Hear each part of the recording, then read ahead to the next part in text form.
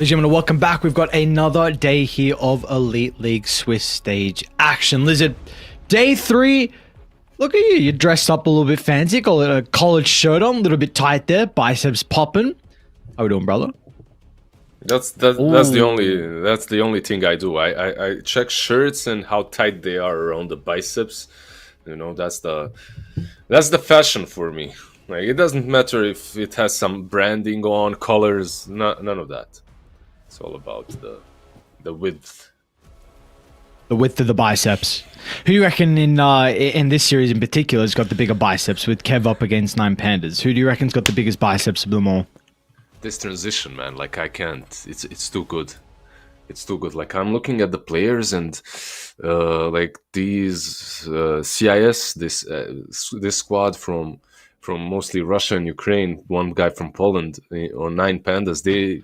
I don't know. I know Solo. I've seen him. Like, the new age of Dota players, for some reason, they're all very small. Like, they're not working out enough. I don't know. I think anime took over, and we're going there instantly.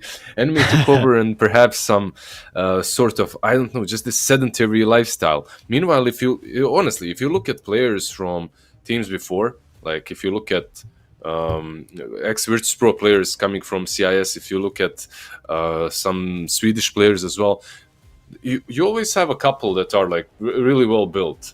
I don't even want to talk about the Balkan Bros, because Balkan Bros would spend more time at the gym than in the game. That's how they would look like. When it comes to the in-game Dota 2, I know what you meant. Like the in-game biceps. I do feel that both of these teams have very small biceps at the moment. It isn't looking that great for them. They've both lost so far in the Elite League, 0-2 in every series, and this might even be an even matchup, you know, like those two scrawny friends of yours arm wrestling while you're out there like laughing at them, something like that. Of course, we won't be laughing. I do think that they have a lot of pretty good names, especially on Kev. Like, when you look at 9 Pandas, they have Solo and the boys, right? But he's making them work. In some games, it didn't look that bad for them. I think they have a little bit of a problem on that safe lane on 9 Pandas. And when it comes to Kev, I actually didn't catch their games in the Elite League so far. But from what I'm seeing, it's not looking that great. Like, they've lost what teams have they lost? They've lost to Nouns and to PSG Quest, right? That is correct. That is correct. And this is why they're going to be playing in the lower match today for the 3rd round. And Kevin 9 Pandas and Virtus.pro and Rest Farmers for them as well, because they're also playing with the 0-2 series count. So losses for either of these teams will actually eliminate them from Elite League in the hunt to try and qualify to the group stage. And so we'll see what they're going to be able to do, if they can pull something crazy out of the hat. Of course, on this stream, we're going to be starting off with Kev up against 9 Pandas. Then we do have that second kind of elimination series. Then we're going to be jumping up to some more interesting games as well, where we get to see the teams that have had some success so far. Heroic Aurora, very, very intrigued on who's going to be able to take that. Then Nouns PSG Quest. Yeah, this Nouns and PSG Quest looks super interesting to me. Heroic Aurora as well. Like, all of these games are pretty important, right? And all of them are fun. I think the last one, though, Nouns PSG Quest, is my match to look out for. Heroic Aurora, of course, pretty solid too if you're an SA fan. But we have our elimination match, right? Like, can you call it elimination here in Kev and 9 Pandas? Like you said, if they lose, they're out, right? So it is some sort of an elimination match. Something like when you look at Kev and when you look at the Neck God and everyone on this team, you expect, I at least expected a bit more from them. But I feel like more often than not, in the Chinese region at least, it's more about, how to put it? Like, I'd rather see star position 4 and 5 and then complete unknowns on 1, 2, 3 than complete, well, not complete, but somewhat unknowns on 4 and 5 and stars on 1, 2, 3. I'd rather see star supports than star players, star cores, that is. And in Kev's situation, it's like you have Neck God, you have Fly, their butterfly effects more or less. Like he's been around, so you have these three, and then Imitator and Undyne. Like they've been around, but it's mostly Division 2 Chinese scene, right? Like they've never really broken through in any big tournaments. Yeah, no, So they really yeah. haven't. Yeah, I feel like in Chinese region you still have that same old.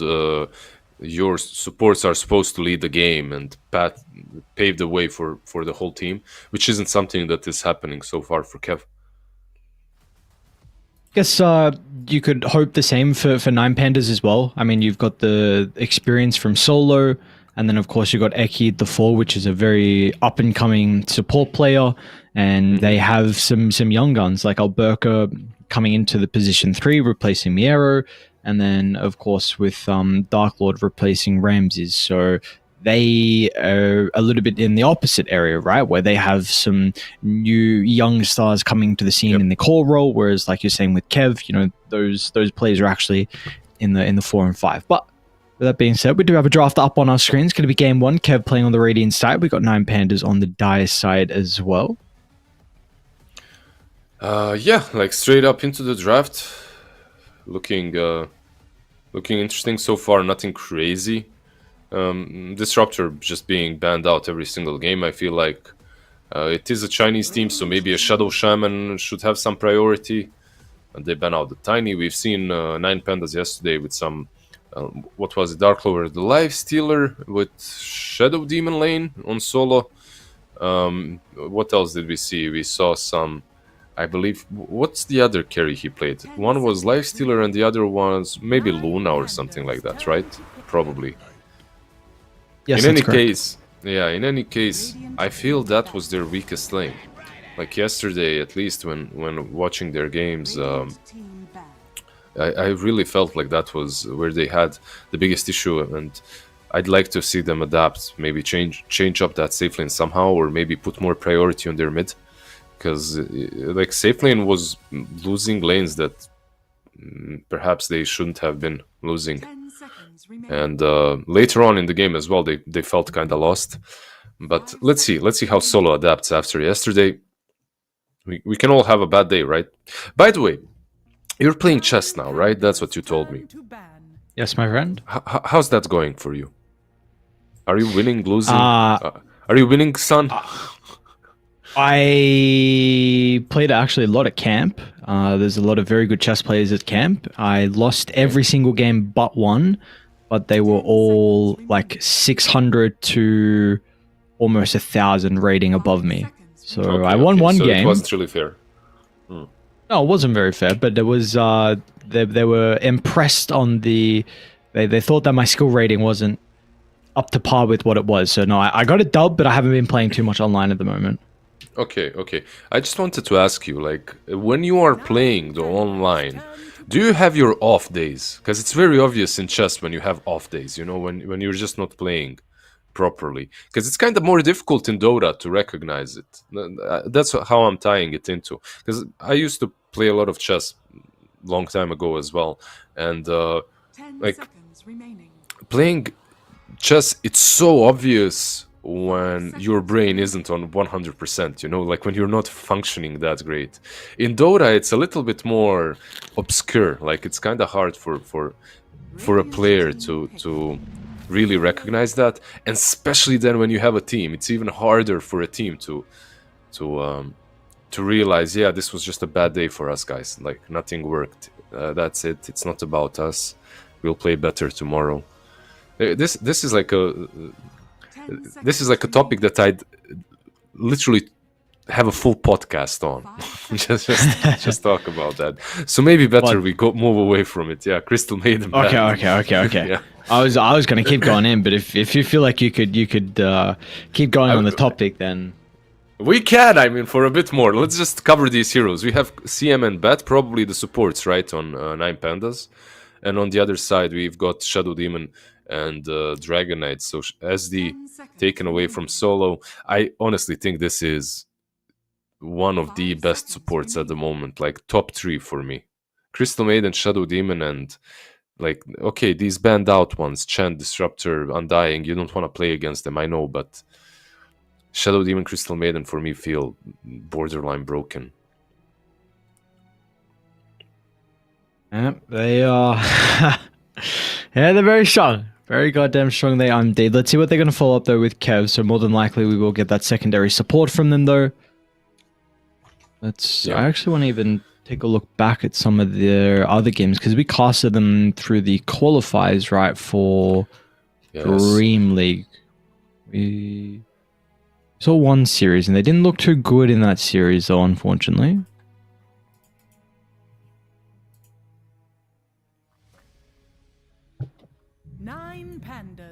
Let's see.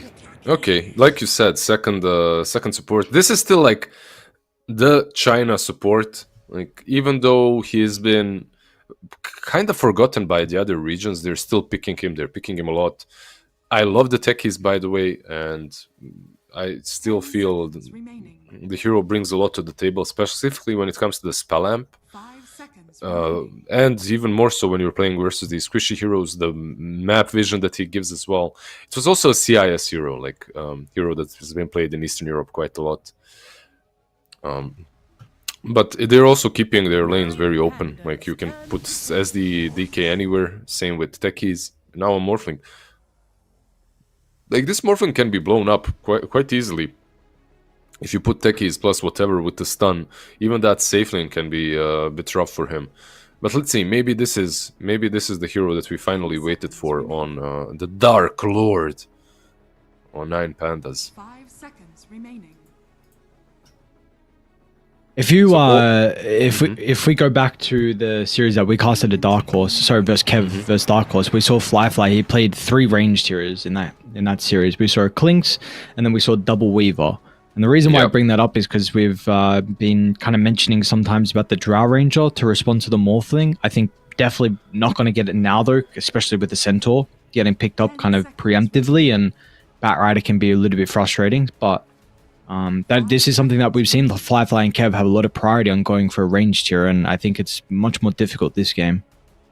Yeah, I agree. Still though, if you're picking some Drow and you have this this DK in front of you, it's not that bad. Like, you can think about the Pangolier as well, and it looks like a free Pango game. It's not banned. Give it to Butterfly effect. You can also be thinking about any sort of Burster versus this Morphling, like any Spirit or any like a Lina or something like that. And now that you have Sven, it makes even more sense to pick like some OD or Lina mid, and you get this Sven on the safe lane. But also any Spirit is also fine. Yeah, I'm not sure. Like, I see this Sven very often. I see it, the hero into Morphling as well. Sometimes it works, but you have to focus on stacking a lot. I think that's where some teams in this qualifier, at least that we have watched, like European teams and Eastern European teams, they're putting no emphasis on making stacks, and they have like Luna or Sven as their carry, which is insane to me. Like, and when you look at Chinese and SCA teams, they're literally, you have like 6 stacks of Ancient, 6 stacks of Hard Camp, minute 12. So, and now with the Shadow Demon, I think this one should have a lot of stacks going for him. I'm a big believer. I don't even think you need a stack clearer to make stacks. I've seen recently, like, a lot of teams just have like 3 heroes, like the support and the offlaner and another support if need be, or even mid lane, just taking them, right? Like a big ancient stack. Yeah, because you still get it's an injection of gold and experience as well, which is the important thing too. You know what I really think it is? It's a bonding activity. You go into that triangle, you and the bros killing some creeps, finally some World of Warcraft back in Dota 2, like you're clearing mobs. You're hearing that gold, you're getting gold, you're getting experience. Like, you have to love each other a little bit more after that, Like, you're sitting next to this guy, he's on a different lane, like, you don't care about him, but when you're taking stacks together, and it's a different story. And then the Tide Hunter, okay. So DK mid, right? Insta Timber, right? Yeah, I mean, you can see the smirk on his face as well. Look, you just picked DK, Sven, and Tidehunter as... You have Shadow Demon and Techies as supports. Like... remember yesterday I asked you which hero would you like to be in this game. I think Timber is probably the answer for every single Dota player. Even if you don't play Timber, I think this is the game to play Timber. Are there some difficulties, and how can they deal with him?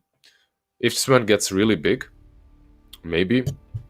Also, another way is maybe with the anchor from Tidehunter to slow him down a little bit as well. That can be a problem. Shadow Demon can amp some damage. Also with Techies, he amps a lot of it. But besides that, like, this looks like such a clean Timber game. It looks too good. I even think with some of the things you mentioned, you're kind of like stretching. You don't want to say it's a free Timber pick. I feel like you really want to say this is just like one of the best 24th picks you've seen, and that Kiritaka should be able to take it. But you're trying to reach for your potential ways Kev can deal with the.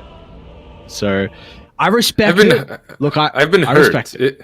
Yeah, I'm not trying to be unbiased here. I've just been hurt. Like I've been, I've been a Dota player, and then like drafter and captain of teams, and then I go really hard into some draft and I say this draft sucks, it has no way of winning, and then they lose. And then they win, and I'm like, it hurts you, it hurts your ego, so I'm just covering my bases here. I'm like, yeah, this is a fantastic pick, it should win, but you never know what the player is gonna do. He might jump the fountain, so yes, keep it calm.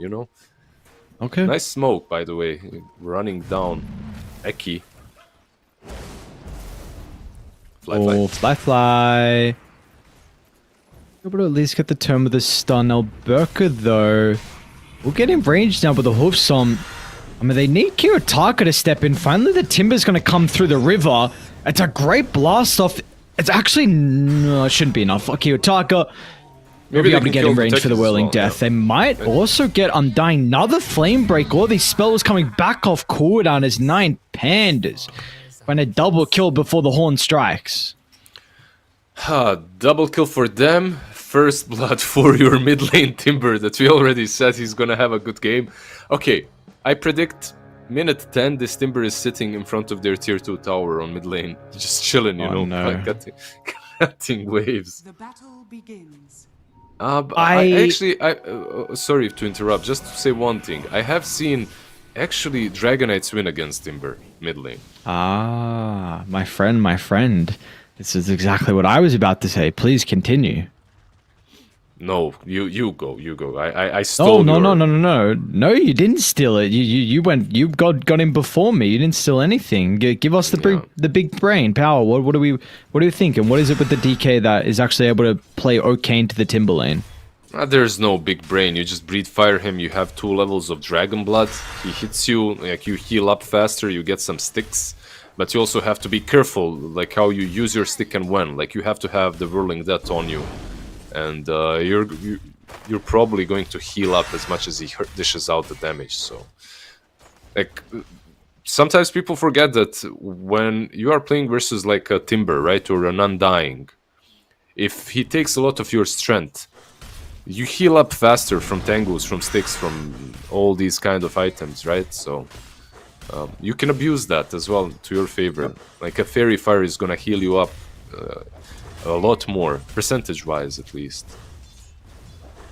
Yeah, I heard Quinn actually speak about this matchup once on stream. I think it was even with Koifa, potentially. And he said the DK does fine. And potentially with support rotations, if he gets level 6 before the Timber, he actually offers some kill threat because of just the poison damage over time before the Timber can kind of sustain through it. You do kind of need supports that deal damage. With that being said, I also don't know how the matchup now changes because Kiritaka got first blood. And that is a big extra advantage that the Timber is playing with. But that is that's enough about mid lane. Unless you have some. Nah, it literally changes any mid lane. It's enough on the mid lane. I also have a feeling that there are different Timber saws that can win this lane and body it by abusing branches. as well. Like one of the biggest issues for a Timber mid is that he has no trees to play with, right? So his whirling that isn't as potent. That's why you'd rather have him on the offlane most of the time, at least, until he starts diving the tier 1 tower. But yeah, enough on the mid lane. What's going on? Where are you taking me on this wild journey? Which lane are we We go top. We go top, my friend. This was the big weakness for Nine Pandas yesterday, right? We saw Dark Lord and Solo really struggle in a lot of their lanes. How do we feel about the Morphling in this lane in particular? Should Dark Lord be able to get a decent chunk of farm? I feel like the farm should be fine, but Tidehunter shouldn't be zoned out as well. Like, this isn't a bad lane for Tide. Morphling doesn't have the highest range, and getting in range to use Anchor Smash is not too difficult for the Neck Gods, so I expect him to, you know, have a good time here, like on his Tidehunter. I'm surprised, though, that they went with Shadow Demon top lane. Shadow Demon TPing mid now. Interesting, they're going in. Good That's kill the rotation. Okay. I mean, that was... Yeah, he just TP'd for the river mid. Like, it's a Tidehunter offlane, so he's not really losing anything, right? And the lane was under the tower anyway, but still, a TP is lost, and now this Shadow Demon doesn't have it for some next possible rotation. Bottom lane. Nice turn potential from Pandas. Another blood grenade. Eki's going to be able to stay on top of the Sven with the burn damage. They'll get a big kill into Firefly, maybe even targeting down Undyne as well. Alberca can take the tower and gets the aggro away onto the creeps and will live to tell the tale. Very nicely done as Eki as well. Minor thing, but drags the wave to make sure a full creep wave will go into the tower before the Sven or the techies respawn. No, just the minor things are what makes this game tilt usually one way or the other. It's all the minor things added up. You know, like people.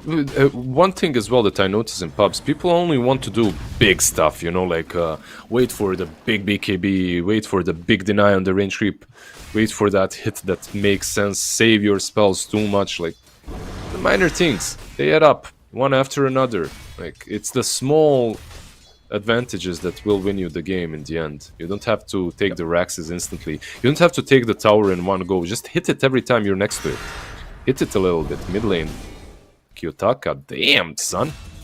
It's dead. Whoa. Whoa. Yeah.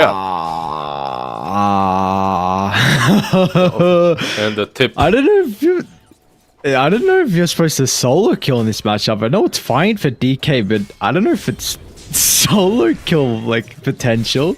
There is solo kill potential, but probably not on a first blood. Goddamn Timber. What the hell happened mid? Yeah. Look, I think Butterfly Effect, I've always sung his praises. I think this guy's an incredibly gifted mid laner. I've seen him play in Division 2 in China, you know, the tier 2 scene, I should say, for a really, really long time. And yeah, he's a great mid laner. So let's see what he's going to be able to do off that kill. Bottom lane, Fly. He's getting dive. He's going to force Undyne to TB back down. No, definitely very talented, like you said, on that mid lane. Like now with the... what's also so good is he gets his level 6 with the first Carti. He's going to be able to push in. Timber saw... not feeling it. Sometimes... I don't know if this happens too. I see it a lot in players. When the game is too easy, or seems too easy, they tend to underperform. Like I swear that you can separate players into different psychological groups on how they play and how they act in the game. There are players that tilt under pressure. There are players that rise to the occasion. There are players that underperform in games that are too easy, and there are players that overperform in such games and underperform in hard games. Like it's once again a podcast worthy topic. Yeah, I wonder really like in depth what it is though that the players are struggling with, whether it's just purely like as simple as focus, just you feeling like, because it can be difficult to bring it all every single game, especially when you feel like you have such an advantage versus like a weaker team. Exactly. I think the key word that you just said is every single game, because you're playing so many games Radiant structures that eventually this will creep through. You can't keep focus every single time. It's just like not the same level of focus, at least, is available to you. It's the way we are built. Kiyotaka, however, this Timber Saw doesn't feel like he's built in any armor at the moment on mid lane. And there's a Shadow Demon rotation as well. Shadow Demon, look at the stacks, by the way, we talked about them, the triangle. Crystal Maiden did just pink those out, so they probably know what's going on. Can they steal them? So rough, right? They can, but that's very scary. You're going to be running high ground into Ravage, into Techi's TP. Yep. EK potentially. It is you can, but you can, but you don't have a hero that does it well. That's the like maybe a Timber, but that's it. Like you don't have a hero like. I was just checking their side, right? Like looking through the heroes, and no one does that too well. No one can just get in and out really quickly. Okay, this mid lane. Oh, Timber, he might be dead again. I got the stun. I think he is dead. Kiyotaka gonna be diving under the tier 2 tower. Butterfly effect. I don't even think he really needed the rotation out of the Shadow Demon. Up down to bottom though, solo. Look at scouting out. Bit of a warding expedition, it looks like, for the Crystal Maiden. Eki is actually starting to come over. And they've separated Undyne and Fly. Nice flame break. Probably didn't even matter in the end. Still going to be able to drag him back regardless. Cute stuff though. And Eki's going to be able to get a kill. So they will have some Batrider issues though. Like, this is the nice thing. Mid lane's going very well for Butterfly effect, but this Batrider is a hero that scales incredibly well as a support. Yeah. Good thing we talked about Timber, by the way, and how the lane can go wrongly for him, considering how much we praise the pick. By the way, one extra thing about Techie is that I noticed why it kind of lost popularity, maybe in Eastern Europe and Europe in general. It's like the hero is still strong, but the players got much better playing against him. Like, it's no longer a rare sight to see Blastoff just being cancelled or interrupted. I feel like more than 50% Blastoffs are cancelled now. Radiant's bottom tower is under attack. Yeah, no, I agree. Yeah, whether that just because Mars came back into the meta, Batrider's back. Well, I guess he's been here for a while now, but Eki? No, he's fine. It's gonna be fine. Yeah. So we've had the action mid lane and bot lane. I do want to go back to top lane because Old 11 is going for a bit of an interesting item build with the Vlads first. It's been an old build that we've been seeing on the Tide Hunter. I'm not quite sure if we're getting it in like pubs at the moment, high level pubs with this item first. It's normal. It's like Vlads and Pipe are becoming or already have became like the more standard build on every offlaner. I feel like whoever is playing. Well, that's not good. This could go wrong though. This is what we were saying, like Old 11 with Ravage and potentially the Dragon Knight, who does have Elder Dragon form. So, Eki should die. Butterfly effect's going to be able to wrap through the river. Even will catch up the solo as well. Looks like Butterfly effect. Oh, nice timing with the stun as soon as the Stampede would use. Kiyotaka actually looks to jump in. Looks like they're not going to be able to pressure him on the retreat. Eki's still thinking about actually going back, man. This is crazy. Eki. Oh, it's a freebie for Fly. And the Sven. Oh, dude, he needs it so bad. It's had such a rough lane. Undyne's going to get it. At least Fly should be able to take the stack. Hopefully, Undyne can tank it for a little bit. Yeah, it's kind of hard to even, because of the splash damage from the dragon, it's hard for him to, yeah, they just need to move the techies on one side and he can take it. Timber Saw, meanwhile, like, he got a kill off of that, and he got away, so... I believe they stole the hard camp too, right? Like, the Batrider stole it with Timber. So it's not terrible, like, it's still good. You'd never feel great giving away a kill to the enemy safe laner while you're trying to steal his stacks. It's like, here you go, sir, bonus gold. You were poor in the lane, have some fun. Top lane though, Old 11 pressuring the tier 1 tower, meanwhile Dark Lord took down the bot tier 1 tower. Dire's top tower is under So these trades are happening. Mid. I think Geki bottom tower is under attack. thought there was a read of some smoke down bottom to connect to a tower defense. Valor's just giving them information of where Kev currently positioned. Inver's going to be picked up from Kiyotaka as well. So, how concerned are we though with Fly's net worth? Because this friend really struggled down bottom. It was his lowest net worth out of all the cores still. Should we be too concerned? Not really. Considering this hero recovers really fast. It's all about what the rest of the team does. Like, it is a Sven after all. He will recover. Just give him Mask of Madness and his farming speed ramps up real fast. But they have to continue making stacks for him. I feel like that's one thing that they should continue doing. Another thing that I am concerned about, though, is that they have Tidehunter and Sven on the same team. And both of these heroes really like taking stacks. And neither of them really got the full amount that they wanted. The one set of Ancients is completely untouched as well on Radiant side, not stacked, the one next to the Tormentor. But space can be created by your 4/0/0 Dragon Knight with a Dragon Slayer, Mage Slayer. Yeah. So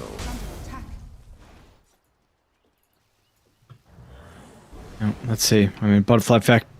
Dire's structures Use that next ultimate to be able to put some pressure onto the tower. In fact, this tower will go down as well. 9 Panda's not going to look to respond. Kiyotaka taking some ancient stacks. And you still have a Morphling who isn't in fighting shape. Blink is up from Alberca though, so this is also a hero. You know, we've spoken about the Tidehunters items. The Centaur Blade Mail, which is an interesting one. Into the Blink second, so he is ready to go. Probably going to see 9 Pandas pretty shortly look to smoke. Maybe it'll be around mid, so they can combine with Kiyotaka and get the tower. interesting, very interesting blade mail, by the way. I'm glad that you know that you mention it. Not something you see, but he has a blink as well, like blade mail blink. So it's not too bad. Like this blade mail used to be a long time ago purchased quite often on Centaur, and it was one of the items that allows you kind of to scale. Like if you get a blink too early on this guy without any of these items that buff you up just a little bit, you can fall off the cliff very quickly when it comes to net worth. Let's see, smoke. I really don't like this smoke. And Old 11's actually going to try and run in to protect the Shadow Team. Old 11? He's just gonna ravage. Look at this, look at this, look at this. Look at this. They're going to stampede. I mean, he's so tanky. He is so tanky. Ravage comes out, but... I knew it. I knew it. It's Old 11, man. Like there are 0 games that I have witnessed in which Old 11 gets ganked on Tidehunter and he doesn't waste his Ravage. Like 0 games. He just uses it out of spite. He's like, suck it. I'm gonna use my Ravage and try and get away. Even though there is literally 0 chance he gets away. They use Stampede, it's all the 5 heroes on top of him. No one is TPing in, it was only techies. He still uses it. I don't know. Like he's a big-brained player for sure, but he always does the same thing with his Tidehunter. Radiant are Well, let's see if they can make amends. Blink Dagger from Butterfly Effect. Looking to try and utilize his own Blink. Dark Lord, though, be able to pop the smoke. Scouts out the ward placement as well. They will be okay. They'll turn to Kiyotaka. Ooh, they have what it takes, though. Solo's going to be playing behind the Timbersaw. Not really much the Crystal Maiden is actually able to do. It's not even going to matter in the end. They want to turn it back around. Kiyotaka with the jump in banishment. Stops a little bit of the damage, so Butterfly Effect down to half health. Meanwhile, inside the river, Solo's getting leaped on. We'll be able to deal with the mines, but still drops in the end. And now Kiyotaka, they're going to have to stampede him away. It also helps the reinforcements close your distance. Dark Lord's going to waveform into the middle. Old 11's here, but no Ravage. I mean, Dark Lord, we saw he used his mobility, so he's going to be a little bit vulnerable now for the moment, but Alberca finds a great angle for the Hoof Stomp. Kiyotaka, I mean, this Timbersaw, It's very difficult for him to take a team fight in the mid lane, but as long as he's got the Whirling Death and the Truck Room to use, we can see the damage that can be dished out for him at the early stage. Yeah, still dishing out ton of damage. Really good fight from him overall. He has some branches that he's planting around, but Eki trying to TP out, but there's disruption. He should be dead. Like, I don't know if you noticed in that fight as well, like the way Undyne went on solo. Like, a Crystal Maiden was on 30-40% HP. Techies jumped in on top of him, used all the mines and everything, and Solo still didn't die. It's kind of dumb how good players have become at when it comes to killing the mines and breaking the blast off and everything. It makes techies feel a bit useless. Like this, like what's the point if the moment he planted all the mines, the Centaur and Crystal Maiden just killed them? I think one mine exploded. Only a singular proximity mine went off.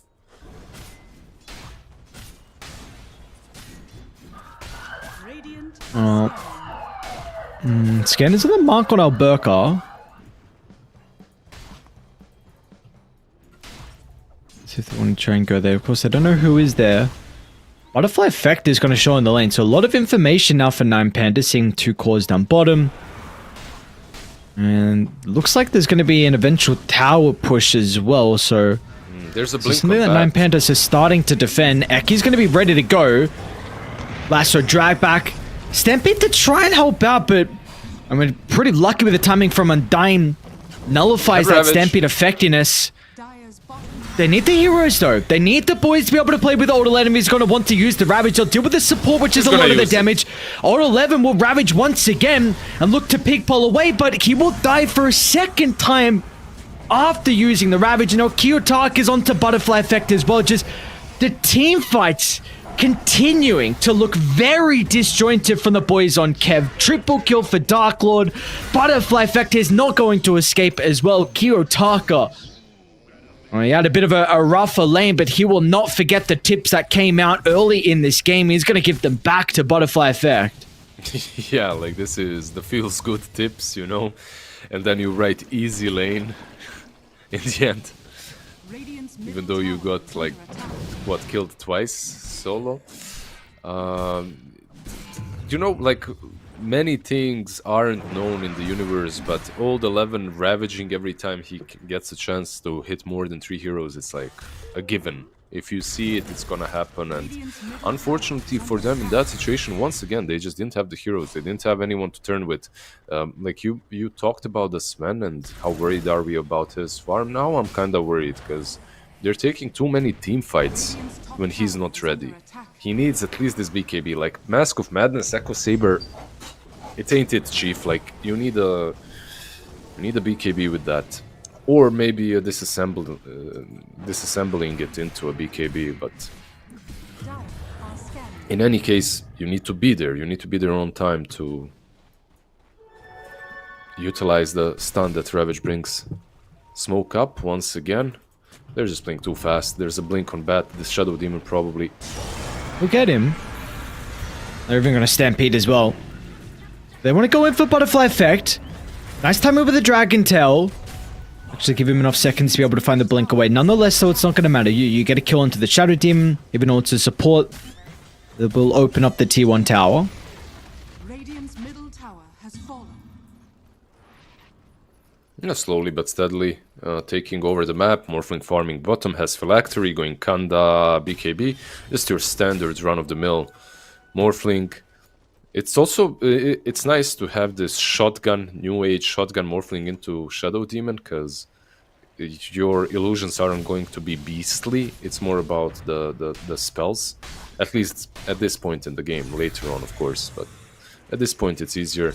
I feel like if you're Kev, what you need is this Dragonite to just farm up a ton. It's not even only the Sven. It's not gonna cut it. Like, you need this Dragonite to have his Manta eggs, and then you can abuse the illusions as well with Shadow Demon. Like a bazillion dragons hitting you is never fun. You can split a lot as well, which is a nice thing for them, but gotta be careful. Eki is having way too good of a time. after the blink, 4 staff on this Bat Rider, he's catching them off very easily. Has an incredible neutral item as well to be able to amplify Eki this game. So he's closing in on the Tide Hunter's net worth too, so this is something we've mentioned, like this hero will scale. You have a big item though. It can be completed for Fly on the Sven. They are looking for a fight as well. Yeah, they're really not hiding this BKB. There is no discretion with what they've got. They just ran in on the enemy side of the map, feeling emboldened by it. 2 Mage Slayers, no Blink still on Tidehunter, which is another, I would say, issue for them, like on Radiant. They don't have... You have Dragonite with a Blink, but if he blinks and gets countered, it's puts you in a wrong spot. Like, you want more than just a stun from that Dragonite. So, like, starting off fights is really weird for Radiant. But at the same time, I don't know if they want to be starting anything at the moment. Just farming is also really good for them. They might not get that space though. Mod 11 on Dyne. Currently the target's down bottom. A 4-man smoke and Dark Lord is showing in the lane as well, so kill potentially into Roshan. Eki should be able to find the Tide. Always difficult to use the lasso onto the hero with the potential of the Purge. It's going to come into play, but it will not matter. I swear he pump faked Ravage. It isn't. I swear he didn't pump fake it. He tried to Ravage, man. Trust me. It wasn't a pump fake. No. It's never a pump fake with Old 11. If you see those arms going up, the tentacles are coming from the ground. Let's see. It was, of course, the very end before the death. I don't know. It was too fast, actually. Yeah. He died in a millisecond. I didn't see it as well, but it's always entertaining, if nothing else. Yeah, that it is indeed. It's crazy. Like, in his teams, he usually makes it work, right? Like, it usually wins them games. And if you do it, like in any team or in any pub, like, people are just gonna tilt. They're gonna flame you. Your teammates will flame you and will tilt. They'll be like, okay, we don't have Ravage again. Good job, bro. Yeah, well, at least you have Ravage now, but you're fighting to an Aegis push.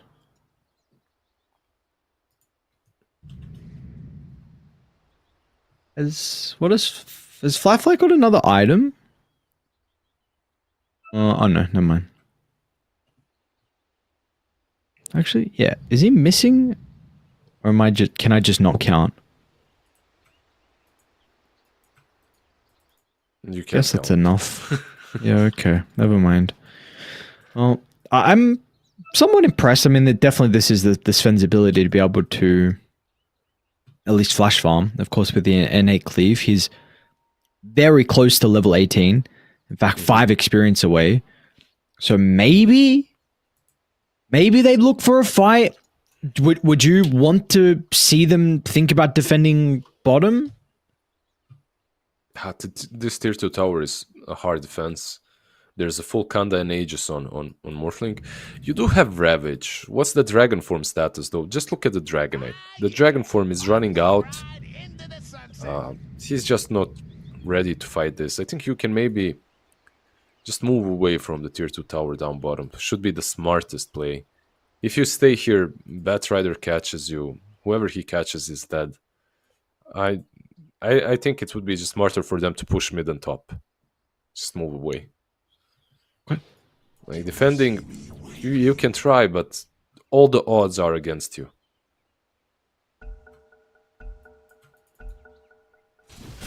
Alright, let's see. What's the decision from Kev? They do currently have Old 11 underneath this Dire Observer ward.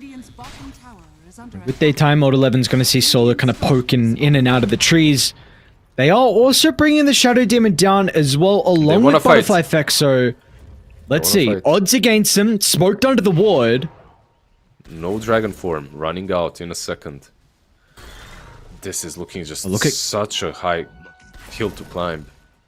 Wait, look at Kiyotaka's position, dude. They're so crafty. I think they know, though. They're pinging. I don't know how they know. Look at the Maybe they saw ward. the- Look at the ward behind the tower. They see everything. Like the dire ward is too good. Radiant's middle tower is under attack. I fly. Well, they get the jump. Onto Eki. This is valuable. That's a big Okay. kill. That's gem as well, in fact. Alberca, does he want to go? I mean, considering about maybe moving on over, Kiyotaka will now finally get away from his cliff, and yeah, they defend. It's as simple as that. If you kill one of the supports or two of them, 4v5 fight, maybe it doesn't interest 9 Pandas. No, I was wrong once again. Really nicely done by Kev. I would have yielded that tower, seeing that my Dragonite doesn't have a form and that I'm playing into Aegis. And the vision wasn't really that great for them. I mean, this dire ward literally scouted everything behind the tier 2. But okay, they go back on 9 Pandas, they're waiting for the BKB on Morphling. I am slightly worried for 9 Pandas once BKB is come for Kev. Because Dragonite is moving there as well. Like, he's getting closer. I think a lot of the success is off the back of Eki's initiation with the Batrider. We've seen previously they are not shy of using this lasso in combination with the Stampede just to further replace someone inside the fight. So I think that's something. If you can get a big pick off, even onto a support. I mean, we saw the value of killing Eki to start. If you can deal with the Shadow Demon, even the Techies, who's going to be very frustrating, then maybe that extra numbers advantage could be very beneficial for 9 Pandas. The only problem is, so far the game was played in such a way that Kev, they aren't really ready to fight 5-man, so they're kind of moving in teams of 2, in groups of 2. The game will change a bit. And now when you jump someone with the Batrider, most likely you will be countered by Ravage or Shadow Demon Disruption. If Kev are in the right position, that is. They will lose the tier 2 down. This is what I expected 2 minutes ago, but now they lose it without a fight. Sven has Axe. They want to defend mid. Radiant's bottom tower is under attack. Old 11. See what he can do this time with the Ravage Smoke. It's going to pop. We'll drop this one for the high ground to give them the information. Dark Lord's just going to run into the mid. Meanwhile, the backline, they got Eki. That's big. That's how they want to try and start the team fight. Now they need the Ravage as well, but Old 11! He gets blown up from 4 to 0. They won't have a Tide Hunter, but they've got Fly. Let's see what the Sven can do. Stormhammer over to the right side, looking to try and target down with the center of the moment, but the BKB on cooldown, Hoof Stomp is out. Dark Lord tries to turn, it's not going to be enough though. And now off the respawn, Dark Lord's in some danger, just hoping that Kiyotaka is going to be able to fly in and offer the damage that they need to turn the fight. But a stun will stop the Timber Chain. Dark Lord will finally go down, but Kiyotaka, can he clean up the mess? It looks like that's not going to be the case. His butterfly effect beating onto the timber. They're going to jump back over with Deceptos, Fly, and co. Find a huge 5-man wipe.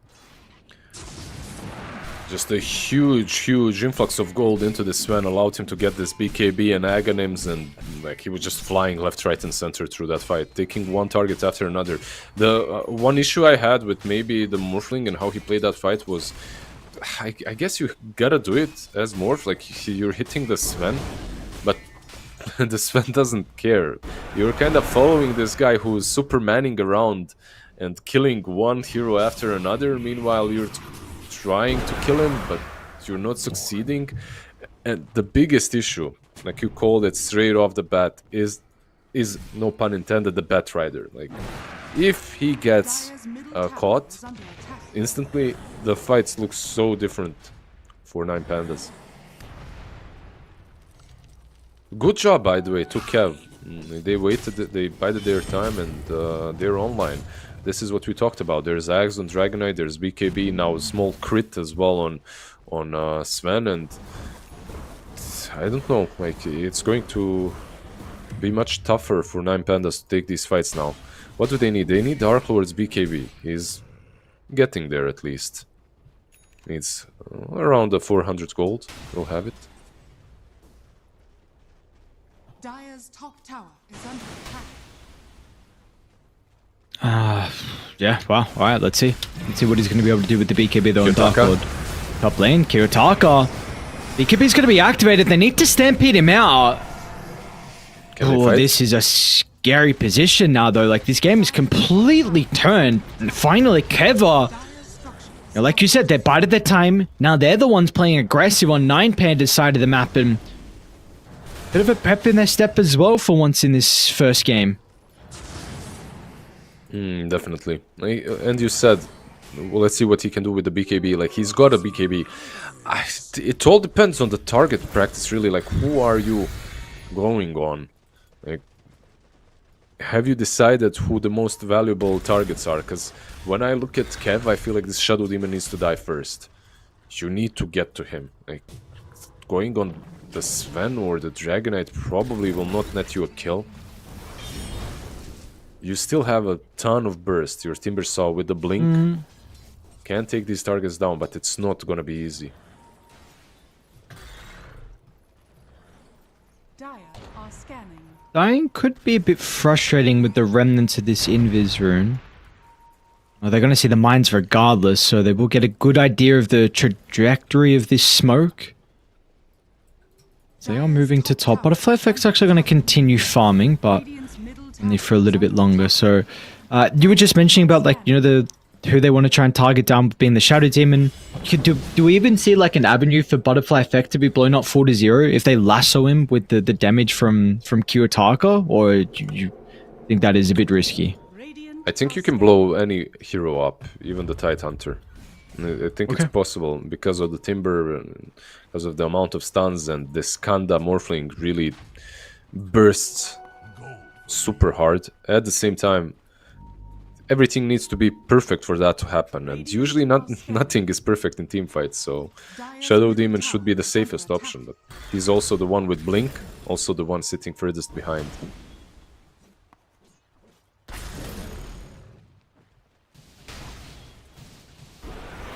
Dark Lord's going to show in the lane. They're going to see the illusions pop out of the trees as well.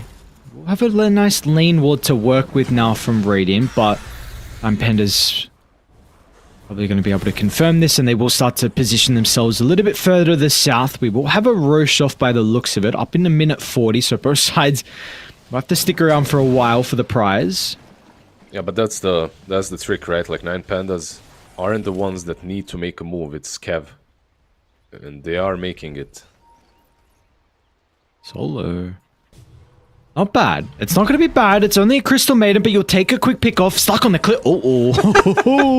This. Oh, no. Well, when they're trying to Can they stampede fight? Solo stuck here, it's not going to matter, but maybe it's going to help them get on top of Fly, but the BKB. Sven's okay. They're going to even commit the lasso as well, wasting as much of the magic community as they possibly can. And now once it Hey, expires, yo. it's all up to old 11 with the Ravage. He's ready to go, but can he find an angle? Now with the jump in, connects onto 3. Fly needs to start getting the crits going, and he will rain them in. 2 down on 9Pandas, and the signal is being called to retreat. A long-range Stormhammer from Fly will close the distance with ease. A triple kill for the Sven, and this time old 11's Ravage is huge for them to win the fight.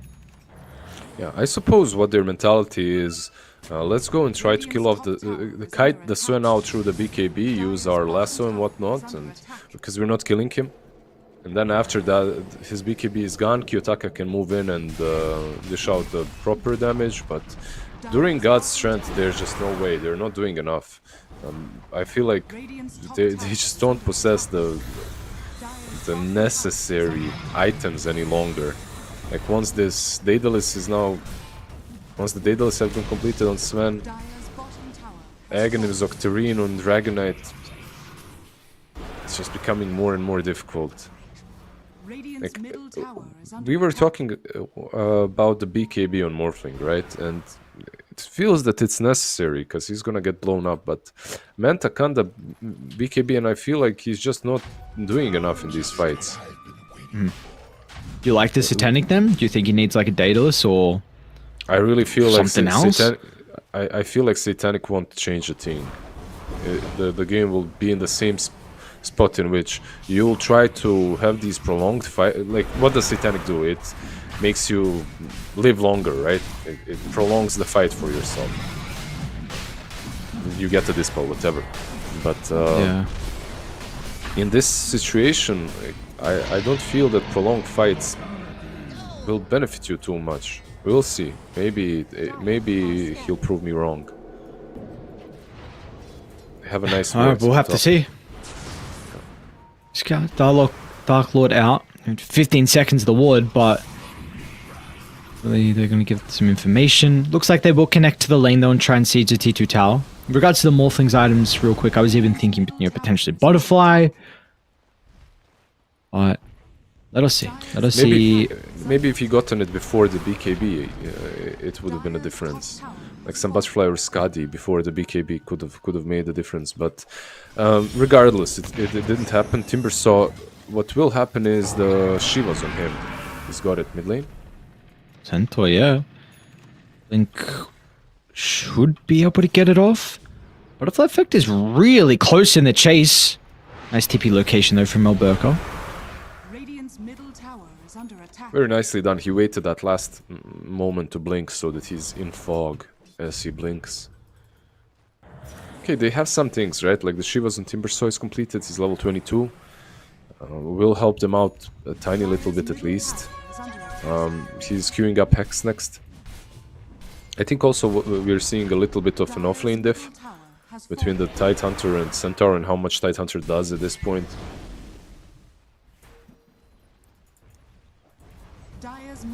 Offlane difference, along with the position 4 difference as well, honestly, I think, for the second half of this game. This is where the Batrider can shine. You're going to have some issues over the Dragon Knight illusions just running into your base. He can Manta, he can get the Shadow Demon banish illusions as well, so it will hold off this push at least for now. Elder Dragon form's going to be out pretty shortly, but of course it doesn't have a big cooldown at all with the Octarine build. Yeah, you get the Octarine build, you get the Disruption illusions as well. This Shadow Demon is having a really good game too. Like 1-7-11 doesn't sound like a greatest score, but he's doing a lot in these fights and he's proving to be a huge nuisance. Like, he has the shard as well, Demonic Cleanse. Can't be understated like that. It's a really nice purge, nice heal as well. Up they go. Too late to come back to at least defend the middle set of barracks, so should be given over for free, although they do want to maybe try and hold this. Glyph is there. Maybe a lasso. Let's see. They just lose the Raxes. They kind of need to smoke around or something. You need to see where the Shadow Demon is. Yeah, you can't approach. Do you see what the Dragon Knight and Shadow Demon are doing? Basically, all the Manta illusions, all the Disruption illusions, like one of the dragons is always just moving past everyone and just hunting Eki down. It literally just hits him so he can't blink and he can't lasso anyone. Every time they're pushing, that is, they do it. So it's kind of even hard for 9 Pandas to initiate without a smoke. And in this situation, I guess maybe you can hold it for 1 extra minute. There's an Aegis on Swam, bot lane is pushing in. If you can wait out the Aegis, that would be a pretty... It's not great, but it's a small win for 9 Pandas. Satanic now is done on Morphling, so we'll see if it can make a difference. Radiant's bottom tower is under attack. And they actually want to go. Kev, minute left on the Aegis. Still in a position where they're going to be able to force a fight. Order 11 will show in the lane. They've got the vision as well, thanks to the Order Dragon form. They'll jump kill Tarka, Ravage. No messing around from Order 11, but it's not the best. They're going to try and use everything onto the Aegis carrier, but Flyfly, he can turn. Flyfly, he doesn't care. Look at the life steal, almost back to full now with a double storm. Alberka's able to get some separation. Order 11, he actually went in. Order 11 went in under the tier 4 tower. Kiyotaka's going to be able to at least blow him up. Can they get them on the retreat though? Aegis still in the hands of Flyfly for 30 seconds. He's going in. Flyfly is in. They might not have Kiyotaka though. Flyfly Still some God Strength left to work with, and that's enough. Barracks are under attack. Gem on the ground, Undyne picks it up. They're not using their buybacks, like they have 2 buybacks available, but maybe if Fly dies, they go in and buy back, but it seems like they will not. For now, at least. Aegis has been reclaimed and they can go move back in. Nothing stopping them. You still have the dragon form. And the new one, that is. And again, the dragons just run straight past everyone to be a nuisance to these blink initiating heroes. They have creeps, though. Like, the creeps are a bit late. Eki, I think they saw him. They see his TP location. And a buyback on a Kiyotaka as well. Stormbolt into the middle. What? 2 hits them down. But this is a heavy investment, though. A lot of buybacks used from 9 Pandas. They need to get these kills now. And if they don't, that'll just be game. And Kev, they're going to stand strong. They don't want to retreat out of the base. It is now or nothing for them. They can take game 1 with one final fight. Kiyotaka, a dieback for the Timber. They're going to be able to chase Darklaw down. A BKB, along with the Feather, able to fly himself back to the base, but the damage has been dealt.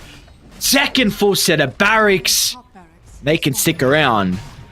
Die back on Timber. This is... what's the Centaur trying to do? Push out a little bit, but there's realistically 0 chance for you to defend this. Unless some Rapier magically appears in Morphling's inventory. And even with it, I don't think so. Alberca is in. Just not good enough, unfortunately. Not good enough. This Dragon Knight, it's just so annoying. This Octarine build with the Shadow Demon illusions. He went Arcane Blink as well. GG. And in the end, it's actually Butterfly Effect and Kev that get the last laugh. We saw a lot of tips back and forth between him and Kiyotaka's Timbersaw. But Kev, they hold this game out long enough for them to be able to take it in the end. The Ravages worked. That's it. Like, old 11 Ravages. He always wins, you know? Like, he wastes his Ravages, but it doesn't matter. It always... they come back off cooldown if you use them more often. That's he tests the button. It's really nicely done by them. I feel like Sven did what the Sven should do. Yeah, he had a rough lane, but then he went back and farmed up his items. He got, like an Echo Saber BKB, and he was already able to... just to do more than the Morphling who didn't have a bad lane, who had a lot of farm, but the hero just doesn't scale as fast. So you need a bit more time. And I do think that if you miss one item on the Morphling, it kind of falls apart. Your momentum fell apart on the side of 9 Pandas. Kiyotaka's Timbersaw, like he did enough. I don't know, maybe the BKB should have been there a bit sooner so that he's free to do whatever he wants to in these fights. I'm not sure what I would have changed. It's just that they got outplayed. The moment Eki got jumped on, I think the game, also the way team fights were fought completely changed. Because if you remember, up to that point, Eki jumps in, they just kill a target. There's not even a team fight, right? Like it's very simple. But the moment they started grouping up, Eki cannot do that anymore. He cannot jump someone because there's Shadow Demon, there's Tidehunter Ravage to counter you. I'm not sure also what to say about team fights and target prioritization, because I've seen so many fights in which Morphling goes in, just stands in one spot, doesn't move, and just hits the Sven. That's all he does. And the Sven is healing through those hits just with the right clicks, like with the lifesteal that he's got. So yeah, some things to maybe consider working on. Yeah, some things to definitely look to work on here for 9 Pandas, because you're one game away now from being eliminated. In fact, in the road to the group stages and potentially the playoffs as well for Elite League. So let's see what they're going to be able to do, because currently, they had some momentum in that game, but in the end, it's going to be the boys on Kev that come out on top and take a game 1 in our first series of the night. Let's see if they're going to be able to have a repeat performance and if they can get themselves over the finish line. As we got some highlights as well, I guess, to go through before we even go to a break real quick. So we'll We'll see. This was what the big first blood as well from the DK onto the Timber. So that was the big one. Not the first blood. Sorry, the big solo kill, I should say. Yep. And this was one of those fights where Ravage is used and they're just falling back anyway, right? Like, doesn't really do a lot. But this was the last fight that I feel Nine Pandas decisively won. After this fight, Sven is online. He's got the BKB. This is before the BKB, and then everything became much, much easier for Kev.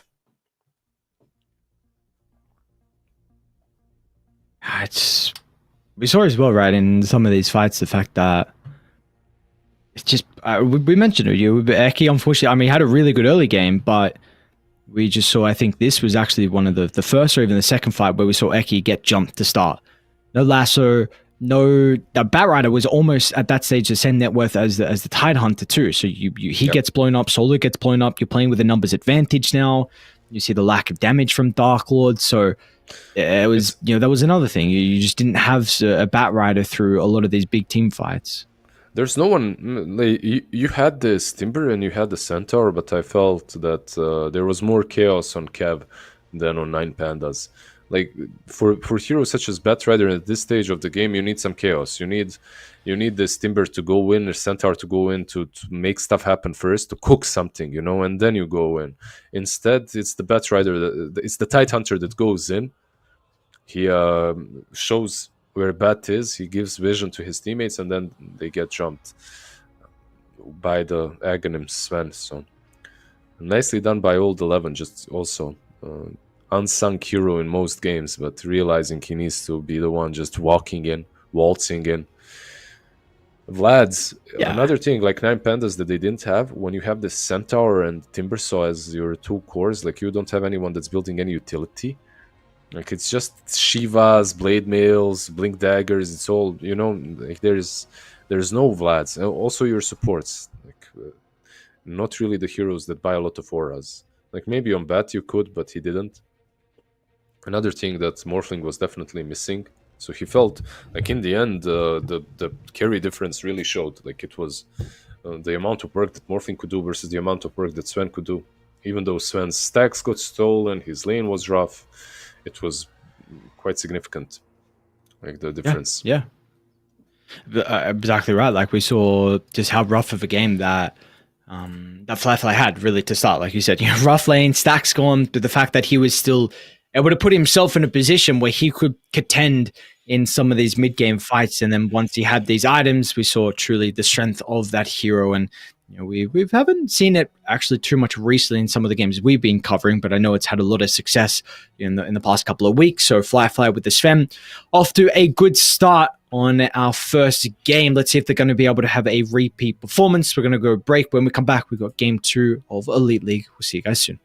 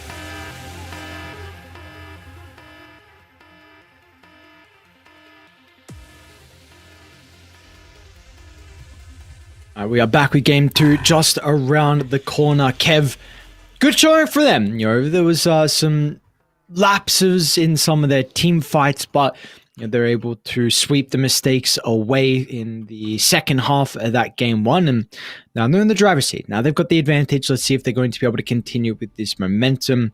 We've got Kev on the Radiant side with first pick, Nine Pandas on the Die side with second pick heading into the next draft. Mr. Lizard, what adaptations would we like to see in this upcoming game?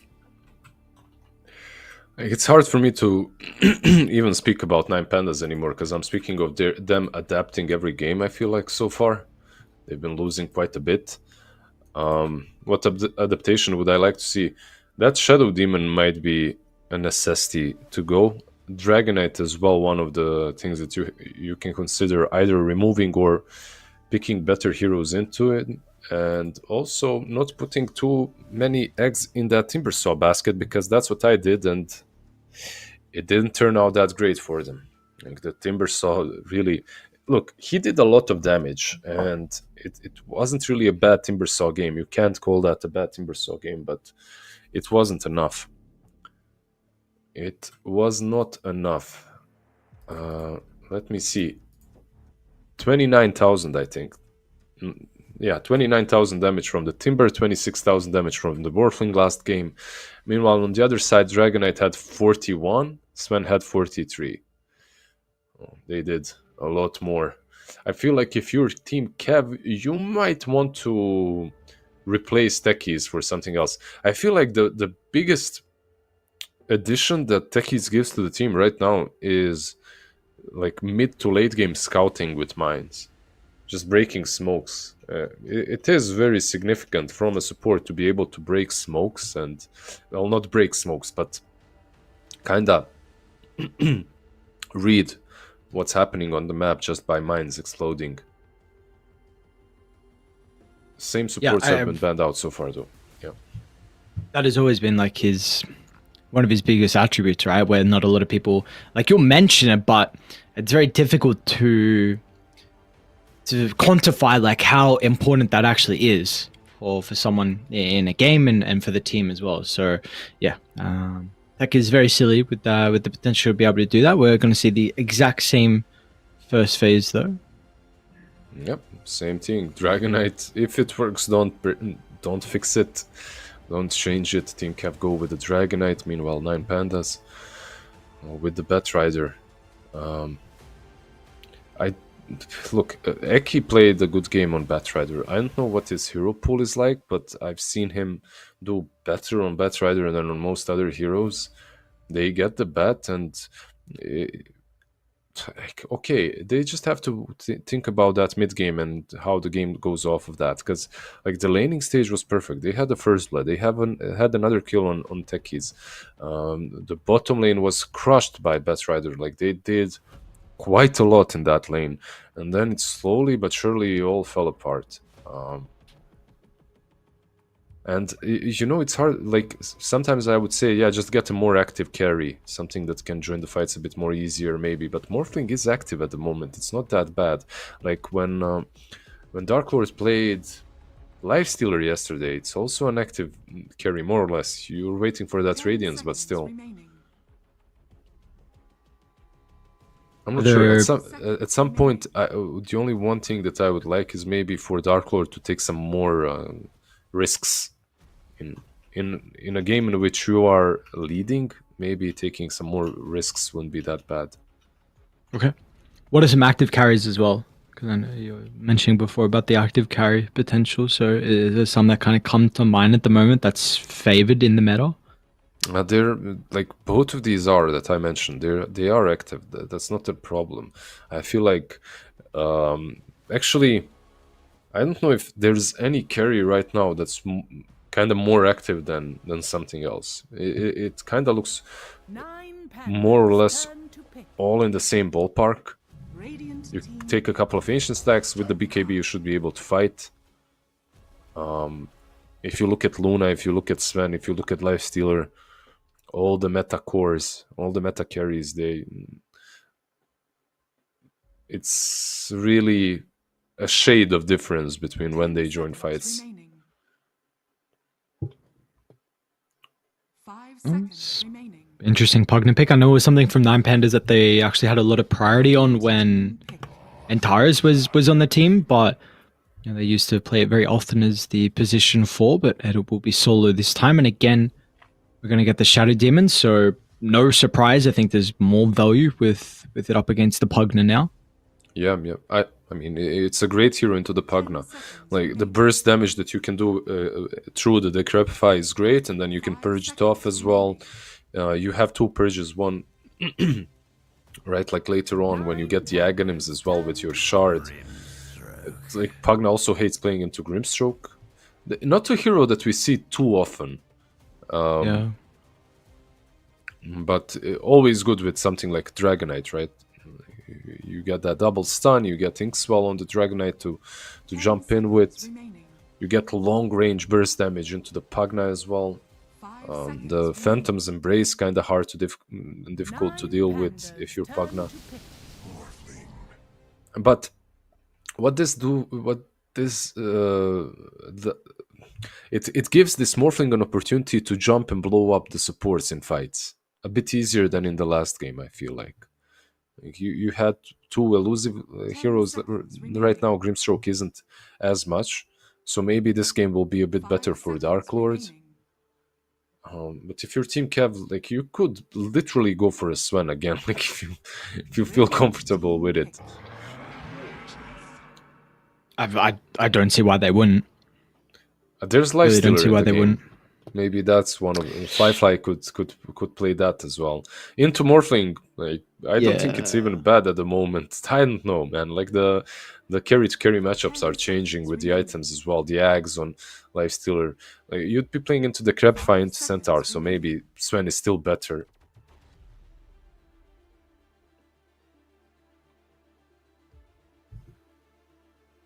I guess just really the in regards to carry, like, there are still illusion heroes, right? Like Nagas and stuff, if you wanted to.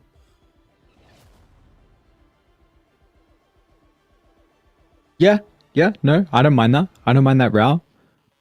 I mean, the Sven, the Naga, we haven't been seeing much of it actually lately. I don't know if it's just more carry dependent heroes. That's just the Sven. Yeah, Kev.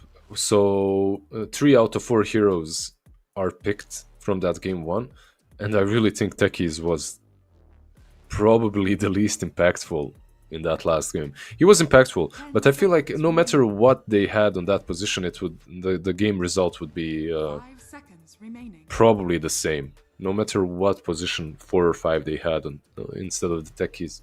And now you have Grimstroke, double stun with the Sven, double stun with the Dragon Knight. Inkswell, which is nice. You have 2 purges from him and Shadow Demon. The Aghanims on Sven, overall, pretty damn good versus Pugna. Let's see if they execute better, though, because that last game, imagine if Nine Pandas had a mid that won the lane after that first blood. Because if Timbersaw was able to pressure and dominate and go into the triangle and just constantly zone Sven, I feel like the game could have been different, but he died twice solo to Butterfly Effect. I like the Doom ban. Of course, Doom Grimstroke. I think maybe Mars is also something that could be considered. Tide is still going to be in the back of their mind as well, but I'm not quite sure if this is something that's warranted of a ban, but I only bring it up again because they played it last game. Omni Knight's going to get banned out though. Okay. I mean, it's an option. It's still solid. You're playing into a bat. Like, they could go for him. Oh, the Neck God, Tide Hunter for Team Kev, my favorite. Like Mars as well. Also pretty solid. Like, into Morphling, sure, but whatever. What's your favorite offlaner at the moment? Not in this game, like in general. Mars, definitely. Mars? Yeah. Yeah, I'm a Mars enjoyer. I like heroes just fun to play. Skill involved. I think CSing is fun. The really nice attack animation, very satisfying. So the bonk, you like the bonk with the shield. Yeah, and he has like what I really like about Mars as well is he has a lot of I'll carry you potential in the games. Like if your teammates are clowns in pubs, like he can actually do a lot with proper itemization and just turn into a position one. So one thing to mention again is the fact that Timber is still in the pool. I think it's if they go for a strength hero on Kev, I think it is a little bit worse just with the Grimstroke because of the embrace. And again, we saw the lane previously, DK being very favored, but maybe this is something that Kiyotaka is still going to be considering. And it will be the Tide Hunter. So let's see. This is where the Timber came instantly last time. And they're laughing. Like, I mean, it's the same draft, but Oh, okay. This switch up, I do believe, is better. I do believe they switch up. They banned the OD last game. This time around, they let it go through and it gets picked up. Like, okay, this is a much better switch up, I would say. One problem that I see with this pick, however, it kind of allows them to scale better. You get this definitely an additional semi-core. Like he can carry the game, like a win condition from the mid lane. The problem that I see with it is the mid game, though. Like how much will he be able to do once they start collapsing on top of you? If the blink daggers should move up in value for Kev, I feel like they need to get them a bit earlier to get on top of the OD, and then the game will become a bit like blink daggers and BKBs. Meanwhile, for the OD, if they do get late, you have this astral imprisonment that you can save targets with. You have you have your orb to deal with all of the tanky heroes like DK, Sven, and the Tide Hunter. So, like, I feel like it's a better pick, but it could be a trap as well for them. Yep. I am a bit concerned about the mid game as well. I feel like there's a lot of difficulty with them to take fights. Early game is a different story because you can have the supports running together, like the Pugner and Batrider, very strong heroes once the laning stage dissolves, and the Centaur as well. You can like gank his lane to open up the towers. So that's the big advantages that Pugner provides, whereas Kev, they do lack that. Like their ways to get objectives is very much limited, but how do you actually take fights on 9 Pandas like before Blink on Centaur, and you're pretty reliant on the Batrider. So yeah. Let's see. Blink combat really and some stampedes are necessary. Just play more active on most heroes. I already like I'm clicking on this Morphling and I see that he's buying Vlad's. I already like, I don't know why he didn't go for it last game. I already like this better. Like just a fantastic item for Morphling at the moment.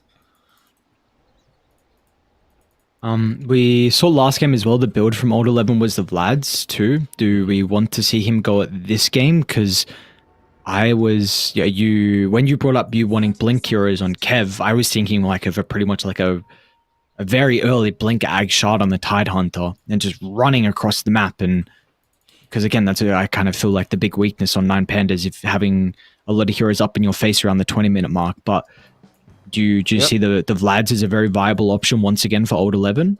I think Vlad's is still amazing for them. Okay.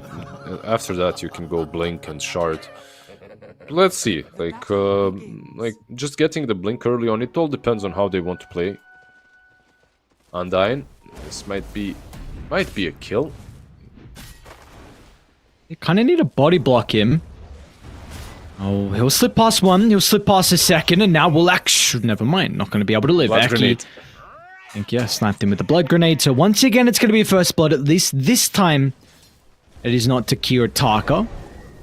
At least, it's like a good thing, you know? At least my mid laner didn't get it. It's going to be useful. Ah, dude.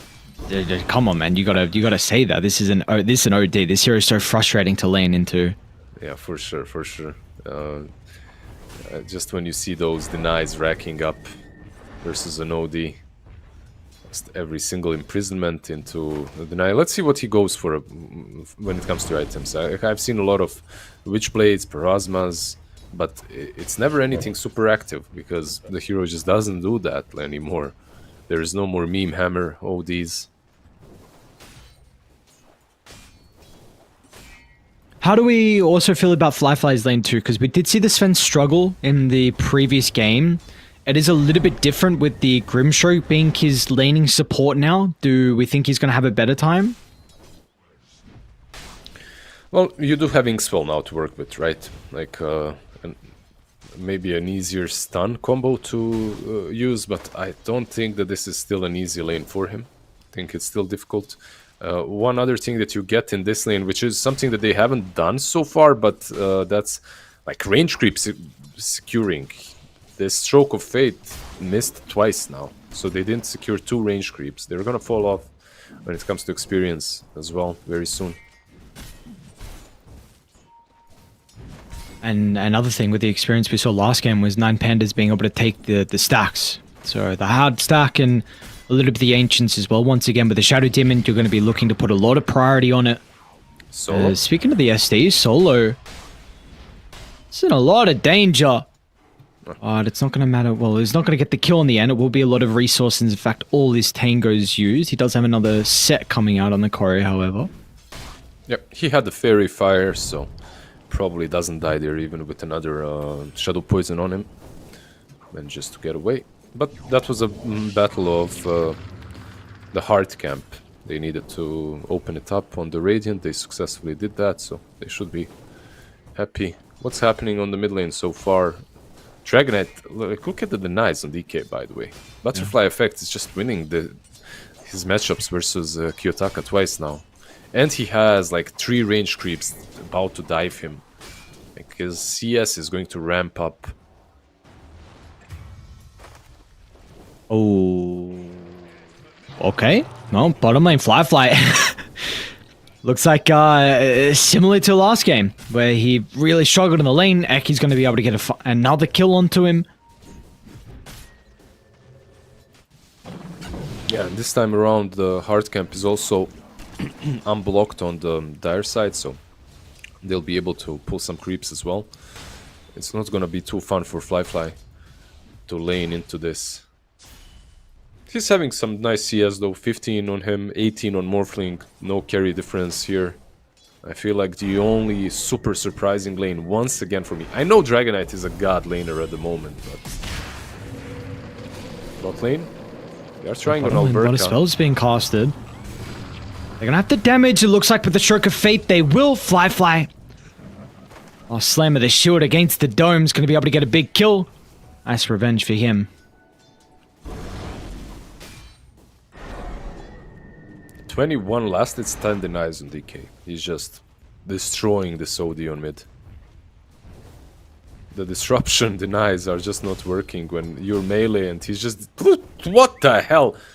Holy... And he uses the taunt as well. Waves at him. Denies 2 range creeps underneath his tower, like one after another. Yeah, this dude's a gamer. Butterfly Effect is a gamer without a doubt. He's got a bit of an ego as well. Like, he likes to let other mid laners and other people know when he outplays them. Yeah, and he also went for 2 bracers into Gloves of Haste, by the way. So just making sure that he can... his last hitting is pitch perfect here when it comes to denies. Like, there's no chance for OD. Dire are scanning. Quickly talk about top lane before any other action happens. Does seem pretty stable at the moment. Dark Lord free farming, but Old 11-2 is free farming, and he will be going that Vlad's route. Yeah, nothing too crazy happening here so far. There's a lot of burst potential as well from both sides, yeah. I think they can turn on all. I want to go for solo. I mean, Shadow Demon's doing a pretty good job to start to stack up the poison, but Old 11's still getting hunted down. A gush before he dies, maybe that's going to be enough to offer some assistance for the Shadow Demon. And yep, that will be the case. Courier also sniped as well. Wait, what killed the Tide? Was it the Gush? The Gush killed him, right? Because of the ward. Maybe, yeah. I'm not sure, yeah. Overall, you have to be careful, a bit more careful maybe with Tide this time around in the lane, because the burst potential is pretty huge. Wow, Eki, I mean, Eki just practically solo killed Undyne. Is Kiyotaka recovering? He is 24 last hits now. Suddenly they are evening it out, and he gets an arcane rune. A lot of max mana stolen from DK. Gotta be careful. Why does it say 708 max mana reduced from the Dragonite? Yeah, I don't know. Why is that a thing? Tooltips are funny in Dota. It's okay. Yeah. We were in beta, right? Yes, sir. Yes, sir. It's just we're gonna be happy with the game we've got. No complaining here.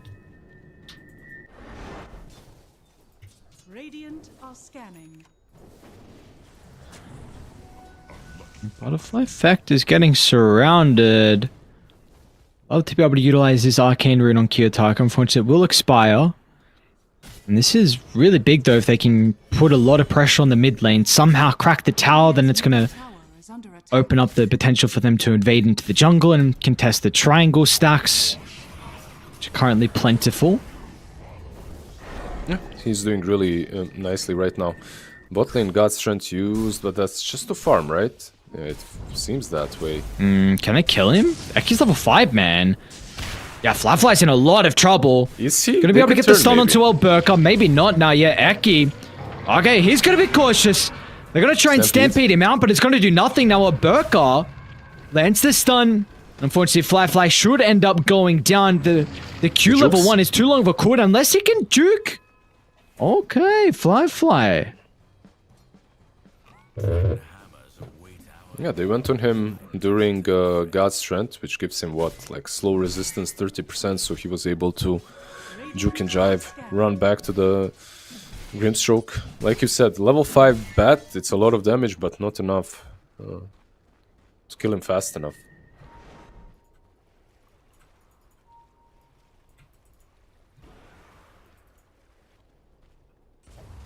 Look at the priority they put around this mid lane as well for the wards on 9 pandas. Yeah, they're going on. Wait, this is a big opportunity for them to go on to Kiyotaka.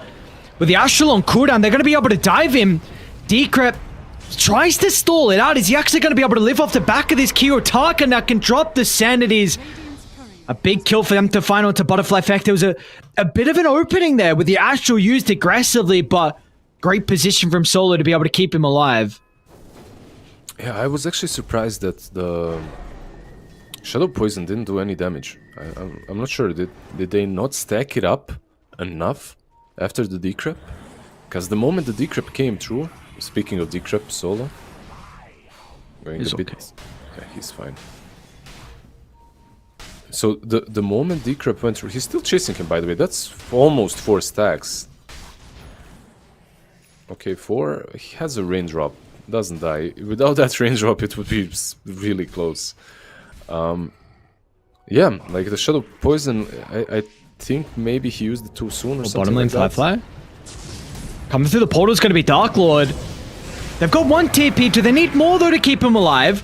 Fly once again is going to be able to turn. Second time in a row, they try and deal with the Sven, and his response is just to activate the God Strength and showing them his damage output. Look, last game, you played into the Sven, you crushed him in the laning stage, and then he won. So what do? This game, you feed him in the laning stage, and obviously, it's gonna be better. Okay. It's the next level gameplay, trust me. Yeah, this Sven is having a really good time. He's having a lot of stacks made by Shadow Demon as well. Like, the Ancient looks very juicy. Doesn't have God's Strength to farm them with, at the moment at least. At least the Morphling is having... I mean, Fly's got 3 kills. For Dark Lord having 0 kills and only being about 400 net worth behind is, you know, showcasing how much farm he's been able to get in the lane. It does look like Kev want to try and shove him out though and put him into the jungle, where of course he'll be perfectly fine with the Vlads, but this is a Elder Dragon form in combination with the Catapult push. They need more though. And they're gonna get it, but it will be a bit too late. So Elder Dragon form half duration. They'll lose the Catapult. Old 11 will come through the portal though with a backstab, run straight into Dark Lord. That's the bonus hero they needed. Basically, with all 11, they can just literally run at this tower. He can tank it up. He has a little safety bubble as well to work with. But it looks like they will fall back again, yeah. Under attack. I was going to say, can they defend it? But it's not even necessary to bring in more heroes. They've actually already done it. So it's not going to go down. The supports look a little bit confused on where to go. Like Shadow Demon's still sticking here, Undyne's still sticking here as well. I think it was more about other lanes. Like bot lane was pushing in, mid lane was pushing in. So your trade was pretty bad, even if you take that tier 1 tower. Bot lane, Undyne. Alberca will dive him, maybe even. Probably a bit too deep. Never mind, Stampede, he's still going in. Can they? That's not gonna the wave. Yeah, that's it did look like he was too far away with the Stampede. Middle tower is under attack. Yeah, Stampede wasted, but the tower should fall to Dark Lord, Radiant's bottom who's finding way more tower is under use out attack. of his Morphling, and the item build is being completely switched up as well. Radiant's bottom tower has fallen. Butterfly Effect is here though under the cover of the Invis. Dark Lord has way too much health though. I don't know. Yeah, he's going to see the ink spell and he'll actually react beforehand. Nice try, but Dark Lord he's not going to fall for that. A really difficult kill anyway, right? Like only if he morphs really down in Agi. And he had no necessity to do that because he was full HP anyway. No reason to heal. Maybe if they followed him a bit longer. But you're just wasting time. The lane is pushing in. What's Old 11 doing, by the way? Same thing. Mage Slayer, Vlad's into a blink. No difference this time around. The only difference, big difference in this game is the Sven. And how much farm he's got. Like, because it's way more than in the last game. Dire's top Sven and DK, right? And Butterfly Factors had a good start to the lane, then all of a sudden, I don't know, that death Fell off. under the tower. Yep. Yeah, but he fell off. It really stalled his net worth progression. Not going the Mage Slayer route like we saw previously with having good games, so it's going to be the Blink Dagger for him. But Kiyotaka, on the meanwhile, he's having an excellent game. OD is thrives in this, where it's a little bit more slow pace, especially, not the meme hammer build anymore. So 4 staff into the Witchblade is currently loving the status of this second game. Dire's structures Yep, like are he fortified. completely turned it around. The mid lane looked really rough, and then that one dive under the tower, and even before the dive, honestly, he managed to turn the CS battle versus Dragonite. So Dire's nice to see that he didn't tilt, because Butterfly Effect was just denying one creep after another under the tower, waving him. Radiant's middle tower is under attack. See what's going on as well. You finally get the top tower 14 minutes in, but it requires so much of your time that Scanning. Ecky's able to sneak through and get the Wisdom Room, farm up enough gold for your They are Blink going Dagger, and now you're looking to fight. Great stun! Butterfly Effect, the reactions from the DK, now the turn. They want to try and get on top of the outward devour. The double stun with the Ravage, it's just perfect! You could not have asked for better. Old 11 just waltzes into the middle. Now Butterfly Effect is going to be able to jump over and also catch out Solo, and the team fight from Kev. We saw it in the tail end of game 1, and they're already showcasing it early on in the second game. Yeah, they just tried going, like, what did we talk about? We talked about the difficulties that 9 Pandas will have starting fights off, and they're just kind of slowly moving on the Dragonite, which is never really gonna work. Perfect positioning by Undyne being there just to counter it. Also, the timing was so sad for 9 Pandas, because as they're doing that, Butterfly Effect has his Blink Dagger flying over to him. Undyne was mid not because, okay, he expected maybe the move to happen on DK, but I do believe that he was there because he wanted to smoke after the after the Blink was completed on Dragonite. So just that casual, you got your Blink, let's smoke up using spell stun, get the pick off on someone. And this was just perfect. Sven as well connecting in with that double stun. Yeah, they didn't have any good Ravages last game early on, and they didn't have any good teamfights early on. But it's Insane. changing. And we're going to see Kiyotaka with the aggressive fight. Astral. They might look to jump the OD. The rest of the team are really slow. This Blink, they went the long way.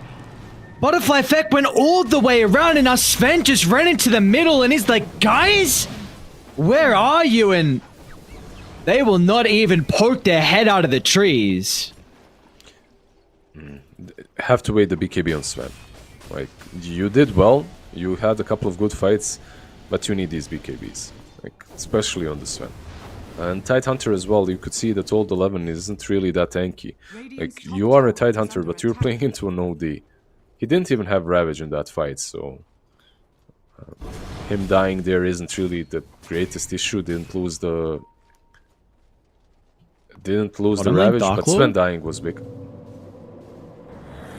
See if they're going to be... Oh, hesitancy. And maybe because they had the read that multiple people are coming... Eki's going to jump through the portal. We'll be able to get the lasso onto Undyne. So killing the Grimstroke is there. Top lane. The scan did connect, so Alberca, he's going to be fine, right? Moving back. They want to go in, though. Yeah. No Stampede for 10. Yeah. The damage is going to come through from Kiyotaka. And yeah, the Ravage is actually going to fly out as well. A very defensive one to allow Butterfly Effect to escape. Unfortunately, old 11 will not have the same fate, so they'll be able to kill off the Tidehunter. Is that worth it? Kinda, at least you save your mid laner, right? But there's a smoke instantly happening. Look at them. The tier 1 tower is a little bit in the way, but they can go into the triangle. Maybe even in... they see Sven. They have a perfect ward on him. Fly, that BKB is so close. Yeah. The movements from 9 Pandas over the last minute is perfect from them. Very good job. 6,000 net worth lead now. Tier 1 tower should go down pretty shortly as well. They're going to look to try and catch the next wave. Yeah, just all these deep wards that Eki is able to plant with his Batrider are paying off dividends. Like the triangle ward scouting out those ancients, the other wards scouting out the other ancients. Sven has... he always has to be in vision when he's farming.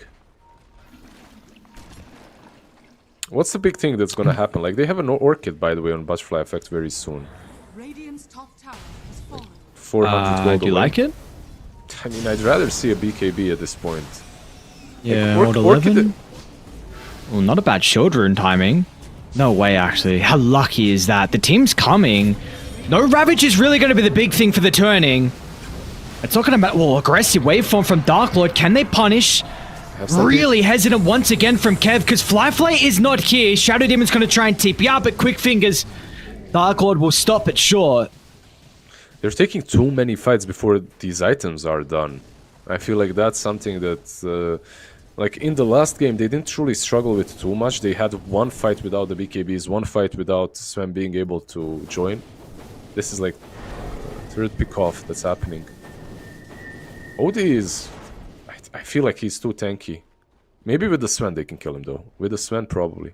Oh, did he see Undyne? Yeah, he must have. And now they're going in. Now the rest of the team are going to run under. Oh. Yeah, they're just so hesitant, you know? Like, Butterfly Effect has enough for Cornucopia, but he's not next to the secret shop, so he has to send a courier. Doesn't want to lose that gold. Flyfly as well has the BKB flying over. We're kind of in the same position that we were in last game. The only difference is... how we got here. How we got here, yeah. But it's the same position in the game in which 9 Pandas are in the lead. A bit of a different build on Morphling, which I think is a big difference. Like, he's got Eagle Song now with the Manta and Vlad's going Butterfly first. And the Sages should be an easy pickup for them.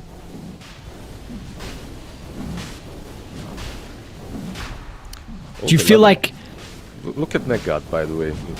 Oh. Never mind. Okay. Unfortunately, they will be too late to contest.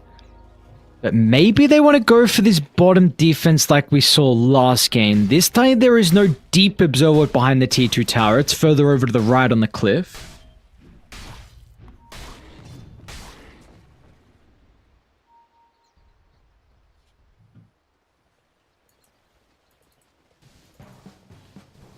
Same ward placement again as well from Undyne when they're playing from behind.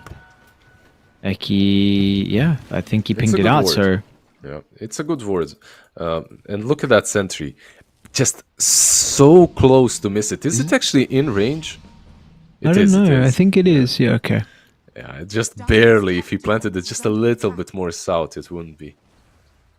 I agree it's a good ward, but these are the patterns that you see from support players, and this is the exact same ward that was placed when Nine Pandas got Aegis at this timing, 21 minutes on their T2 tower push down bottom. They placed that ward, it got de-warded last game, so it's just, you know, these pro players are able to pick up on these very sneaky patterns. Yeah, it has its own meta. Like, the warding has its own meta, just like everything else. You see a pattern, you start warding it, then the pattern changes, you have to adjust. It's like a circle of life for wards. That has to be careful here. That observer... Yeah, he can die. Oh, Eki, a prime target. Great timing with the ink spell, though. And now a Berker is committed. This Centaur is in. And can he get out, though, is the ultimate question. It's a full duration BKB. So he'll make it down to the low ground. God Strength was used. They've still got Ravage to go. You probably... Yeah, they're tipping out. Look at the smoke. They're hunting. They're hunting. Too much was used. They know. And no one farmed bottom. I like the itemization, by the way, from Nine Pandas. It has switched up quite a lot, and I think it's benefiting them. Of course, they don't have Timber anymore on mid lane, which is a huge difference, but the BKB on Centaur really helping out, and not getting that BKB on Morphling as well, I feel is crucial. Not getting it that early allows him to have a bit more impact this early on.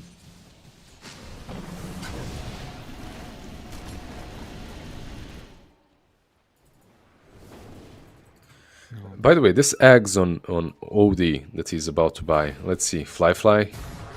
He has a BKB. No TP though. 5 seconds. Yeah, OD Ags is... I don't know, man. This item's pretty silly. Yeah, it's something different. I just never feel that I can kill an OD when he buys it. It's always... I'm always close, but not quite. He becomes Abaddon, pretty much. Yeah. Kiritaka? Real aggressive smoke by himself. The rest of the team are coming. We'll be able to solo kill Undyne and I'll send them away with a Stampede. Eki almost able to get the lasso caught inside the base, so they want to use it onto Old 11 though. Kraken will dispel it instantly. They might just look for the Tormentor though if they want to, and they will. Yeah, a really quick one. Getting that Netherward shard for the Pugna. Probably the better out of the two, right? Like, you had what your option was, Batrider or Pugna. You're probably happy Solo got it. BK? Oh, that timing was crazy.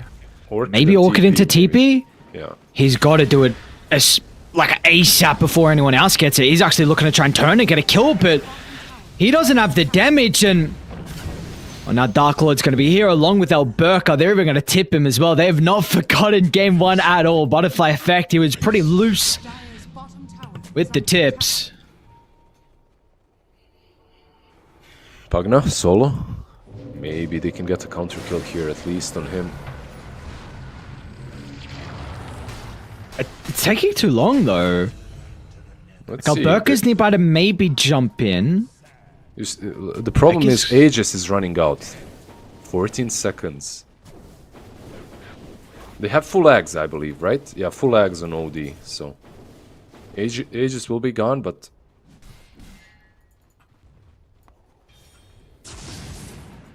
Can the barrier be purged? I don't remember. I don't think so. Are scanning. I don't think so, no. It would be kind of... It would be really bad if it could be, right? Yeah. I think it cannot, but I might be wrong.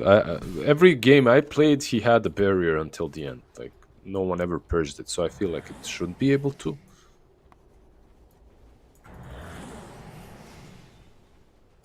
Well, let's see.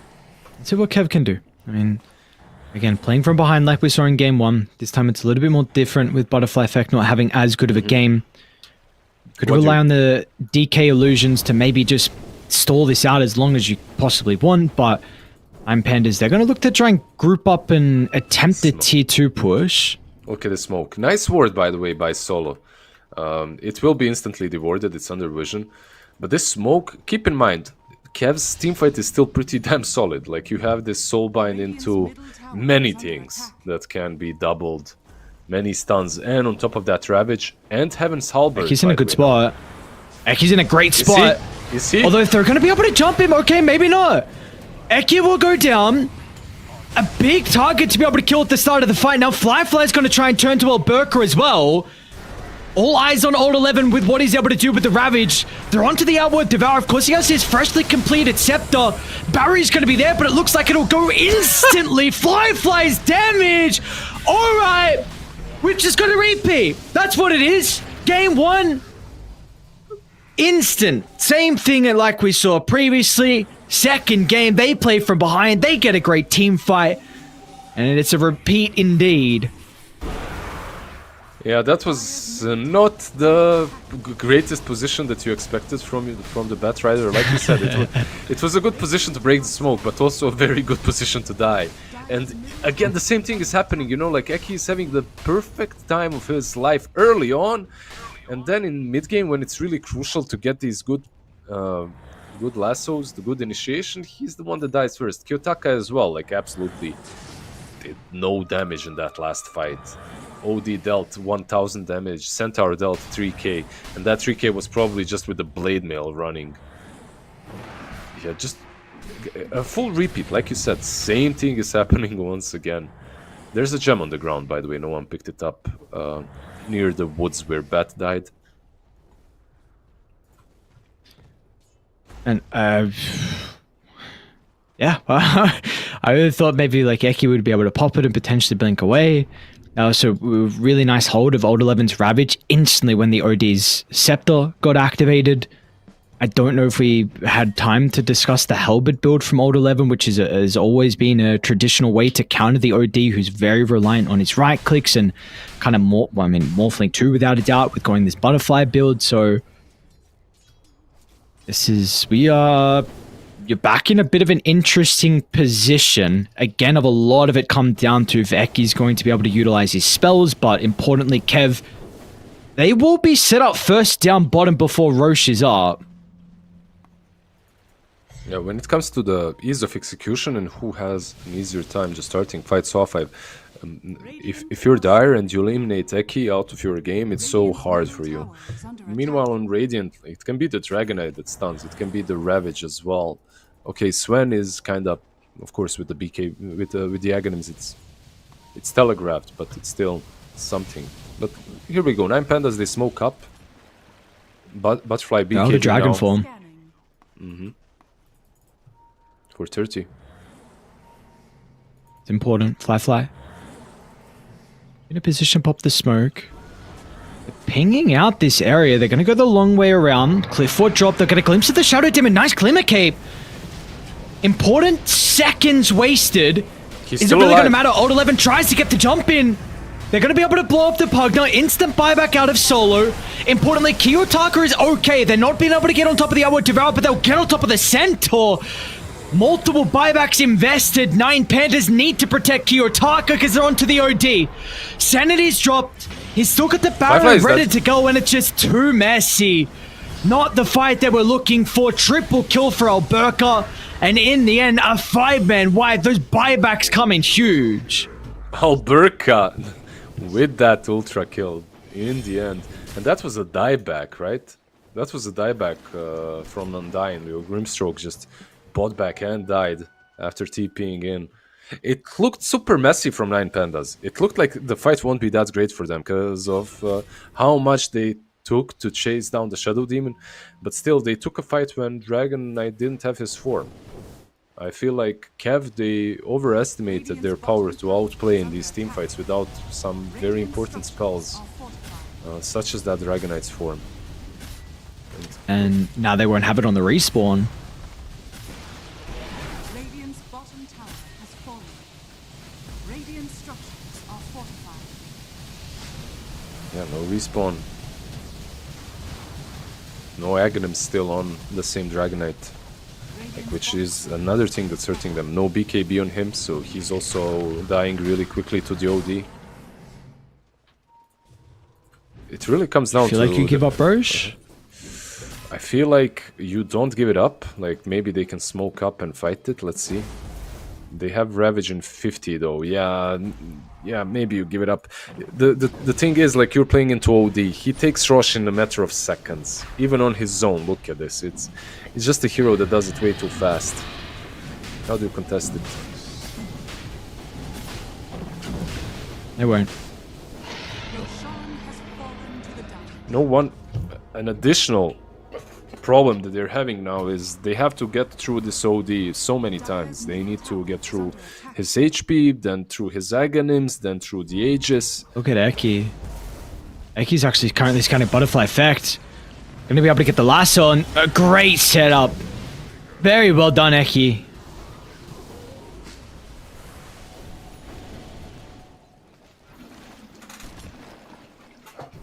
Making plays. Nice little preemptive TP.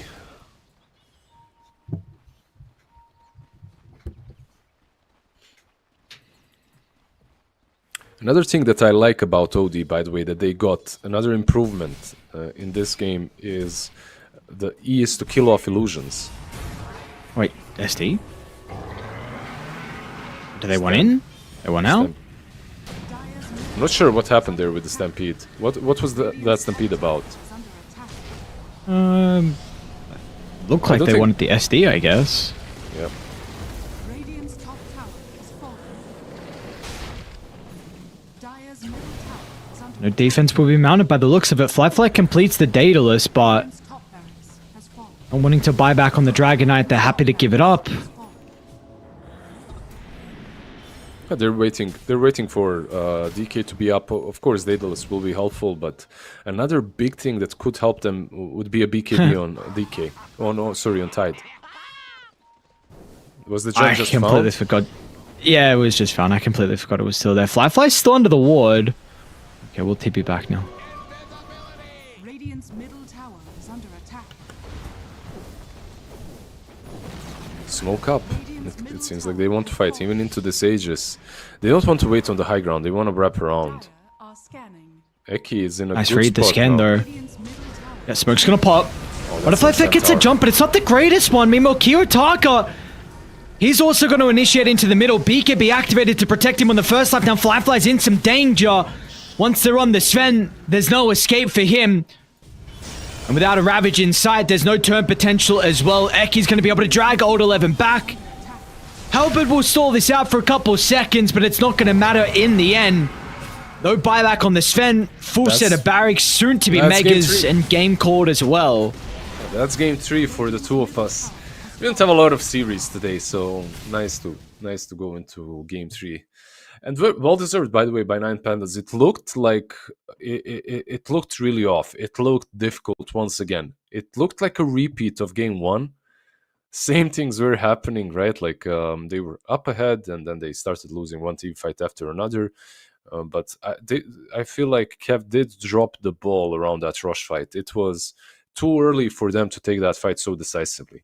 Too early for them to try and fight without Dragon Knight's form. They won one fight like that in game 1, and maybe that's something that baited them into it. But first, they didn't have Dragon form. Second, they were completely surrounded and under vision. The wards were much better placed by Nine Pandas.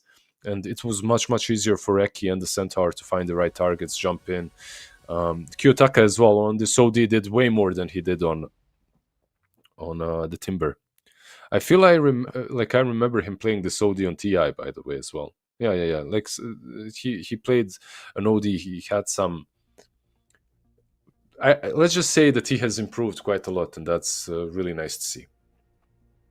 Yeah, I think OD's always been a Eastern European staple as well, though. I think really anyone in this region has always been a filthy OD picker, and we saw Kiyotaka had some. There were some moments in the lane where it was a little bit frustrating, but like you said, it wasn't. He didn't let it get to him at all, and the status of the early game was very favorable for him, where he was just freely shoving up mid, going back, farming the jungle. We saw what he was able to do with the items. We saw the adaptation as well with the Morphling, and something you brought up. Vlad's into the Manta enabled him to be much more active in the early game, and the Butterfly was the big one. We had some concerns with the Satanic in the previous game, and we just saw the clear night and day difference with a really early Butterfly into the Morphling. So I think that's awesome to see the fact already a young carry like Dark Lord was able to adapt in such a quick, such a short amount of time. Yeah, it's always good to see. Like it's good to see that you can play against the same draft and win in game 2. Clear your mistakes. Say, yeah, this is what we did wrong. Let's improve. It's not only about the youngster. It's not only about the carry. It's about the full team that they're able to just. That's why they were at TI. That's why they did well there. Sort of well, right? Like it wasn't a bad performance by them. So this is a team that does have a lot of potential, and I'm happy we're finally seeing a couple of game 3s as well. It makes the series, makes the tournament more interesting, because this is basically elimination match. Whoever loses is out. Yeah, and out of a big tournament where you've got some incredible teams to play up against, not only in the Swiss stage, but also in the round robin stage as well, where some teams, of course, already have been invited. This is a $960,000 prize pool, so almost $1 million. This is no joke of a tournament without a doubt. So you'd love to be able to make it over there. And unfortunately for one of these teams, after game 3, that hope will be cut a little bit short. So we'll see. We'll see what they're going to do. How do you feel about the Batrider? This is something that I'm intrigued on your opinion. If you feel like this hero is worthy of a ban heading into the next game. I'm not sure if it's worthy of a ban, just because of the way game 1 and game 2 went, but maybe just ban it out and see what else Eki has got in store, right? Just play versus something different, because this second game was really on point from him. That here kind of scared me. It looked like, yeah, it's the same thing from game 1 once again, but I feel like he plays much better when they're having to clutch things, when he has to find these sneaky ways of initiating. And when they're in front, in the way I see it is he's a bit too relaxed, and then he gets picked off and dies at the beginning of team fights. Then again, I think OD really made a huge difference this game. It was about it was the OD show in the end. It wasn't about the supporting cast, which is something that we have seen very often from Nine Pandas in the past. Kiyotaka has developed into quite a mid laner, from his years as the press kid to now being a new name and a new face as well. So this is a bit of a different roster for Nine Pandas. We'll see if they're able to continue to have some success. It's just one map victory, but that map victory could be also important to get them at least to the next round and live to see another day, and potentially they could look to fix up a couple of things as well. So with that being said, we're going to be done with our second game here for the first series. When we come back, though, we're going to find out which first team as well is going to be eliminated from the hunt to Elite League. Is it going to be the boys on Nine Pandas, or will we see Kev go home? We'll find out after a quick break.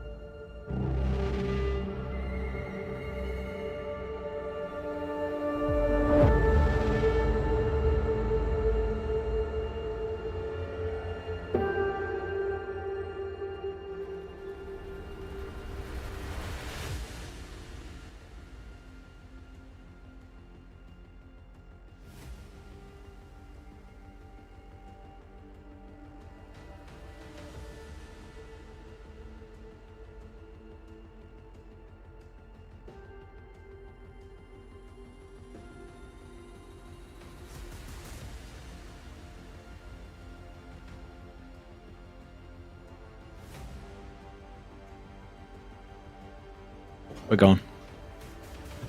Ladies and gentlemen, welcome back. We've got our third game ready to go. 9 Pandas taking on Team Kev. We'll see which team is going to be eliminated out of the hunt to make it to Elite League group stages. Of course, they'd still have to win round 4 and 5 if they wanted to make it there, but unfortunately 3 losses is a bit too many for one of these teams. Lizard, we got a game 3 as well, which is always exciting. We've been lacking game 3s lately with this series that we've been covering, but for the first one of the day, we're going to be blessed.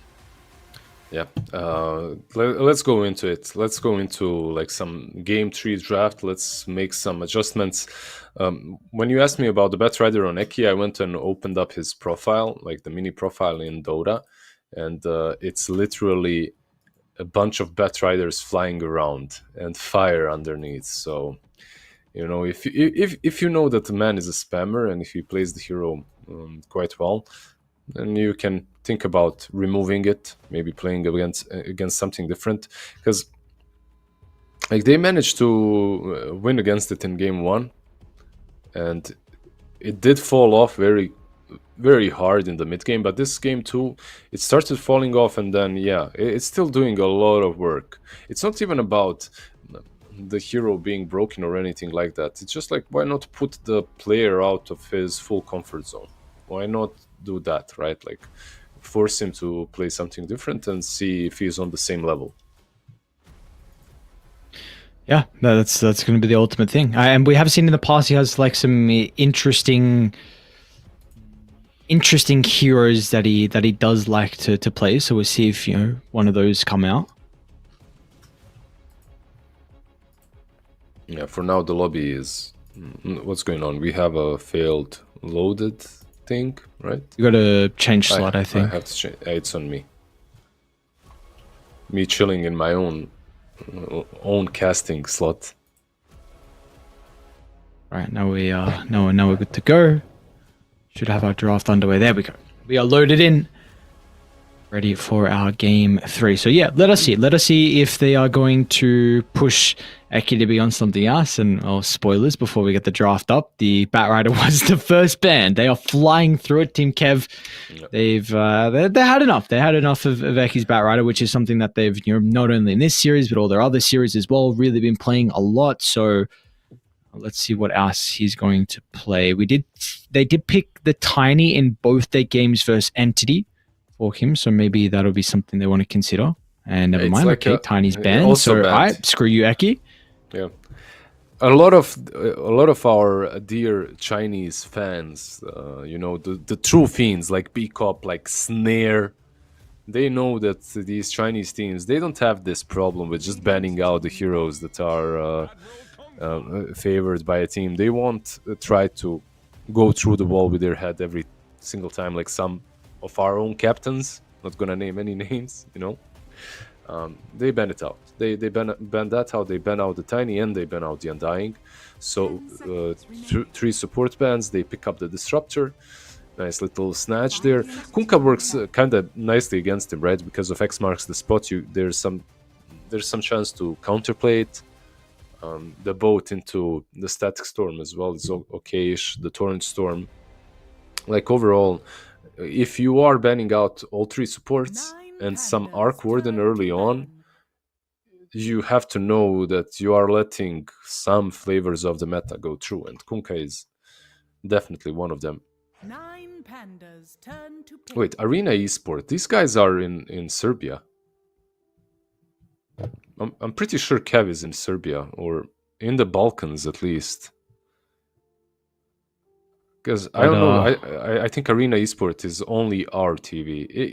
Yeah, looking at that ceiling, that's 100% like Balkans. I can see it, by the way, the lights. We had a lot of in the 90s and like 2000s. The shape of the ceiling that was very popular for everyone that had some money. Let's just make some crazy shapes, put in some RGB lights. So instead of like GeoGuessr, there's going to be a new mode where you guess the structure of interior design, and then you can work out the country. But dude, I've got Eastern Europe. Like I got it. I mean I think you could guess most countries. Like the minimalistic Yapandi style that's actually used a lot in the Nordish countries in Europe, like north of Europe, and then you have Eastern Europe with just some random shit everywhere, like tapestry on the wall. That's something that like Ukrainians, Romanians do, you know. Like you look at the room and you see like tapestry on the wall, like the carpet, actually the carpet on the wall. Tapestry, you're right. Tapestry. Yeah. You straight up know that okay, this guy is either Russian or Ukrainian. That's like Eastern Europe for sure. 5 seconds remaining. Yeah, look, they got some interesting designs. Definitely, it's always. I do like being able to see a little glimpse into some player's room and just you get a bit of their own personality in a way with how they decorate it. Usually it's pretty bland though. Nothing much to it. I'd say that the Death Prophet here is pretty bland. No lizard, kind of seems a bit boring. Pop off, run people down. Yeah, but interior design. I would say that it depends on the item build as well. It can be a good matchup into the Kunkka mid lane, which is why they picked it as well. It's just a hero that loves siphoning these big boys, these strength heroes that can't really deal with her. Also takes towers easily, so I can see why they pick it. It's also a Neck God Old 11 offlane hero, which is also an option for them. They have played it before. I know he has, so it's kind of flexible for them. It's also pretty good in the lane with Tusk. Not that great probably versus Morphling in the lane, so like safe lane, mid lane most likely on that DP. And what's interesting as well is Gyro will be the support. I've played a couple of Gyro games, by the way. I randomed it and played it as support, and this hero is still as strong as he ever was, like on that 4 or 5. Just insane amount of damage with that shard. Very annoying to play against in the lane.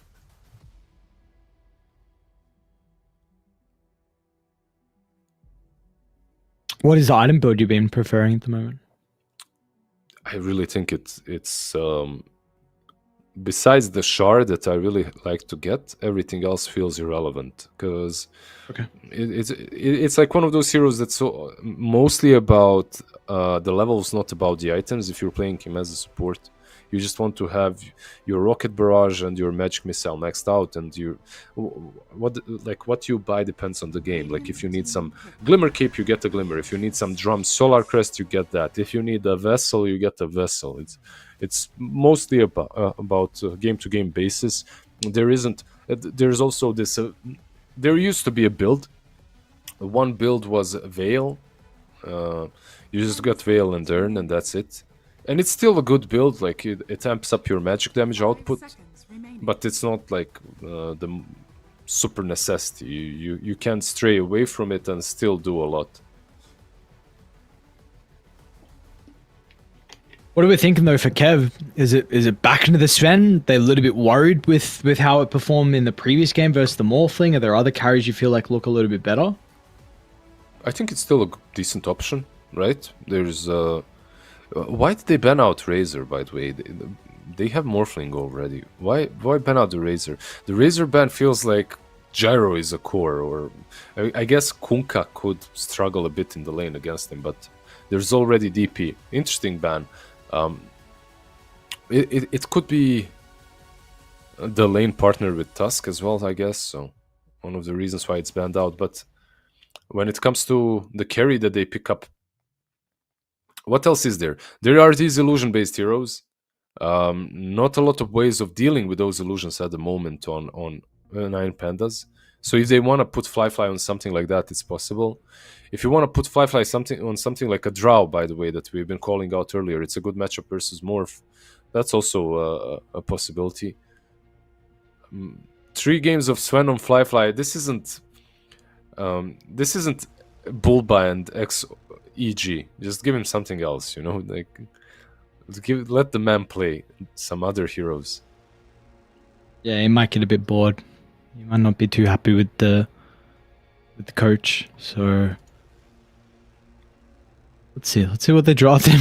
With all that being said, I wouldn't be surprised still if they go this far. I mean, but we'll see. Yeah, again, there's like you said, Drow of course can be considered because of the Tusk melee pairing. You can put the Death Disruptor as a 4 if you want to. Yeah, They got the Illusion Rasper. This is one of Firefly's best heroes, I think. When he came up on his IG run, and even beforehand for a very long time as well. He was always a godly PL player. And I really think the hero should be picked more. Let's put it that way. He's not picked undeservingly. Like this guy has some really good games, good matchups. Like the Aghanim's Diffusal and Euro Online. Morphling usually cannot deal with these illusion-based heroes. Like PL and Naga just shreds right through him.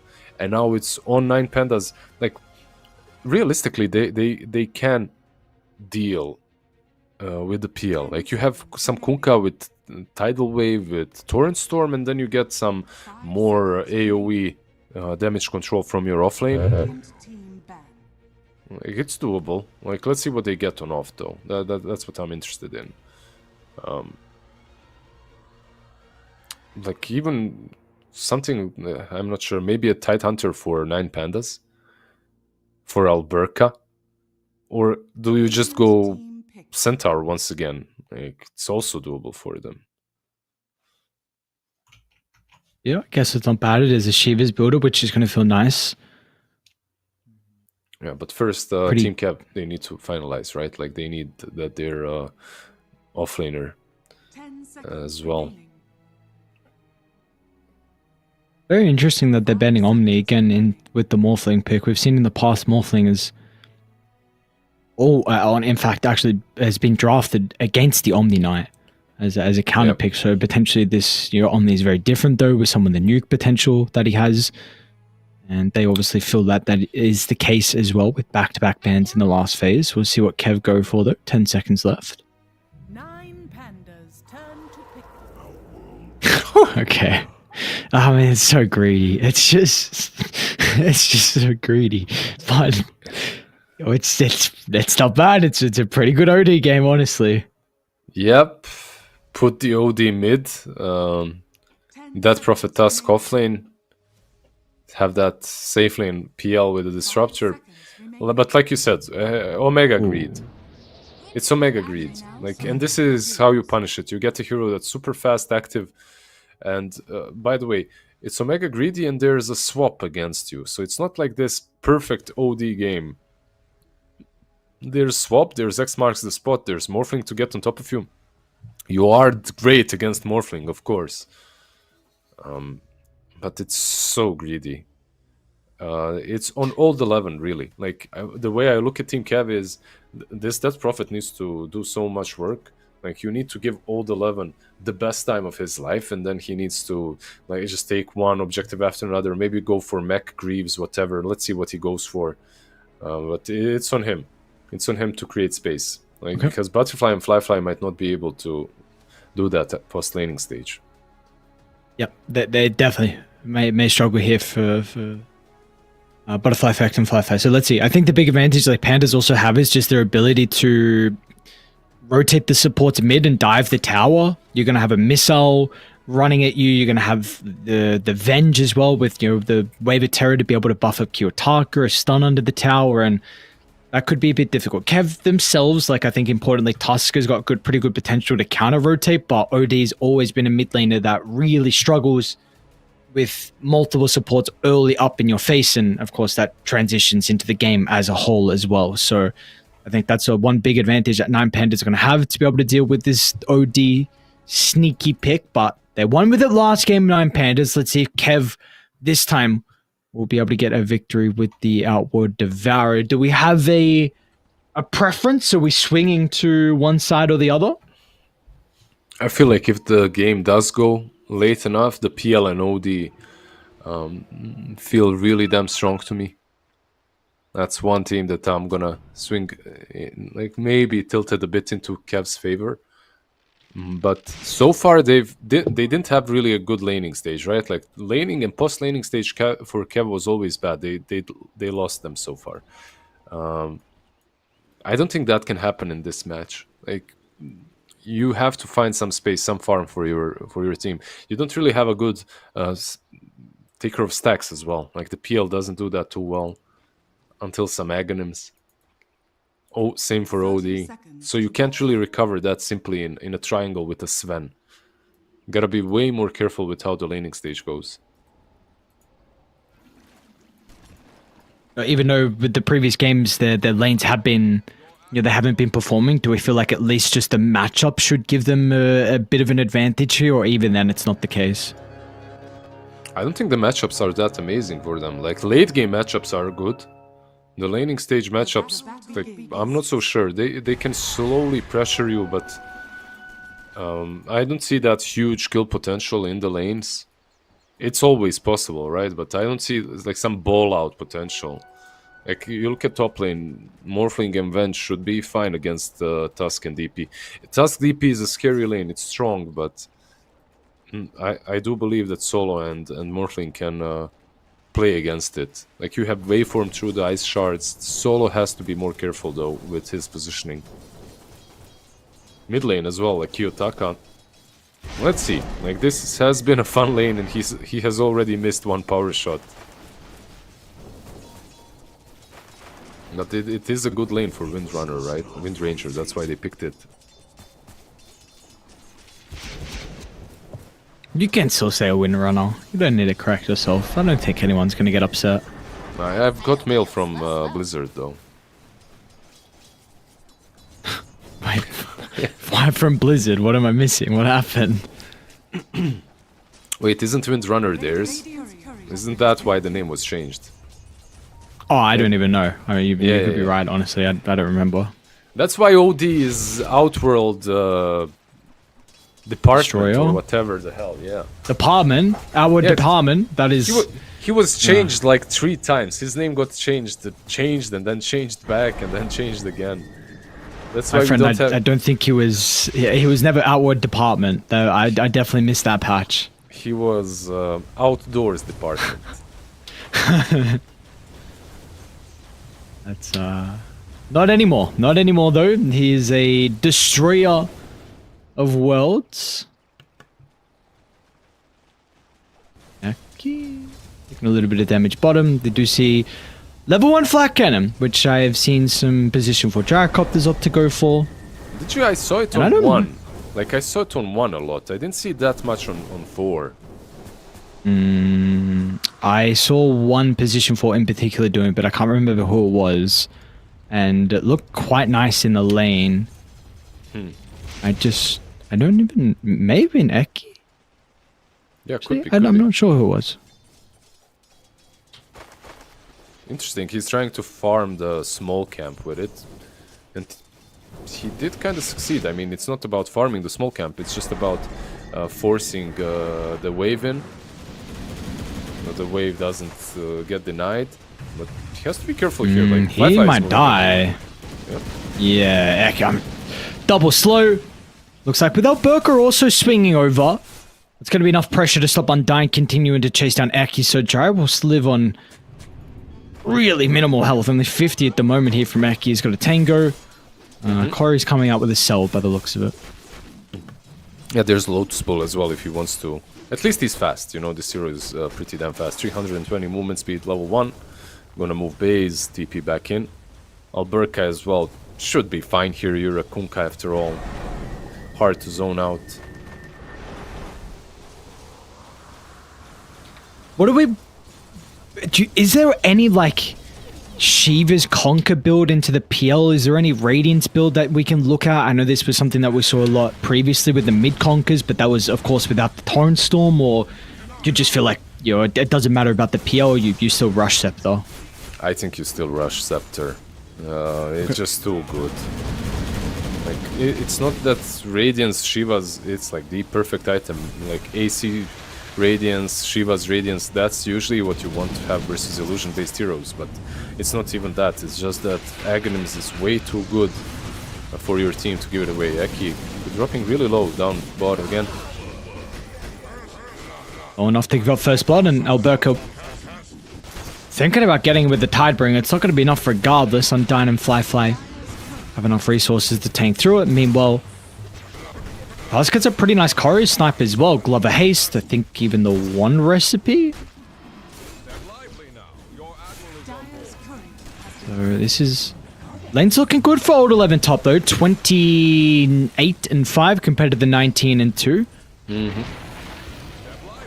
just forcing Morphling back basically. Unable to kill him, but having a really good time when it comes to farm. And if you're solo, you know that you can't really approach. Like if you approach, he's gonna... Bottom lane. Bye-bye Undyne.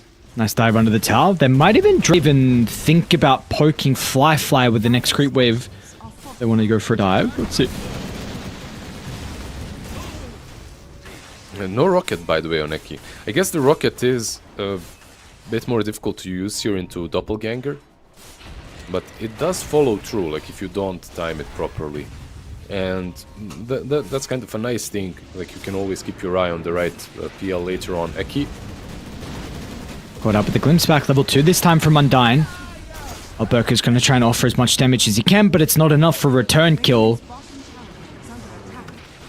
I love what's happening on this bot lane, it's just madness. Kills. 1 kill on Gyro, he TPs in, kills the Disruptor, now Venge is coming as well, solo. I know. I think Solo down to offer the assistance, even Tusk going to look to try and TP too. They should be able to be rewarded with the kill onto Alberca. Eki might be able to get some revenge, and regardless, even if they lose these heroes, I mean, you do slow down Fly's Phantom Lancer, so... 2 for 1? Is that... Are you happy with that? I don't know. Nah, you're not. Like, still, three not, kills. You're not, because top lane as well, old 11 is zoning out the morph. If he wasn't zoning out the morph, if this was a better matchup for your carry, then sure, but your carry is being zoned out, so what does it matter? Yeah, you killed Fly, but your side is no better. And you lost 3 heroes, and that makes sense. I don't feel the trade was great.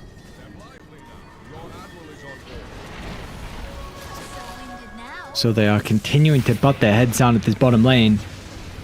This time they're going to be able to catch up to the Disruptors. So Undyne giving another kill over to Alberca.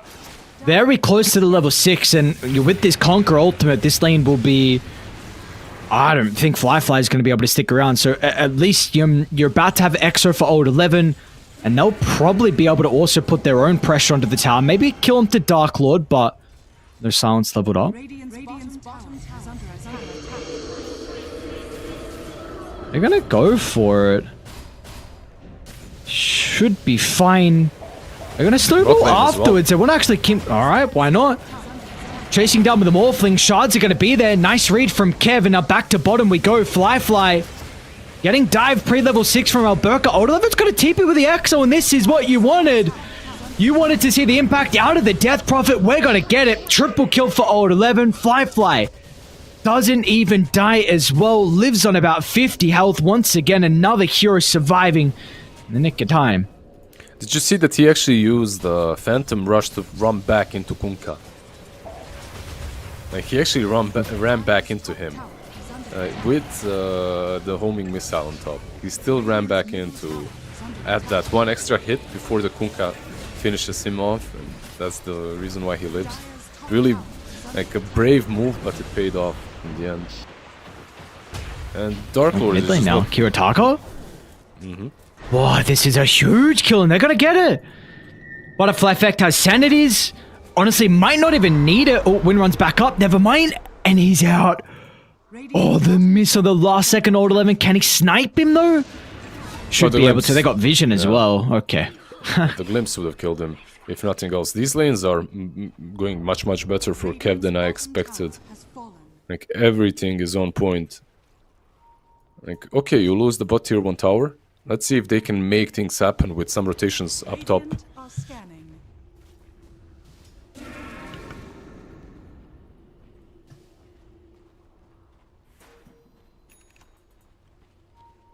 See if they can do that. Then they got a couple of heroes. Exo still on cooldown though from old 11. A little bit away from the Eul Scepter. Some survivability. A big early game item for him. Nonetheless, though, Kev looking really good. Static Storm wanting to use it. Eki? Yeah, he's fine, right? OD, not enough damage at the moment. No Witchblade. Get vision on Solo? They will. Glimpse back. And it'll be a free kill. Should be able to get Tusk closer to his level 6. And this will be tower going down as well by the looks of it. Probably, not even going to need the exorcism, so they'll have this for another fight, another push if they want to go for it. We are seeing the trade though, like Kiyotaka's getting pretty good amount of damage into the T1 tower. You've got Alberca as well, who's getting his own farm, so actually closing in the blade mail for the Conquer. Oh, that kinetic field though. They're still tipping in, but a Fleck's gonna start. Solo doesn't have swap just yet. Boat's gonna fly in. A great placement from Alberca. It at least offers some assistance so Kiyotaka can get some separation with Rid Run, makes it over to his side of the high ground, but Fly, he's actually coming on over. Max out Wind Run. I mean, we see how difficult it is for them to keep up with the Wind Ranger, and she's actually out of there. Yeah, they did use Exo and they did move mid, so maybe this is somewhat of a push. Let's see. It's all about old 11 and where he decides to go. Never mind, he's moving back top. Wants to continue farming. Yep, what happened there is Kiyotaka actually didn't run away. Disruptor expected that to happen, and then it's so easy for him to glimpse back into Static Storm, but this way he just had to kinetic field straight off the bat, and that spell is way too easy for a Windrunner to dodge. So just moved away, and then the Static Storm couldn't really be placed properly. There's a smoke though, they're going mid. Let's see, can they pressure the OD? Dire's top tower is under attack. Undyne really won't be able to offer much without the Static Storm currently. And Astral's always going to be a little bit frustrating into the X. They're going to get the Shackle beforehand though. Nicely done. Undyne disrupts the combo. Still Astral sets up for the boat nonetheless. They're going to be able to blow him up from full 0. May even be able to turn. Solo gets to 6 now.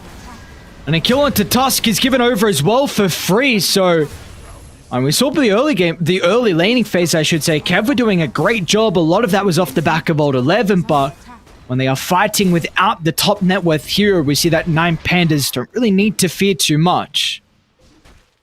Yeah, and this should be the tier 1 mid lane. They have a wave pushing in. Have to be a bit careful. OD is up. There's Static Storm. Okay, Solo might just fall here. And he will. Yeah, you gotta be a bit careful whenever you're playing into Disruptor. He's level 7, maxed out the Glimpse. If you want to take a tower, maybe they could have done that there, but no one can go back. Like, you all have to stay together and do it. The moment you start falling back, someone is getting glimpsed. How far is Fly from Axe? 1,000 gold. So 1,000 more, he's gonna have that farming speed ramped up, and then with a Diffusal, he'll start joining fights. Old 11. Got the Yules. Solo can swap him back. Eki's gonna be here. But Kev also have double supports playing behind the Death Prophet, and they will think twice about that for 9 Pandas. They smoke up, maybe for Kiyotaka, because they saw all these rotations down bottom. Maybe they can make something happen around the mid lane, and you want to take that tower anyway, right? You have Exorcism, you'd really like to take it, so they move back in. It's all about Kiyotaka, and if he dies as well. And they're going to look for the dive. Kiyotaka, does he get caught by the kinetic field? They'll glimpse away Alberca. Or at least he gets the boat, but I don't think it's going to matter in the end with the run buff. And yeah, without a doubt, he goes down. So not Coca, but Dark Lord also waveforms him to be able to get a rebuttal. It's a 1-for-1, but still Kev have firm control of this area with the Exo. Undyne's getting chased to the north. Meanwhile, as well, they're onto Solo. Front of the T2 tower, they'll lose the Vengeful Spirit as Kev find a very worthwhile trade. Yeah, they have to be careful. 5 seconds for X marks the spot. This tower is glyphed, so probably will not be able to take it straight up. And the trade was better for Kev as they took down the Windrunner, but it's also not that bad for 9 Pandas. Dark Lord getting 2 supports down in the back. buffing up his farm a bit. My only issue, and this for Nine Pandas, that is, this PL is free farming. Like, he's having the time of his life. 6.6k gold. Aghanim's now completed for him. It's just gonna get faster and faster from this point. Radiant are scanning. This is why they want to try and take this tower right now here from Pandas, knowing with the Exo being on cooldown. Glimpse is there once again. Kiyotaka drag back solo. Swap. It's up to him to protect him with a swap. He's going to be able to do just that. Now, do they want to go in? Butterfly effect. Ashor's already been used, so he's going to eat the bow. He's still okay, though. Butterfly effect's not going to die. And now, meanwhile, Firefly's going to enter the fight with the scepter. Great shard. Solo locked in. Illusion's going to kill him. And now they'll get the morph thing as well. Kev. Beautiful performance from them. I mean, that team fight, and we've seen, listen, I don't know what it is, but their team fights around this area of the map in game 1, game 2, game 3, the front of the tier 1 tower, they always execute fights very well here. Yeah, it feels like Nine Pandas, they rush things a little bit so far in this series, at least around the tier 1 mid. It looked like they got surprised by the amount of damage that Sanity's Eclipse did. Right? Like, the moment Sanity Eclipse connected, they just started scattering around like cockroaches, like just running away. Rough for Nine Pandas, specifically because that's another fight that went Radiant's way. They're getting closer to the defusal on PL. Odie is not getting any easier to take down. He's going to have his first mobility item after that. He's on 1200 gold with the Witchblade, probably a Force Staff next. And it's about the layers as well on Cab. Like, they have so many ways of saving targets. Like, yeah, you have your X marks the spot, but there's a snowball, there's the OD imprisonment. Old 11 is unstoppable, 605, and this Yules did wonders so far. It's just allowing him to reset in fights very easily. I remember we had this discussion if Yules is great or not, and I just love it on a hero such as DP. Yeah, I really like this build. We've also discussed about the further items that Death Prophet goes down. We've seen like treads a Witchblade into maybe the Shivas, and then going for a bit of like a right click build with maybe a Parasma or whatever. But just the old offlane build, it's a little bit different actually, I should say, because it was kind of the Greaves that we were getting for a while. But just the Aura tank up and just have long fights, because that is how you win on Kev. Long fights with the Death Prophet, with the Phantom Lancer. Just make sure you do not get blown up from 4 to 0, and Old 11 with this build is going to prevent that. Now he's got Kyron Sunge queued up, which also helps out a little bit, not only with his damage, but also survivability. Yep. I'd say this is also where the gyro feels a little bit wonky. Like, you didn't dominate the lanes. He's 1-4-5 at the moment.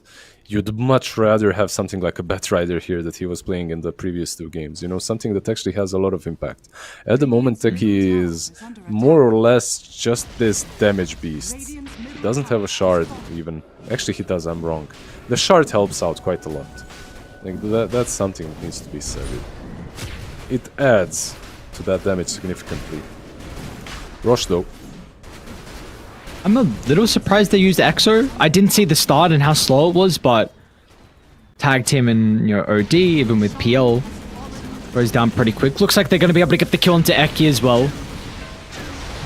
Just occupying a little bit too much of Kev's own jungle, and they've had enough of the farm that Jari's been getting. I think another thing as well with we just saw what the Batrider was able to do in regards to like shoving out the lanes, and currently Dire really lack that. Both your supports definitely Jari's not as easy as the Batrider. Yep. The Venge can't do that, so there definitely are some weaknesses which help Kev be able to continue to make these plays. Definitely. With Gyro, with the shard, you can kind of... Oh, glimpse. Static Storm is there as well. Look at him. Oh my god. Nicely done. The Static Storm just clips Soul on the edge. Is it going to matter in the end? He should stick out, right? Yeah, and they're going to be able to blow Soul up as well. Butterfly effect. He was happy with using the ultimate. If he gets a free kill onto Solo, glimpse, because it might lead into another Alberca. Nice X. Really well done. They're just unable to Yes. fight. And you know what my only question is, when will they be able to fight? Because your Windrunner has a Diffusal and she's going into Maelstrom. I feel like she already... It's sad, but I feel like she already needs a BKB. They're smoking up. Maybe around this Torrent Storm, chaos can happen. But I just feel that these cores, Morphling and Windrunner, aren't able to deal with what PL is bringing to the table. Oh, Morph actually tipping in. Okay. They don't have OD. This is huge. I mean, they saw the Outward Devourer tip into the mid lane. Butterfly Effect left the boys, but everyone else stayed. And a slight mistake, and 9 Pandas will jump on that opportunity to punish them. Now, Maybe another one. Kiyotaka potentially hunting Old 11, but Undyne is in a great position to be able to send him packing. What happened? Why did they stay top for so long? If OD is showing... Maybe some overconfidence, something like that. Feeling that they're too far ahead and that 9 Pandas will not approach them, but they are 4k ahead. It's not... It's a... Like 20 minutes in 4k isn't huge. It feels more because of the heroes and how they play with the gold that they have, but...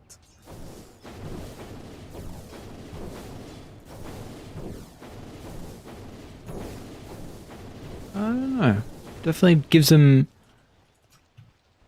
it's just a lot of momentum. All the 2 fights in a row. Go incredibly well for Kev, and now you just... I feel like you need they're more. still not out of it. Yeah.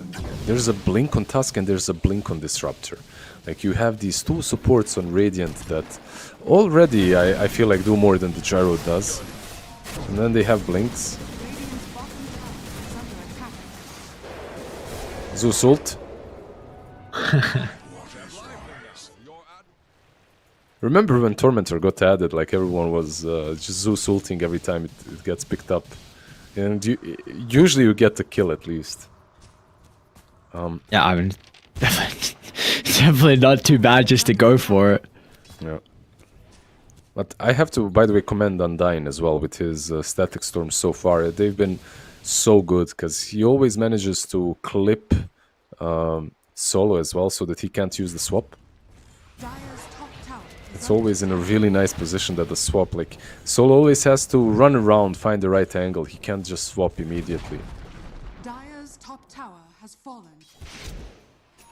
This is a pipe dream as well for Solo with the Scepter queued up. I don't know if he's going to get that. Is under attack.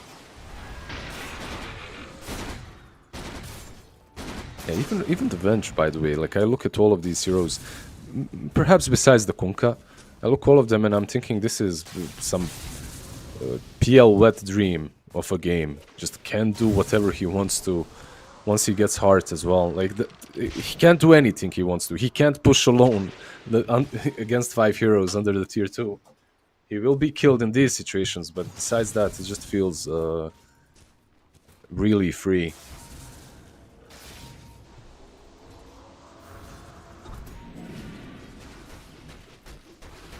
Game is slowing down a little bit though. They're not going to get anything out of the Aegis, but I don't particularly think Kev cared too much, especially considering how good of a Phantom Lancer game it is, and OD with his scaling potential. Very lucky again with the Grow Bow here for Butterfly Effect, like we saw last game for Kiyotaka.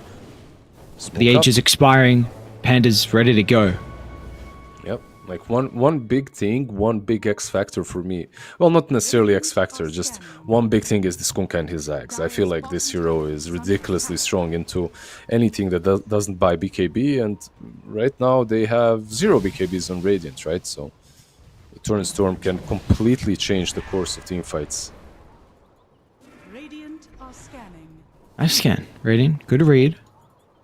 Be able to get some information for them to work with. They're going to counter smoke themselves. 9 Pandas weren't able to get that initial pick off, and they're now a little bit hesitant. So they're going to go back into their own turret to kind of Has been killed.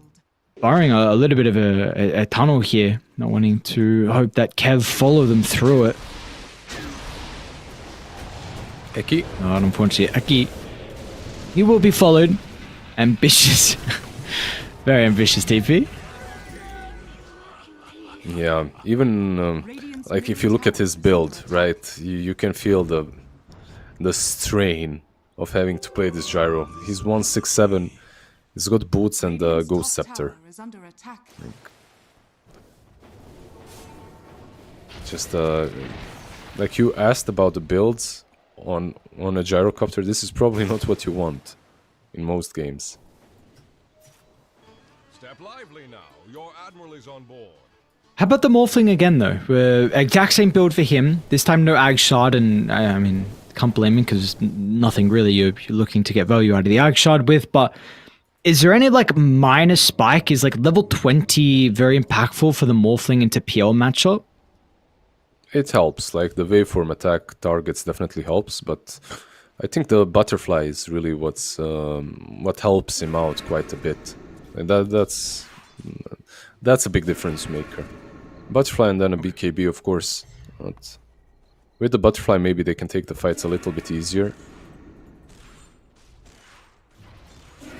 Is PL a okay MKB builder? This is something that Fly will need to be considering now, or is he one of the heroes that kind of avoids it? He's definitely one of those that avoids it. Like most of the time, you don't want to buy the MKB on PL. If it's a must, then you can get it, but I do think that they can deal with the morph even without it, just by sheer amount of illusions hitting you with the Fusel Blade. Top lane, Eki. I'm still going to send him too far back. It's just a Tusk here currently, but it looks like with 999's control, they're going to instantly be able to follow through the portal as well. So, I mean, it's not a big kill at all. You know, Eki is kind of struggling to get stuff done with the gyrocopter. You're okay with losing that hero, considering everyone else is still finding their farm. You're waiting for this butterfly, which I think is now being delivered, or does he still need one more component? I think one Still more, needs one right? more component. He needs the claymore still. Not too far, like he needs one triangle farm, Virtus farm, basically, and he's gonna be there. What's more important is that the BKB on Alberca is completed, so your Kunkka will be able to use that Torrent Storm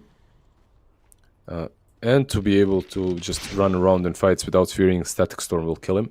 And speaking of Static Storm, by the way, of course, Undyne, after the blink, what else will he go for but the Aghanims? And not too far from it, by the way, around 2k gold. Coming though, Pandas. Concerned that Roche is already up. We'll be there in 30 seconds, so they're going to try and contest this. Radiant already have an Observer Ward layered down. The Solo want to look to try and start with the swap. It's going to be risky. Kiyotaka will lead, but the Shackle doesn't connect, and the Static Storm, though, importantly connects onto Kiyotaka. Torrent Storm is there. It'll buy them some seconds to retreat. Unfortunately, it does not get Solo out of danger. The two heroes will die on 9 Pandas. And that is definitely going to give Roshan over to Kev for free. Yeah, just that Blink Dagger doing wonders for Undyne. He jumps in, easy Static Storm, because he's in a really good position to use it. Rosh has respawned, so they can decide whether to push or to go back for Rosh. 20 seconds without Windrunner. Let's see. Do you like this? I think Rosh is way safer, just going into the pit. Yeah. Because they're up in 10 seconds. You're forcing a...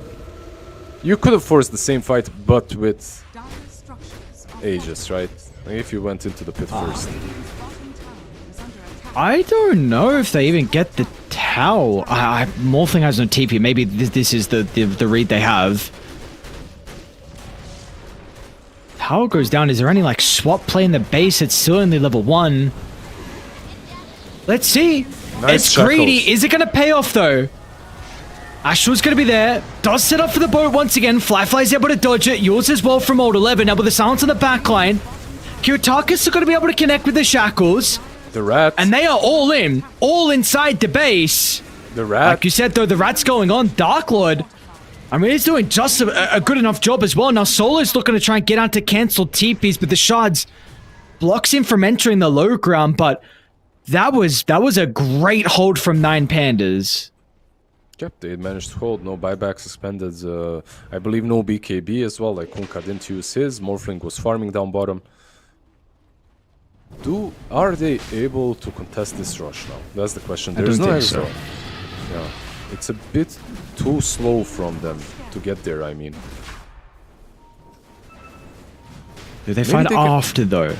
yeah, maybe they can because there's no exorcism. It's a big deal. Or Sanities. Who do they give the ages to? It's going to be Butterfly Effect and Cheese on Flyfly. Now, what is the call? It's a difficult one to make. Or 11's going to charge in the middle. Meanwhile, to the northern side as well. Tusk is committed. Meanwhile, Flyfly, he's in too. Onto Alberca.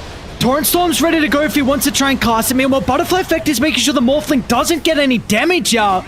That's where Kiyotaka is able to come into play. He'll assassinate the backline, but now he's in danger as Flyfly tries to lock onto his target, but the Torrent Storm once again is just proving too chaotic. Yeah, so kind of an even trade, I would say, right? Like, Cheese wasn't used, Aegis wasn't used, you traded one support for another. The only difference is, like, you had no Exorcist in that fight. And that was a huge difference maker. Now you're gonna have this old 11 Exo and perhaps even an ability to... Okay, look, there's a tier 2 mid, there's a tier 2 bottom. Probably better options to take these out because... Actually, even a tier 1 bottom. Yeah, much safer to take these towers out first. Like, ratting is only possible when there's... Well, ultimate ratting is only possible when there's a single tier 2 standing. Because then you can't trade megas. You have... You know, and then Morphling is able to do whatever. Just trade 1 for 1. But, Oh man. Yeah. Dire's middle tower. These isn't big items. Lincoln's an Orchid. We saw what they were able to do in the previous fights.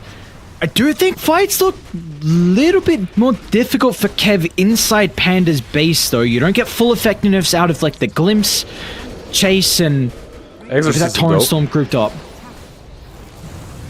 Yutaka's got a stun on the real Phantom Lancer. Does get clipped once again from the Static Storm. That's where the swap's going to be able to come into play. Lot of damage with the Sanities, and the Glimpse will drag the Wind Ranger back, who's got a buyback. Dark Lord's going to look to finally rejoin as well. Lacking mana, though, for the Morphling, so in a really awkward position. Stuck inside the shards. They're going to go to the north instead. Kiyotaka held onto the Ash, so this might be a dieback. Kiyotaka needs help. Is he going to get it, though? Once again, another Glimpse. The spell casting from Undying, making it so difficult for Kiyotaka to do anything. There is no impact at all from the Wind Ranger. And the tips, they've always been there this series from the position 2s, and Butterfly Effect will give one out once again. Dire's middle tower. It's like, I'm winning the lane tip, I'm winning the game tip, and now it's like, I'm winning the series tip in the end. The ultimate one. Or at least it feels that way, at least. 2 more minutes on the Aegis for Butterfly Effect. No Exorcism, but no Morphling, no Windrunner. This is... Yeah, the only reason why they can't get Megas is because they don't have a tier 2 down bottom. Look at Butterfly Effect, even attacking the creep wave, so that the creeps push in a bit faster, so that they can go instantly on the tier 2. All these small little things add up.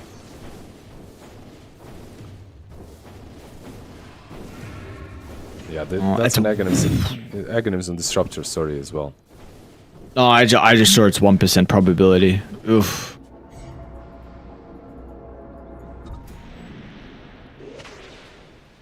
That is not the chance you're hoping for 9 Pandas. Let's see. I mean, maybe you can...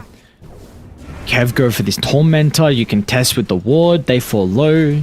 Use Zeus ult. Oh, never mind, sir. No Zeus ult this game. You got another plan for them then? Radiant are scanning. Yeah, Exo, 15 seconds away.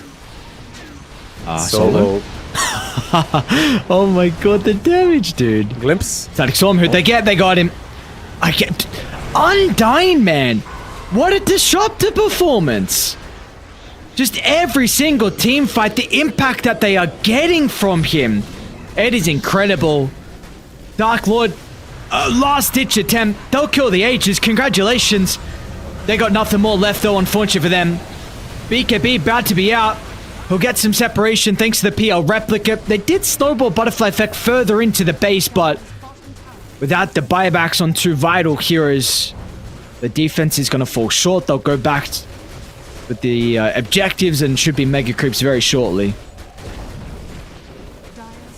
Still a quarter left on that exorcism, more than enough to take down the barracks. Even if you don't have it, they win the fight easily. The Morphling cannot fight this. Like, he's doing what he can, maybe to blow up. The Disruptor doesn't even do that. Smoke up, okay, Kiyotaka is back up, let's see.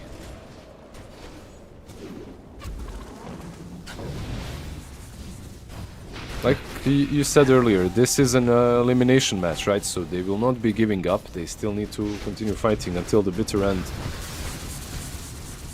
Even versus Mega Creeps. Oh, there. Double Wisdom Room, old 11. It's a couple levels. Undyne's going to be able to steal their wisdom as well, so they are happy just to wait for their influx of items to be delivered and wait for the Mega Creeps to get into the base as well.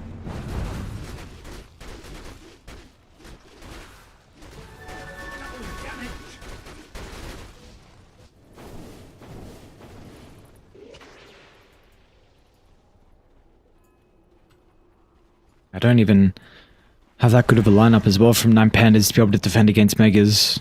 This is... Yeah. Maybe Kunkka and Gyro, like that. Those heroes, but Gyro is a support, so he doesn't really do a lot. Morphling, of course, can def, but you need more than one hero. And they're moving in. Why the hell not? That Prophet Exo in 15. I love that old 11 has Greaves queued up, by the way. Like, he's finishing off. He finished off Greaves right now. Every extra little bit helps. Not that it would matter that much, but yeah. Dire's middle tower is under attack. just a slow siege for them. Don't really need to commit too heavily. Now, Outberker's got an interesting position for the backstab. They're going to try and put them out of place with the Gale Force and then maybe going afterwards. Kiyotaka did get the real Phantom Lancer. Avoids the Static Storm as well. It's going to be glimpsed back shortly. And stuck inside with the Sharps. Great placement from the Tusk. And that'll be all she wrote. A 3v5. GG. Make it a 2v5 and they're going to call it quits. 9 Pandas will be eliminated from the hunt to make it into the group stages of the Elite League. And Kev will live to see another day. Yeah, definitely the better team won today. Really nicely done by them. The team fights were on point. I think the draft as well was way too good in this game 3. They adjusted perfectly for the Morphling. Like, they played 2 times Sven into the Morphling, and then last game they just adjusted into an illusion-based hero like a PL. And just a world of difference. It never even felt that the Morphling had a chance. But I wouldn't say it's only about the Morphling here. They just crumble across the board. There's Gyrocopter on the support position as well. Night and day difference between Eki playing Gyro and Eki playing.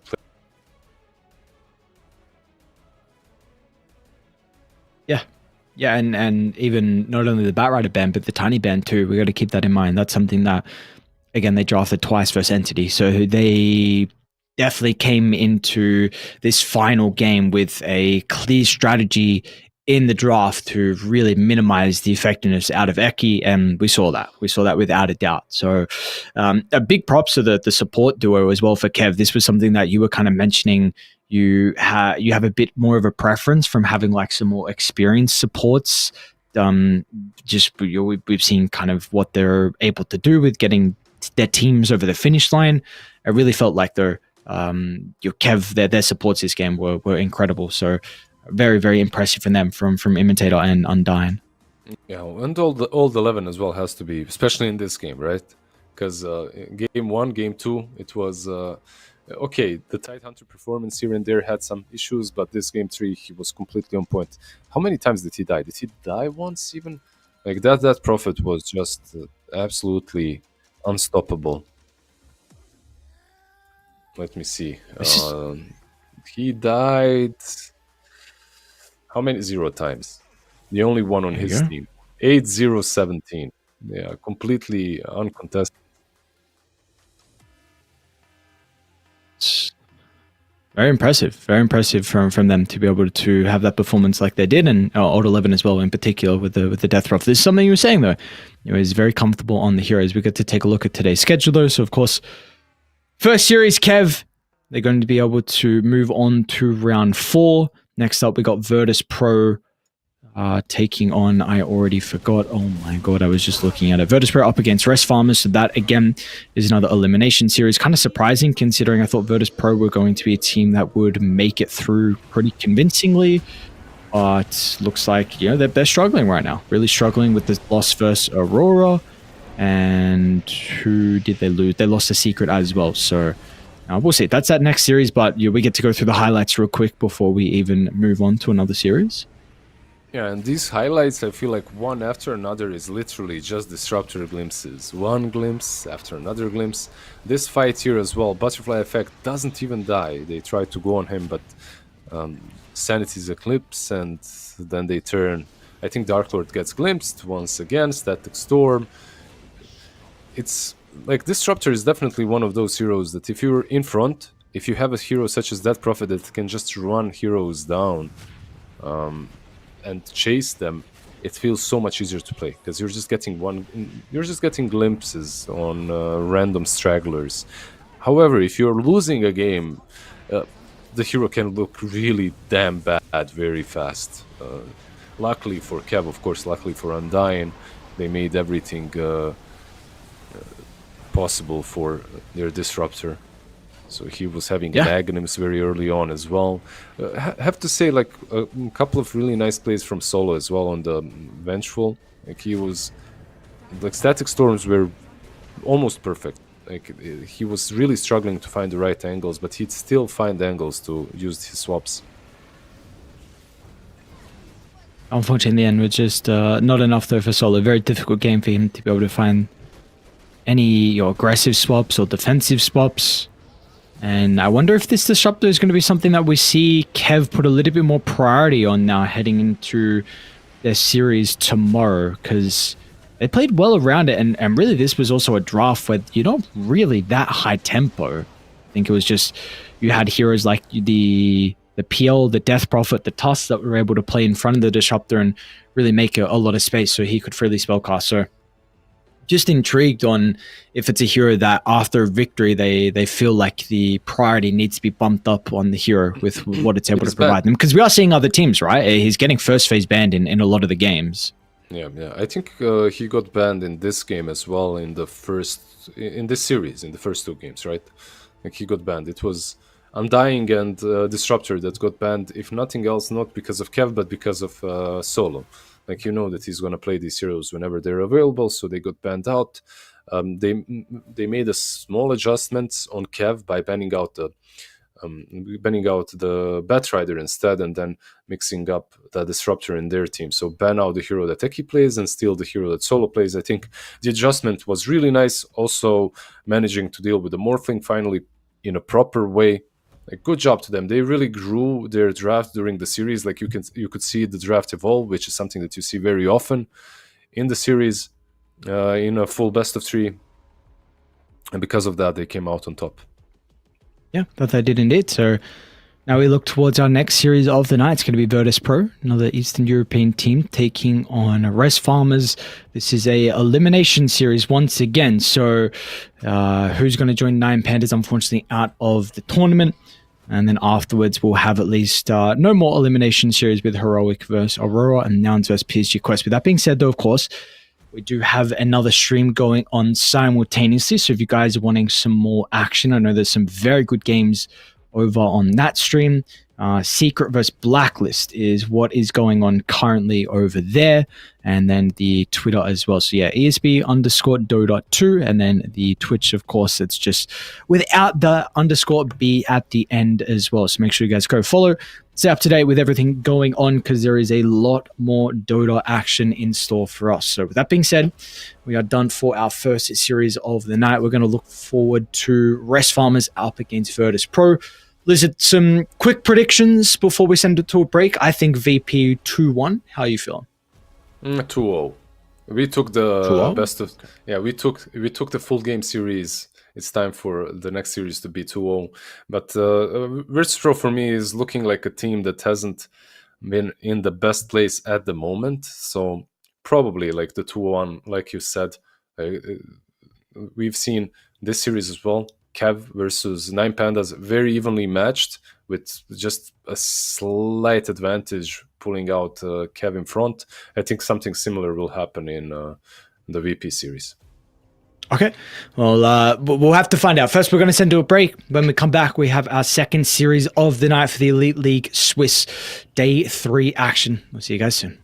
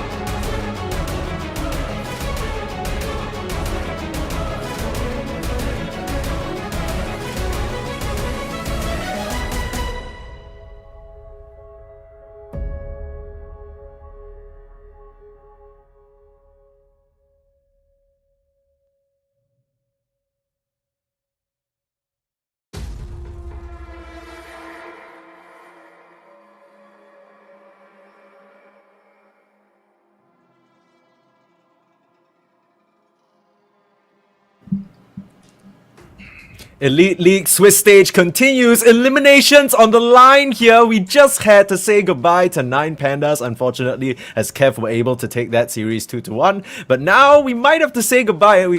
That's not a might. We will have to say goodbye to one of these teams. Virtus.pro versus Rest Farmers, both starting off 0-2. Not the easiest opponents, but in this Swiss stage, it's nothing but stacks on stacks. Winter and Sneeze here bring you the action. And I mean, these two teams, I know Rest Farmers, maybe expectations for them weren't so high, but I'm a bit surprised to see Virtus.pro here. Yeah, not having a good tournament so far for VP. A lot of people rate this team pretty highly after what they've achieved last year towards the end. Now they're kind of struggling to find their footing.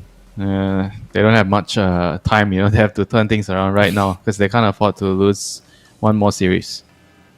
Yeah, I think you were mentioning prior to us coming on air here that specifically for the Swiss stage, this type of format actually ends up helping the teams out because you weed out who is going to drop out very early on.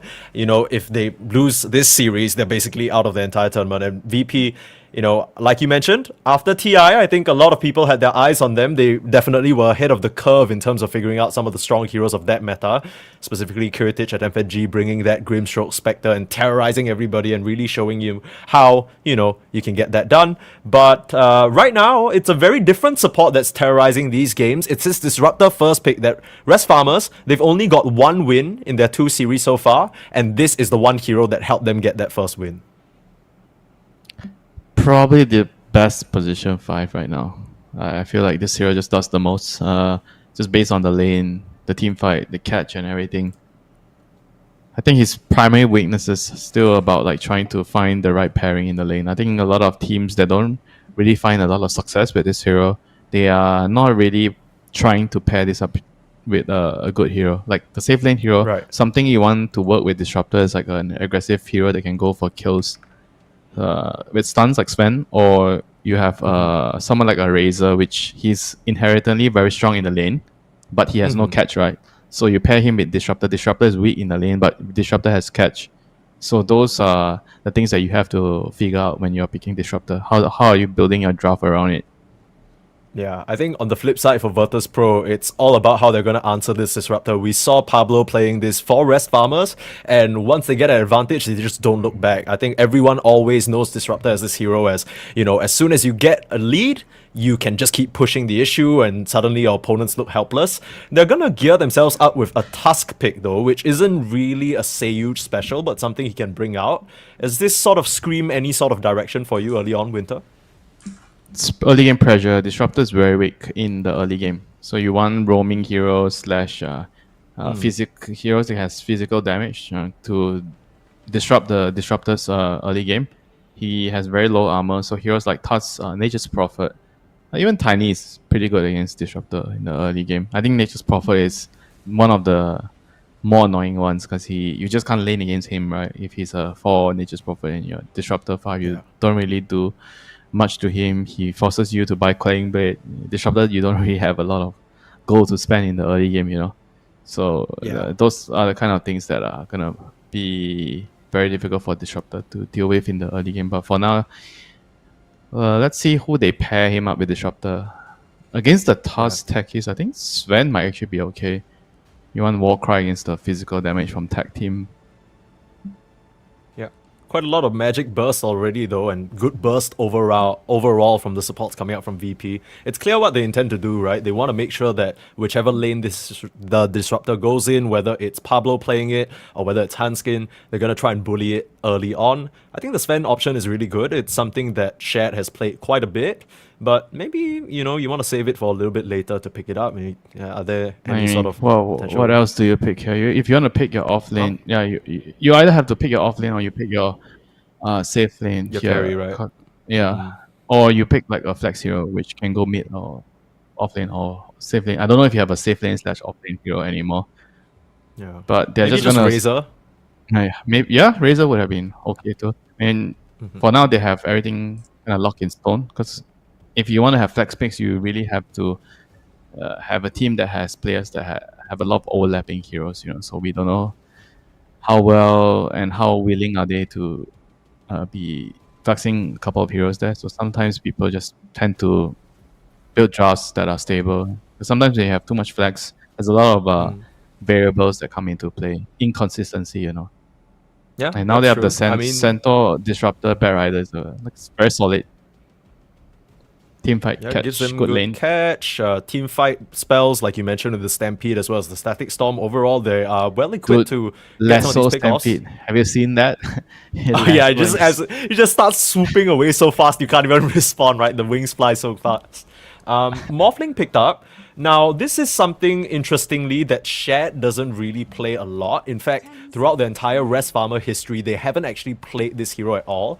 Kiritic plays it a bit, but his win rate is 39%, so not really a hero he's so good on. He has been practicing a bit though, so maybe he's feeling confident enough to now bring it out up against this Centaur Bat potential offlane duo. Yeah, not his best hero. He's more renowned for like fighting carries. Yeah. Monkey, Chaos Knight, Ursa, all those type of heroes. Morphling is kind of like I think he's a bit of a hybrid. I mean, he's not like an AFK farming hero, but you need to farm for your specific timings, and you need to be very well versed of how to abuse his replicate to help your team win a couple of engagements. And I think that's the hardest part, knowing your limits with the attribute shift and your replicate. That's why this hero has a very high ceiling, and they're gonna follow it up with a DP, team fight, tower push. So kind of DP is gonna be a flex pick in a way. You go mid/off lane, so that draft is still pretty open, and you have a hero that can anchor a position on the map. Like DP is like a pretty good anchor. Wherever she goes, she drags the enemy team to her because she's gonna be pressuring objectives, and she's gonna require a lot of resources to deal with her, right? And your supports are more or less gonna be just behind her, making sure that you need to save her or help her get towers. So creating a lot of also really good for the snowball save right into the glimpse. If the DP just stands there, tries to hit your tower, there's the static storm, so I wouldn't say it's like easy to save, and you can't really snowball the lassos. So I feel like maybe you gotta be heavy if you want to be able to do that reliably, but otherwise it's gonna be not that straightforward for the Tusk to be able to save. It's more about winning the early game because you have Tusk plus Techies and DP. I think the early game is going to be your crucial timing. You want to be able to come out ahead of the lanes, pressure towers, bully this disruptor. Yeah, I mean, you talk a lot about the 3v3 situation. The Techies Tusk alone is already so terrifying. You couple a DP, such a good anchor like you mentioned, but they're going to answer back with the PL. We've been seeing a lot of the, not a lot, but a few of this PL pop up these days as an answer to the Morphling. It's pretty good this game, right? Very limited illusion clear, only the DP. Did he get a and buff? maybe eye shots. Or is he the same? You get any mini buffs? I mean, he kind of got nerfed a little bit with Disperser. Yeah, Manta. let's... And the But he's still good against Morphling. Mana burn, and you're gonna make sure your PC doesn't lag with Morphling turning into PL later. And Tusk and Techies, they don't really have very good tools to deal with PL. I think PL is one of the better heroes to deal with Techies in the lane because you can always dodge the blast off with your doppelganger, and you can doppelganger out of the shard block. So there's a lot of ways for you to get out of this gank from the two supports, and the two supports, unfortunately, they don't really have much. I mean, I guess your AoE will be Techies mines, so apart from that, there's not much. 5 seconds remaining. Yeah, by the time you start running at him with the Death Prophet, maybe you get the silence, he should already have a Manta. So not really sure what the answers are going to be. Feels like this mid or off laner pick that they grab for VP just has to do so much for them. Now, one thing VP seem to like to do is leave Notice, who is their position 3. They like to kind of flex his hero between support or position 2. So if they pick an early Pango, it doesn't look so good anymore, they'll be like, Notice, you can play it in the off lane, we'll grab something better for Squadix instead. Maybe they'll try and bring something out in the mid lane that's a bit better. The Lash is already taken out of the pool. Other than that, not a lot of good illusion clearing heroes. Maybe just something like the Ember could be decent this game. And there's Zeus. But they have the luxury to wait for the last pick so they can see the lane matchup. In Rest Summers, they have to decide what mid hero they're going to have to pick. Something stable. I guess Lina would be quite stable, gives them damage against Morphling and DP. Lina would have a good follow-up against the Bat Rider initiations and the Centaur initiations. I think it's pretty reasonable pick here for Rest Farmers, and you're not really afraid of a lot of matchups. Are you worried that it might be a bit too greedy? Because we know Lina also loves to just get as much farm as possible on the map. as PL. Not when you play Magic Lina. If you just go for Okay. Aghanim's, I think she can be pretty active on the map. You're gonna be joining the smokes. You're gonna be rotating between the center and you. Like whoever feels that they have to farm, then the other person is gonna rotate. Wow, Pugna. So it's bad call? Or Pugna's the call? Either Guess bad maybe- call or Pugna mid. We saw Thompson just bring it out just now in the Tundra game. I mean, up against- Pugna's pretty good against Morphing because you have a lot of magic bursts, especially when you get Yeah. Dagon. So Morphing tends to like to play with very low HP, right? So he can actually just get bursted in the team fights if he's not careful. Yeah, the Okay, Virtus.pro this players is seem to be smiling a bit. I'm not really. This is a an interesting very- pickup for sure. this is also very interesting. The Earthshaker, the PL counter, echoes them. Yeah, the age-old. Okay, there's too many of you to deal with. Everybody die right now. Echo Slam, the big equalizer here, seems to be Squadix who'll be bringing it to that mid lane. So it's like what we mentioned, Virtus.pro, they're going to flex the Death Prophet to the off lane instead. And how are we feeling about these drafts? Because I feel like these last picks just completely flip the script entirely. I feel like overall VP's lineup looks a little bit more balanced. I think Rest Farmers, they were kind of okay until the partner. Because right now they have a very I feel like their 3 against 3 is going to be a lot weaker because you have a mid partner, right? He doesn't really offer like a way of initiating or offer a way of going into tank first, right? Because he's a backliner. So you essentially you have 3 backliners: Disruptor, Barrier, and Partner. So whereas if you look at VP's trio, it's gonna be Tusk, Takis plus the Earthshaker. So it's a lot easier for them to make a move happen. He can either snowball and start or blast off, or the Earthshaker can just fissure and then you follow up with the Takis or the Tusk. So there's a lot of ways for them to play the 3 against 3 fights. And because they have more stuns, so obviously I'm expecting them to get the runes more, and when you get the runes more, you're gonna have a lot more opportunity to dictate play. Yeah, Partner kind of feels like one of those heroes that needs to get active early thanks to those power runes. We'll have to see just how many of them they can grab. This is a level 30 Grandmaster Partner coming out from Atlantic here, so something that he's very clearly hidden in the back pocket. And no better time than to bring out those strategies than now, right? Virtus.pro versus Rest Farmers. This is a best of 3 that's going to decide their fate for the rest of the league. They are both 0 and 2 right now, standing on their last legs here. If they get eliminated off of this series, they are basically eliminated from the Swiss stage. No more group stage, no more chance at playoffs. And especially for Rest Farmers, this is the one international event that they managed to qualify for. So this is quite important for trying to secure sponsors, trying to further push this stack forward. You want to prove that you're more than just a collection of players and actually a roster that can do some damage. Virtus.pro will be a great opposition to test this up against. Yeah, meanwhile, Smoke are probably gonna net a fish here. Somebody's gonna die. I mean, this is a pretty good smoke. They just smoke up early, they ran up the enemy triangle, place the ops. Actually, no, I eat my words. Nobody's dying. Yeah, I'm surprised. I thought notice or saw you Yeah. actually walk back. They just somehow They were so just close. stayed- They were so close. and they had no vision. They had no idea what's happening. They just Yeah. I guess maybe the So- ward here tipped them off in the jungle, in the bounty rune spot. They see no one there, so they just figured they should be careful. I don't know. They were just really lucky. And no reason for them to get frisky in this early stage here. They don't want to give any sort of advantage over to the Yeah. partner lineup. First blood to the enemy mid laner. Spell disaster. I had a couple of those, this week No. in my games, and the games were very, very quick. Okay. At least it ends quick here. I mean, even if they lose this first match, there's still an entire best of 3 to try and come back from. So it's not So too you're bad. the guy that even if you're losing, as long as it's quick and painless, I don't mind. I mean, I wanna I'll get still into try it. my best to come back, I think especially for these two teams, in this current situation, they need to try and give it everything they got, right? They can't be seen giving up. You gotta fight it out till the very end. Your I think, life, if your they- lives are at stake.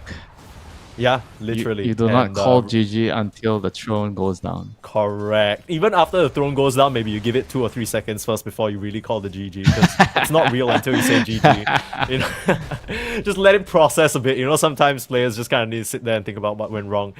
This Earthshaker pick was selected into the Pugna. They must have had an idea that it was going to be run mid here. This matchup doesn't seem too fun for Squadix though. I don't think it's so much about the matchup. It's more about like they were just trying to think of a hero that can deal with PL in the team fights later. And Shaker feels like a pretty reasonable pick here, considering the situation. Has been killed. I mean, the lane matchup is definitely going to be annoying, you know, because of the way you're last hitting with the Enchant Totem, and you're always going to be dealing with a D-Crab. Yeah. D-Crab could be very scary for the side of Virtus.pro later in the game. Just not a ton of magic burst, but maybe this Pugna will build something like a Dagon early on. I'm not sure what he's queuing up just Pretty yet. sure you're going to get a Dagon on Pugna at some point. Right.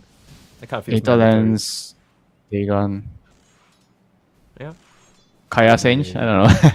Yeah. I've never, Someone I've like never Kaya Sage, seen, Altarine. Haven't seen it in a yeah, while, I've never seen people get like Kaya Yasha. Only one hero I've seen get the item, Spirit Breaker. Yeah, that one makes you sense. want the spell amp and the move speed. I think Pokemon is kind of fast, you know, with the Yasha. Yeah, But very speedy, it's good, it's still not a reasonable way of spending your gold. It's fun, but it's not reliable. yeah, you just put it, basically flush it down the drain at that point, right? It doesn't give you any bulk, you're just as easy to kill. They have quite a bit of burst on Virtus.pro as well. I'm fully expecting Kiritich to build up that Linken's early, but maybe we'll see a Phylactery before that. Yeah, probably it's a good Lincoln's game here. You're dealing with a lot of very good single target spells. May assume you go Vlad's first, and then maybe you go Start with fighting with Vlad's the team Manta. early on, you think? Yeah, Okay. probably. I mean, the Vlad's is kind of like a farming / fighting item. Yeah, true. We'll have to see what Kiritich decides to go for here. I think you did mention that he seems to shine a lot more on these active carries who like to get involved. Morphling, bit of a weird situation, does depend on the game and the itemization, so maybe, you know, he sits this one out, becomes the be-all end-all carry later stage in the game. The PL matchup just kind of feels like late game is not a possibility though for Virtus.pro, or do you think with this Earthshaker they might actually stand a chance? Late game is going to be quite complicated because the Morphing can also replicate the PL and just turn on him.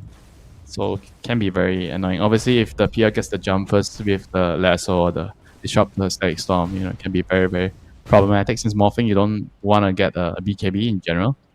But this game, you might have to consider getting BKB at some stage, you know, because you're after all dealing with a Disruptor. Yeah, it feels like Res Farmers just have so many different cards they have stacked up against the Morphling this game. I'm not really sure, as much as Kiritich likes to get involved, how keen he'll be on taking part on these early fights. Feels like if he's not paying attention, one little silence, one little lasso, and he could just be dead very easily. Yep, and meanwhile, Pablo steals the rune away. Steals the water Very rune, nice. so Shaker has to... Scottix has to... Okay, thanks to the ward, he knows there's a rune still available, so he's gonna run. I'm sure they know something is wrong here when the Shaker just walks up to your bounty and Yeah. picks up your... Yeah, Well, but I mean, he probably- sees Xantic just dominating him in the mid lane, right? So he's like, yeah, there's no way this guy could have gone and gotten the bounty, so that should be free. Dominating is the correct way to put it, I'd say. It's whole 9 CS up. There's a blast off in the bot side onto Zibe, but maybe it's FNG who's gone a bit too far. Yeah, committing in. Easy glimpse back for Pablo, pulling back in the techies, and that'll be the first blood. Looks like Kiritich might be able to get a response though. The Fairy Fire buying a bit of time. The stick used perfectly from Pablo. Zibe. Just a little bit more damage. Kiritich morphing very, very low. They got to watch for a turnaround, double edge or something like that, but not able to find the return. So good first pickup from Rest Farmers here. I mean, still not the worst death there. He gets to refill the bottle, and they expended a lot of HP and mana, a lot of resource to kill. Yeah, so I think that was a perfectly fine death for FNG. Now he gets to help the Earthshaker control the rune. And I always say, you know, Hanskin. if you want to die, this is the best time to die, around 5 minutes. as a True, support. So you can Hanskin, he's going to fulfill your wish, Winter. You spoke it into existence. He's like, yeah, word, 5 minutes? Okay, yeah, I got you. I can refill the bottle as well. Hanskin going down there, trying to challenge up into the Death Prophet Tusk combo. Just a bit too much damage for him. Refill bottle, control rune, stack, take wisdom rune, then go back mid, control 8-minute rune. That's like the routine The bread and butter, for every right? support. Yeah, you do you do your laundry, you prepare the ingredients for dinner. You know, that's the time of the day. After the dinner, you do the dishes. Meanwhile, Limbs? mid lane running in, 3 members. Oh, he just got They 6. pull him back, but a huge echo slam turns it around and knocks out the Bat Rider. Blast off in as well. And Pablo looking in trouble. Xantic trying to stand his ground now. The level 1 life drain, it's nothing too crazy. The crab will keep him safe against that enchant totem, but now Xantic has to run. Good thing his little boots bring him very far. Fissure block off on the wrong side of the ramp though, and FNG nothing else to follow up. So, I mean, that level 6 timing was clutch, man. He just got level 6. Like, one creep died in the middle of the lane when they were going on him, and he just had level 6. And it's very unfortunate for rest farmers, but it is what it is. You know, sometimes you just get unlucky, and now the wisdom rooms are going to come into play. FNG thinking about stealing. Okay, I mean, you see a bit of a replay of that fight at Xantic. He's only able to provide that much. Zibe in this bot side, dropping very low. Kiritich will wave from forward, eat a stomp. Good juke so far from the Centaur. He's trying his best to buy time, but no one is really around to help him out. He's just gonna end up dying to an adaptive strike. Not able to get anything in return.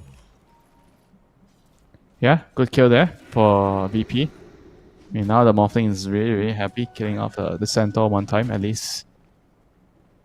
Dude, these, His Morphling is going to be he's going to be really, really fat this game after that kill. Now the Centaur can't really deal with the Morphling in the lane anymore with the adaptive strike, and he's going to be closing on to his Blad soon, his lifesteal. He has the mask already. Yeah, like you mentioned, queuing up that Vlads to maybe get active early, and with the way that VP's lanes are going so far, understandable, right? It feels like it's falling apart here. Shed is only, what, level 5? Just has to run away from Notice, who has taken his tower already. Yeah, dude, he took the tower without using Exo. Now he gets to save it for the mid tower. This is really, really bad news for rest farmers. They can't really bring anyone up top to try and protect Shad as well. Every time Notice just runs up into this PL, it's just a very easy chase away, and Shad has to watch all his creeps get denied in front of his face. This is looking very rough. On the flip side, the Morphling just doing very well. Tower's gonna go down. It's Pugna things. Yeah, you can't really do much against that unless you bring like 4 heroes again, right? Yep. Sometimes bringing in so many heroes to defend a tower, not gonna be worth it for you in the long run. So just have to Xantic is actually choose when to queuing up give it up. the Phylactery. This is something new here from the Pugna. Phylactery is quite it's quite a good item on Pugna. You do a lot of damage with your single target spell, so why not, you know, just do even more damage, and it gives you a slow, so kind of good way to initiate and kill off the supports. I imagine he will still go Dagon at some point. Yeah, that's the hope. We want to see this Morphling melt into a puddle, right? That's the whole idea of this pick anyway. But things are already starting to feel a bit uncomfortable for rest farmers in this early stage of the game. The map is starting to get encroached upon. You just see how aggressive Seyuj is positioning, trying to put down some vision and protect Noticed. Kind of feels like rest farmers don't really have a lot of plays to be made. I mean, my eyes are at Xantic, but he's seeming to be focused on just farming up the Phylactery before he gets moving. The supports also kind of need levels, you know. Purple's only level 4. Hanskin's level 5.5, he's doing much better. I mean, I guess he's the Bat Rider, so Yeah. he can kind of jungle. It's, He's level 6. Okay, he's level 6 now. Yeah, let's see what moves they can make here. They have a smoke available. Maybe just clear this wave, start to get moving. This Disruptor early game pressure hasn't really started yet, but all you need is a couple of kills, right? Get your Pugna rolling, start making moves on the map. Let's see what they decide to go for. Just waiting for the 10-minute rune, probably. Shirun. Okay, not the most useful rune for Pugna, but yeah. The rune's a rune. So now they have to figure out when are they gonna move to open the bottom side. Centaur really desperately needs a rotation over here. He can't really do much against some Morphling. There's no way you can kick him out, and he's just like throwing adaptive strikes over and over on your head. Yeah. I think FNG's position has been great as well, right? He's just been patrolling the bot side area right around the river through the jungle. They're smoking top. Okay, this is interesting. Yeah, not sure what this is about. You know, they want to go around the Earthshaker. Okay, this might be a good kill. They'll stampede forward, but meanwhile, our eyes are on Sibe as he's able to just escape. Squadix will be found, though, in his own jungle. So that's an easy kill for it. Xantic, VP, they want to respond, but the Centaur's already pretty far away. And you gotta imagine that the rest of Rest Farmers are coming over to try and help their ally out. So, retreat is sounded. No more business to be had here, at least for Virtus.pro for now. I'll spot out Handskin on this ward, though. Surely you can't fight, right? Not without your Earthshaker. I mean, Centaur kind of doesn't have his ulti too, you know, so maybe he also doesn't want to fight. That's true. Pablo is like just using all this time to get his level 6. This is very, very important time to get his levels, and he's probably going to get hunted here. Get the vision of the shards, but just in the nick of time. That TP out, Pablo. Heads up play there. It looked like such an aggressive position, but he still manages to survive. Unfortunately, doesn't quite get his level 6 yet. Needs maybe, 2-3 more creeps for that. That is when you type space, you know. Space enter, you know. Space grid. You gotta all chat it a little bit. Like, send some voice lines going their way that I'm ecstatic. Just remind them how much time they're wasting on you. Radiant structures are It's all this little mind battles, you know. Yeah, that's true. You did mention that, you know, it's about Rest Farmers and when they can get moving, so maybe the Centaur Blink Dagger is what they're waiting for. But what about Virtus.pro? What kind of timings are they waiting for? Because the Earthshaker has the Echo Slam just used on an Ancient stack. He has the Blink complete. Is it time to go common. now? It's pretty common for Shakers to use Echo onto the stacks. Because you're not going to be using it quite a lot if you don't have Dagger, you know, so just why not just use it to get your Dagger? True. Max Aftershock. There's so much more damage rippling through all those Ancients. And now with the Haste Rune and the Blink Dagger complete, he can look for some action. You gotta be real careful where you show yourselves, Rest Farmers. You gotta imagine that that timing is somewhere on the way. Gold very even at this stage in the game so far. Both teams seem very content to just start chilling. FNG will set up on Sibe in the bot side. Easy Stampede baited out. Nothing else to be found there. No additional disable from Kiritich or the gang. I mean, they see the Shaker with this good ward here. So they know the Dagger's here. Dagger and Hasted Shaker. They're just going to try to dodge him, avoid. But Squadix might find an opening here. They're still kind of poking and prodding around. They don't seem entirely too scared of Virtus.pro, given that they have vision of the area. Probably waiting for the 40 minutes. So they want to go for a kill and maybe steal the rune. So they're going to smoke now. Trying to run into Notice here. This is going to be a big kill if they get him. Oh, starting with the lasso out, but he already got one Spirit Siphon. The silence, it's way too much. He can't get a second. The healing, is it enough? He's gonna just narrowly get picked up by the snowball. Oh, runs right into Xantic. It's more than enough damage, but now Xantic standing his ground, turning around. Huge stomp, knocking down 3 of Virtus.pro. Squadix just has to run. Now Hanskin, he's chasing very far forward, and I don't think this high ground is where you want to be. Rest Farmers, they'll be happy with their 3 kills, but like you mentioned, great smoke to pick up the Death Prophet to start that fight. Yeah, unfortunately they weren't able to go for the Wisdom Rune because Morphing was already here, so they just picked up the kills and go back. Take your own Wisdom Rune. But still, pretty good kill onto the DP. Kind of slows down the Shivas, which is going to be a good tool to deal with PL. Yeah. PL's having some nice space to recovery farm up now. Shad has finished up that Aghanim's, which is a pretty decent timing given the rough lane that he had. But you mentioned Notice, you know, had a good start looking for that EXO in the mid lane, but we're only really now seeing him move with the team. Maybe yeah, he didn't actually move as early as I thought he would. You know, now they're going to use the EXO finally, 15 minutes. Yeah, try and bait out a response here. Shad is here. He's going to get caught. Yeah.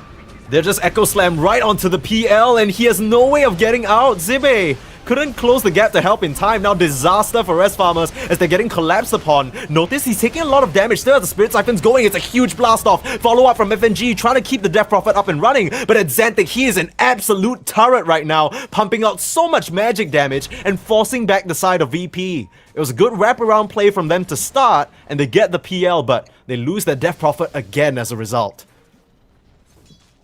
Yeah, but it's okay for them this time, you know, like trading the DP for PL. Yeah, I feel like you take that any time. Kind of unlucky for Shat there, you know, he just TP down and then the enemy Right team, into they an were Echo already Slam ready. too. It was they were just waiting for him. Yeah, So, I mean they defended no the tower, contention. so I feel like they're not too upset about it. Yeah, and What's the the XL Pugna's use? game is still perfect, right? This guy's 4-0 and 2 right now at Xantic. He Dude, finished he's up that buying 4-star. BKB. Holy Oh, shit. dude. Ultimate defensive player. Okay. Lasso out now. On to Sayuj, being pulled back into the mix at Xantic. Should have a good enough amount of magic damage, but nice snowball away. Zibe's there to try and cut him off though, and this should be a finish off on the Tusk at Xantic on a mega kill streak now, as this Pugna is absolutely rolling this game. Nobody has any pipe magic resist item right now. This Pugna is just gonna destroy everything until somebody builds like a defensive item.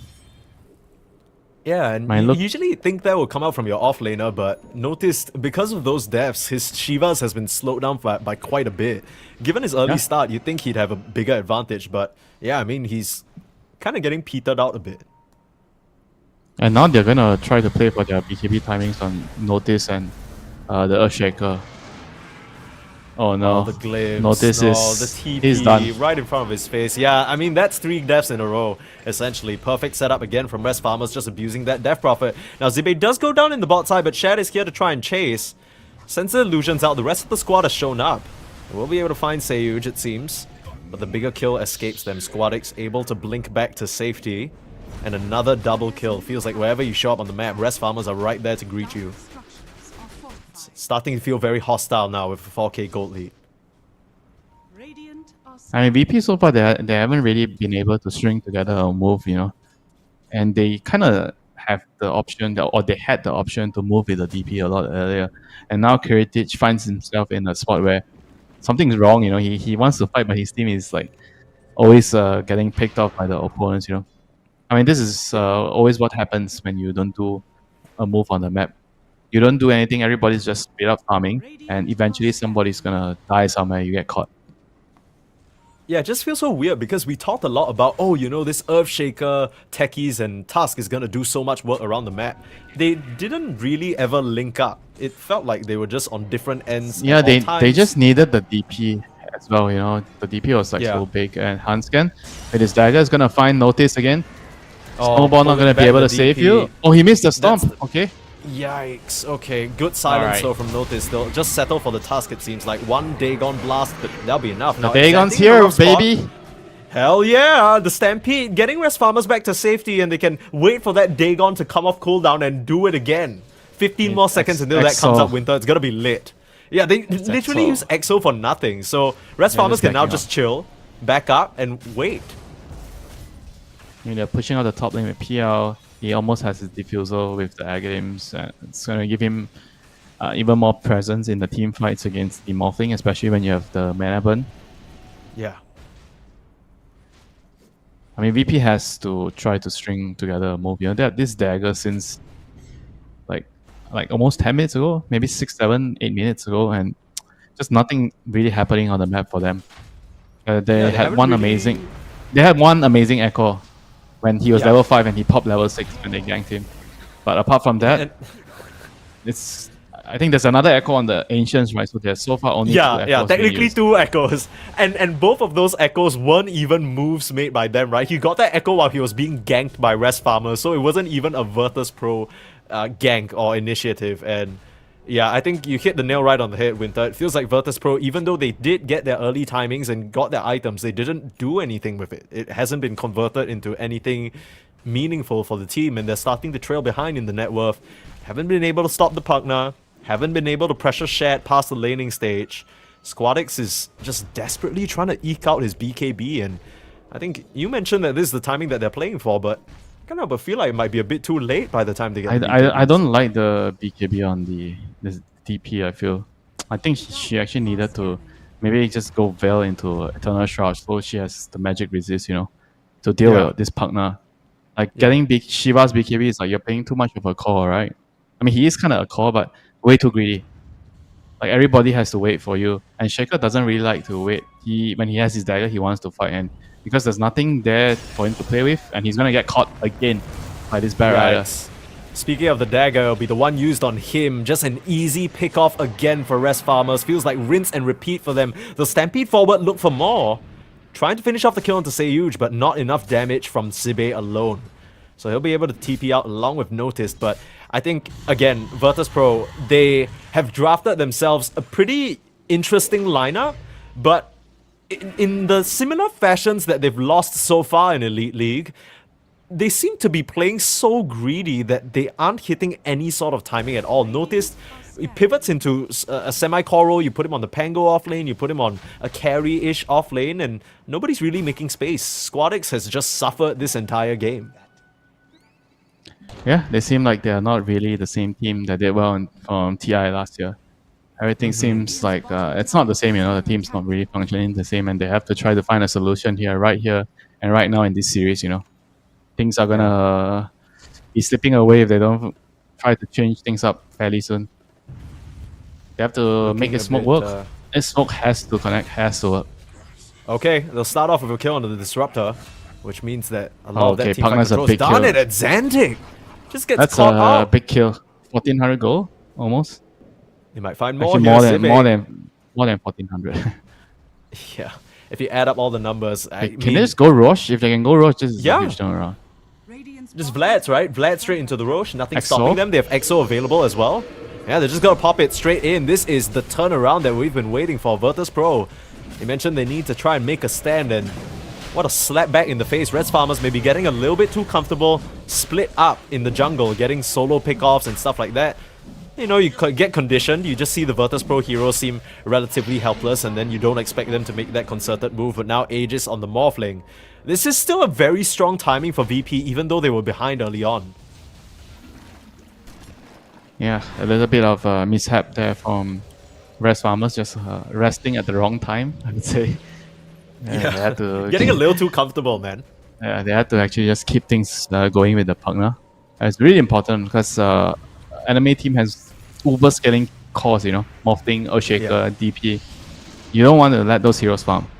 You have a partner, Absolutely. you have a Centaur. You want to play the map and keep pressuring, and right now they're pressuring. They're gonna pick up another support kill. Not the biggest deal, but at least they're taking a step in the right direction. Absolutely.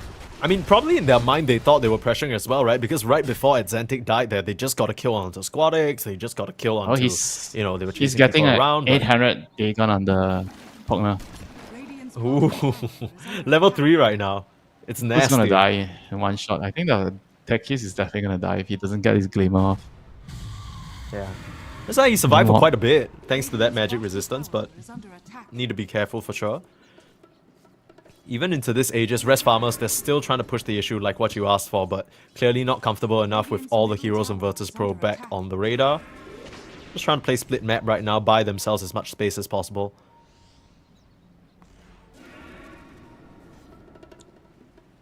Yeah, but also because I feel like they are getting double BKBs on VP or triple BKBs. So now when you see that as the Rest Farmers, you have to try to be more careful on not committing. You want to poke them, make them use their BKBs, run away, and drop their BKBs down to 6 seconds, And then when it's low, that's when your partner is going to shine. You try to bait their BKBs out, and then you come into reign supreme after the BKBs down with your magic damage. Handskin? Still trying Lasso? to reward this location. They've been here for a while. Lasso start out, bursting onto the techies, he will just get blown up. I think that's what you talked about. That Dagon is a big problem, and FNG, he returns to that same cliff for what I feel like is like the 3rd or 4th time now, but Rest Farmers, they're right there to greet you every single day of the week. Yeah, that hill definitely has some sentimental value for him. Likes going back to visit from time to time. Yeah. It's an obligation. Every 1 week he needs to go pay his respects to his former self on that hill. It's a bit tough. Virtus.pro though, they'll take that opportunity. They know where Rest Farmers last were, and they're gonna push ahead, try and get something with this Aegis. 2 minutes. Heritage feeling They comfortable still now? have 2 minutes. Yeah. But as Rest Farmers now, you just gotta try and bait those timings out, like you mentioned. Finished up on Kiritich as well as noticed. Can Yeah. really just stand here with the EXO, huh? All they need to do now is just try to delay and try to bait their BKBs. You can try to always do a lasso stampede and try to just see and poke, and if things are not good, sacrifice your support. But as long as you can poke down the BKB charges, you have Disruptor as well to do it with Glimpse. Once the BKB charges are low, that's when Pugna has this very weird time frame in the game, right? He's really strong early. Mid game when the BKBs are out, he totally becomes almost useless. Then when the Yeah. BKB becomes low again, then he becomes useful again. Exactly. I mean, that's the whole game plan, right? Rest Farmers, you already mentioned, they just need to try and use the PL, use Zibe to buy as much time in the fights as possible. Even though VP have these giga cores like you mentioned, if they can get to the stage of the fight where they're just kind of being chased around, kited, they don't have vision because the Disruptor has the advantage there, and suddenly you're just getting a Dagon in the face 100-0. It's not going to be a good look. Now, interesting build that I want to point out from Zibe. He actually has completely omitted the Blink Dagger, going for the Eternal Shroud and the Shivas early. I have to hold that thought because in comes the punch onto Hanskin. Trying to D-ward. Gets a bit of a, brutality for his troubles. 45 seconds now. Glimpse back onto a Chaser. Not really sure who that was, but the rest of Rest Farmers, they'll keep themselves safe. Yeah, not the worst, just losing a support. When you were talking about the Centaur not going dagger, right, a moment ago, I think it's fairly reasonable because you have Disruptor with dagger and you have Bat with dagger, right? So both your supports have initiating tools, so you just play your Centaur as a frontliner. True. This is the type Just get as of beefy as possible. fun Centaur game, you get to be this immovable object Big with heart, beefcake, right? with heart, with sometimes you get a radiance if you're trying to grief the game, I don't know if he's getting Radiance. It would be funny though. I mean, both the PL and him could get it. Radiance is Double definitely Radiance. one of the stronger items this patch. Radiance, Wind Waker, what else? Chaos Sage. Yeah. I mean, Sage in SNY general. also is- pretty yeah, insane. Yeah. Yeah. I mean, maybe they banned out the Lash, right? So maybe he just wants to do his own Lashrak cosplay, Disco Pony, but a different type of glow, He does like Do some what, damage. half the damage of the disco. Not even half, I think. It's Even like with the nerf one to the talent, right? It's not even significant. I mean, one thing Rest Farmers are not missing out on is the Magic Burst. They still have that in spades thanks to Xante. And especially that shout of the PL as well can cause a lot of chaos in these fights that the supports you already mentioned on VP can't deal with. Arcane Rune Pugna, by the way. Yikes. Just gotta be when you zapping them think double he's time. not having enough fun. He gets And Arcane Rune. Zenting's gotta be having a great time. Psychic Headband, perfect pickup for him on the tier 3 neutral item as well. Timeless Relic next. Yeah, why not? And then you want your teammate What's to good have for the last item? Maybe telescope. Seer Stone or Apex maybe? Or Mirror Shield perhaps? I mean, Seer Stone's nice with the cast range for this Yeah. hero. True. Just zap them from out of range and they can't even You respond. don't even see that Chamber of Bones and you're dead. He crap gun. All you hear is the voice line and a little taunt afterwards. The little bones I jingling. mean, the bones jingling. yeah. Dun, dun, dun. I think that's the taunt. That is not how I would call it, but I give it a pass just Okay, because nice. Just clear. I'm your friend. Okay, I appreciate it. I get the friend one eye closed situation. Virtus.pro and Rest Farmers now, you can kind of tell that there is a sort of tenseness in the air as Pablo is narrowly able to escape again. I feel like he's done this like 2-3 times now. But both teams very hesitant to make any sort of decisive move, probably waiting for this next Roshan to come up. They've gotten quite a few of their key items. The Pugna has finished the BKB himself. Shed working on that heart flying out to him. And looking at a second one. So they're just trying to get as beefy as humanly possible on the side of Rest Farmers. You just need to kite out the BKB charges. Whereas for VP, when you go in, you pop Echo, you are looking to end the fight right there. And if the fight goes long, you're gonna have to run. Once your BKB charges are down, the partner's going to laugh at you and dance around you. Yes. The crap. The little jingle, like we said. And things are still I mean, pretty close you right talk now for about- both teams. Yeah, you mentioned the extended fight and how the Earthshaker wants to end it. Does that change at all with his Aghanim's? I mean, he's just finished it up now. I imagine that gives him quite a bit of mobility and tools to work with in the engagement. Yeah, I mean that's gonna help him for sure. But I don't think that alone is gonna be enough to deal with all this flame spam, PL illusions with the Aghanims. Yeah, It's gonna be very annoying for him. It's low definitely gonna help cooldowns. because you need to find the backliners, the Pugna, the Disruptor. Those are the two key targets that you want to go on if you're the Earthshaker, especially the Pugna, because the Pugna can save his teammate. Yeah. It's such an important kill to grab at Xantic. He has been allowed, essentially, every one of these fights to just stand his ground, life drain one target, kill you off, decrap another, get the second kill. Just haven't really been putting the focus out on this pesky little green boy, but if they want to stand a chance in these fights, VP, someone is going to have to jump him and blow him up. It might just be SquadX with this fresh Aghanims. The Roshan is up. It's a very, very short timer, which is extremely advantageous for rest farmers, that in this area, the mines proccing with the illusion should alert them, VP, that their enemy heroes starting to group up. As they re-smoke again, this feels like a fight that will Okay. decide the...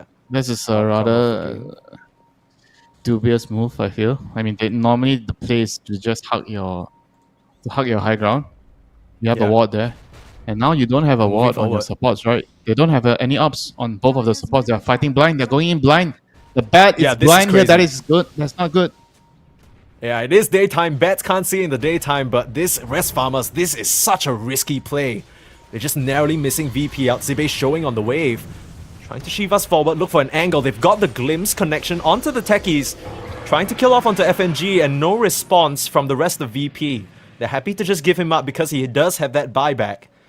I mean, they saw. with the Roche pretty sure spawning in they, the bot they saw the side. EXO. Pretty sure Yeah. they saw the EXO. That's why they're just running away. But they need to find a way to scout with the illusions, I guess, to make sure that the Roche is not gonna go down.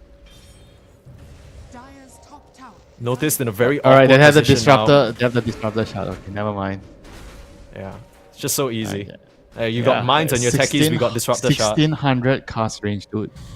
Yeah, disgusting. That's like what, the whole screen? In comes Notice, blinking in with the silence, trying to find some sort of connection with the tail end of this EXO, but again, rest farmers, they know they just need to wait out this timing. Oh, now the nicely glimpse are done. back. They got him. Lasso up as well. It's perfect. They just kill her off. It's only an echo onto Pugna. Xantic. They need to finish off this Pugna and they'll knock him out with a punch. On the sidelines though, Shed starting to get that illusion army up and running, but so is Kiritich. Has morphed into the PL and is starting to face off. This doesn't feel like a fight you can win though. Your BKB is just about to run out. You need to find some sort of connection. There's SquadX with another kill. The side of VP, they're starting to do it here. It's just Shed and Sibi left mass buybacks coming out on both sides. You still don't have an EXO up to offer, but the Earthshaker, he's still around in the fight. You're trying desperately to summon as many illusions as you can, but you can't beat the main PL. FNG will go down again. Kiritich trying to burst out onto Handskin, surging forward. He's trying to bide his time and find his opportunities, but there just aren't any presented to him. Tossed back now, SquadX will try and finish off Handskin. Nice Ogre Seal Totem, but it will get wiped out by SquadX.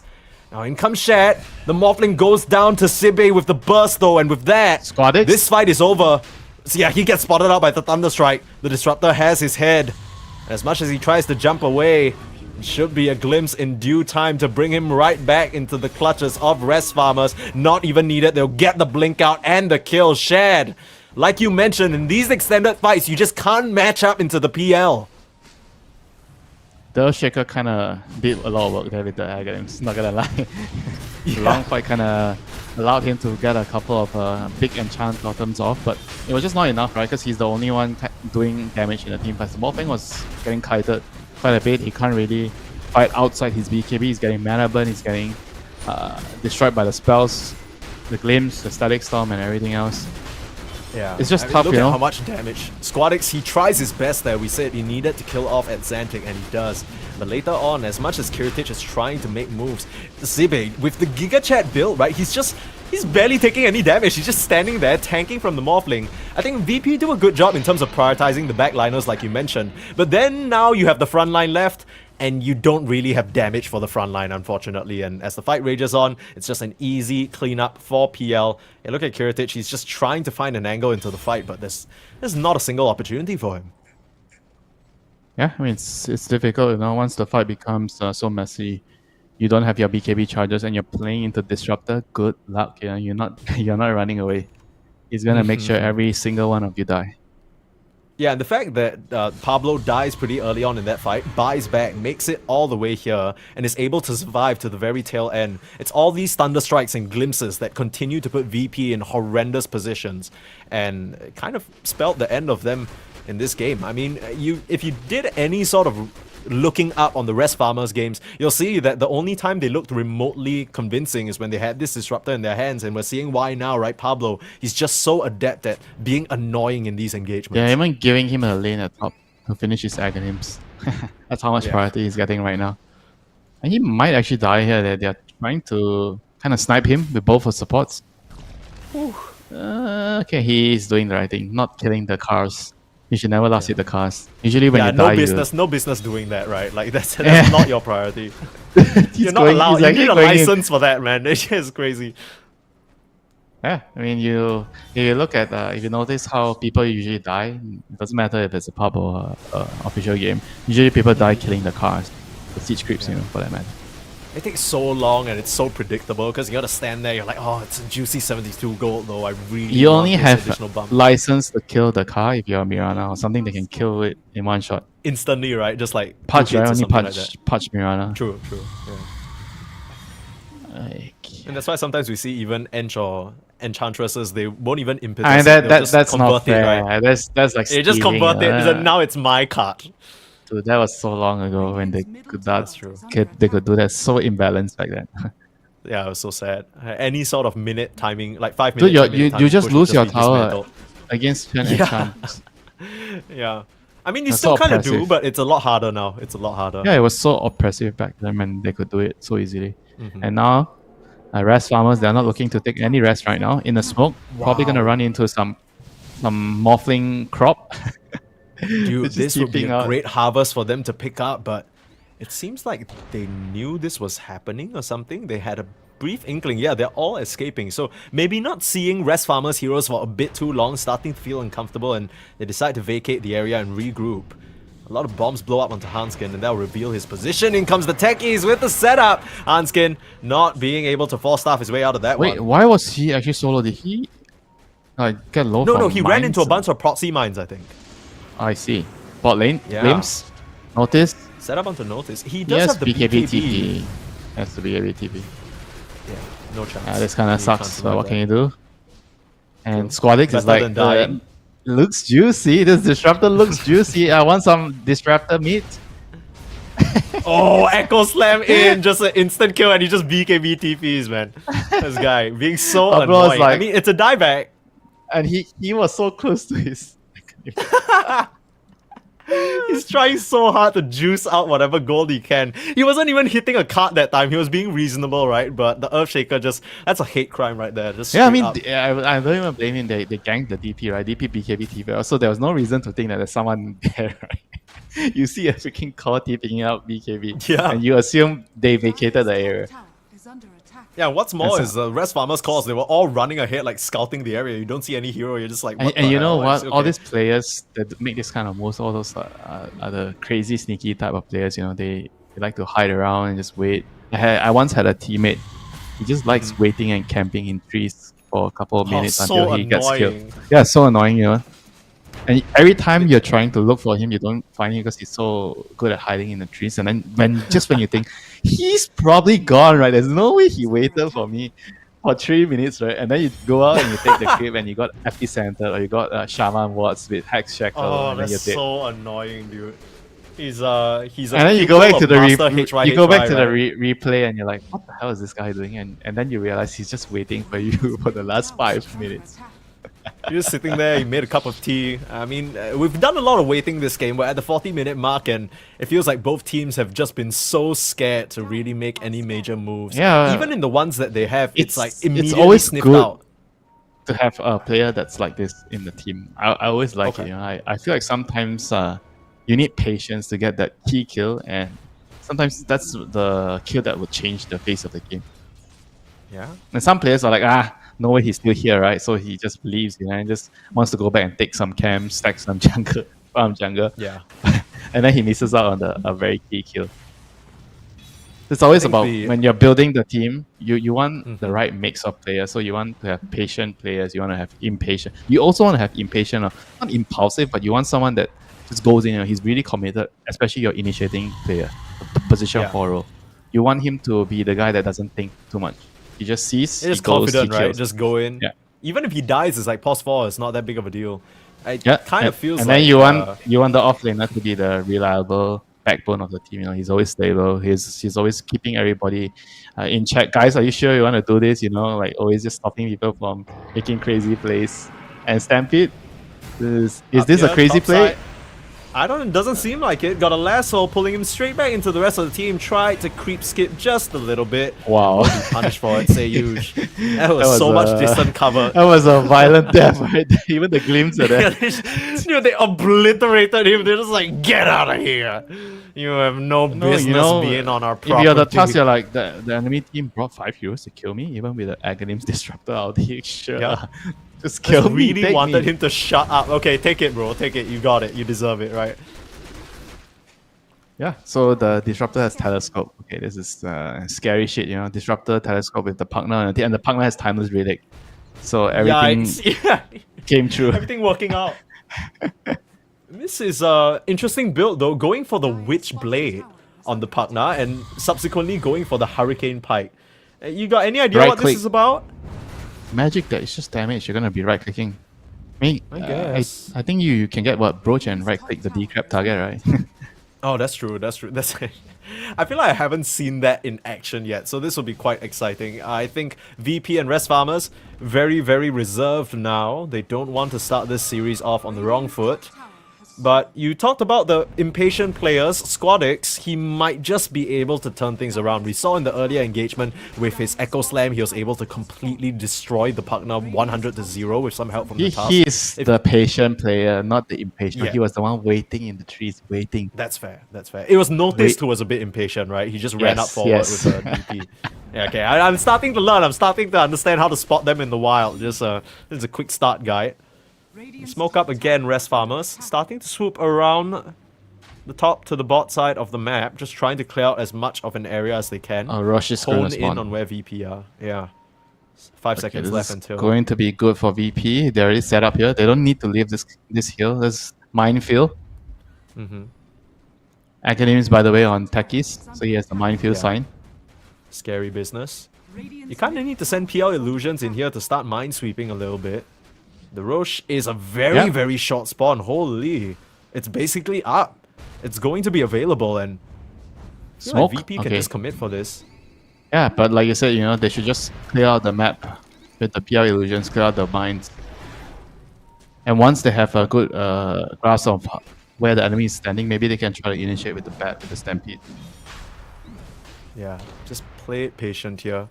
No I mean, they crazy even have moves they, on they both also have the sides. Pugna shard. Oh, Oh, no, in comes Notice the again. impatient guy Breaking is running in. Seyuj goes in, Echo Slam onto Xantic. They full commit down the Pugna. He has to buy back and the fight out Shad. Forced to run and as well. Sibek, he was so tanky early on. He's still trying to boss up against the Lotus Morphling. Lasso. And now you've run out of allies. Losing the Bad Rider, losing the PL. It's too much AoE. Virtus.pro, they collapse. The impatience pays off for them big time as they'll go on to Xantic again. This is going to be a dieback on the Pugna. He pops the BKB, but it does nothing. VP shred their opponents in an instant, and that's the fight they've been looking for 42 minutes. They'll try and jump down onto Pablo. He's able to TP out, but it's only the supports left for Rest Farmers. Oh no, how did that go so wrong, Winter? The impatient one ran up and gave vision, and the patient one found the right timing to echo. Oh, that was just perfect. And I mean, immediately you see Rest Farmers try and respond, but a beautiful fissure right in the middle. Stop Shed, Yeah, they got stops the Pablo. Pugna. Yeah, it was Pugna just the too key easy. hero. I mean, notice he comes up. survives for so long that he doesn't even die. He's still sticking around, draining away. And, Zibe, he was looking a little tanky before, but now with the overwhelming burst coming out from VP, it's just not enough to take... I mean, it's just so easy, right? And now they can't take any sort of fight. It's going to be an Aegis going the way of Virtus.pro. They I picked that up on the Morphling. I think it was a... Who has the cheese now? Refresher Shout on the Earthshaker. Felt like they should have just let the Centaur stand in front. I feel like the Centaur shouldn't be standing in the trees, you know. So that their formation should be Centaur in front, like in the line of fire. So you let the enemy see you. It doesn't matter if you're in a dangerous position. I think you want them to actually go on you.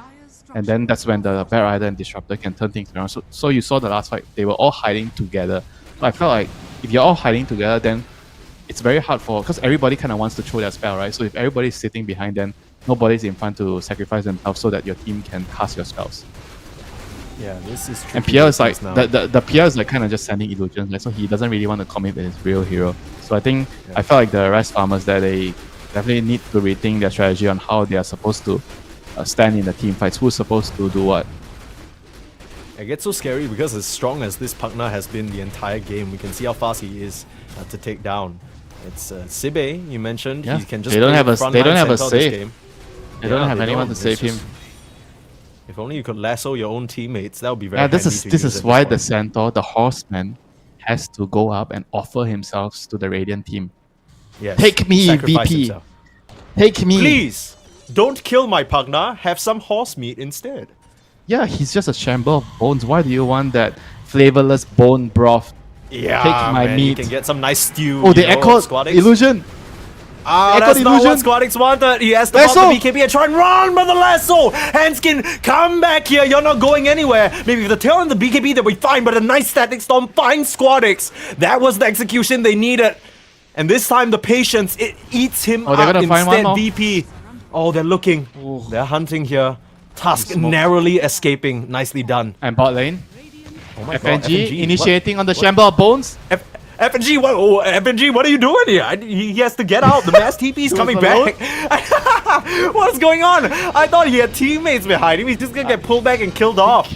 Maybe trying to serve as a distraction, I guess. Kiritish was next to him and then he saw like, bro, I'm the one with the A-gate, so I decide whether we're going in or not. True. I mean, we'll see again, Hanskin, that perfect lasso. What a wonderful initiation from him. And they kill off the Earthshaker. Now an opportunity for rest farmers, especially with FNG giving up his life for his call there a little bit. Pretty sure he was trying to kill the other team. He wasn't giving up his life for anyone. If anything, he was giving up his life for the enemy hero. True, yeah. It's didn't work out though. Now 50 seconds without your techies. Still 2 minutes on the Aegis for Kiritich. He's just trying to get a Tormentor, so who doesn't have charge? That's it. Just gets it for himself. It's just for himself. Pretty useful shot. It's useful one. Yeah, as long as you're not Disruptor, Static Storm. Yeah. That's the only thing that can really mess you up. Everything else is basically a stun. I mean, they have a Bloodthorn on the PL as well, so that could be a factor. But yeah, that's the best damage item on PL nowadays. Or any illusion jungle zoo hero wants to buy Bloodthorn. This item is just bonkers right now. Too much damage on all these summons. Illusion heroes. And now VP. They do not want to waste their Aegis. 1 more minute. Kiritich says, guys, play with me. Play with me. Follow me. As long as I'm alive, we will win the team fight. Yeah, come on. This is where you need to, as your carry, give your troops the rallying call. Hanskin reveals himself on the side, but doesn't get spotted out. Noticed again, just straight into the mix. Gives his team vision, but again, they'll just lasso into that Lotus. Hanskin gets destroyed by the VP lineup. Now you need to run on rest farmers. This is looking dicey. Static Storm holding the DP in place. The refresh from Squadix. He can just keep it going again. Tusk keeping him alive for now. Seyuch able to just continue to jump forward. Has his own BKB. Committing now in the Echo. Again, we waited so long and Squadix delivers. Out with the Pugna and out with the PL. This is going to be GG for sure. Zibe last man standing, but we already talked about it. You gotta give yourself up. But if you're the last person standing, VP are gonna be eating good tonight. Looks like a game 1 win for them, as all you have is the Disruptor and Sibe. And there's not much they can do against Kiritich. Big bad Morphling here to party in your base. There's nothing else to give. VP. Patience plays off. Maybe not for Notice, but for the rest of the squad. And Squadix showing confidence on this Earthshaker pick. It was a rough early game. He died so many times. But he still comes and brings it back for the squad. Rest Farmers, one game away from being eliminated now in this Swiss stage. I mean, they definitely have to take some tips from how VP won the last fight, Like DP, I noticed he just went in. He doesn't care, he has A on this. Like he knows he wants the enemy team to focus him. He wants the bat. He wants the centaur to jump on him. As long as he gives vision, Shaker comes in with a big echo, and the team fight is going to be very easily won by VP.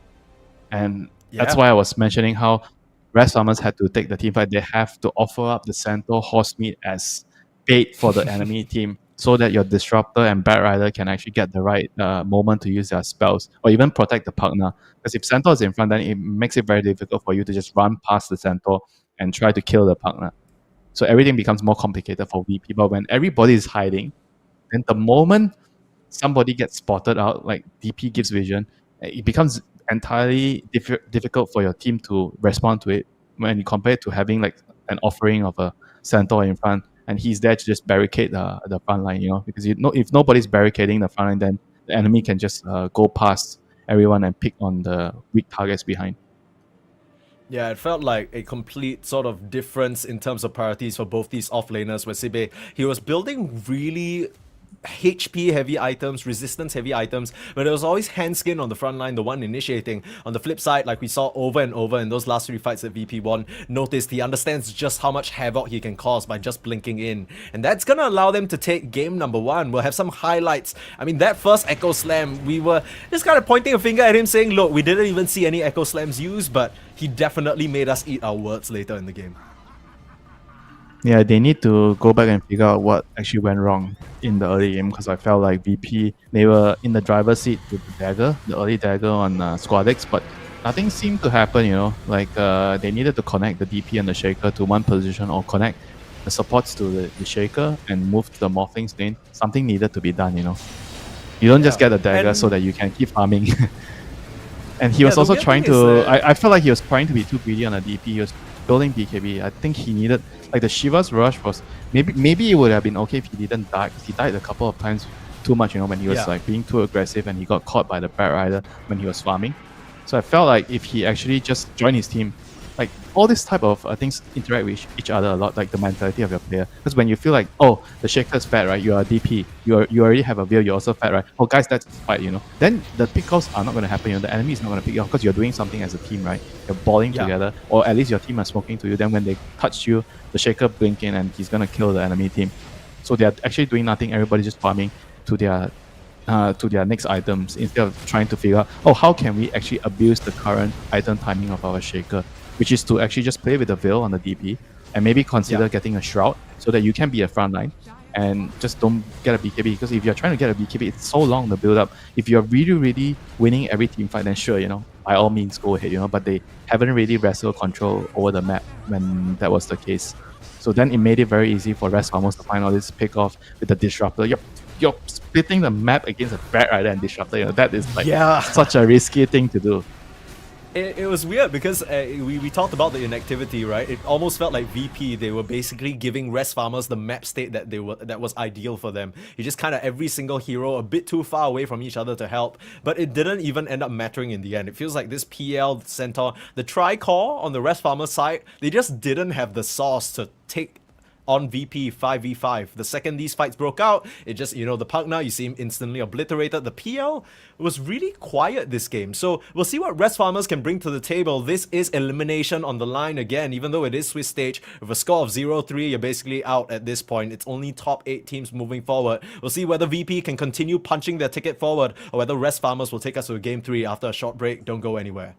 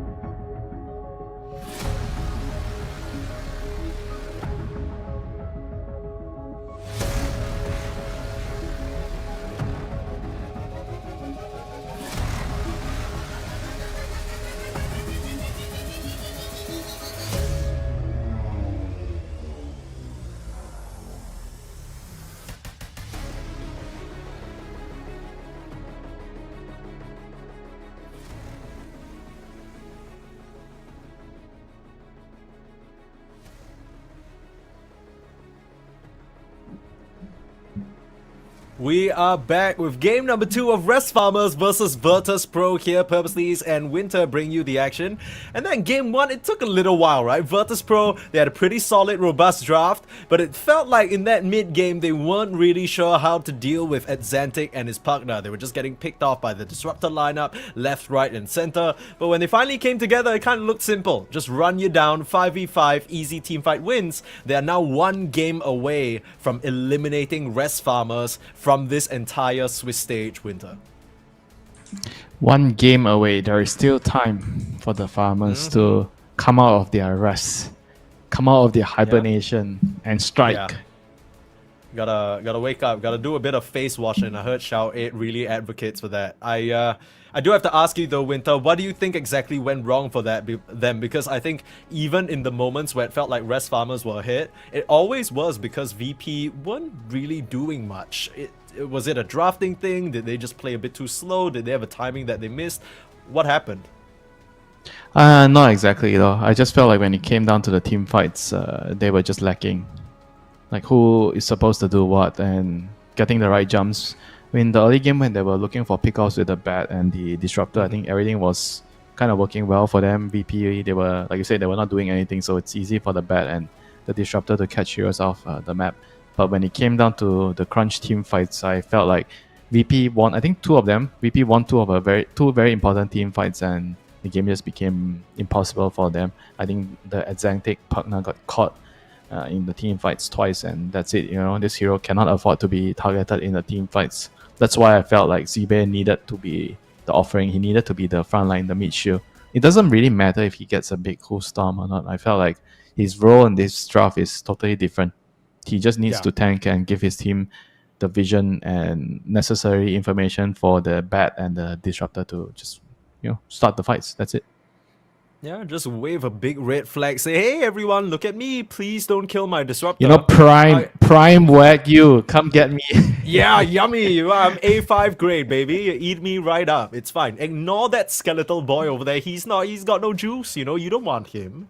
And leave him be. He'll kill your whole team. Unfortunately, VP wanted the bones for their broth. So. Oh, they wanted the bones for them. They know how to make good soup, man, VP. They got the right ingredients. But this time round, already starting out by banning the Disruptor, so they identify that is a pick of power for Rest Farmers. I think for me, where it was a bit strange was that PL pick. I felt like Shed didn't really manage to get much done on that hero, even when we saw him get pretty decent item timings, right? Even in the team fights, felt like it wasn't very clear what his impact was supposed to be. Yeah, it's just the team not doing the right things as a unit, so it's hard to... I don't think you can kind of pinpoint like one person. Like the whole team needs to be able to understand their role. It's like you're all a part of like the same machinery, but different parts need to do different things, and everybody needs to play their part for the whole machinery to function. And I felt like a lot of things were like making their moves on the map, especially with the smoke. Remember the smoke where they already had high ground in the Roche, the bottom Roche, and then they decided to walk around, right? Yeah, they decided to smoke out and like, why are they leaving their fortress? Why are they leaving home? Why? Yeah. It's pretty funny because it feels like you talk about the Centaur not really understanding his role in that draft. It felt like they're playing chess and everyone's a different piece, and he thinks that he's the knight, but he's supposed to be the pawn. You need a setup for your Xantic to just smash him. He kept just waiting for an opportunity to hoof stomp. It was never gonna happen. And even after he landed some hoof stomps, it's like, okay, your partner's already dead. Where's the damage? Yeah, he needs to be the stone wall, Yeah. He has to sort of block them from any sort of advance. But I have a bit of a different game here. Virtus.pro deciding to start things off with a Mirana. This is something that FNG has shown himself to be very comfortable on. The Moonlight Shadow also. Something this team uses to a great effect. Takis is not his hero, unfortunately. You don't think so? I thought it was not bad. It was a pretty decent performance. No, I can't even give it 5 out of 10. I think he doesn't really play the hero well. Mirana on the other hand is his... So Mirana, on the other hand, is his top 3 hero. I mean, he gave us an interview before. He said that Mirana doesn't die first blood because you have deep. So he plays it well. He said he always beat first blood. He literally said that in an interview with us. Yeah. It's good. It just allows you that escape potential and pretty good at trading and managing the equilibrium in the lane as well, right? You don't necessarily always have to block that hard camp because you can just arrow it down even if they try and Yeah, mess around. makes with it very easy to play the lane. You have a lot of tools to kind of equalize the lane. If given the right partner, like say for example a Sven Mirana lane is going to be scary. Yeah. And the Moonlight Shadow, I think you already mentioned it. Moonlight Shadow is like a smoke. It's very, very, very difficult to deal with later in the game. And then you have the talent for your Moonlight Shadow, level the 15. evasion, right? Yeah, evasion talent. Yeah, It's just that's very annoying. annoying. Very annoying. Move speed, evasion, just hard to deal with. And you kind of have the luxury to build any item that the team needs in the draft. And it's always nice when Insane you amount of flexibility. yeah, it's always nice when you have that one hero in the draft that, oh, right now we need this item because that particular hero is untouchable. So we need somebody to buy this. And Mirana's like, oh, sure, you know. You ask some other hero, but I need my drums, but I need my glimmer, but I need my Forester, but there's a lot of buts, right? Mirana's like, I can buy anything, you know. So you kind of want that as a support. Yeah, a lot of good pickups this game, like the Lotus, maybe Force Staff, Yules even for the self-setup, Greaves. stopping that. Yeah, Greaves, Oh, very good. Yep, Mirana always item. good. The shard on Mirana also very good, underrated. I'm pretty sure you called that shard shit on Mirana. I think back It when was I called you. it shit, it was Yes, it was you. Alright. I'll own up. I apologize to all Mirana shard enjoyers. I think the shard is pretty solid now. Winter, you've convinced me. I think it's I think it has a lot of effects that aren't very obvious. That is what makes it good, right? The additional charge, of course, and I of mean, the course damage amplification. the damage is nice. Yeah. The slow and the damage is actually pretty legit. Yeah, like you said, the extra charge is very useful. How many times you get into a game? Oh no, I ran out of charges. I'm Mirana. I can't leave. Dire team Yeah, Let's get a very shard. sad. Oh, they start things out very early with a Tide Hunter into the Hoodwink though. Now this is a Pablo special, and this is a Sibe special, so not too surprised to see them pick it up here. The thing Strong I'm lane. surprised about is Rest Farmers seem to be completely skipping the Brewmaster. I feel like Brewmaster and Enigma have been Sibe's strongest heroes, especially when Rest Farmers look good. Any sort of reason why you think they might be just glossing over that entirely? You think I can read their mind? Is That's that true. why My you're bad. asking? My me? bad, Mr. Winter. I'm just asking for a professional opinion. You know, you're a very talented man. You know a lot about Dota 2. think Tide Hunter Brewmaster- doesn't really care so much about the Mirana. And the Brewmaster, Tide, no, I feel like Brewmaster is like a very matchup specific here. He cannot afford to lose his lane. He's a very greedy offlaner. You need to farm your That's fine. Radiance and Vessel and everything, so you need to have a good lane. And if you want to pick blind, I wouldn't recommend picking Brew blind. When you don't know your matchup, I think out of the offlaners, Centaur, Mars, these are all the very good ones that when you're picking blind, you're not really worried, right? Or you pick something like a Primal or DP, which is a flex pick, so you can move him away if the matchup is bad. So those are the type of picks usually at this junction you consider. If you're picking Brewmaster, it's either you're insane or you are so confident with the hero. Or at least you feel like when you look at the enemy support, the two supports, they can't do anything to you. I feel like That's in a lot of cases, it's hard to judge until you see your lane matchup, even from the core. Because sometimes that's fair. you may look at the supports. Okay, what's a weak support at level 1? CM level 1, and then you think like, it's okay, Brewmaster, I can play my Brewmaster. Then all of a sudden he picks anti-mage or something that can kill you in the lane at level 1. Then you can't then you can't just play get the game. wrecked. Yeah. Yeah. CM I mean, anti-mage speaking of level lane 1 you die. matchup, now we see the ET and the Luna come out. And Virtus.pro, they felt that first game went a bit too long. They want to speed up the pace here. They want to run over Rest Farmers. Tiny core, tiny offlane, tiny Mirana. Potential. We I have think seen the Tiny played by Noticed quite a bit in that off lane, but the answer is the Sven paired up with the Bat Rider. So another strong laning duo coming out from Rest Farmers. So much physical damage from Tide, Sven. The lane's very strong, so both their side lane setup is pretty good for Rest Farmers. Tide, Hooving, strong duo. Bat Rider plus Sven, repositioning into the stun from the Sven. Pretty good at securing kills. But let's compare that to the VP's duos. The pairings of Luna, ET, which is also a very solid lane, but I would Yeah. give the Tide Hoodwing some advantage in the early levels. Seconds remaining. because you can actually gush when the ET has a lot of damage from spirit, and move speed you gush and you kind of just right click him back. Tiny Mirana on the other hand, I feel like they are going to gradually become stronger than Bad Sven. Bad Sven is strong at low levels when they're level 1, level 2. But when the Tiny has levels with the Mirana, I think they're just going to eventually out-trade you and have more kill potential on you. Yeah, So the side you've been a lanes- big advocate for the Kanda Tiny, which might sort of see play in It's this game. imba, dude. It's actually so imba.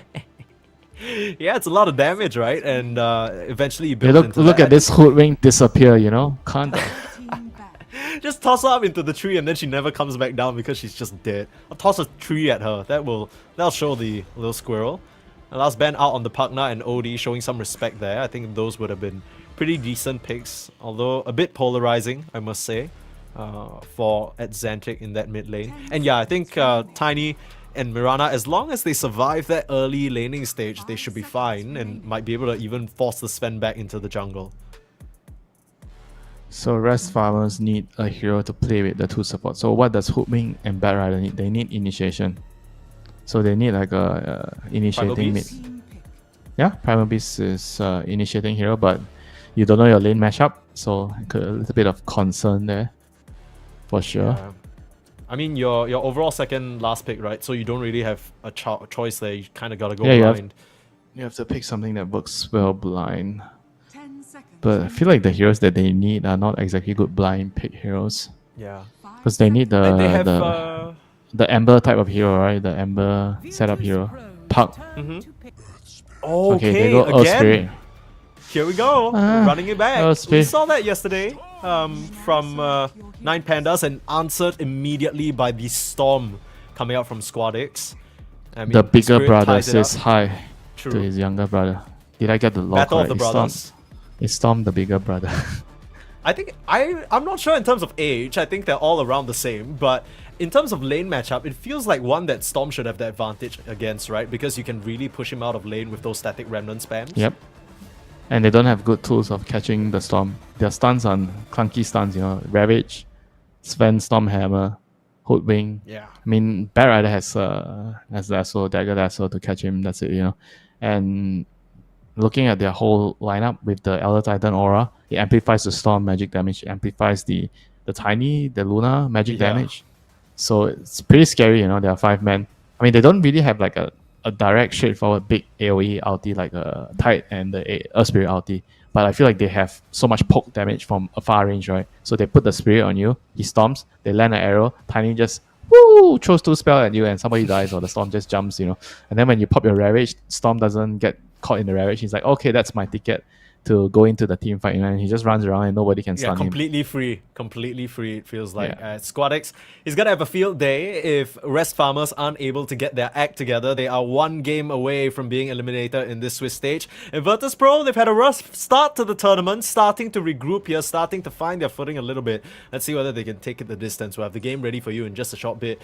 But this ET Luna kind of reminds me a lot about what Tundra have been doing in their games, right? They like to pair it with a lot of poke from long range. They love it with the Thompson Sniper Agonyms. They just bring it together. You get vision with the Spirit and then bam, you're just deceased. I think that's going to be a lot of what we see in this game from VP. My favorite one has to be a bit Lina or Tinker. Tinker ET is like the old traditional way of poking from far range. Yeah, I mean, as if Tinko is still a hero right now. That's it's been rough for our he's little... back. I can assure you he's back. Oh, like back? Like 100% back? Or like kind of like soft? No, back, not really? he's kind of starting to come back. Okay. Have you seen People are Tinker starting to give him a support? chance now. Have you seen Tinker support? I have not. You is- buy Solar Crest because they buff what's the name of the third spell? Defense metric, so the cast range is longer, so you stand behind and you Solar Crest. Okay. I mean, yeah, I won't give it a shot, but I'll wait for it to actually become a thing before I make any comments. I'm not really sure whether I'm convinced about it just yet. It seems a bit janky. And VP and Rest Farmers though, they have pretty well put together drafts, I'd say. You know, each team very clearly has what they want to do. It's all gonna come down for me to Xantic again. It always feels like these Rest Farmer games are just on his shoulders. He has to make so much space and so much action happen from the mid lane.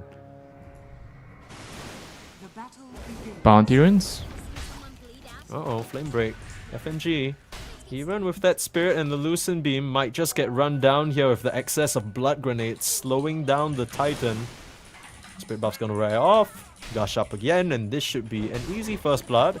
Yeah, see, if he was playing the Mirana, this wouldn't happen, but unfortunately he's playing ET this time, so first blood is drawn by Rest Farmers. Good start for them. What can you do? Just unlucky. So now you have to come back to the lane. With one death, guess who got the first bird? Pablo got the first bird, so Yeah, not Pablo, the worst. yes. Yeah.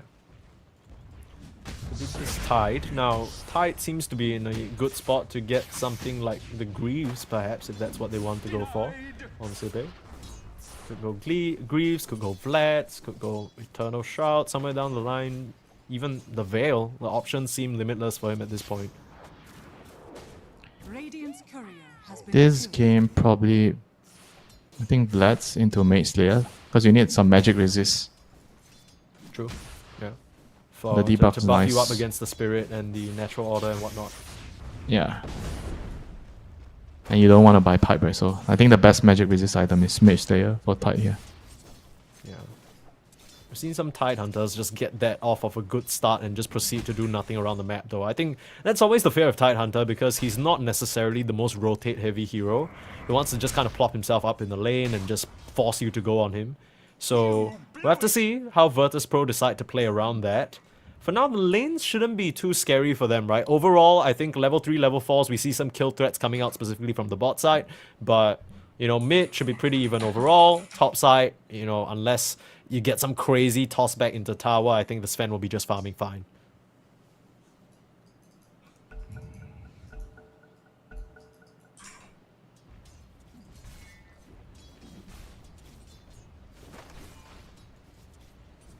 We haven't really talked about this tiny offlane just yet, being played by Notice now. Do you have any opinions on this pick? I know you really love the Kanda, but it's I mean, it's a bit of a greedier offlane hero, right? You really need to work your way towards the blink first. Yeah, you need to take a lot more space on the map for sure. Have to play around your timings. Well, Notice is a greedier offlaner, so those are the heroes that he excels at playing. Yeah. And he wants to win his lane and kind of transitions like a core. You see that in his hero picks as well. I mean, even earlier on the DP, he was perched up here for what felt like forever. Didn't really want to leave, just was farming away. It pays off in the end though. But this time, we'll see whether Rest Farmers can punish them. It'll, again, I mean, level 6s, all these runes, the 3v3, you love talking about it, Winter. This is probably what we'll see a lot of. Because it feels like Xantic has to make these rotations happen. Shad. This duo taking quite a lot of pressure early on. The Bat and the Sven not looking quite as hot as we were hoping for. Yeah, as long as they get their levels, this Tiny and Mirana is going to eventually outlane the Bat and the Sven. I mean, the Sven is going to be forced back to the jungle. I thought it would not be this soon, you know. Like he is only 7 last hits to the Mirana, the Tiny's 11 and 6 right now. This is looking bad for him.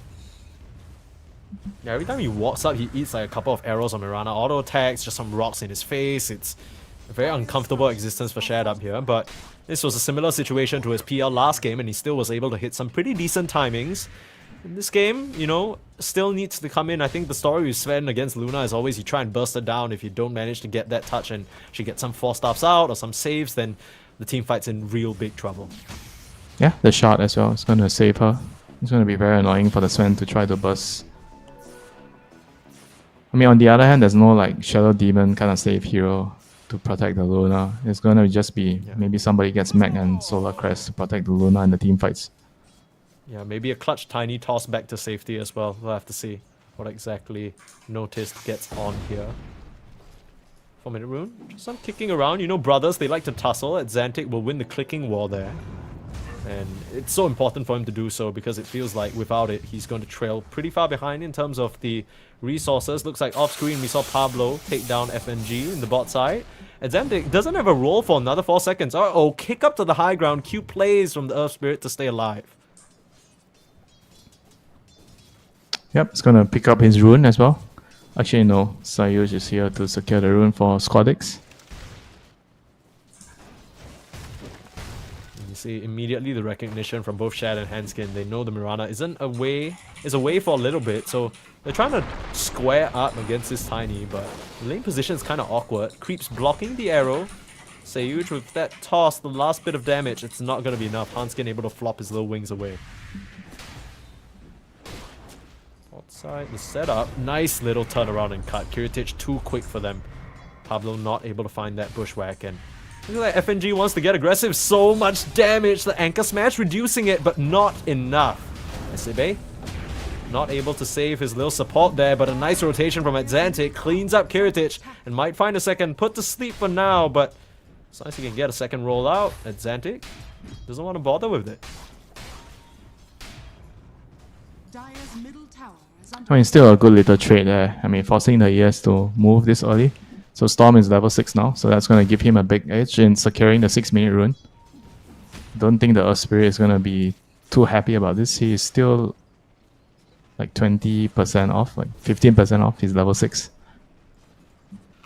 Yeah, I also wonder what he's gonna build here, because we saw Kiyotaka yesterday, or the day before rather, build up that Spirit Vessel into just a couple of tanky Kaya-san, you know, all that stuff. And gone are the days of Blade Mail Heart, which I thank the Lord for, but you know, I'm not really sure what his selection is gonna be. Tussling around the 6-minute rune in the bot side though. It's gonna be a haste rune grabbed by Sayuj, so none of the mid laners are going to get to refill their bottles.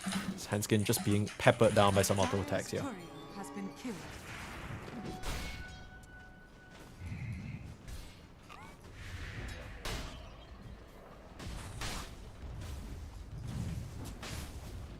The 7-minute Prison Rooms coming up.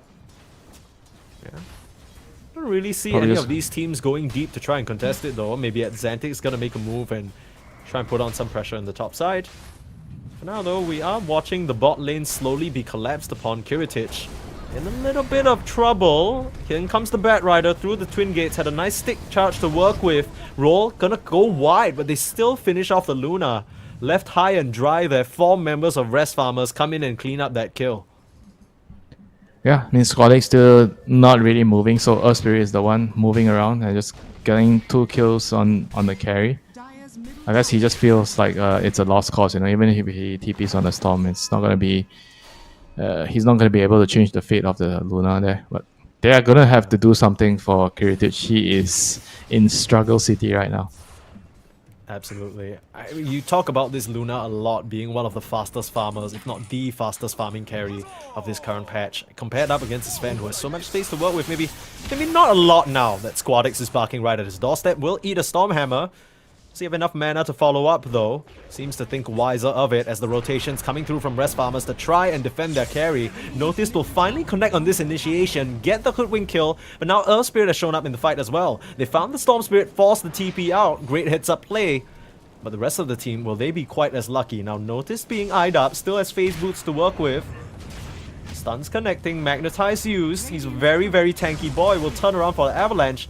Has the help of the Mirana as well. Shed, you're still trying to connect with this God Strength. The Flame Break might just be enough. Right under his own tower, will get sliced apart. He might just turn around for a kill. Almost getting out to Shed. One last auto attack. No! The Starstorm narrowly misses on this Sven.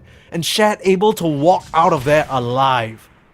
There was definitely some crazy play there by by Rest Farmers, just running in, trying to get the last kill there on the Tiny. It's almost cost them very, very heavily.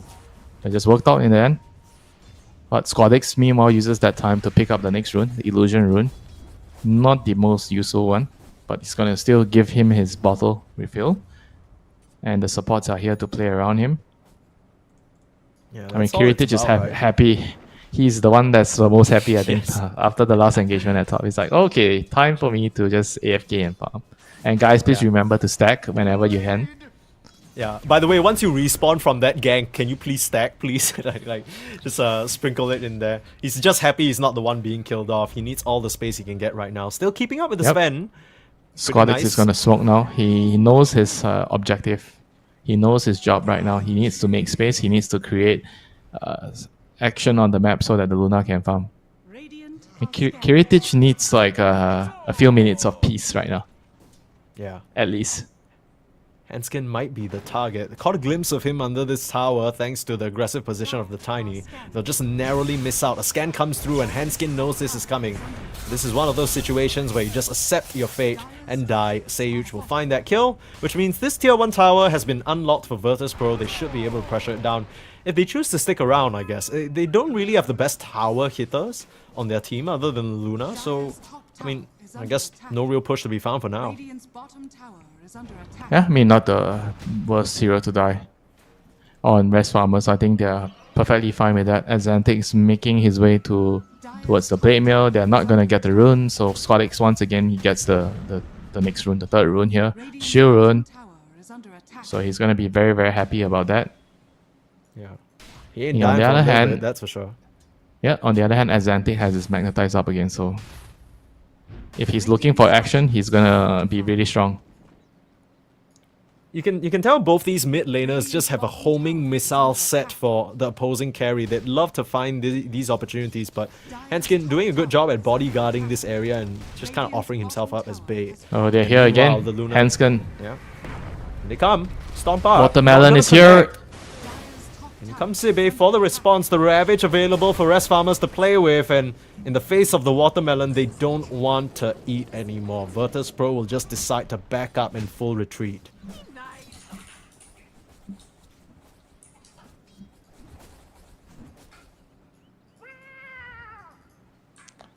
I mean, they didn't lose the tower, so it's fine for Rest Farmers VP.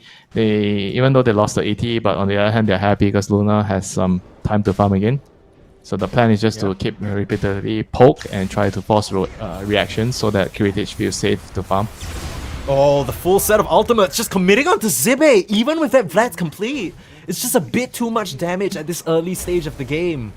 It was only level 1 natural order too. Sheesh, she disappeared. Just get that freebie. Yeah, he's gonna need to address the magic, resist the magic damage problem that he's gonna have in the game. Under attack. Mage Slayer or I think Mage Slayer is the only one. Don't think you can get a Shroud or Pipe takes a bit too long now. nah. Pipe is no good on Tide now. Yeah. The item is too expensive. It's such an awkward build up too. It's not as comfortable as it used Pipe to is be. a support item now for supports that can farm like Chen, Nature's Prophet, Dire's Bat Rider tower even. has fallen. Maybe the Mirana somewhere down the line if Sage gets enough gold for now. Setting up again, Arcane Rune for the Storm, perfect. Oh, here we go. Notice. Blink in onto Xantic. They don't want to commit It's too to Storm tanky. for now. Yeah, he's just a bit too thick for them. The sharpshooter Storm needs to zip back out to safety, and they can't work through the Rest Farmers for now. In comes the chase though at Xantic, still looking, but will not Good land poke. that last. A good try. I mean, Virtus.pro, they're able to get away with their heroes. Response forced by Rest Farmers, and they can continue just swarming around these areas like a bunch of pesky bugs. Yeah, on the other hand, they see the Sven here. They're looking for the Sven. They know he's around. Notice trying to hunt him down, but not gonna connect with the dagger. And Rest Farmers kind of also scan them out, so they know what's coming. A lot of scans and a lot of moves being made by Virtus.pro surrounding that top jungle area. Just trying to wrestle control away from Rest Farmers and force Shad into an even more uncomfortable position. But just feeling comfortable. Even just intimidation tactics, you know, pop the God Strength, shout at you a little bit just to try and chase you away. He's just trying to protect his territory there. Shout at you, haven't heard that one since the I mean, age of time.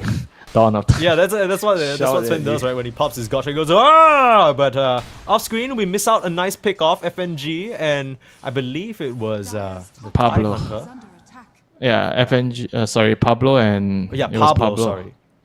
Yeah. Pablo and Xantic Pablo and tag teaming up to Xantic. make that happen. Yeah, we got it right the third time. Nicely done. Good job, Winter. That's what we're here for. Thank you so much. And 40-minute rune. Storm once again wants to get the next one. He's gonna get it. He's been How the many one getting runes all in a the row runes. has it been? Like I think everything 5, since 6 6 minutes. Yeah, he's got everything since 6 minutes. Okay, I guess that's wrong this time round, but will find himself a Zibe. Arrow doesn't connect. They're gonna wait for the Earth Splitter to come out though into the Ravage. The setup is He's there. still alive. Squadix with a chain stun. In comes Notice. That's the blink reveal. They'll hold the lasso down, but the Storm is basically full HP. You don't have damage for now, but in comes Xantic with that huge Magnetize and the Blade Mail. Things are hairy now for Squadix. He's running out of resources. Still trying to zip through, but too much magic. The Storm will go down. Rest Farmers able to preserve Zibe and get a very crucial pick off. Yeah, they kind of needed the Tiny to actually go on the Tide as well. The Tiny actually went on the Hoodwing, so they kind of spread their damage across two heroes, thinking that they could secure both, and in the end they got none. This puts And a notice bit of a once again, dampener you know, on- he is still not done. He is still interested in looking for a kill here.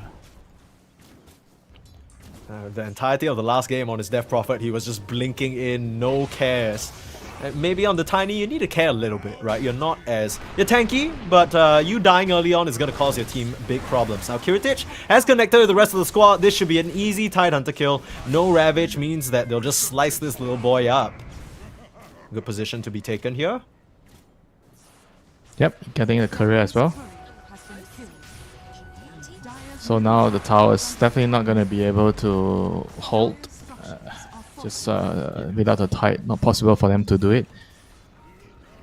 I mean, even with the Tide, the second he uses that Ravage, it's just free real estate all over the map for Virtus.pro. You can see how aggressively and confident they're playing now that they understand that huge ultimate is down. The Magnetize was used as well, which means they know Xantic isn't going to be too keen on fighting until that comes back up. It's a deceptively long cooldown, actually. 190 and 80 across the levels. Takes a bit longer than you might expect. I mean, he's not that weak even without the ulti. Like with the Blade Mail and his stun and his boulder smash, he's still pretty useful for pickoffs. But for big engagements, 5v5, you're gonna want to have the Ravage and Magnetize up.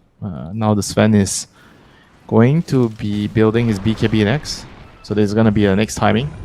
And here at Xantic, he's gonna find Notice, Flame Break. Okay, doesn't Gonna connect try. Moonlight with the Shadow comes out, hides them away. It's still a Sentry. Nice Oh, connection nice. there at Xantic. In comes the Earth Splitter though. In comes the Storm. So much damage infected Squadix. He's just gonna get sliced apart. Shan, right place, right time. Double kill for him. It's a bit of a trap set by the side of Rest Farmers there, and Virtus.pro take the bait. Radiant's Yeah, that was very, very beautiful. The way they set up the lasso with the kickback, boulder smash from Xantic, very well done, and then into the double stun from the Sven. Yeah, perfect. You are not gonna see anything more well executed than that. That was a thing of beauty. Clean. I mean, that happened so seamlessly. I couldn't even comprehend that Squadix was dying. It almost felt like he submitted himself willingly, but the timing was perfect. And When with your that, enemies cast their spell that well to kill you, all you can do is just give them a clap, salute. Yeah. Yeah, you just put your hands off your keyboard, maybe scratch your head a little bit, be like, okay, you get that one. You get that one. Gotta give credit. You where it's deserve that due, kill, running into an- Xantic. That is an Eclipse used, and I understand Zibe wanting to stay alive. And Xantic's gonna go down in the mid lane though. The full Revenge. squad of VP, yeah, revenge is gotten. Double kill for him this time. Weird plays from Rest Farmers after that nice double pick off. They kind of all split up on the map, and then it's almost like they don't expect Oh, VP he to actually just continue ravaged- aggression. He ravaged to get away from yeah, Luna. he ravaged to get away into the Eclipse. Okay. So he traded out one out for one out, but I don't think that's an equal trade No, given that no. the Luna's Luna is beacon was happy. here too. Yeah, Luna's happy with that chip. I'm not sure what 100%. that was about. Because that's like, what, another 1.5 minutes without your big teamfight ultimate? Even when Xantic comes back up, it's going to be awkward. VP, they're feeling good now. I feel like they should still fight. With the Magnetize and the dagger on Bat Rider, they should just move. Trying to search for Yeah. this pesky Pablo. I mean, look at their vision. They have pretty good vision now. Catches him Pablo with the should toss be and dead. nowhere to run, unfortunately. I mean, these heroes are just so good at spotting you out between the Mirana and FNG with the Spirit. Pablo will still try and hightail away for it though, but you know exactly where he is. No options for this Hoodwink out of here. Space created. Yeah, I'm surprised that they're not smoking on the Bat Rider. I mean, they kind of know that there's like 3 heroes bot, right? Because they were killing Pebble, and they know that Kiritich is farming somewhere nearby. And surprised that they didn't even try to like look for him. So now the opportunity has passed. Kiritich is already farming in a very deep and safe position, so there's no way they can catch him right now. And VP It's a using the opportunity to use Moonlight to go for another kill here. It's VP The who are on the Tiny, hunt. There's a tier the 1. Tiny Let's is going to find the Sven, I think. Yikes. Can't let that happen, but oh, Earth Splitter, the setup, the arrow, it's perfect. And Virtus.pro, they saw the nice combination from Rest Farmers, they're like, we can do that too. Slices into where the Sven was farming, and you gotta imagine Rest Farmers, they gotta be kicking themselves a little bit here. It feels like VP, they're taking opportunities where Rest Farmers are not. And if that, they're able to claw their advantage back. We'll see a quick replay of how seamless that was. Set up the vision, into the toss, everything executed to perfection.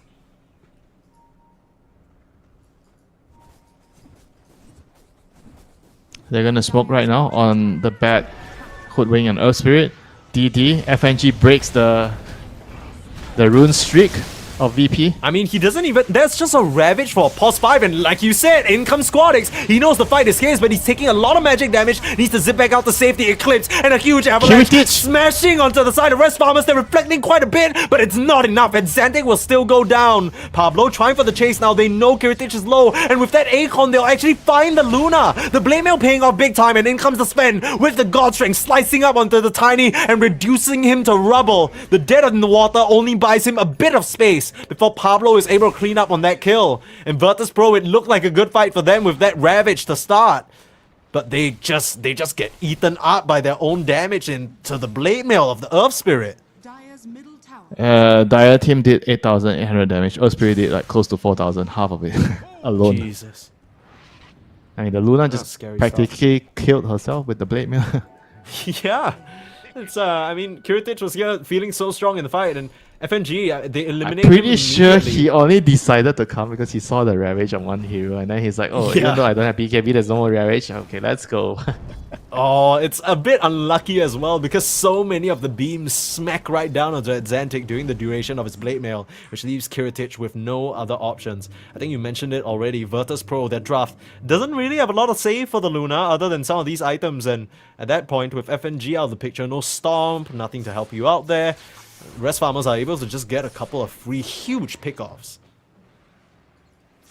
Radiant's bottom tower is Now Sven is going to have his BKB, and it's going towards his dagger timing next. It's going to be very, very strong. Dagger, BKB. Yeah, I guess this game you kind of need a dagger over the Aghanims, right? Because the Aghanims is just a bit too obvious. You're never going to catch the Storm like that. Yeah, I don't like it when you're playing against slippery heroes. Heroes that can dodge or at least pull you into a very bad position. Like if you're stunning into the Mirana, he's going to leap, and you're going to follow her all the way back into a deep position. Yeah. Almost feels I think if you don't need the dispel, the dagger is usually a good consideration. Yeah. Nothing too crazy to dispel here for Shad, and they will run into Squadix, finds them immediately, just zips back to safety. Understands that Rest Farmers are on the prowl now. Feeling so comfortable. Pablo in the bot side gets full comboed by Noticed. FNG is trying to set up some vision here. This is a very funny state of affairs. He gets the ward down and gets out. Meanwhile, Lasso in the mid lane. Setup is there. Zibe throws out the Dead in the Water. The Storm can't zip anywhere. Storm Hammer coming in. Sven will just slice you down under your own tier 2. Taking advantage of Virtus.pro and how split they are on the map. They just mop up the Storm. Just easily. He was under so his own close to tower. his BKB. He was actually so close to BKB. And now he's going to need to farm another 300 gold, 250 gold. more or less. Yikes. middle tower is under And Virtus.pro, a couple of nice They have that- initiatives from them in this mid game, but getting picked apart here by Rest Farmers. middle tower has Yeah, props to them for taking the initiative to find the pickoffs, and they were pushing down the dead lane with Pablo, so it kind of gave VP a false sense of security when they saw some heroes on the map, and Storm decided he kind of needed only just one wave, right? He mobs that wave, he balls back home, gets his BKB. Seems like a pretty straightforward thing, right? But because Yeah. Rest Farmers were positioned so close already, they were quick with the move and they got the pickoff. Also, a lot of different sort of pings happening at the same time, right? You see FNG in that sort of top jungle area, you know he's not going to be able to help. Suddenly you see another hero, Notice just clears the creep wave, TPs out in the bot, so you know he can't help as well. It's catching VP with their pants down quite literally. Now, it's not going to stop them from walking into the Roche pit and trying to contest this though. Rest Farmers, they don't seem to know this is happening, but with that scan, they'll confirm the information. Should see the heroes start flooding in now, but the question is whether they can make it here in time. Luna can do this pretty quickly, and the response doesn't seem to be coming soon enough. Smoke's up now. Rest Farmers setting up for the nighttime rush. They're just waiting for minute 25. Oh yikes. Oh no, you can't afford to go to the Twin Gates like that. This is probably the smart play by Rest Farmers. Oh, they're going through the Yeah. Twin Gate. Oh, Zibe first. That's fine. Zibe first means that they're safe. They're just gonna get safe passage through the Twin Gate somehow, even though the whole team of VP were there to greet them. Now, under the cover of Moonlight Shadow, they're gonna watch out for Handskin, but immediately blinks away, senses that something is array, and puts that sentry down, has vision.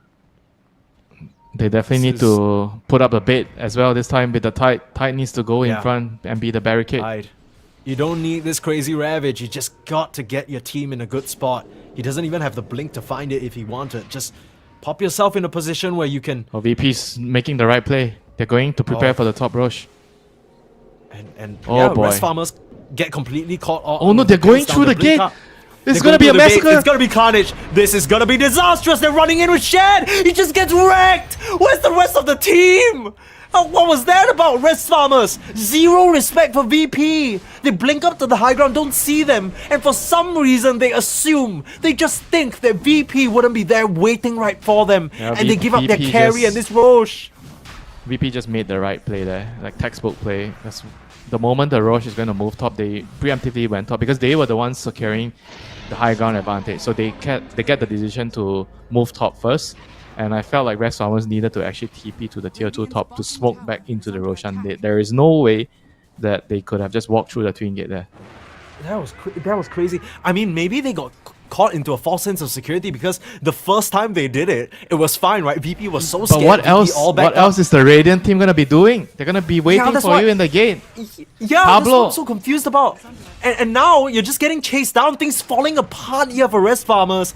They were able to wrestle a decent amount of control in this mid game, but now notice, running forward, finding another pick off the stomp onto Hanskin. That's a dead Bat Rider. Dire's middle tower And VP, it took them a little while to stabilize, but they're more than stabilized now, especially if Rest Farmers kind of shooting themselves in the foot a little bit here. are fortified.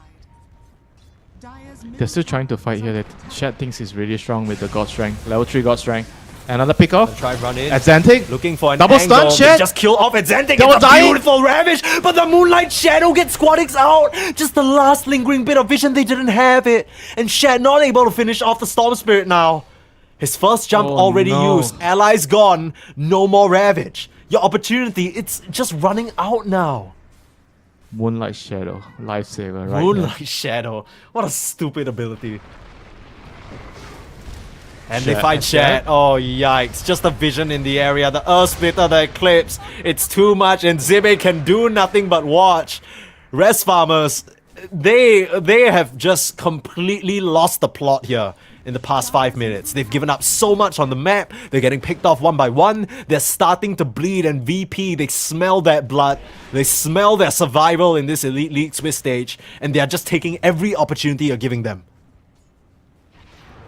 Yeah, Rest Farmers kind of have one more fight. I think they just need to try to wait out the Ace for 3 minutes, try to farm, get maybe one more item on, I guess, the Tide. The Tide can get a dagger if they want to wait. They want to wait for that, and just try to take a fight on the high ground. I think that's their only option right now. It is, it's just such a weird affair because I feel like, again, at Xantic, charged with so much responsibility this game, feels like he can't really get much done. VP will cash out on huge wisdom runes. Able to wait quite a bit for them. Getting 2. And now the shard for Noticed. Nothing too crazy, but just a nice additional bit of damage, especially for Core Tiny. It's definitely nice for him to get the shot. I mean, everyone else has their shot, right? On the supports. Oh no, actually, probably the Mirana is like fuming. Why did I not get the shot? Why? Come on, where's my shot? Set up here, Hanskin dead, at Xantic forced to pop the BKB. Turning around with the Magnetize, doing quite a significant amount of work. FNG looking to go down the Greaves, narrowly keeps him up, and the Sharpshooter goes wide. Not able to connect on any kills, and now the BKB's down. Rest Farmers just have to run. Yeah, the Grease Aura keeping FNG alive there. He's giving him the regen. Radiant are scanning. Just keep it And going. now with here. your magnetized down, I don't see how you can actually fight. There is a Ravage unless- though, and earlier in that I mean, fight, unless Zibe did. the Sven gets the best initiation with the jump, with the Ravage and blow someone up. Dire's middle You need tower something has crazy, it fallen. feels like. And they were quite close to it as well. It was just that meddling Moonlight Shadow that lost them the kill on Squadix. If they can find a Ravage like the one Zibe did just now, there might actually be an opportunity. Like you said, Rest Farmers feels like they have one more fight and they're being very selective with when that's going to be. Dire's bottom tower is under attack. As long as Luna doesn't have Butterfly yet, I think the Sven still has a chance to turn the fight around. But once Luna gets to that stage where she has Butterfly, then I'm afraid Dire's bottom the window of window's them turning closed. the game, the window of turning the game around is going to be very, very small. Right now, I think I still see some hope. All they need is to just wait out the 40 seconds for the Aegis and try to conjure up a smoke and smoke conjure move. up some magic. Yeah. It's gotta be magic. It's gotta be a miracle. 9k gold down. 17 to 15. The kill score doesn't really tell the full story of the game. As Rest Farmers, it's felt like at Xantic on this Earth Spirit has Oh, yet here to we really go. string Mike, together here we go, anything. Mike.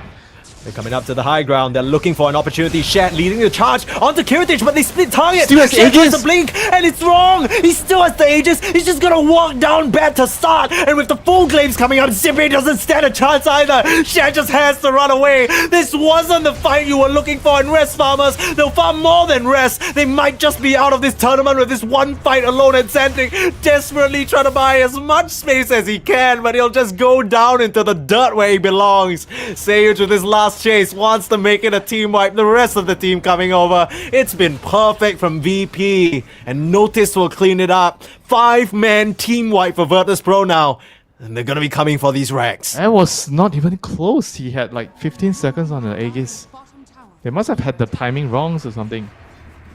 No, I mean And that just they doesn't needed make to just sense, 'cause wait. now Yeah, they just needed you to can wait just another click. 10 You seconds can just before click. they all. Yeah, I have no idea. Man. That was definitely a blunder if I ever seen one. I mean, look, maybe they were thinking, okay, now that the Aegis is out, VP likely No, will I'm have split pretty out around sure. the map. I'm pretty sure they saved the wrong time, because they went on him like they were so certain that the Aegis was gonna go down at that point. Yeah, and it was weird too because Hanskin gets the lasso onto Kiritich, and then Shed blinks forward onto Squadix. It's just a complete split focus. I'm not sure what the comms were like for Rest Farmers, Oh but yeah, Kiritich maybe didn't they even were die. trying to. Oh, they'll lasso up onto Notice now. They're still gonna give it a shot. Elimination on the line. They'll finish off the Tiny. Now Kiritich, beautiful Manta dodge, but facing up into the Sven. Can you do this? Squadix coming in for the backup. This Sven in trouble, and this Sven is dead. Again, 74 seconds without your carry, and Xantic just has to roll away. Zibe will not get that privilege. He's gonna get punched down by Kiritich again. 3v4 situation now at Xantic. He needs to make magic happen. Pops the BKB of the Magnetize, trying to control up of the Squadix, but the Storm Spirit looks to be fine. Another beautiful body block, and the Eclipse. This time he doesn't care about your Blade Mail. He's ready to put an end to this game. Kiritich works down through all your heroes, and Pablo, last one Oh, shit, surviving. he killed them Somehow all. with the lingering damage, he's able to kill them with the Magnetize at Xantic. Big plays from this Earth Spirit, The and he might Acorn have just shot. delayed things for a little bit. The Acorn shot past the magnetized remaining damage actually just killed them all. Both of them did. The ES did 7,000 damage. The Acorn Jeez. shot and the Hoodwing with his spells did like almost 3,000. Are under attack. Yeah, heroics from the mid laner and the position 4 of Rest Not Farmers. enough though. It doesn't feel anywhere close to. You can't really peel Kiritich off. He has that gem, has the Satanic. Will just heal off his creep wave. Now there is a Ravage available and Bat Rider coming back up, which is why Kiritich just And decides Tiny's to get here. the hell out of here. Yeah, Tiny as is well. here to party. Kiritich has actually opted to go for this Silver Edge instead of that Butterfly that you mentioned. Ah, he I wants guess to it kill doesn't the really tide. matter at this point, huh? No, he wants to kill the tide faster with the break. Yeah, that's fair. I mean, it's Break out to the it's still Sven like also. it's still a pretty reasonable choice here. He feels like he's not threatened by the Sven, right? Because Butterfly is more like if the Sven has the ability to kill you, then you want to have the evasion. But right now he feels like she's just too far ahead, right? She's not dying in the team fight. Sven's not really right kicking her very well. So then why not, you know? You're also already getting the evasion from the Moonlight Shadow every single time Seyuch pops it, so pretty annoying. And of course the Almond Skin Tunic, yeah, noticed, holy shit, he just melts down Handskin.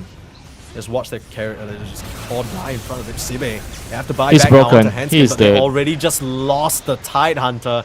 Zibe just gets melted, and this is looking like the end here for Res Farmers. Again, at Xantic, he'll try. The stun is nice, Kiritich. He just can't fight up into the Luna, though. All the glaives bouncing, and this time round, they won't get caught off guard.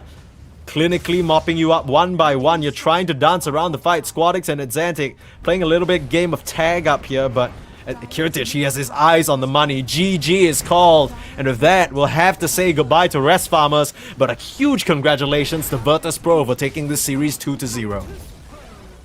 Yep, huge congratulations to them for keeping their tournament lives still here. They're still going to be able to live to fight another day.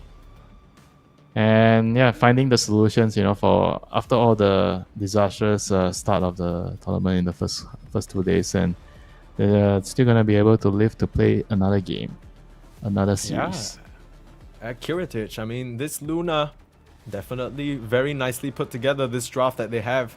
And notice took a while to come online this time, but Virtus.pro, it felt a lot more together, right? The game plan was very clear. FNG made a lot of great moves to body some of these smokes, buy his team some time. And another situation where Rest Farmers, this early Tidehunter pick and this last pick Earth Spirit, just didn't really connect in the way that they needed to. Yeah, I just kind of felt like early game was okay. They had a lot of work done when the Earth Spirit had Blade Mail, but after that it was more about like how are they gonna like group up and just take towers with the Tide, because the Tide with the Vlads, he's also pretty strong with the Mage Slayer. So all they needed to do is just try to group up and siege a tower. Sven can connect if he wants to, because if you're split up, you're playing against a Storm and the Tiny. Chances are if you dying are pretty high, if you're trying to bring out the creep waves far away. So it just felt like they needed to find an opportunity to just huddle up together. I don't think that you should wait for even the BKB on the Earth Spirit or the Sven, Like early game with Blade Mail, feel like they're strong enough to just group up and pressure and take objectives, The Bear Rider had like 3-4 smokes in his inventory. I don't even think that they use any of it. Maybe they use like 1 or 2 of it at the end, but in the early game, they needed to actually just go together, the Earth Spirit. And sometimes I felt like the Hoodwink, he was farming too much, I mean, he was really fat on the Hoodwink, but he needed to actually join his team. I mean, he was pushing the dead lane and doing whatever he can to shove out waves, but he needed to just join. Like the 3-man squad kind of didn't really exist for Rest Farmers, whereas for BP, they had the 3-man squad with the Storm. Actually, with the Storm and the Tiny, both took turns with the 2 supports, the Elder Titan and the Mirana. So they were running around. Remember how Kiritich got destroyed in the lane? He was like so freaking poor.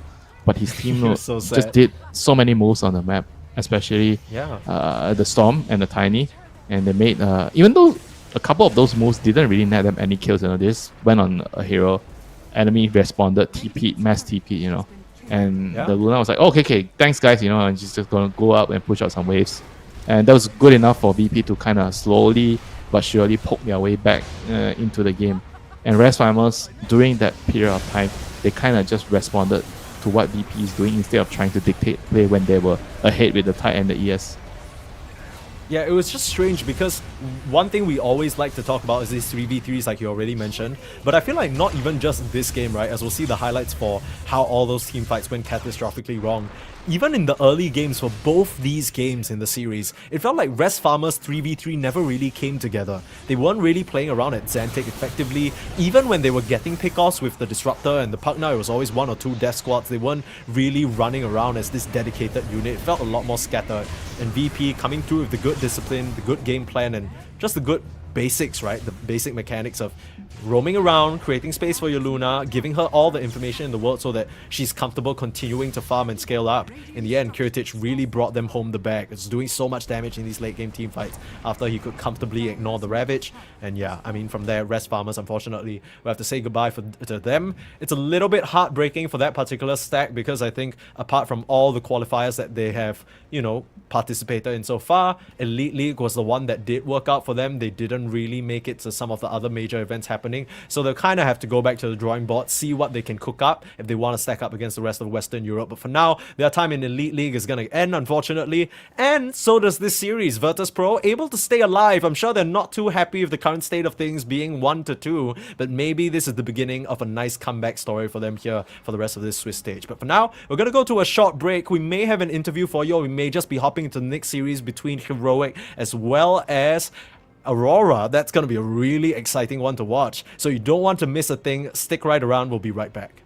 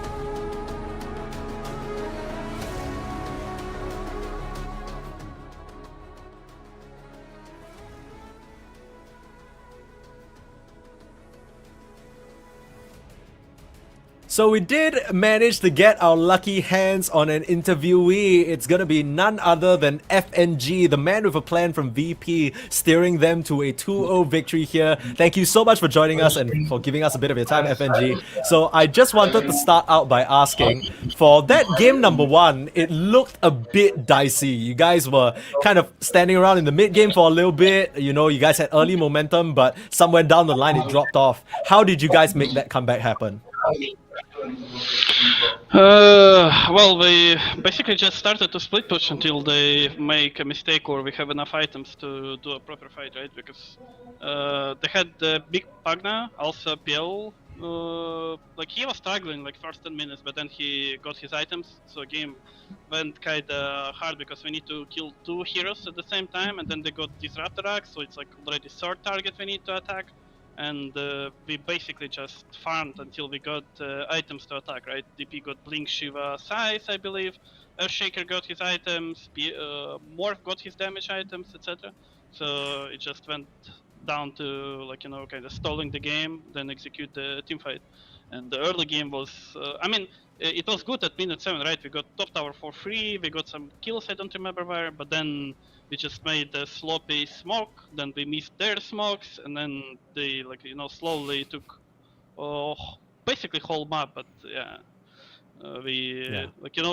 if we feel that we're a strong team, we should be better against such team, at least at something, and split push was the way to go.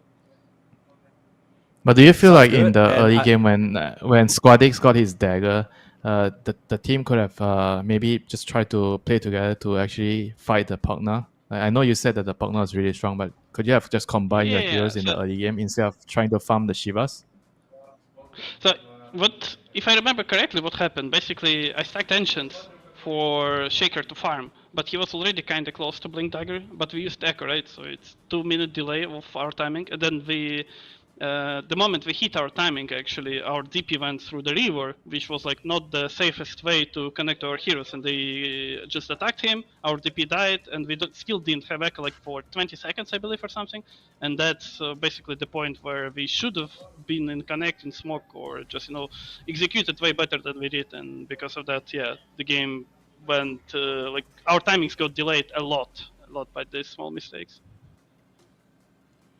Yeah, one more question. I remember the last time you said you wanted to play position 5 with escape ability like Mirana, so you don't feed First Bird. And this time you played Elder Titan and you fed First Bird. So what do you have to say about that? I mean, that's just a classic FMG, 10 years competing, still giving the first bloods every day. My nickname in Steam right now is top 1 death every tournament, and so far I believe I'm doing way better than before, but I'm still somewhere high enough to be at the top of the death count. Yeah, good to know. Good to know. Gotta keep drafting yourself those position 5s with escapes to make sure you're doing well. But of course, speaking of doing well, congrats again to Virtus.pro. You guys stay alive here in this tournament. And yeah, thank you so much for giving us your time. We'll let you celebrate with your team. Thank you, FNG. Thank you. Bye. Bye-bye. Bye-bye. Yeah, and that wraps up our quick little interview with the captain, of course, very charismatic as usual, one of the veterans of that particular region, and, shows that he's still in good spirits. Good to see, despite them being in the 1-2 position that they are in now. But of course, we are far from being done from the action, not only on this stream, but on our main stream as well. So if you're watching this and you're waiting for the next game to start, you can pop up over there. It's ESB_EN Dota 2. There's a couple of underscores in between there, but you'll be sure to find the game that's happening right now. But you might not want to go away for too long, because coming up next we have Heroic up against Aurora, 2 giant teams from SA and SEA. We'll be back for more Dota 2 action after this.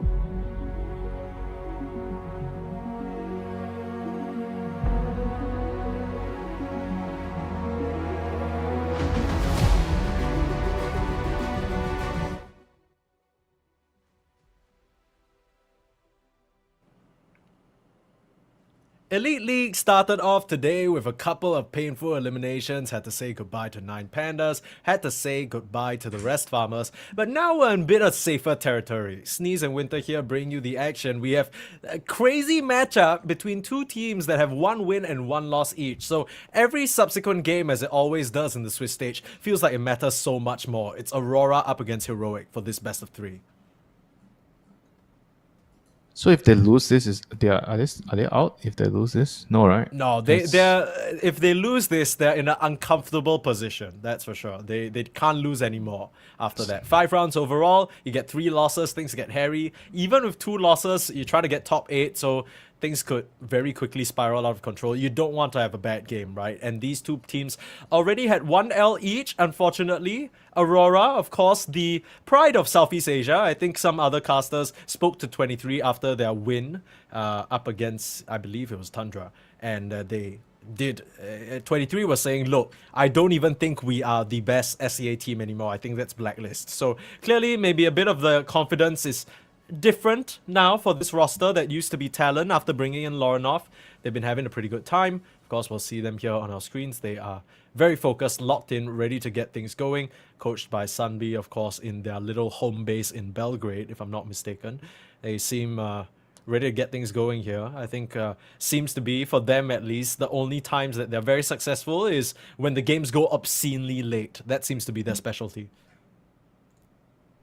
Isn't that the case for all the SEA teams? Late game. Yeah, it always is. But for Heroic, for them, a couple of familiar faces. This roster just joined into Dota in terms of the organization, right? So Heroic making their entrance into Dota, picking up some of perhaps the finest South American talent that there is between K1 and Schofield from the old Beast Coast, Devi Lama from D1 Hustler / Lunar Galaxy / Sammy Boy, Bammy Soy, and King Jungles and Analog from the previous, I believe it was Hikori. So yeah, I mean, altogether, pretty stacked. I mean, they've been looking great so far, and they too are ready to get things going. I mean, I've always been a big fan of the old Beast Coast lineup, so seeing in some way a few of them come back together again warms my heart.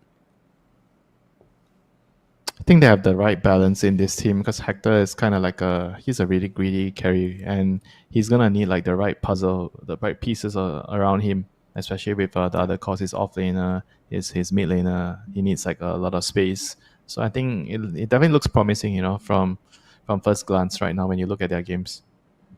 Yeah, and I think the right balance is the exact way to put it. It felt like Beast Coast, when they were successful, I mean, I'm only referring to them because I think for a very long time they were the top of SA. Them along with Thunder Predator and EG really paved the way for SA to start getting looked at as a more respected region, and then suddenly it all just fell apart, right? Now, EG nowhere to be seen. Beast Coast, their new stack is full of sort of fresher faces, and they haven't really been able to make a splash just yet or make any sort of wave internationally. Now we're looking at Boom, now we're looking at this Heroic lineup who have really risen from the ashes and emerged supreme. We want to see how they're going to stack up though. Heroic, they are in a pretty good spot. They've been invited to a couple of large international tournaments already. Of course, Birmingham being one of them, as well as Valencia. So, I mean, it's just up to them to try and find their footing here in this particular stage of the Elite League. Yeah, a long way for them to go. There's a lot of improvements to be made, and hopefully they're gonna be able to show us what they're truly made of. Like SA teams are generally criticized about. I think the part that they get criticized the most is about their sometimes lack of strategy with their drafts. Going for comfort picks instead of going for the meta picks, or you would call it, like being comfortable. I feel like it's gonna get you to a certain stage, but when you're past a stage, when you're trying to beat the strongest teams, you have to draft around the meta. You have to draft what's good. You can't just my carrier or my offlaner just wants to play this hero because he likes to play the hero. I mean, sure, you can maybe win your regionals by having that type of mindset, but when it comes to the best teams, you need to pick best strategies, or at least the best strategies, or one of the strong strats. There are usually a couple of ways to play the game, and most of the strong teams are going to be utilizing those couple of routes, and if you're the one trying to do something different, sure, maybe you can pride yourself with being the one that has a novel strat, but at the end of the day, the better strat is going to win, and you're going to have to be able to adapt. Absolutely, yeah. I mean, if you don't ban it out, they're gonna grab it up every single day of the week. Aurora have really loved this Dragon Knight. They've put it on Japs, they put it in the mid lane, they put it... I mean, really, it fits Japs perfectly, right? Because he's a lot of a greedier off-laner comparatively to a lot of his peers. I think that's kind of the trend that we've been seeing lately. And more often than not, we see Aurora take it late and win because they have a tri-core from Japs farming so much comparatively to their opponents who might be picking a bit more space makers, utility heroes. Their response for now, Heroic, is gonna be that Death Prophet. So can be flexed between the mid and the off lane. Still remains to be seen what else they want to piece together in their draft. DP is kind of like a good counter to his DK in some ways because of the magic damage. You're gonna need a hero normally in the early game that deals an obscene amount of magic damage to kill DK when he's pushing our tower. The common solutions we see is, I think, Kotal with the solar bind, just kill him. And with DP, it's Yep. more like you just have the overwhelming magic damage from your siphon, and you're gonna be able to threaten him at all stages of the game. Yeah. Still missing some sort of way to deal with those Manta illusions later down the line, but I think, yeah, you're right on the money. Just a very brick wall in front of you, threatening your objectives. You want to go somewhere with the Dragon Form, I've got to exo down your tower on the opposite side of the map. They're picking up this Grimstroke, and Winter, you did mention that the Grimstroke stocks seem to be rising lately. I mean, he's always been a great hero, but seeing him showing his face more and more in these drafts.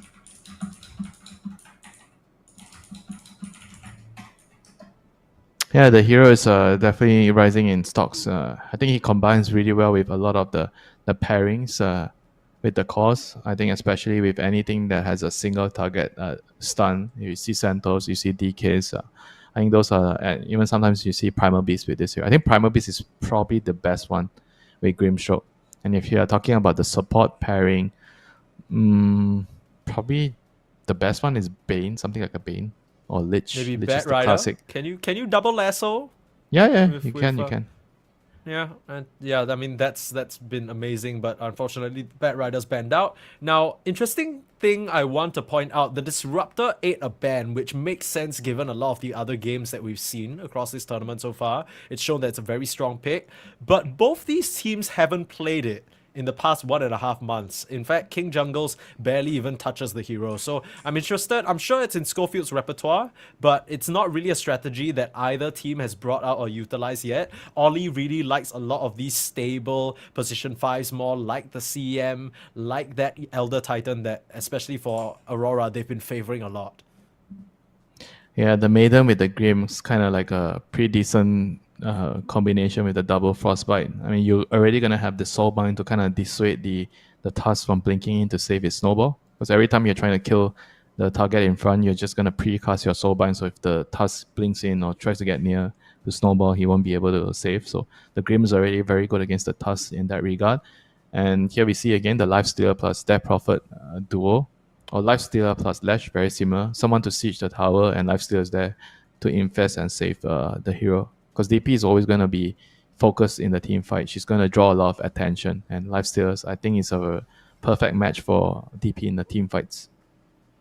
Yeah, they have a very good sort of thing going for them, especially since Lifestealer, we always talk about it, he doesn't really want to be hitting these objectives or these towers early on, so you want one of your other cores to do that. There is the Gyrocopter, likely for Schofield or King Jungle, so I'm more tempted magic to damage. think that this is gonna be a KJ hero, because when there's a task, you know it's gotta be Schofield. It's one of his favorite and signature heroes, I dare say. Yeah, still gonna give them a lot more kill potential on the DK. Like I said, you're gonna need magic damage to slay the dragon when he's pushing your towers with his level 6, and True. Gyro is definitely one of the stronger ones with the rocket barrage, the call down, the homing missile. Pretty strong lane as well with the Lifestealer. I think a lot of the drafts nowadays, a lot of how teams set up the pick order has a lot to do with the way how the duos in the lane work, right? If you think about your support, how does he work in the lane, and what kind of carry you need to pair with him in the lane. Like Gyro wants to get a couple of levels and run around. So you want a safe laner that's independently strong in the lane, so he doesn't really need you to babysit him all the time. Like something like a Lifestealer, he can stand in the lane or Morphling. Like the enemy can't kick him out, so it gives your gyro position 5 a lot of leeway to move around the map to pressure, especially you want to follow your mid laner. And now if we see the Faceless Void into the Lifestealer, it's a good matchup. But nowadays I'm losing a lot of faith on the Faceless Void after all the nerfs that he's been receiving, and I'm on the Lifestealer train right now with the Aghanims. I mean, they did nerf the hero, but the Aghanims is still the same. I feel like it's very hard to deal with Lifestealer. I mean, sure, you have you can always say that the Faceless Void late game is also scary. You know, there's nothing to deal with Chronosphere, but you have to get there. Yeah. Aurora haven't really had an issue with that so far. In the games that they've lost, it's been very quick affairs. So maybe Heroic, with this last pick, they can try and turn up the tempo and fight Aurora when they're not ready just yet. This Faceless Void is a signature of 23 Savages, so it isn't really surprising to see it picked up. But I am a bit afraid because I'm on the exact same train as you. I feel like we're both just on this Lifestealer hype train. The hero has looked amazing. Between the eggs and even some of the SNY early build-ups, just looks borderline unkillable, provides so much room for his support to work with. And I think it's great that you mentioned about the pairing as well, because similar situation for the DP, right? For her, she can very quickly become self-sustainable in lane, which opens up the task to move whichever mid laner Heroic choose to select for Analog here. Seems like that's the last pick for both these teams. Kotl, Puck, the Spirits, still largely in the pool, just Storm banned out. There's the Puck ban as well. Just a good tempo controller for Lorinov. Yeah, they're banning the slippery heroes because their supports don't have like a instant direct stun, right? So they can't really catch a hero like Storm or Puck. So those bans make a lot of sense to me for Heroic. And for Aurora, they're looking to decide whether the DK is mid or the DK is going to be offlane. I feel like probably the only thing you're going to consider is are you happy with this DK against Lifestealer matchup, or you just want to pick another hero to deal with the Lifestealer, like a Razor, for example, to win the lane. Because Aurora tends to put a lot of emphasis in winning Jabs his lane, giving him the advantageous lane. Because the DK you can never kick the Lifestealer out of the lane or go back to his trusty Slada. He loves Slada against Lifestealer. We've seen that matchup so many times. Sometimes it flops, sometimes it looks great. Most of the times these Sladas like to get that Orchid, which we've been seeing more and more of. That could still be an option. They last banned out the Doom, which is interesting. Maybe just a bit too slow for their taste, and they're worried about it screwing over their Faceless Void's game. Let's see what they are. And that is Slada. Perfect. Winter, my prophet. Thank you for calling. Thank you for blessing us with your insight and wisdom. I mean, this puts the DK in the mid lane, and I mean, Slada in a much better matchup. Yeah, so what does Heroic answer to this? Are they going to actually be happy? Is there a Viper in the game? Viper feels amazing here. Yeah, Viper's in the game. Viper counters all their cores, I feel. Like counters DK, I see what you're putting down. Yeah, it can really screw over. Are you thinking Viper in the off lane or the mid lane? Either way, right? Either way, I think it's fine. Okay, so they're gonna go for Enigma off lane, DP mid against the Dragon Knight, and Enigma is kind of also a good way of punishing the Faceless Void's laning base because you don't have good ways of killing the summons. Yeah, you're gonna rely on the CM to run up at Crystal Nova, and you need to put a couple of right clicks. I think maybe you have to bite the creeps one by one, because if you take Nova, I feel like you can't really kill the creeps, and maybe you can help secure the range. Right? Maybe you can secure the range. I think that's it. You can use it to secure range, but ultimately, if you're trying to deal with the summons, you have to use Frostbite to kill them one by one and send a lot of mangoes to the lane. That does not sound like a fun situation for Ollie to be in. We'll see whether he gets a... It's Faceless Void with CM. Obviously, it's not going to be fun. It's okay. Ollie's been in this type of situations before. He's played many a game for Aurora/Talon. But any draft that you're liking a bit more, I mean, later in the game, it's got to be Aurora who are favored even into that black hole, right? Because they can always cancel it with the chrono or the stun. Late game? Yeah, for sure. Late game, I think it's always Faceless Void's territory late game. True. And so I guess that puts the pressure on Heroic to make sure we don't get to that late game and they close things up beforehand. Both teams, like I mentioned, 1-1 right now. They'd love to get another win on the board just to stay confident and stay comfortable. in the upper echelon of the leaderboard right now. Only the top 8 teams progress out of this Swiss stage. And this, if anything, is going to be a chaotic series, to say the least, right? The best of, I'm saying, the best of Southeast Asia up against Heroic. Of course, Blacklist have looked amazing as well. So have Boom Esports. But, I mean, these guys, they're known for their craziness. They're known for the zany plays and all these insane late-game team fights. We're going to have ourselves a treat, Winter, but... yeah, I mean, starting things out, is there any draft that you're liking more? You mentioned later in the game, Aurora have the favor, but overall, do you feel like they're the ones in charge here? I kind of feel like I like the heroic lineup. I think they're gonna do really well in their lanes. Because looking at the side lanes, I feel like apart from the lifestealer into the Slaughter, I think the off lane and the mid lane are gonna be pretty nice for heroic. And DP plus Helm of Dom Enigma with good lanes running at you, I think you're gonna lose control of the map very, very quickly. Yeah, and that definitely seems to be the case. It's gonna be on Jabs. He last picked himself this Slada, confident into this matchup. Seen it time and time again. Sometimes it usually works out in the lane. I feel like if he win his lane and he buys like the wrong item, or he does like one mistake and he dies, and then the game is gonna be very hard. And Slada is not the best at stopping these early pushes, right? He's good at getting pickoffs, like going for a gank. But when it comes down to the DP with EXO and the Enigma standing next to the DP with Vlads and the Helm and with the creeps and the auras, what are you going to do as 30 Slada? seconds to battle. You jump in, crush, and then you're gonna proceed to get crushed. That's Yeah, what's gonna happen. it's going to be tough. The early game is going to be absolutely crucial for Aurora. If they do well in the lanes, they're going to kind of delay the event, the push, right? The group up by some time. But if they don't do well in the lanes, the group up is going to come very soon, and then you're going to have a difficult time dealing with the push. Yeah, I mean, this DP is not going to be very bothered in this Dragon Knight matchup. Should just get everything that she wants from the lanes. Hi, Heroic. They've set themselves up pretty well here, all things considered.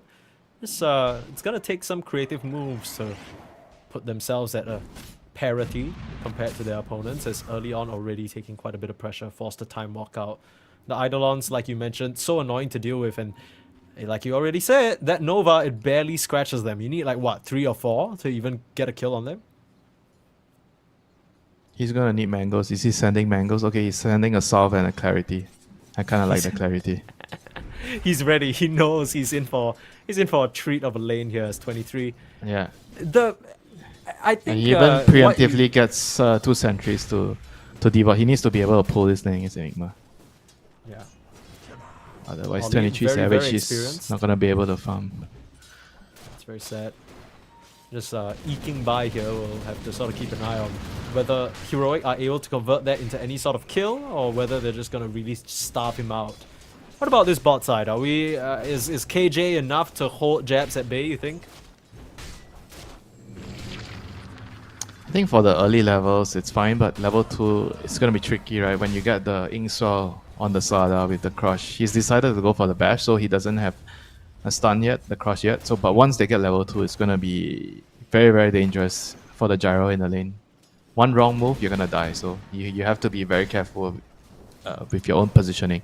But at the same time, I feel like if he doesn't play aggressive, it might mean that K1 on the Lifestealer is going to take a lot of pressure. So in order to relieve the pressure, maybe you have to put yourself in the line of fire as a Gyro.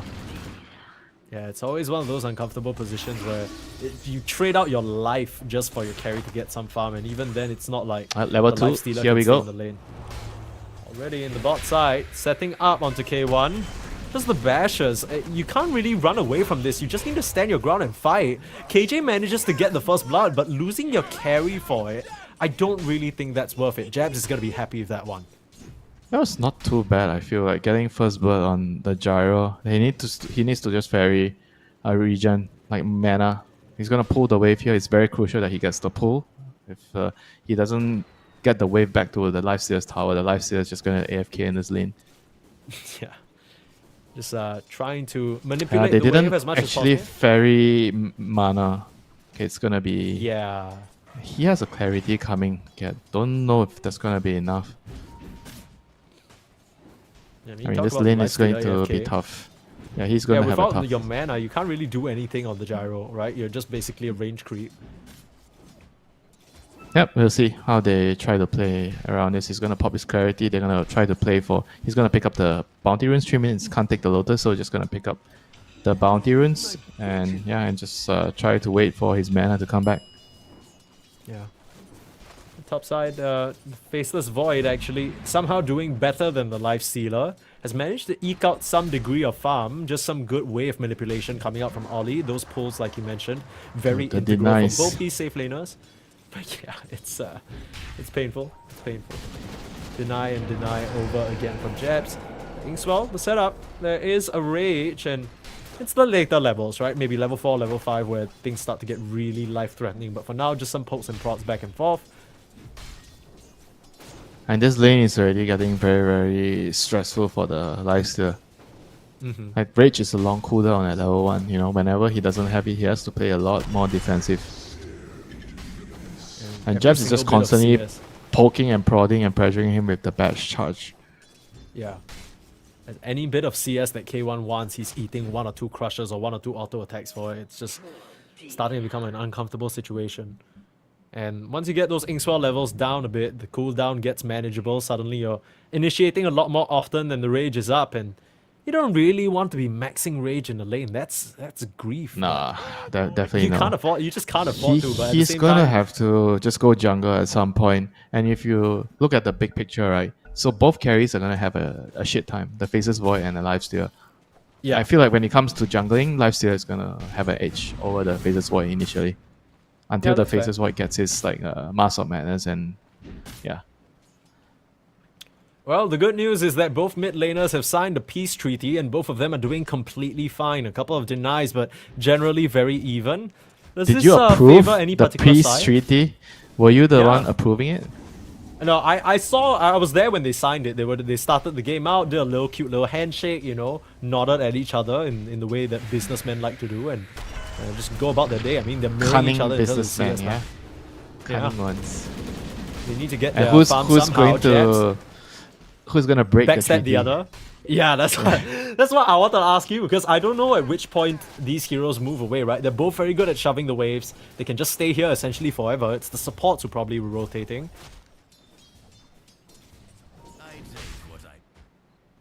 The runes probably, whoever gets the rune. I guess DP, I mean Dragon Knight can kind of use the runes well too. But so the runes are going to be absolutely crucial. Both supports are going to have to fight for their mid laners, for Aurora and Heroic. KJ is just dead. Easy setup there. It's a nice little stun though. The homing missile buys time. Jab's able to get the kill, but with the rotation from Schofield, they're actually able to return it. Nicely done from Heroic to respawn. Yeah, big kill onto the Sada. It's going to give Hector a lot of breathing room in this lane. Yeah. So, and he just needs to breathe a little longer, right? Any little space that he can eke I out in know, this lane. CM is here. Oli is here waiting behind. He places a lane ward. Oh, Slada's sleeping in the Scary. back. He's gonna die. Yeah, 6 minute. Usually you rotate to the mid. Instead, now you're chasing down onto this Lifestealer. Too much move speed between the sprint and the Inkswell. They'll be able to punch him down. And even though we said, you know, this is a little bit of room for K1 to breathe, turns out he just needed to hold his breath a bit more. But it's Just a gets good killed trade off. though. His team got the rune, the 6 minute rune, the shield rune. I think this is actually better, more important. Oh, Going shit, for that yeah, kill you're right. might actually cost them. They're gonna lose the tower Yeah. maybe here. Yeah, This is I mean, actually they're huge. just easy. Yeah, they're clearing the creep wave. They just need to keep that catapult alive and the EXO going. Schofield and the gang posturing around the area. Glyph is used, but what else do you have? KJ chasing you away. Yeah, you're right. This is huge for the DP. You're basically taking the tower in one fell swoop, and DK can't do anything about it. Yeah, that was actually not worth it for them to kill Hector at the bot lane. Tries for the deny, but Oh, he got the he deny. Still lands it. Alright, Was it the it's still, poison damage? That was clean stuff from Lorinov, but it's still it's a rough situation. But you'll take those. I mean, it'll be even rougher if they lose the wisdom. That's true. It's gotta run Schofield's over. It's on just the- Schofield though. He's on the He's mission. trying. He's running over. He's He gonna knows Schofield try. loves making these Okay. plays. And just needs to preserve his life here. But with jabs coming in, looks to be an easy pickup. The entire gang has converged on him, unfortunately. He'll just buy as much space as possible. Spotting out 3 heroes, giving his cause some peace of mind at least. But on top 23? side, they're setting up at the 23. The rocket, it's gonna connect the silence as well. tower. Still able to get the time walk off. Max that out and has a cell, so he can get straight back to farming. But Analog not allowing any of these moves to go unpunished. This is the Enigma and DP timing coming so early. They're gonna lose 2 towers Jeez. at 7 minutes.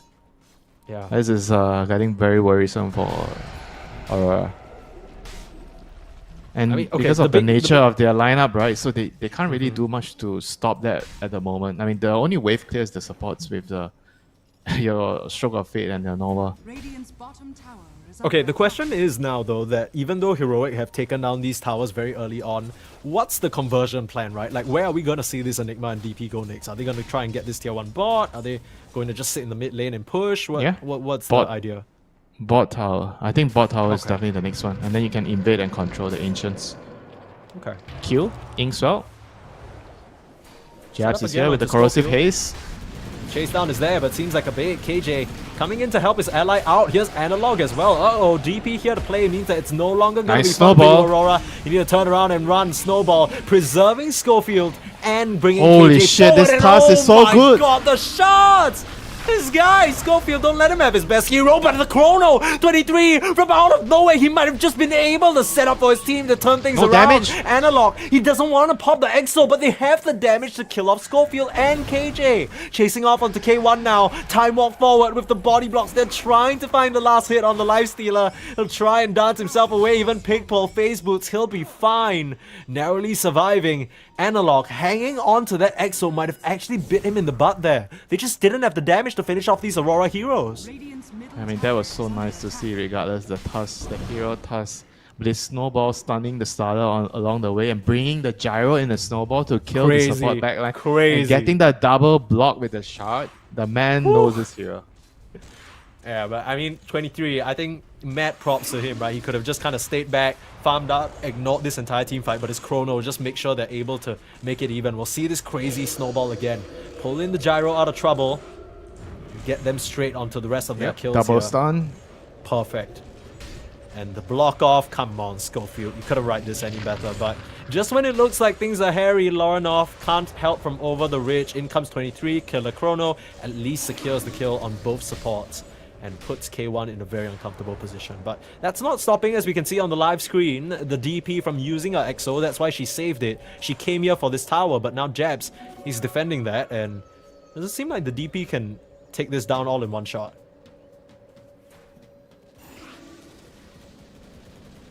Yeah, it's still a pretty sizable amount of damage done to the tower. But Aurora is definitely going to be happy that it's still there. And Slada is going to... Jabs is actually building a... Okay, he's building Echo Saber. So that's really, really greedy. Like, he just wants to keep scaling. Like, he doesn't plan to make moves anytime soon. I guess because Laurenov is queuing a dagger, so it means that the Slada can be more greedy.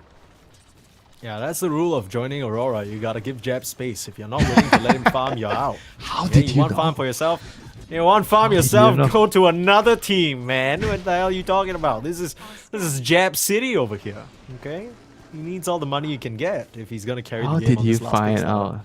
How did you find out, Mike? This It's a is public this is- secret, right? it's not even a secret. Everybody knows Jabs loves his money, and I mean, most of the time it works out for Aurora, especially in these late game situations. But like you mentioned, Heroic, they're on an insane timing right now. They're coming through with the Enigma. They have the Black Hole, or rather, the threat of the Black Hole that's scaring Aurora away from trying to defend this tower. So they just have to give this one up. Well, at least it took them, what, the last time they lost the tower was minute 7, so now it's minute 11. true. So it kind of slowed down a little bit. Sure. has fallen. Small wins here. We take those. As much space as you can get for the rest of the Aurora lineup. The later the game goes, as we know, the better they are and the stronger they get. The power level just keeps rising. Dagger is online, so let's see if they can actually pick off heroes to delay the push. Schofield is here. He knows, the man knows. Oh, dude, Schofield. I mean, even if he dies, I think he's just laughing. This is his specialty, just dying for the squad. He'll run straight into them. Inkso on the high ground. Oh, the block. He's still gonna find the connection on the stun though. And he's Snowball? a lot tankier than... Delay? Yeah, he's just gonna snowball. He's surrounded by 4 heroes, so he's 100% dead. But Dude, still, this guy is the hero for his team. I mean, it would have been so bad if they actually got to Dalai Lama. Yeah. You gotta preserve that Enigma at all costs here, but he's able to keep farming. Has his next item flying out to him already. He buy Is a that blink? Is that a blink? Yeah, Yeah, it's he a bought a completed blink. blink. Holy shit. This guy's rich as hell. Radiant are scanning. Dude, somehow Japs is at the top of the net worth still, despite despite him losing his tower and despite the circumstances. And the Slada is still able to farm up very, very comfortably. And no real core suffering other than 23, who should have his Maelstrom in a little bit. Like, what, 700, 800 gold? So from there, it'll start to ramp up and look a lot nicer for him on the curve, but they just need to buy him space. Yeah, he's gonna need some time before he... I mean, he doesn't really mind it so much, you know. Phases 4, it's all about, like, if your team is doing well, and you're not doing well, you're okay with it, because they are the ones going to make space for you. Let's say your True. team is not doing well, but you're doing well. All you can do is, like once That's a couple of problem. minutes, you come and chrono. Oh, But, jump in, Malefice, Black Hole off the mark! Off the mark, he gets the time walk off. He got a little greedy, tried to put down the Midnight Pulse, and there is the Chrono, locking the Vi Llama in. That is a huge price to pay. That's comes your the cavalry. deal as well. Snowball. Still trying to come through. Here comes the Hero Tusk, trying to save the day. They'll get the kill into Ollie, setting up into Lornoff as well, holding him in place. That's an Athos from Analog. Pretty that's cool a good pickup, TP. but they aren't able to stop the Such a TP. good Smart TP. plays from Analog. Radiant's But still, even smarter from Lornoff just to get out of there. I mean, that looked like it was supposed to be a free Faceless Void pickoff, but Heroic, they still get a support, I guess, but that is not what they wanted, and the whole time, Jet's still farming. Yeah, and the longer the game goes, the better it is for the Faceless Void. That's always usually the case, and middle tower is under attack. that's gonna sting, you know, for Dalai Lama, just trying to... I guess if he didn't use Midnight Pulse, maybe they wouldn't have enough damage between him and the Life Stealer, Yeah. because the Life Stealer has no items. Like, look at his Yeah, that's build. probably his concern. He has the Talisman instead of the Heretic, so he actually does no damage. Yeah. So maybe He's he was dodging them legit- bashes, though. He was actually legitimately correct to try to get his Midnight Pulse there. Yeah. We'll But see. unfortunate, It's just 23 mere moments. Just mere moments. So, a bit Yeah, unfortunate. 23 just quick on the fingers. Yeah. You gotta be, you know, and play these cores on the sort of top tier level. Your mechanics gotta be on point. That's what feels like the bare minimum at this point. But in surviving that fight and getting that Chrono, works his way towards the Maelstrom, and his farm should begin to recover. It's still keeping up, but it will look a lot better in a bit. But Heroic, again, this timing, they've finished off the tier 1s across the map. They've gotten their blink timings, they've used the black hole already. The question is what's next, right? Are they able to keep pushing the issue? Can they keep running into these jungle areas, clearing them out, forcing Aurora into bad spots? Because for now, doesn't seem to be the case. Okay, with the Radiance done, but I guess the Lifestealer still wants to get his next item. What is he queuing? He's queuing Manta? Yeah, seems like it. Ah, Just wants to shrug off the corrosive haze. yeah, or corrosive the- haze. I don't know. Just feel like you don't fight as well with the Manta. Actually, I- it seems like he's completely skipped over the armlet, which I guess makes Yeah. sense this game because you're thinking, I'm not going to be hitting anyone, but it feels like it still gives you feel such like a useful amount of armor, right? It's still makes you tanky though. I don't know about like Yeah. rushing. Now that I have time to think about it, like I feel like what is his role in this game?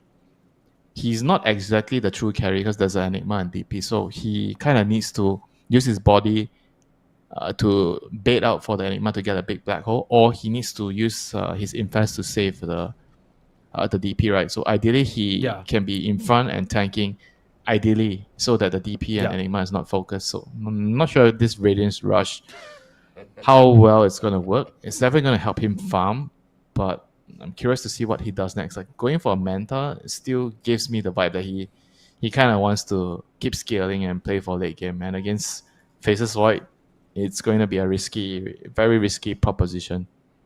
Yeah. I think the key similarity between both these teams is that they have a very central player, right? On the side of Aurora, it's always Jabs, and on the side of Heroic, of course, everybody has to bow down to King K1. But in this game, it feels Bow like down. it's not really King K1. It's like K1 the center on the front lines, right? K1, the guy who needs to use his body to buy space for his cause, because the Vi Llama and Analog, they've gone pretty greedy in terms of their own picks and itemization as well. And I don't know if K1's greed is going to pay off in the long run. You're staring down the barrel of a timeline that doesn't really work out in your favor as well. Later down the game, you're facing off against the Bash brothers and a Dragon Knight with Aghanims and Manta. That doesn't sound like a fun time. Yeah, not at all. Like the odds are definitely not stacked in his favor in the late game. I feel like with this type of lineup, you have to hit critical mass minute 25, 30, and try to end the game around your DP out black hole, a key black hole, and you have to finish the game. I think AC is fine, but like Radiance, Manta, the build up is like so slow, you know. I mean, sure, if he goes for this build up and he still joins the team fight and does what he has to do, then sure, you know, I'll be okay with it. But he's so weak, you know, like I don't think he can actually frontline at all. Yeah, it's tricky. They are dealing with a little bit of issues here. Hopefully that gets resolved, but it feels like 10 minutes away. Heroic. That feels like a bit of a tight timeline. I think coming into this particular game, we were thinking, okay, you know, Heroic, they have some pretty good tools to use to put the pressure on Aurora and end the game early, and they hit their timings coming out the lanes. They got that early Vlads, the analog was getting towers left, right, and center, even built up that Atos to stay more active. But we're reaching the point now where the black hole didn't connect, the gank wasn't necessarily clean, the smoke moves are not ideal, and every missed black hole, every kind of wasted exo, it's just 23 Savage, he's building his bank, and you know what happens when that man gets into the late game, he doesn't miss. Like, he's not going to be the only problem right now. Slada is like a bigger problem. Yeah. Echo into... Okay, he's going to split his Echo and get the BKB. He has the BKB if he wants to do it now. Yeah. I mean, Feel no like rush, right? If he does that, can he actually take some fight right now with the... I guess with the Inkswell and the Dagger on DK, maybe. Yeah, they're gonna try. The Grim He has split it up the already. Grim has the shot. The Grim bought the shot. Oh, perfect. Okay, everything's syncing up here for Aurora. This is clearly the timing that they prepared for. The question is whether they can find a target. I mean, Schofield has been perfect in mapping these out. It's almost like he knows everywhere they want to be. If they just get a support kill, it's not going to be enough, but maybe it's just scaring Heroic and trying to buy themselves time. For now, Jab's still farming up in the bot side, not really connecting with his team just yet, even though he has completed that BKB. Radiant's bottom tower is under attack. He wants his team to move to him with the DK, I guess, but DK also kind of wants to farm his Manta, so Yeah. not really sure what's the plan here. Probably just to just keep farming, because you have Phases Void, so the slower the game goes, the better it is for you. So they're not That's really true. in a rush to push I'm any sure towers. that the team comms are literally every single move they make. 23 is like, yo guys, just chill. You know, if they're not gonna do anything, just let me hit creeps, and then you hit creeps. We're all happy. Everyone wants to farm here. We can all make money. It's not a competition. I mean, net worth wise, even though it's not the best for these Aurora cores, if they're given space, they can still keep up in farm. It's not like Heroic cores are gonna outscale them by that much. It really feels like Heroic, they're the ones who need to try and make something happen, but they seem equally okay with just chilling out for now. Yeah, because they're lagging, I guess, so True. they're just trying to farm and avoid confrontation. Yeah. Just pick up There's always the story about K1 saying that, oh, you know, the reason why he developed such insane farming skills is because he always was playing on ping, and because of that he had to be better than other carries in other ways other than just raw reactions and mechanics. I mean, this guy's got spreadsheets for his Wraith King farming patterns and stuff like that. He has it min-maxed to a T, but this game, the Lifestealer, no matter how much you eke out of the map, there's a bit of a limit on that hero, it feels like.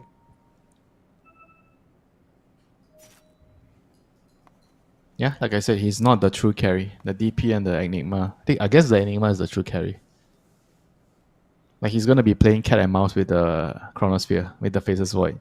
Like, whoever makes a mistake or whoever makes a bad jump is gonna be punished by the counter Black Hole or the counter Chrono.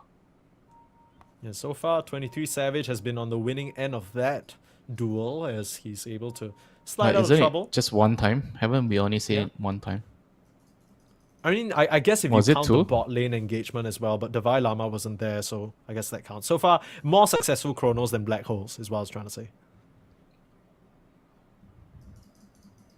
Yeah, Chrono is thought kind of the easiest spell to use, right?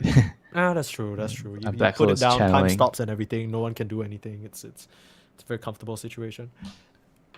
Heroic, are we scared at all for them? They like you mentioned, the Lifestealer going for a much more greedy, individualistic build, and so far the timings they haven't really synced up. We didn't really talk much about this Athos coming out from the Death Prophet. It's I guess it's intended to catch more of the Aurora heroes off guard, but maybe set up for silence for herself, but it's not really. Yeah, she kind of convincing. wants to use it to catch the Faceless Void, because Faceless Void has no defensive item yet. If he's rushing Mjolnir, then he's always going to be vulnerable. Yeah, I mean, I like it that you actually brought up, like, the team kind of wants to fight with this type of setup. And if you look at that, Enigma also kind of wants to fight right here as a dagger. Yeah, but And your Lifestealer is kind of trying to max out his farming patterns, then it doesn't feel Yeah. right. Or you're both wrong, because the Lifestealer wants to farm, so all of you should want to farm too. Yeah, true. King K1.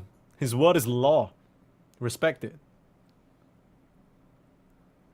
I think that's something his old teams did very well around, right? He would literally always be in a position where he would be the one carrying the game, and if it wasn't him, it was Whisper. And Chris Luck was always this sacrificial lamb that would die over and over and get caught out and have just the worst games. But it paved the way for the rest of his team to operate.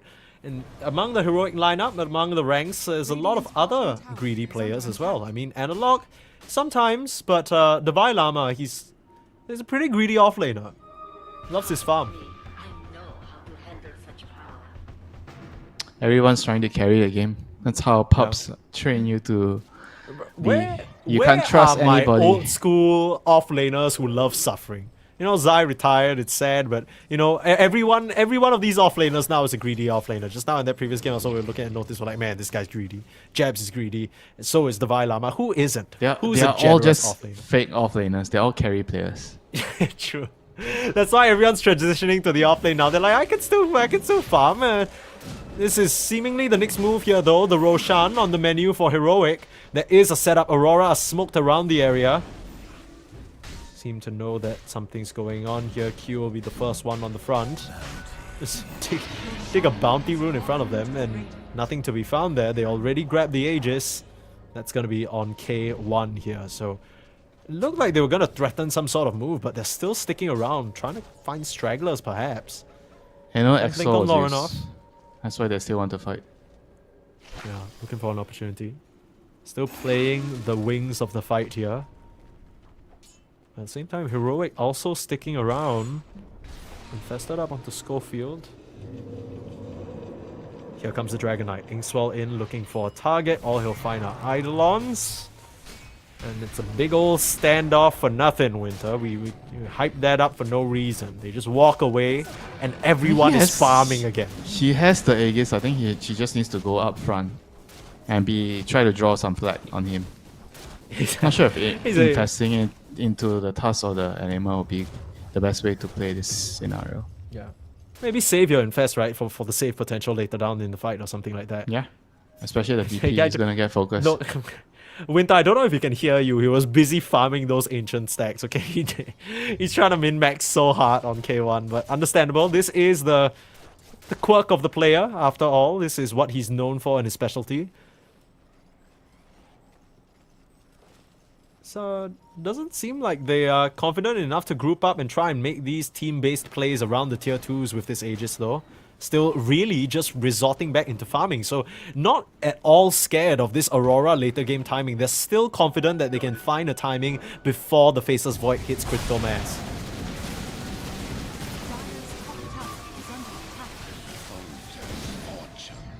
I feel like the BKB on Enigma is probably going to be their big timing. I mean, he's not anywhere near yet, but like DP is like kind of strong with this build, like Atos into with heals, travels. She has the God Samuel Cape, so she's very fast in a team fight. Has the level 10 magic resist talent. Yeah. I don't know. I feel like they are really strong right now, and they should be looking to fight. But it seems like they are just happy trading farm. Yeah. It's like we said, it looks like the peace treaty extended to both the teams from the 15-minute mark. Both teams just really avoiding conflict, sometimes by their own choice and sometimes completely coincidental, but it's worked out. The peace has been maintained.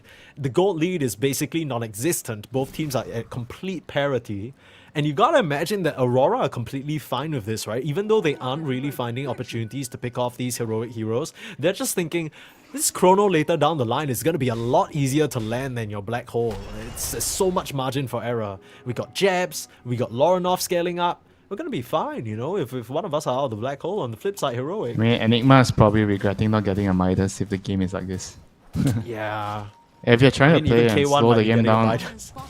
like slow the game down for late game, why not just get a Midas, you know, and just scale and try to get to your refresher timings on Enigma. Yeah, maybe just a bit of a split focus here. Maybe they didn't really discuss it, but K1, perhaps it's a situation where he was like, okay, you know guys, I'm not really so confident fighting for the next 20 minutes. I want my items, but there's a bit of a mismatch of expectations from the DP and the Enigma who are like, yo, we're so strong right now, let's go bros. Shot just off the mark here, Ollie able to narrowly escape. Not that there were many heroic heroes to follow up on that. And here we go, using that Aegis to its full effectiveness, bringing the EXO into the bot side. Now they'll just boost the travels over to the mid and start threatening up this tower perhaps. After the black hole backing up this DP, Aurora should start to bring heroes in to stream if they want to defend this tower. I don't think they want to defend any out of the outer towers though. I feel like high ground is probably just the way to go for Aurora. Yeah. Again, I mean, no pressure at all on them. It seems they're like, as actually long as they trying to just go. keep farming. I mean, Aegis is Looking for 50 an seconds. 50 seconds. They want to go ahead of it. Gotta try and get the collapse onto K1. A lot of burst damage. He's not able to get the infest just narrowly. Oh, pops out immediately, runs for the wins.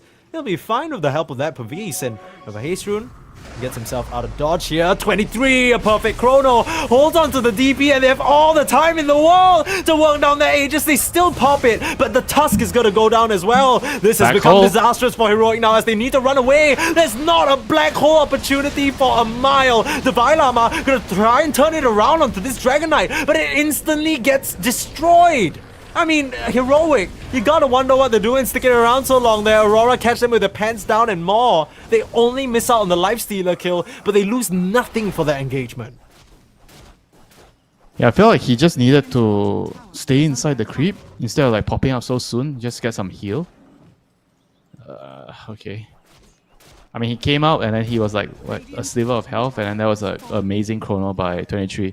Catching the DP at the side so that the Slala can actually right click, and that was like the end of the fight after that. And sure, there was still like a decent Enigma black hole at the end, but it's not enough. Yeah, And you're starting to see the start of the that fight again. you're starting to see the team fights becoming hard for Heroic. That was Whenever they also can just kill a your little bit. DP, whenever they can kill your Yeah. DP just like that, this is trouble. It was also just a moment of hesitation, right? Heroic. They spotted that haste rune and K1 wanted to grab it, but it's like, oh, you know, you got bottle, and that just gave all the time in the world for 23 to find that perfect teamfight chronosphere. Lifestealer caught on it as well. Even though they pop the Aegis and they don't get that kill, they get way more than what they bargained for. And the most important part of all is that they defend their tier 2 tower. So that stays intact. Heroic, not as much space as they'd like to create on the map. And Schofield's bringing Hector into the enemy territory. See Lorinov jump out now onto this Dragon Knight, starting to take some damage. Dropping low, the feast going to work, and beautiful shots holding him in place. No Dragon Tail, and that's going to be a very easy pick-off. Great setup there from Heroic. They're not done just yet. With the EXO pop, they want to come back for this mid-tier 2. Without the threat of the chrono, they're feeling comfortable to do so.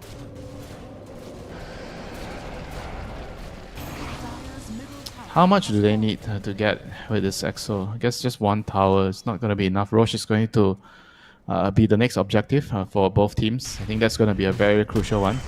Whether you can siege high ground or not with the DP is going to come down to whether you get the Aegis on your team. Halberd is also going to be a huge item on Analog if you can actually get there. Yeah, Analog's item build-up has been pretty interesting to say the least, but it really fits out for him this game. He just needs to figure out a way to survive these chronos and these initiations. Would have maybe like to see a bit more armor on him, but so far his Shivas, build's been maybe? working out. It's just, yeah, right. Like he has completely glossed over that item, going for the raw HP and evasion instead. But I mean, it's just the chrono that caught him out just now. Other than that, he's been playing pretty clean. Yeah, he knows if he doesn't die in the chrono, they're gonna win the team fight. Schofield once Forward again, setup is there. the man to break the smoke. Radiant's middle tower Yeah, sacrifices himself. for It'll the be greater good. sad, if he doesn't actually win this game. He actually played so well on the toss. Yeah. He is, well, there's a reason why he's known for this hero. It's Radiant's arguably, middle tower is he's a under bit of a attack. magician with this combination, but it's not enough, it seems like, at the moment. Heroic, they just weren't able to string together some of their early timings, and now they are Radiant straddling a very uncomfortable ride that's just Oh, rocking Hector them left, right, and center. Hector finds a void. getting found out here, free Chronosphere. Now, I don't know whether you have He's enough damage tanky. to kill him off. Yeah, he is tanky, and in comes Divine Llama, gets the wood. Okay, that is what you were looking for, and finally get your revenge. 10 minutes later, the fight has broken out though. Jabs looking for initiation, infest into KJ. Beautiful shots, locks him in, but is this really the target you want? The fish will be able to slither his way out. Ollie looking like he has to give up his life for it. Heroic starting to surge forward here, get a couple of key pickoffs. Schofield still on the chase, but with the Inkswell helping the Slider out with the move speed, he will be able to get away. Perfect Inkswell pops right at the time, but Schofield, hot on his heels, doesn't let him get an inch away. And this Tusk, again and again, just coming up big for the Heroic lineup. Yeah, that was the black hole they needed 15 minutes ago, and they got it. And 23 just maybe still a little bit too haste with his chrono. His team was like too far away. He went in a little too quick and pays a huge price for it. are fortified. Yeah, just a little bit of impatience now costing Aurora this positioning in the game. They've been able to stabilize things and keep things even for the most part, but now a 4k gold lead emerging for Heroic as they're threatening your high ground, taking the tier 3. Aurora without jabs, you know he doesn't want to buy back, but no chrono. Doesn't seem like the defense is very feasible. They'll still try, jump in with the BKB on 23, holding on onto the Snowball life stealer, save. but the snowball save, there it is. Schofield again. This guy has been a superstar for Heroic, and he's able to kill off the Dragon Knight. Now Jabs is back in the fray. There isn't a chrono available still, and looks like they will lose this tower. No, Exo runs out just in time. The glyph as well, buying them every bit of a duration that they need to come back into this. But again, Schofield into the mix. Ollie in some trouble and just gonna get killed off under his own tier 4s. They know that without this teamfight chrono, there's no chance that Aurora can have. Now 23, he's still playing around with them, still trying to scare them into some sort of reaction, but they are not going to take the bait. That was a huge chain of events for Heroic. Yeah, that was a very, once again, well executed fight from Heroic. Plus, Lifestealer knowing their limits and just making sure that the Rex just went down there. It's well played. And now if they can actually just secure the rush, they should be able to secure the game. Oh, Grimstroke has Axe actually. Okay, didn't notice that. Yeah, he just picked it up. Saw a Lifestealer illusion that Schofield's gonna die. An unfortunate pick off there, Aurora. At least they find something for their troubles. Oh, they're gonna sneak the rush. Oh, Okay, this is actually huge. Yeah, I mean, Schofield's been the big playmaker and the vision granter for them. He's out of the picture, so now they're just able to waltz into the Roche with the Corrosive Haze. It's a lot of physical coming out, and they will be able to get this objective. So denying this important timing for Heroic just off of that one Tusk pickoff. This is so significant from Aurora to slow down the game. That's a lifeline for Aurora. I mean, imagine giving that to the DP or the Lifestealer. And how are you gonna kill him twice? And now, Yeah, I mean, at that point, they just do the same thing. His that game they is did gonna on top. go on. Game is gonna go on for the Faces Void. He's gonna get his level 20 talent, attack speed, Yeah. get another item. MKB is gonna be very, very important here against the evasion, the mischance from Radiance, the Halberd. So many useful tools being picked up by Aurora in the next 2 to 3 minutes here that Heroic, you gotta imagine, as well as this Tusk has played, as well as they've come together for their early timing. It's really gonna come down to this black hole. The Vi Lama, he needs to pull a big one out of the hat. But so far, we've seen like what?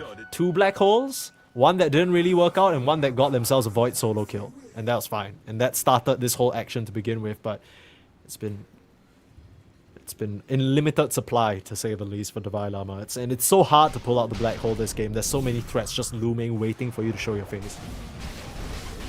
Radiant are scattered.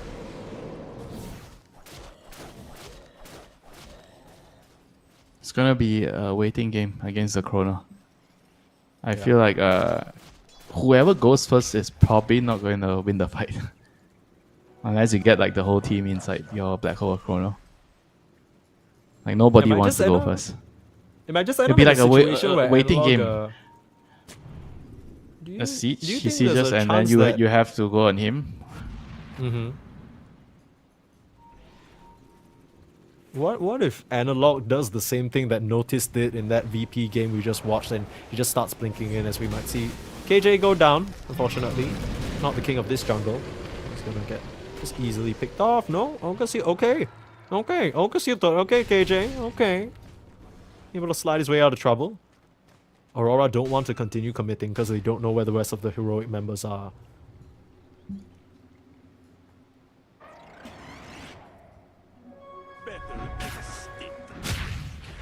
It's very, very tense right now for Heroic. They understand that they are kind of on a timer, but at the same time, I'm pretty sure they also feel like there's still the refresher on the Enigma coming, and that could also be a tight turner in the late game, if given the time to farm. And he Talk a lot does about like a huge amount of damage because he has the axe right now, so he's literally gonna be able to kill everything in the black hole. As long as he has the mana to use all his spells. He He just should have like refresher, double black almost- hole is like 800, 1.1k plus double midnight pulse. So it's what, 1400 mana in total. If you don't cast your stun and summon. He has the ceremonial roll backpacked. He's just trying to juice as much gold as he can from this Philo stone. But Aurora, they want to take advantage of this Aegis and at least mop up this tier 1. Radiant's middle tower Maybe try for more here. At least just position aggressively. Force some sort of response from Heroic. Maybe try and force some mistakes. They are in a very comfortable position. And you might not feel that way because if you're just tuning in and just watching, you'll see, okay, Heroic, 6k gold lead, very nice. Look, Aurora have Aegis, but who cares? Well, Heroic, it feels like their timing has basically come and gone, and it's this refresher timing that you talked about. But again, so much pressure on Devi Lama to get this crazy black hole where so far Aurora really haven't given him much opportunities. Yeah, both teams are just playing really, really cautious. They're not really overcommitted in taking fights. They're very, very methodical, just very disciplined. Because they understand that it's Enigma against Phases Void, you know. One wrong move, you lose one fight, you lose the game. Yeah, I guess objective taking potential from both sides are pretty insane. You get those DP, goes up to the high Yeah. ground, there goes You your have towers. Same thing to- for the DK. Take into consideration your buybacks, you know. Maybe at some point you can try to make plays when you have buybacks and use your buybacks to trade for the big ultimates. I mean, looking at the buyback, so actually only 3 people have buyback right now. DK, Enigma, and CM. Yeah, everyone just making the sprint towards their next item, their next power spike that's gonna potentially turn the game around or make this team fight a bit more manageable for them. What does So Jazz it's like, have cooking up here? it's like both teams believe they have the better scaling. Yeah, it really felt that way since the start, right? Where we were thinking, okay, Heroic, surely you guys start moving now, and they're just like, no, we chill, we farm. We got Enigma late game, DP late game. Although with this build from Analog, we complimented his itemization being pretty smart, but I don't know how well it's gonna serve him later down the line. He has a lot of active items to use, and a lot of bashes and silencers and roots and stuff that he has to wiggle his way free from. I can't help but feel like maybe somewhere down the line he might need a BKB, but even that feels awful to pick up. Yeah, against the Slada and the Faces Void, you probably don't want to do that. I mean, there's also a Soul Bind. I think he just needs to kind of hope that he tanks up enough to survive the Chronosphere. Maybe you go like raw HP, like hard next. Just like heart, just straight up heart. Or maybe you go Aeon this. I don't know. I feel like as long as you survive the Chrono, Heart Seal feels like the right item. Yeah, right. Like it's if there's a hard game, it's gotta be this one. You just need to be this big meaty shield for your Enigma and draw the attention away from him. That's kind of been the story of a lot of our games so far. It's just about which team can kind of sequence their fight nicely and set up for their initiators. I mean, I feel like Aurora just have so many different tools, from the Soulbind to the by the Crush way, to the... the Vailama went Shadowblade instead. So he Oh my decided that he goodness. wants more mobility. Sneakiness. Yeah. I mean, this item got buff quite a bit this patch. 3 seconds extra duration. Radiant's middle tower See whether is you can under make attack. that time pay off. So far, Yeah, the time he feels like he has no time to get to the refresher. That's fair. And I think I would agree with him. Seems like Aurora, they're starting to really clamp down on an advantage this game. Even though, again, it's so weird to say that when it's clear Heroic have the gold lead, but you're up against a Faceless Void in the later stage of the game. None of your gold matters if you just get caught by this killer ultimate and worked down. And right now, buybacks are very, very thin. Yeah. Only 2 heroes at buyback. They're both on Aurora. Void and CM. Both teams were like just grouping up around that triangle area, both smoked up, looking for something, and then just cold feet. Oh, here comes the immediately dark, back up. dark portrait with Inkswell. Oh, okay. It does like, what, a quarter of Schofield's HP. Woo, cool. Most action that we've I seen in the past swear 5 it minutes. looks scarier than that. No, it does. And it's magic immune, which is the most annoying thing. So you can't even like use spells on it and stuff to stop it from just punching away. It's like a real life stealer. It's as good as the real thing.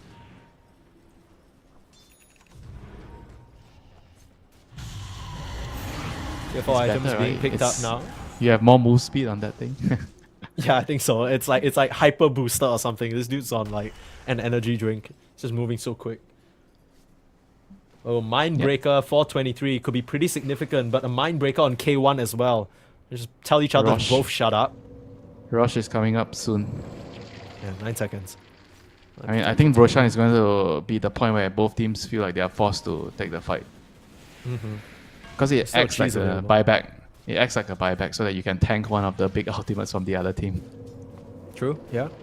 The age-old way of dealing with these Enigma black holes or these huge just press one button instant You nuclear are definitely destructions. not pushing up the high ground against Dark Portrait. You can't, yeah. That's so scary. And they just keep sending this life stealer. Look at this little guy. He's just out here making so much space. Okay. Well, Radiance works against you a little bit here. Dagon doesn't work on this thing, by the way. No, it doesn't. You can't. It's just perpetual. It's so annoying. Get a Lincoln's and put it on the life stealer. Tower is under attack. Lincolns would be a great item this game, but just feels like both of these teams need so many little things in They're their not. toolkit. They're not checking Roshan. They're not checking Roshan. Roshan is up. They're trying to They want to pick go off. with this AD. Yeah, smoke up. K1, he's doing double damage. I mean, I'm not sure if this AD is gonna like make it easy to push high ground against the Dark Portrait. I don't think so. I mean, for now, I they're think still trying to Aurora find is opportunities. aware. Aurora is aware of the Roche. They're pinging. They have They're to making be. a move. I mean, they're the ones who just took it last, so I'm sure they have that timer for themselves. They spot out K1 on the way if they see he has an AD room. But the vision on the high ground, it has the priority for Heroic. They'll run forward now, Analog. Jabs connecting with a stun. In comes 23. Doesn't want to risk a chrono yet. KJ on the front lines. You're freezing fielding, holding them back for now. Both teams have used quite a bit, but if The the ward. side of... Yeah, I don't know. I mean, now, even though Heroic have that vision, they pop the EXO very preemptively. And now if the side of Aurora can just wait that out, they're going to be in a great spot. Heroic have to try to figure out what they have to do. Do they risk it by just going to Roche? I mean, they're gonna risk it. Trying.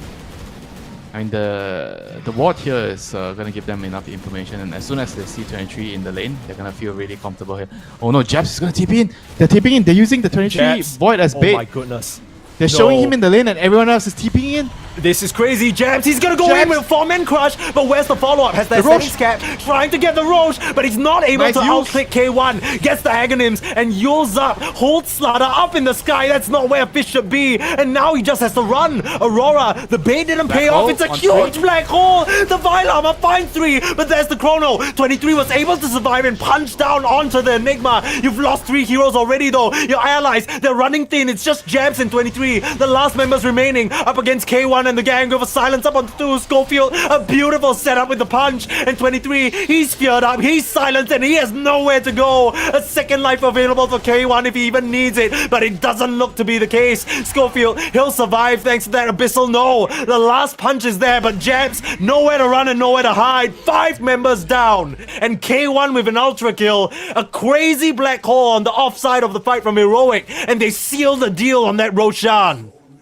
And Dalai Lama picking Enigma did 2.6k damage to Praise's boy. Oh man, yeah, he sure did. He completely smashed 23. I mean, it wasn't enough to kill him off the first time, but it just baited out such a response. What a huge black hole from Dalai Lama, and that's what we've been waiting for the whole time. Take a look, just catching all 3. It's perfect.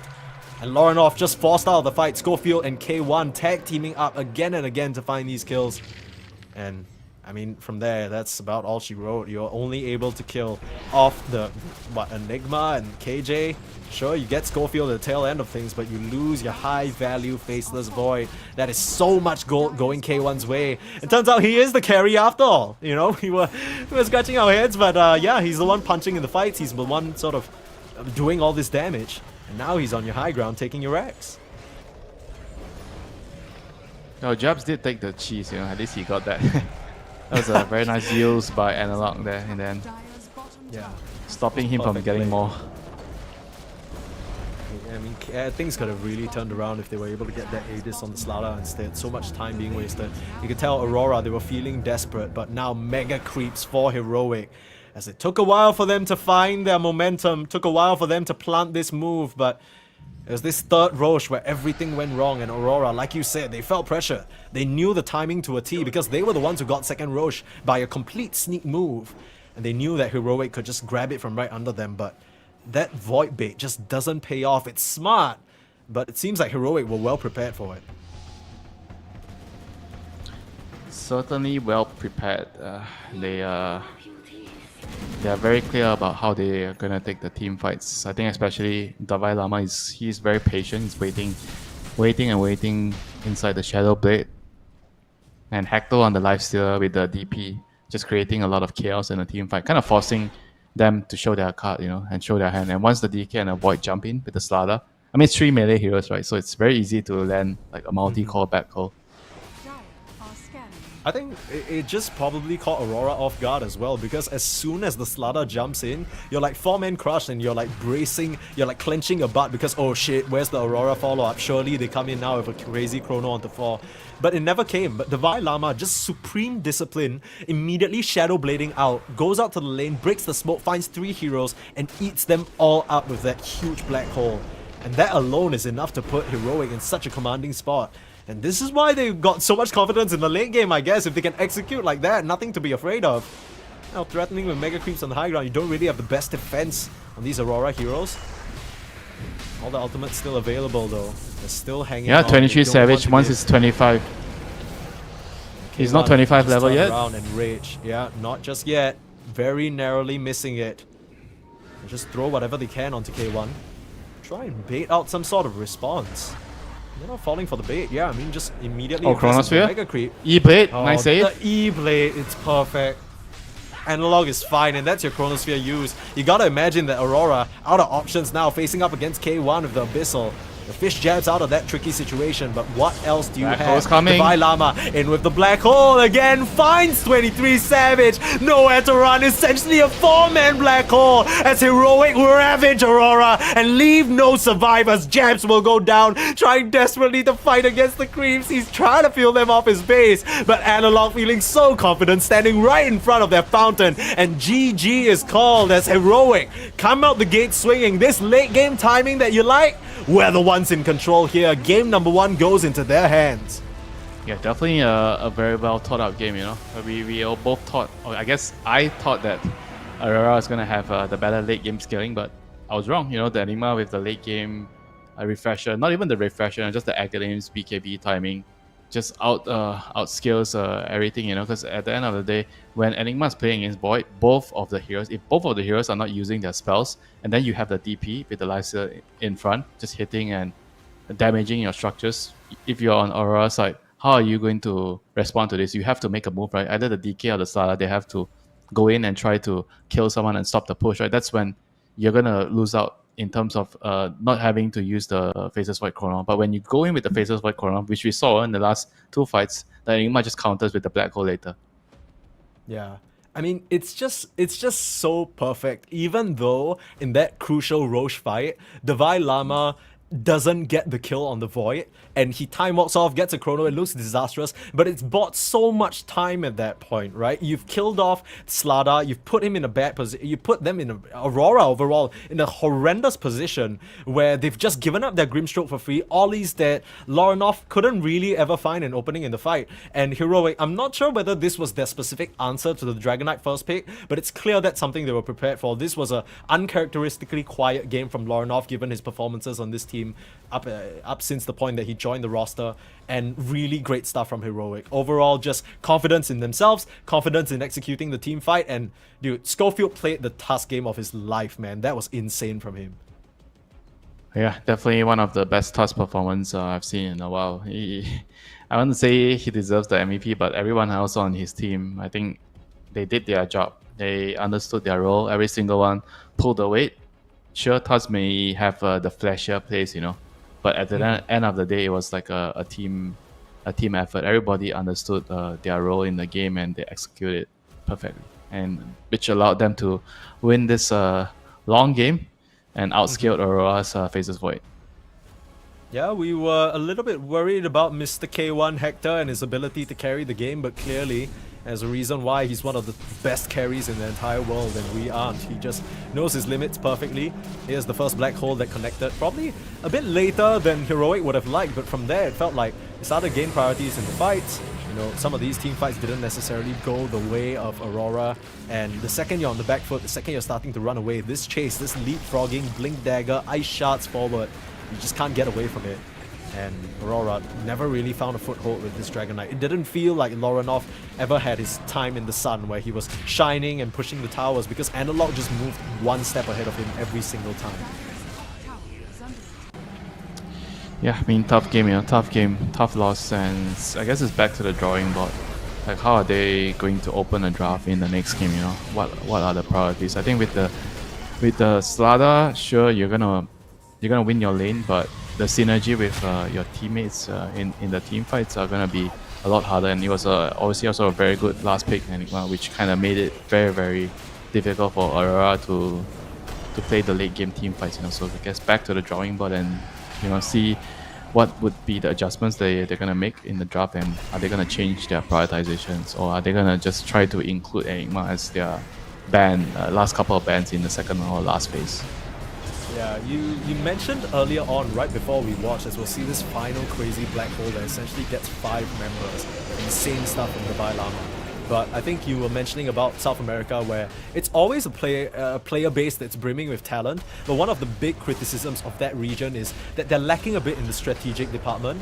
I think that's kind of clear that they have so many plans in place, and that's courtesy to their coach Cafetado, right? He's sort of been part of EG, he's been part of Hokori in their one nice TI run in Singapore, and he's showing that he has fresh ideas and ways of dealing with this first pick DK, because we're in the stage of Dota and the meta where you don't just give that away for free. Now we'll see what Aurora can do to respond, what Sunbi and Jabs have cooked up after a short break for game number 2, so don't go anywhere.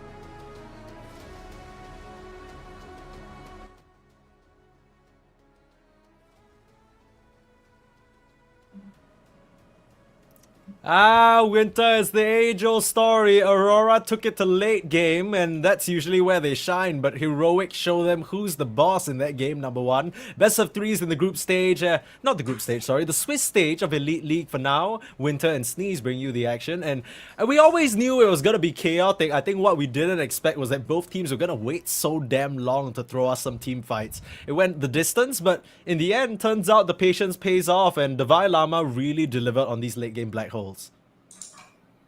Hopefully, we get a fast-paced one this time. Just something to keep us awake, keep us entertained. After that slow game, it's time to change up the pace. Oh yeah, Step up the gear. yeah. Switch it up. Give us some spice. Run a Chen lineup. TA. First Roche 10 minutes. Who cares? Ramp it up. I think we were definitely expecting a faster game from Heroic, but their choice to slow it down and face Aurora off at where they seem to be the strongest was daring, to say the least. We have a draft already. And of course, Aurora, we keep saying, okay, they're strong in the late game. They're good. I just want to let you know of a very scary stat. So for Aurora, their average win time in this league entirely is at 1 hour and 4 minutes. The average win for them takes 1 hour. These guys, any earlier than that, they're not looking too hot. But hopefully they can try and shock us all here. Play something a little different. The Chens, the Enchantresses, available in the pool. The Lash, though, snatched up immediately by Heroic, but seems like Aurora, they had to have let this through for a reason. Lash is probably like a flex for them. I can see Davai Lama actually playing this. I think it feels like his type of hero. Polarizing off lane. Yeah, that seems to be his specialty. We've seen some European teams also run it in the position 4 or position 5, so that's an option available for them, but immediately snatch picking the Razor, which is something both Loranov and Japs have been practicing intensely, and we've already seen this matchup mid before. It's so Razor favored. It's not just the lane in the game. Like Razor is very good at dealing with Lash in the team fights, because usually Lash, they don't really build like any armor items until later in the game. You always see either the Yules, the Bloodstone, the Kaya. So all these early items don't really help him with dealing physical damage. So either he has to rely on a support to get him a Solar Crest, or something that gives him like armor, like a Warcry, for example, or something else. So we'll see how they actually deal with it. Or you just, like you say, put the Lash in a support role. Then you don't care. Yeah, you could. Doesn't really scream to me as a Schofield hero, though. Maybe KJ plays it. We'll have to see. KJ hero, right. I believe, not Schofield. Yeah, not Schofield. No, okay. Schofield loves his high difficulty run-in melee heroes. If it ain't suicidal, he ain't playing it. We'll see what he picks up for himself this game as the Morphling eats a ban. Just some respect to 23 Savage, probably. That's one of his signature heroes after the Faceless Void. This Razor, take out the Disruptor. Okay, I mean, no surprises. Even though it's not really one that both the teams play, like I noted in Game 1, it's just become such a strong support in this patch. Sneeze, when Faceless Void doesn't work, you turn your head to Anti-Mage. Oh, okay. Wait, why is that? What's with anti-mage? Lash. Mana Void target. True, I guess. Yeah, you could. Are there not any other better carries you could pick against Lash, you think? Terrorblade isn't too bad, but No. it's banned. Okay, I'm blind. Wait, no. What other carries are you looking at? I'm trying to see. Let me take a look. Drow? I guess See Drow what we is got. okay. Drow is pretty good Yeah. now. Got a couple of buffs, right? The multi-shot looking a lot nicer these days compared to what it used to be. You have some options. Not sure if you have Drow with Razor in the same team though. That's my concern. They are too much of the same type of hero. Anti-Mage on the other hand is a different kind. Feels like it fits true. more to the Razor's playstyle.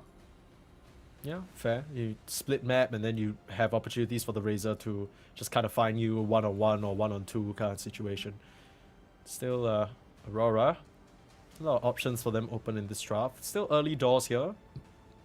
Rubik will be the selection. So, able to steal out Always some of very those nice. split-ups. Always very nice against Lash. You have the better version of the split up. Yeah. Because it's the instant cast. Yeah, that's the story of Rubik, right? Every single hero you could pick, I'm gonna do it better than you. And it's something that Q really likes. It's one of his favorite heroes. So just don't reveal anything too crazy here. Just throw that out there, see what heroic try to go towards. The Life Stealer is still an option as well. We've seen the Life Stealer Lash combo over and over, but it feels so bad to pick into the Razor is the problem. He's back. He's back for more. Hell yeah. If it ain't broke, don't fix it. He played such a clean game, and Tusk is by no means an easy hero, right? Mega impressive stuff from him, and he's feeling comfortable enough to run it back. It could be a bit tricky against a Rubik though, because I feel like with the Tusk, a lot of the times he was trying to shimmy himself in position to get these nice snowball saves and these shards. With the Rubik, suddenly the lift save with his own shard, or if he steals any of your spells, could be pretty troublesome for you. But on the other hand, I feel like they are starting to shape up the 3 versus 3. If Lash is mid with the Tusk, Yeah. and you have a Rubik Razor, the Tusk Lash already feels scarier than the Razor. I think in I this see what you matchup mean, is in the lane, it actually might not be so one-sided as I was thinking about. Because you get like what 3 points in Diabolic Edict in this lane. I feel like with a Tusk rotation, you can actually kill the Razor fairly easily. Yeah. We've seen this before. I mean, you just need to kind of cross your fingers. Lucky rune spawn. We saw one situation where a Yeah, I Lash mean, got look an at AD this. and turn things around. It's all about the Lash Oh, because you have pos yeah. 5 Nature's Prophet with a roaming Tuskar, so they can show up in a moment's notice. They are Yeah. going to all in this 3 versus 3 brawl.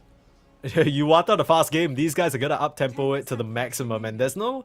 I mean, yeah, sure, the Nature's Prophet can farm, but KJ, he loves to play an active, just kind of ganking Nature's Prophet. Rubik is not good in this type of scenario, and they're gonna need like some Elder Titan now to fight. I think Elder Titan to kind of counteract the MP. Or something they can fight. Something they can fight Undying. Something they can just stand in front, because the rune fight I feel like is gonna be like a huge problem for them. So with the Pango, I guess 10 seconds. I don't know if they're gonna flex this offlane. Haven't seen Japs play this hero a long time, so maybe the Razor is just gonna be a carry. Yeah, I think it's more likely that this Razor actually ends up being an offlaner for Japs, because it's something that he really likes. Like, really likes as in he's played like 10 pups, 7 of his most Yeah, but recent pups are Razor. not with Rubik. I think I don't know if you want to put it with Rubik, because your 4 is a Rubik, right? So the lane True. might not Becomes be awkward. as stable. Yeah, it might not be as stable. Yeah. Sure, you have the static link into Lift, which is kind of nice, but the first couple of levels, I feel like it's not gonna be so comfortable for Razor. Razor wants like a melee hero to soak damage and tank for him in the lane until he gets to level 3. Then he'll start dominating the lane. There we go. That's the ET.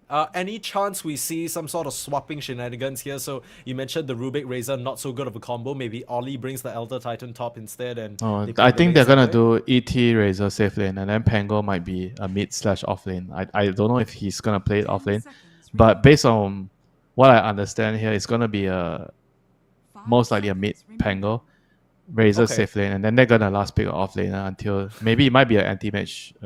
I don't know. Jab's last pick, classic stuff. But Wind Ranger being It's picked Wind up here by Ranger Heroic. Lash, so it's gonna be all geared up to play for the Lash, because Wind Ranger carry. If it's a carry, he doesn't need the support to be in the lane. So when you have position 5 Nature's Prophet, you always want the pos 1 to be a strong carry in the lane. So you don't have to baby him in the lane. You don't have to babysit and help him, and you get to TP around. So Wind Ranger is a very strong laner, and you can kind of have a combo Shackle, Sprout into Shackle. Sorry, it's pretty devastating in the game. It's a lot of damage. I kind of like how they are trying to make the draft about the Lash. Everything is about the Lash. Yeah, it seems that way. And you kind of have to, right? Because when, it seems like Aurora, they very intentionally left that Lash open for Heroic. So Heroic, they're doubling down. They're saying, okay, you're going to give us Lash. We're going to make everything about this Lash. You're not getting away with this. Like, the fact that you let this Disco Pody through, we're going to make sure you never make that mistake again. A Lifestealer ban out just to cover their bases here in case that really is a Razor in the off lane, and they're still missing a carry. The Lifestealer still pretty good into the heroes that Heroic have so far. Yep, what is Heroic gonna do here? Are they gonna just... I feel like Lash mid against Pango is like easy. We've already seen it a couple of times. Diabolic against the Rolling Thunder, you just kill the Pango. Yeah. He can't really play so aggressive against you with the role. So probably it's gonna be like an off laner. Okay, I think all the bans are nice. Brewmaster and Kanka, those are the ones that will provide them with the team fight and lockdown to protect the Lash, like the boat on the Lash, so you keep him alive. The primal split, keeping the Lash alive as well. So it's most likely going to be up against a Razor. So they need somebody that can lane against Razor. Seconds remaining. Enigma again, but there's Ruvik this time. Yeah, it doesn't feel quite as good. Enigma feels a I mean, bit. there's still Mars in the game. Mars is pretty good against Razor. You can always push him away with your spear when he's trying to bully you in the lane. Works well with the Lash. Is there a chance that this becomes a Wind Ranger off lane paired with the Tusk, and then we see a last pick obviously carry obviously there's still a chance, obviously. Because I think the Wind Ranger is also designed to follow the Razor around the lane. But they don't have last pick, right? Unless they come up with some off-lane / carry hero, you know. So it's too much flexing. I don't know if you can actually come up with that type of hero now. Yeah. I think Mars is just like stable, you know. You have Mars, you have a team fight to protect Lash. It's good against Razor if the Razor goes safe lane, and you try to just hope for the best, you know. Radiant team. Mars is something that they are pretty decent on, but it'll be Primal Beast, the last pick for Heroic here. So, yep, carry Wind Ranger. Good hero too. Good hero too. Against the Pango, you can cancel the roll. I mean, the Pango's gonna have a hard time against Lash and Primal. And even Wind Ranger, because you can kill him through the roll with a focus fire. Yeah. It's going to be tough. A very tough Pango game. And what is Jab's boss going to play here? He sees everything. Wind Ranger Wind Ranger safe lane with Nature's Prophet. What is he going to play? Must be some range here, right? Otherwise, how is he going to play the lane? He's thinking of the lane. Like, for sure, he's thinking about how to play the lane. Yeah. Centaur against Wind Ranger carry. Then you get retarded. Centaur is still in the pool somehow, despite it being one. Yeah, Centaur Rubik. Okay, that's a decent name. Wait, hang on. Wait, how did they miss that? Is Centaur still available? Okay. Aurora, they can grab it up. It's the anti-mage. No! Oh, okay. I guess it's saved. It's 23 playing the anti-mage safe lane. I told you, right? It's true. It's true. You're right. Oh man, I just thought it wouldn't be possible because of the lane setup. But right now, I guess they feel like, because AM, they need like a pick that can win the whole game, right? And they feel like Razor carry can't do that. Yeah. The only outward thing is the Razor is going to be laning with a Rubik. So I think that would be not so ideal. But Japs is kind of feeling like he doesn't have any hero that can overpower the enemy team. So he's choosing to take one for the team here. I'm going to just lane with Rubik with Razor and play into this Wind Ranger lane, which I feel like is probably going to be very favorable for the Nature's Prophet Wind Ranger, but instead it's going to give them a win condition with the ET AM lane against the Primal. It's double melee against double melee, right? So the ET AM, I assume, or I feel like it's going to have an upper hand in that lane until the Nature's Prophet shows up. Yeah, but it's all going to be about that Lash, like you mentioned. We'll see how it all pans out here. It looks like Lorinov will be playing that Pangolier into the mid lane up against that Lash matchup. It seems like it's going to be something that's pretty comfortable for Analog.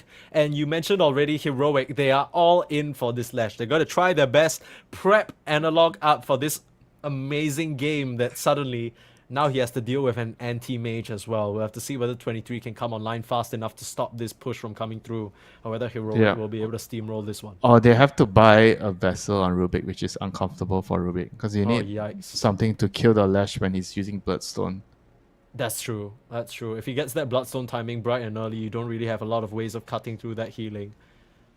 It's just that, the anti-mage will survive. The rest of your team maybe not so lucky. Maybe a couple of Mate Slayers from Jabs, and who knows, maybe even the Pangolier can get something like that. You need all the magic resist you can get. No real pipe builder in this roster, unfortunately. But yeah, Aurora, they are not really under any risk here in terms of this best of 3. This is round 3 of the Swiss stage, but you don't want to be in a situation where you're at 2 losses. You're at 2 losses means you're 1 away from just instant elimination, and that's uncomfortable, especially for a stack like Aurora where there are so high hopes. But Heroic, they've shown themselves to be such a competent stack as well, coming out from South America and doing the region proud. So we'll get off to the races here. Early smoke for Aurora to start things off. Hopefully they get a first blood, so we get to a game 3. Low enough. And first blood equals 1 game. I mean, it's a good morale booster, you know. Especially if your mid gets it. Loranov is just testing the water, see if he's gonna break the smoke before he places the ward. Yeah. There's some good fundamentals there from both sides. This is a tough lane for Pango for sure. Yeah. Either way, it was gonna be tough, regardless of who he went up against, right? All 3 opponents are pretty solid into that pick. Loranov, he was set for a rough time either way. On the back of this anti-mage, perhaps Aurora can take us the distance. Another situation where Aurora are going to be trying to play for this tri-core setup and a bit of a later game timing. It doesn't seem like they'll be able to put a stop to Heroic early on. You flip the script a bit. Rune fight. ET wants 5 heroes in the spirit. Just kidding. They can't show their face up against him. Anti-mage mana break. Oh my goodness, he's just dead. Okay, well, that looked so easy. Oh, he didn't get the rune? Yeah, he didn't get a single thing from that. He just suffered. So 3 runes for Heroic and 1 rune for Aurora, and they gave up first blood to... Okay, at least it wasn't the mid. I mean, still pretty nasty stuff. You talk about the melee matchup, but KJ is going to be down here helping his buddy out with those range auto attacks. Oh yeah, they swapped their lanes out there, so to avoid the melee matchup. Yeah, you can't afford to do that up against Elder Titan. He'll just beat you with his briefcase. But now Divide Lama just needs to watch his spacing, right? The second 23 starts connecting with those auto attacks, you're going to run out of mana to use Onslaught real quick. Soul Ring lane, bro, against anti-mage. True, yeah. You got to build that up.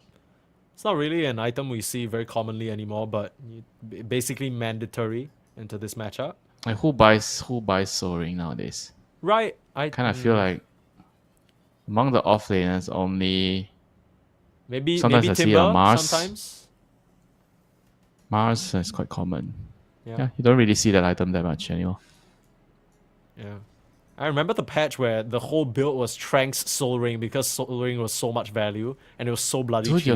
you're so old school. What? I'm just... And you call me old, and this is so long That wasn't ago. even so long ago. That was like, what, 3 years? 4 years max, man.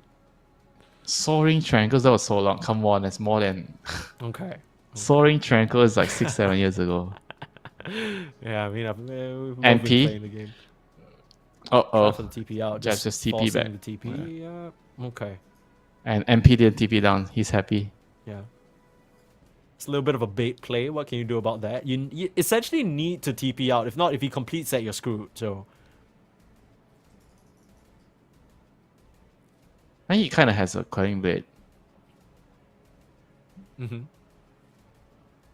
But probably will take a lot of damage. Like sometimes, if you're left with 100 HP or 200 HP, it's probably better that you die. Yeah, true. So Jebs makes that play to just TP out, avoid trouble. Now the lane in a better position for him, so not too concerned. Early doors here, the anti-mage doing very, very well in this lane despite the first blood death. And even with the help of KJ, 23 is still very much able to get farm completely uncontested. He's doing well in the denies, he's pushing back Davai Lama. Yeah, anti-mage is a very strong laner now. MP, TP's up. KJ wants to get the kill on Jabs this time. No TP for you, sir. Yeah, easy kill, especially with those shards. So much just jail potential. You got the shackles, you got the trees, you got the shards. I mean, these guys, they'll lock you up good. Next to the Disco Pony with Diabolic Edict. Yikes, yeah. Is that that's the scary. worst punishment ever? Yeah, I sentence you to 100 years of standing next to Lash, who's just disco dancing next to you perpetually. That sounds painful. This reminds me of some games that I had in the past where somebody was trapped forever. I mean, they've certainly drafted completely around for the Lash. Like you said, every single hero can play their part in making sure you are subject to the Disco Pony's antics. I mean, K1, we didn't really talk about this Wind Ranger anti-mage matchup just yet. Because the game, I guess, doesn't really matter about that carry-to-carry matchup.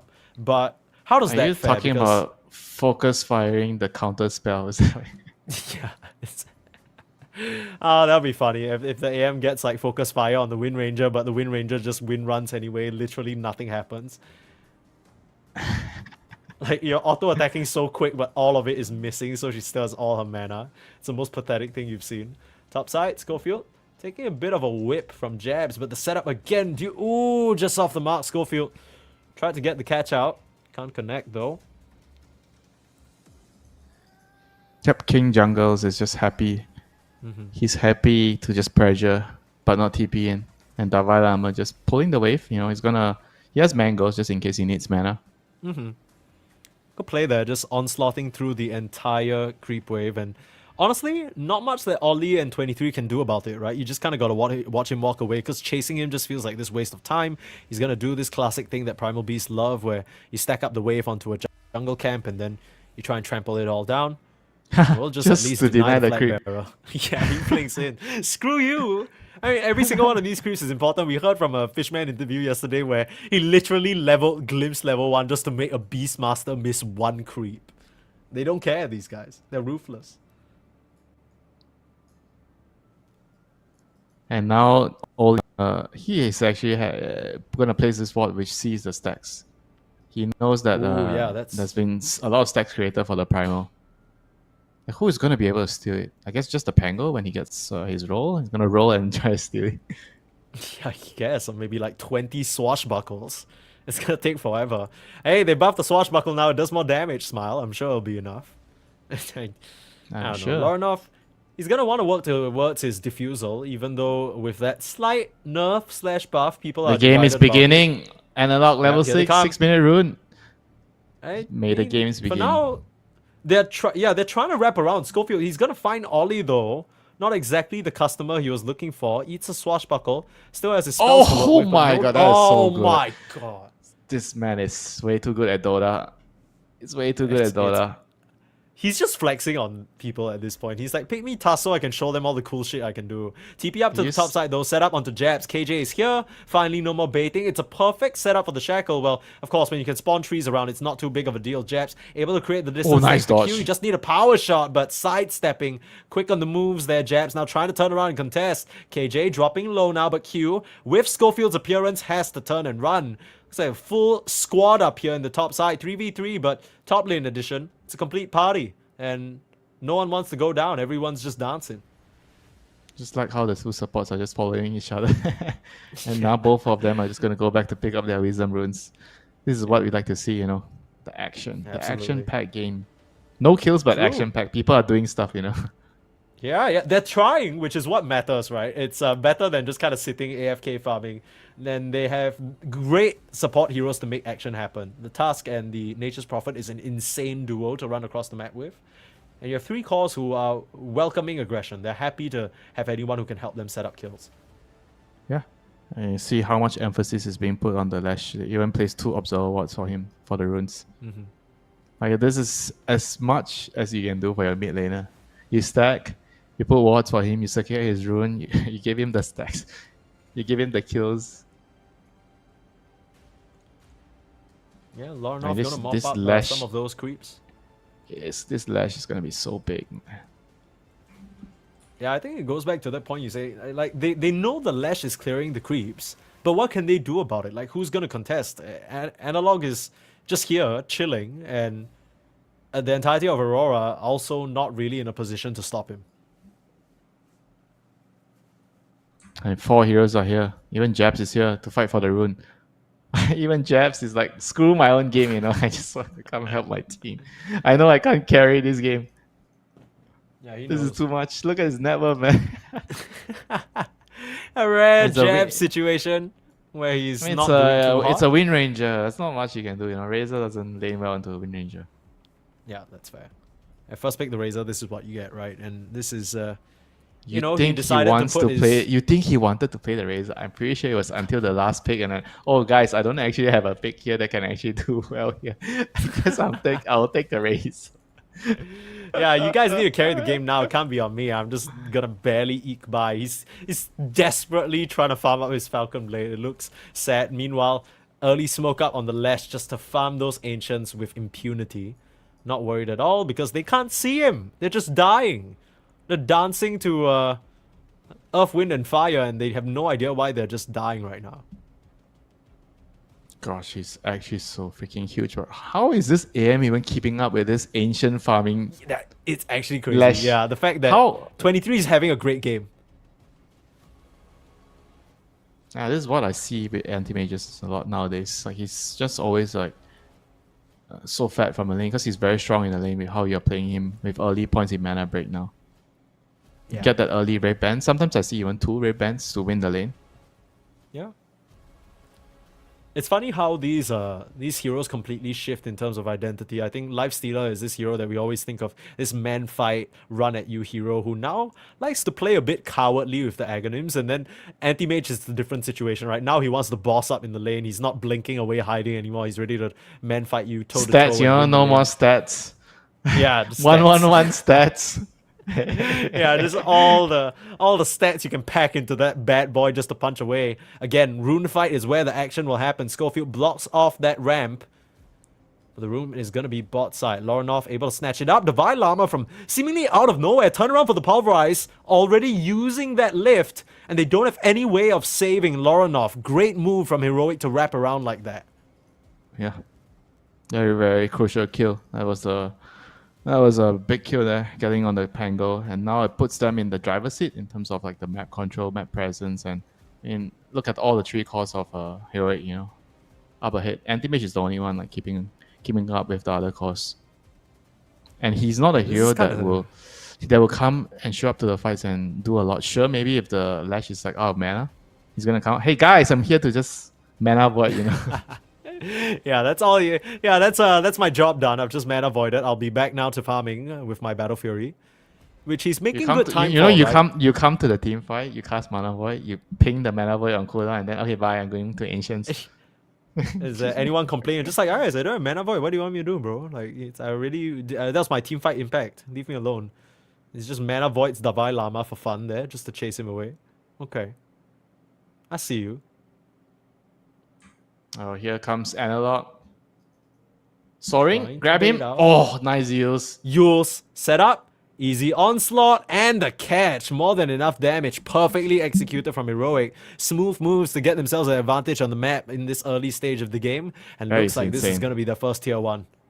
And this is what you get from babysitting and giving your Lash the best treatment he can get. And KJ gonna die to Rolling. the roll. Yeah, great It's setup fine. as a response. Not the worst. Heroic is still happy with this. They're gonna get the bottom tower with the edict. Holy shit, that tower just looked like it wasn't even a tower. Tends to happen when you're up against a Lash and he has undisturbed personal time with any objective. It's just easy for him to grab it.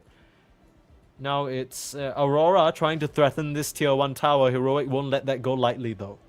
Those TP and some support. Schofield just preserving this Invis rune for his mid laner to come back up here and grab that. Man, this Lash is just getting babysitted all the way. So much pampering. He's got a pacifier in his mouth, you know, they just put the diaper on him, all that. He's feeling very comfortable. Yeah, I mean this is what you do, you know, when you have Lash on your team. Yeah, he's just pressing his buttons. You put an iPad in front of him, he's just watching his show, it's everything's vibes.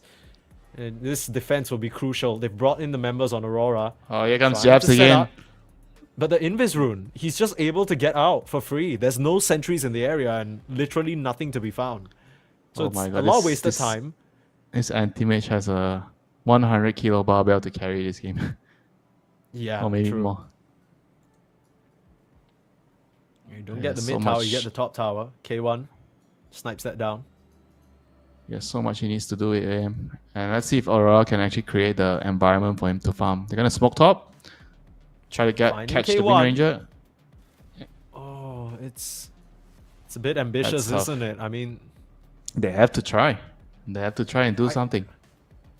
yeah, I kind of felt like you needed to start that fight with Q with the lift or something like that, but they show on the Pango first and he's able to just win run out. Yeah, he thought that Rubik was in range. I felt like Schofield was gonna wrong be now, Schofield. the target again. As he always is. Just snowball just to buy some time. Right? Loronov's like, yo, you like to roll up? I can roll up too. Comes in with the Rolling Thunder, even though I don't really know whether it was necessary. They'll just snag that and get out. And he's just really frustrated, you know, after what that Schofield did to him the last fight, stopping the Oh, roll. I understand. Yeah, so annoying. Just really have do it to- to him. Show him what you can do. Yeah, you have to win the mental battle. I felt like Tuss is already winning. Yeah. If the support Exert is forcing dominance. you, if the support is actually forcing you to use your ultimate on him, Yeah. you know those Not much games of a where win. you're playing those high impact support, something like a Wyvern or a Phoenix, and you Yeah. force the whole enemy team to focus you. You know Yeah. the amount of satisfaction you get from that.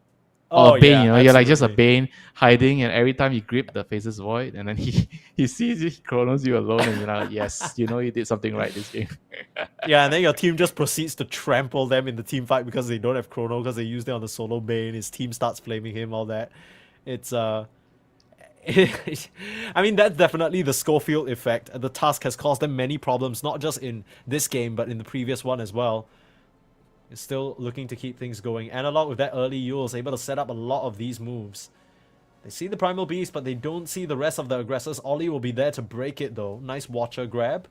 Spots out the move and will prevent any sort of casualty from happening on the Aurora side. Yeah, I mean, this Rubik ET is just getting outfought by the Tuss and the MP, allowing Heroic to have all this map control until right now. So they have to just He has an try Orchid to complete, by the way. on Nature's Prophet. Holy shit! Yeah. He's just rushed it. No boots, no nothing. Straight I mean, Orchid. anti-mage, you better be careful. Oh yeah. they know you about show up the- on the map. I mean, do they know about the Orchid?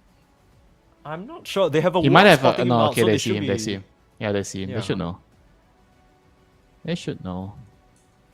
And both teams are trying to run into each other. The Disco Pony wants to fight with Arcane Rune. Yeah. Time to put the Hector, beat not on. there, K1. Hector. No, needs to run. Shackled to the tree, but still gets stomped up, lifted down. KJ's Orchid. joined the fray, but it's straight into jabs. You Orchid on the Rubik, but this isn't a fight you can win. Schofield trying to come through, but here comes the Vilama. BKB reveal Q. Still hidden. He's gonna get zapped down by the Disco Pony, and now jabs, even with his Blade Mail. I don't think it's enough HP to survive. Ollie can only stomp from the trees, but by then it's a bit too late. The Vilama with that fresh BKB catches Aurora off guard as 4 members collapse. It's still pretty good for Aurora. Anti-Mage is farming. They took the fight 4v5. Heroic had the Yeah. whole team there. You killed Hector. I think you killed the Nature's Prophet who just got his Orchid. I think Yeah, that's this first K1 kill is... you can't really ask for more, you know, if you're Aurora. That's true. About best case scenario you could ask for. Great Earth Splitter and stuns coming out, but they're not done. Set up again onto Ollie. Found him deep inside the jungle trying to deward, and he will be punished for it. Quick TP in from Heroic. And grab that Elder Titan. Yeah, I mean that's the problem with dealing with MP now as a support. It's very hard to ward alone because normally it's fine, but even when the enemy sees you. But against something that has global presence, a Spectre or MP, you cannot actually do that.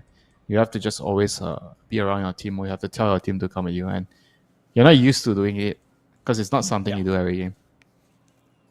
Yeah, I mean, the fact that a core has to sort of accompany you here to just get a deward feels like it's such a inconvenient use of their time. They want to be farming, what hitting what these can you item do? timings, but Yeah, but yeah, what can you it's do? nature's prophet rules, right? The second that hero's in the game, suddenly everything flips, and you need to play extra careful. Yeah, I mean it's not just about Nature's Prophet. It's about you're behind. If you're against Nature's Prophet and the game isn't going that bad for you, sure, I mean you can still do it. But right now, the state of the game is pretty bad for Aurora.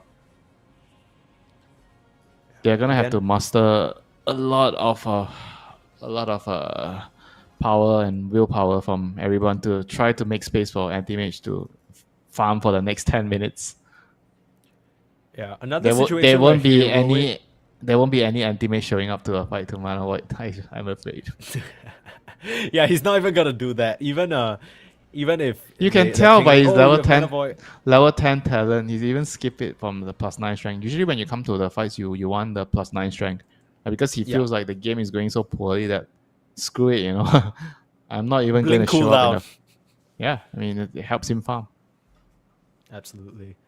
That's the name of the game now. Heroic with a 6k gold lead. They are farming well on all their cores, but it's just the lone anti-mage that's keeping up very well. The Pango's doing okay too, but would love to connect on more kills as Heroic just keep the Oh action no, going. they see the anti-mage on the observer ward. Uh-oh.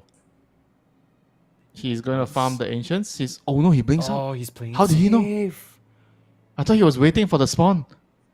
How did he know? I mean, he sees no one in the lanes, I guess. They just smell something shifty. Holy shit, that was so crucial. If he died there, I felt like the game could just be Start very well snowballing away from them. snowball out of control. Yeah. That's Okay, crazy. now 23 all with he the gets spider the sensors reward. or something. Yeah. 20, all he gets a deal. He's happy now. Okay. Yeah, finally, after so long of being scared of risking his life, he manages to clear out that bit of vision. Aurora avoids certain disaster for a little bit longer, but it doesn't stop Heroic from continuing to take anything they want on the map. Still in a very good position for themselves. As long as 23 is alive on the map, there is always hope for Aurora. They're just waiting for this Magina anti-mage to be ready to take them to the next game. If there is going to be a next game. Yeah, I mean, Aurora, again, their specialty so far this tournament and throughout their short existence has been buying time for their cause.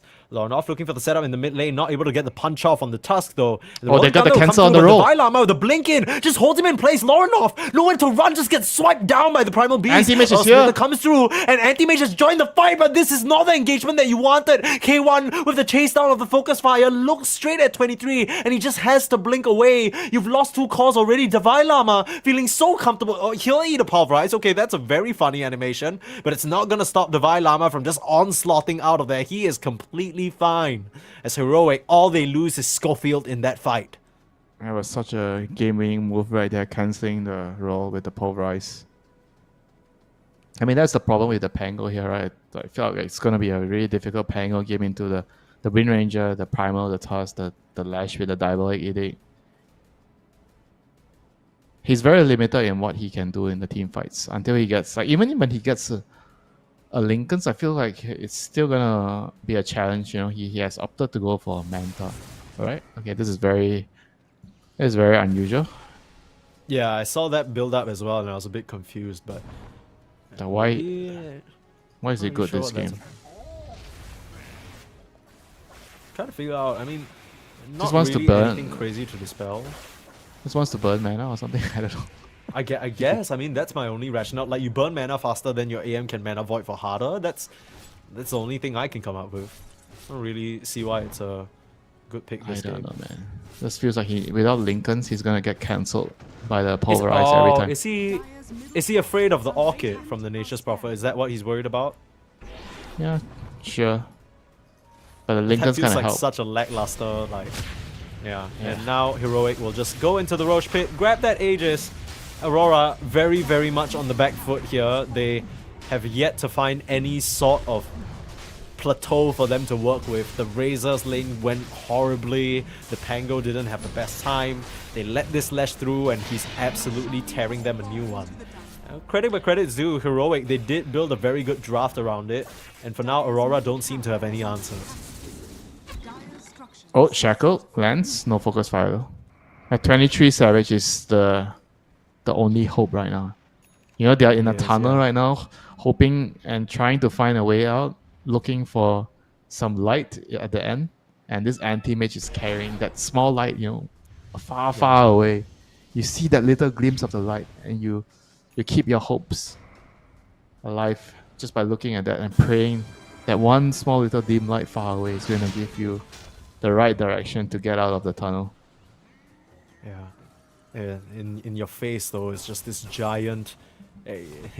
It's not the light that you want. It's a disco pony blitzing in your face. That's not hope, that's death. you go to the end of the tunnel, you see a disco pony.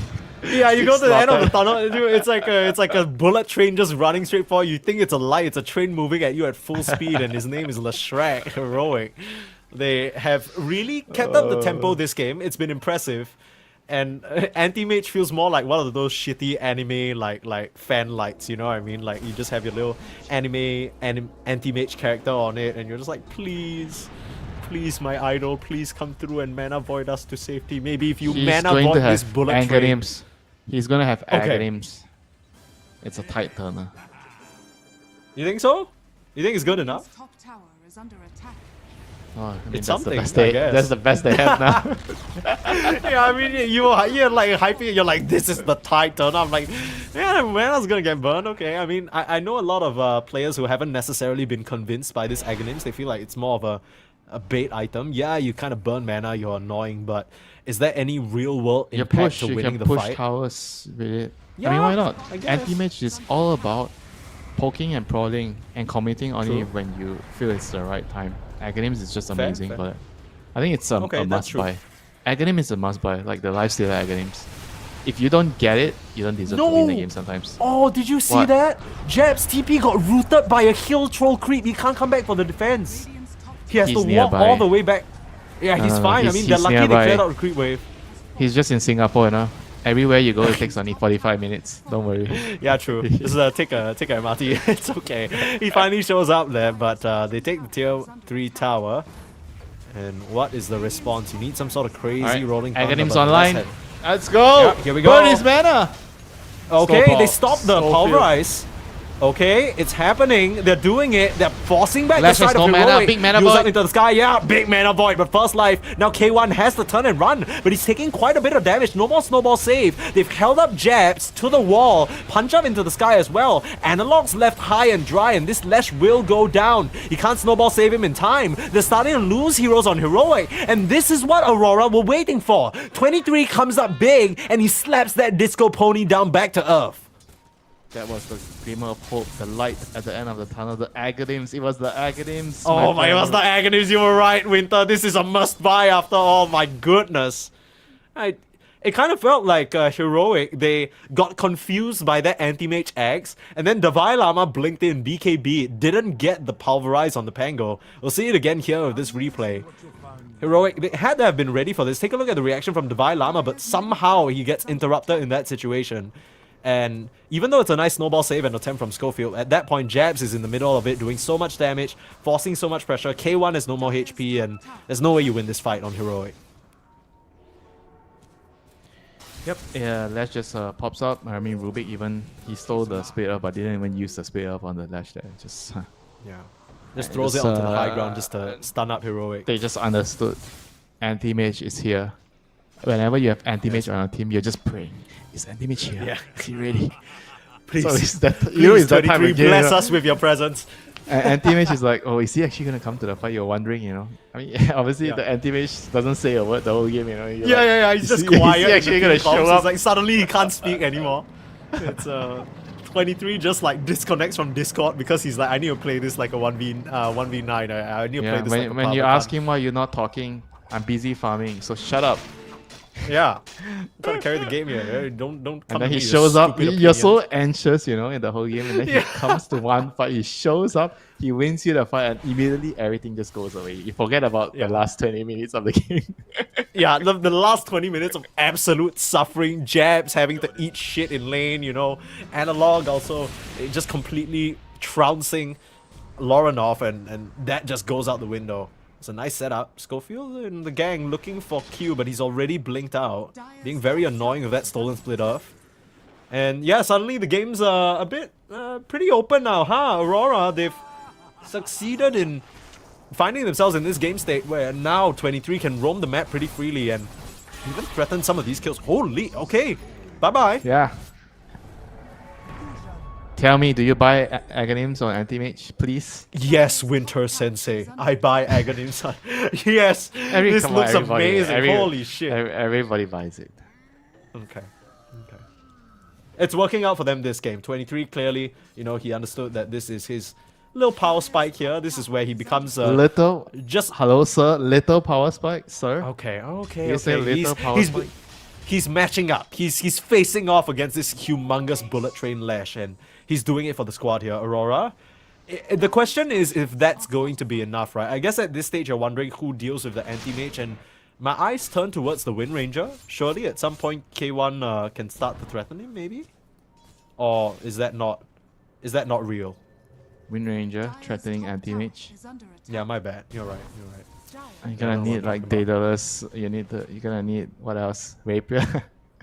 Rapier, like a hex from your teammates, Aurora's punch, and Aurora's kick perfectly into your doorstep. Me, on the other hand, I always feel like the AM is not gonna get anything to deal with the wind run. So maybe you're true. onto something. I just wonder whether K1 can find himself in a position to actually do meaningful damage in the fights, because it feels like there's so much AoE just scattered across You know the what? Aurora lineup. He needs to just hide Our and wait for the anti-mage to show up, and I think his only job is to focus fire the AM. Yeah, that's what I thought too. But he's just kind of in the mix, hitting towers, hitting random heroes and stuff, and it's like, Yeah, he has to kind of understand that, because Lash is gonna hit the buildings, right? So you just let Lash Yeah, do the Lash yeah. things, and everyone just sits behind. Primer has one job: he has to stop the roll, and the Lincolns is not there. I mean, he's gonna have Lincolns, so never mind. He might not be able to do his job after all. you can still, proc it with the Nature's Prophet Orchid or any one of the sort of silly things that the Prophet picks up. Yeah, I mean that's why I feel like I was quite surprised with this Orchid build up. Felt like if they actually went for supporting items, like you get a Solar, you get a Pipe or a Mag, just make sure you play an all in the Lash, like he's just trying to be a core here. I felt like if Lash doesn't die, you keep him alive in one crucial team fight, you kind of just win the game.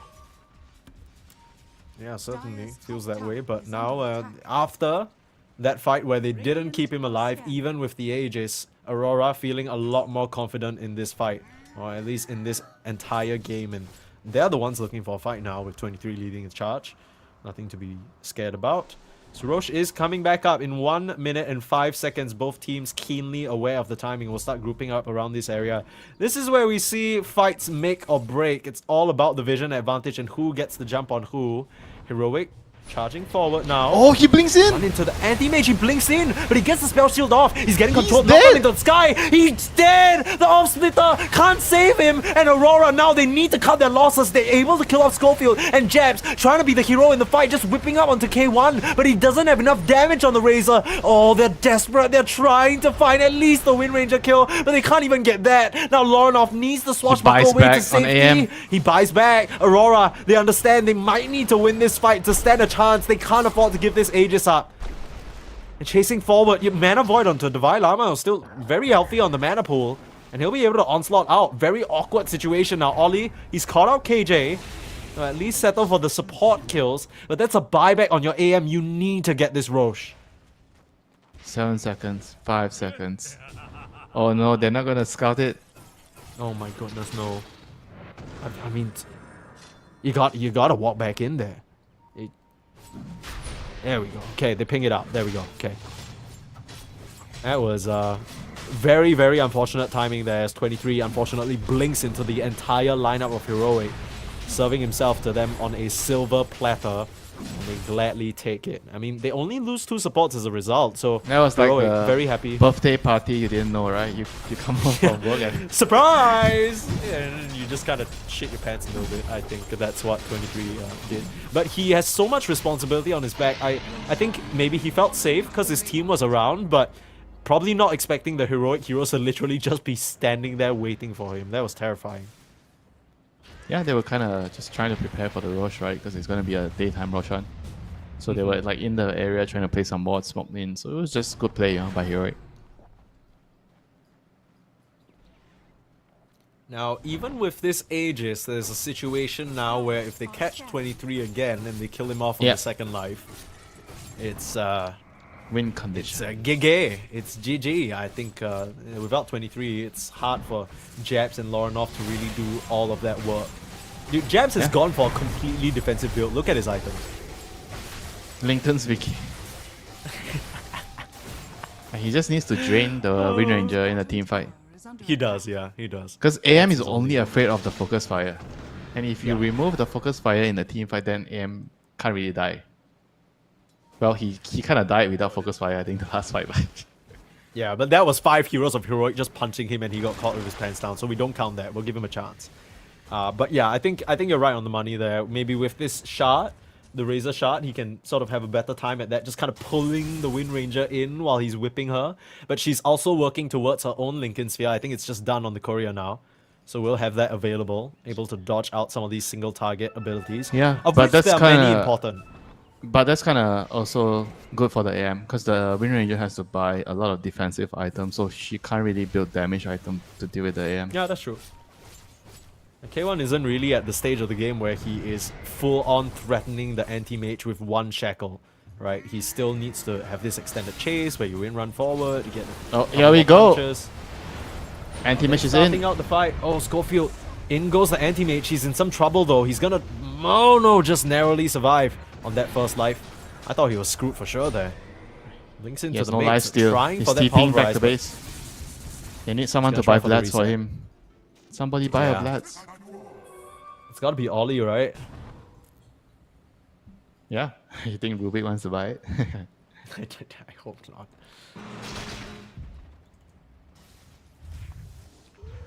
As long as the AM has life steal, I think he's going to be able to withstand the pressure from the enemy team in the team fights. He's buying a disperser for himself now, which... Yeah, he also should be yelling at someone to buy Blats for him. Yeah, that's true. Well, hopefully he's rejoined the Discord call that he exited for the first 20 minutes of the game and instead shot calling. I mean, at some point you gotta link back up with the squad and tell them If what's you up, want to right? do that, do it nicely. You just mute everyone. Yeah. You deafen a little You bit don't- sometimes. Say you like, don't hey, you leave. know, No, you don't even need to Yeah. mute. You just go to the Discord and you go to their volume and you turn it off. So they don't even know they're muted. Oh, so that's what you do when we cast together, Winter. Right. Shouldn't have revealed. Just secret call him a strat. bang. Just reveal your secrets, man. Okay. Yeah, but this anti-mage feels like he's almost there. Like maybe a good 80%, 85% there to his peak power level. But yeah, like you mentioned, know what still they needing a say, bit of Mike? lifesteal. What did It's they always say? that last 10% that's going to be extremely hard. Whenever you're trying to get that last power spike, you're really good at Yeah. something, but you want to finish that last step, it's always going to be the hardest. That last 10%. that's The first 90% is not that hard, but the last 10% Yeah. is always the hardest. You're trying to 'Cause it perfect feels your so technique, close. Yeah. trying to make sure you know where you farm, where you blink, Dire's who to go on middle in the tower team is under fight. attack. I'm trying to figure out like K1 he's gonna build that MKB ahead of seeing the butterfly or any sort of evasion because that's just such a natural progression for the anti-mage. But I wonder whether there's a point where Aurora feel confident enough to start looking for these engagements on the map or if they're just gonna kind of hold their territory, wait for a pick-off. Because Heroic, they are looking a lot more comfortable existing on their own on the map right now and that's giving them quite a bit of net worth to play with. I mean, this is all happening because of the AM dying before. Now they're just waiting for the win condition. Aegis expires, kill AM one time, they'll have like at least a 1.5 minute window to finish the game. That's what they're And he banking still on. doesn't have... the Aegis is up for 20 seconds, but the buyback is down for another 2, so that's like a whole 1.5 minutes that Heroic can exert pressure on the map. Probably have this time down though. Should start getting action happening or maybe grouping up. You see the circles being drawn on already there. They're intensely positioning and gesturing towards this triangle. They're like, let's get in here right now. They're losing the Aegis. Let's get into it.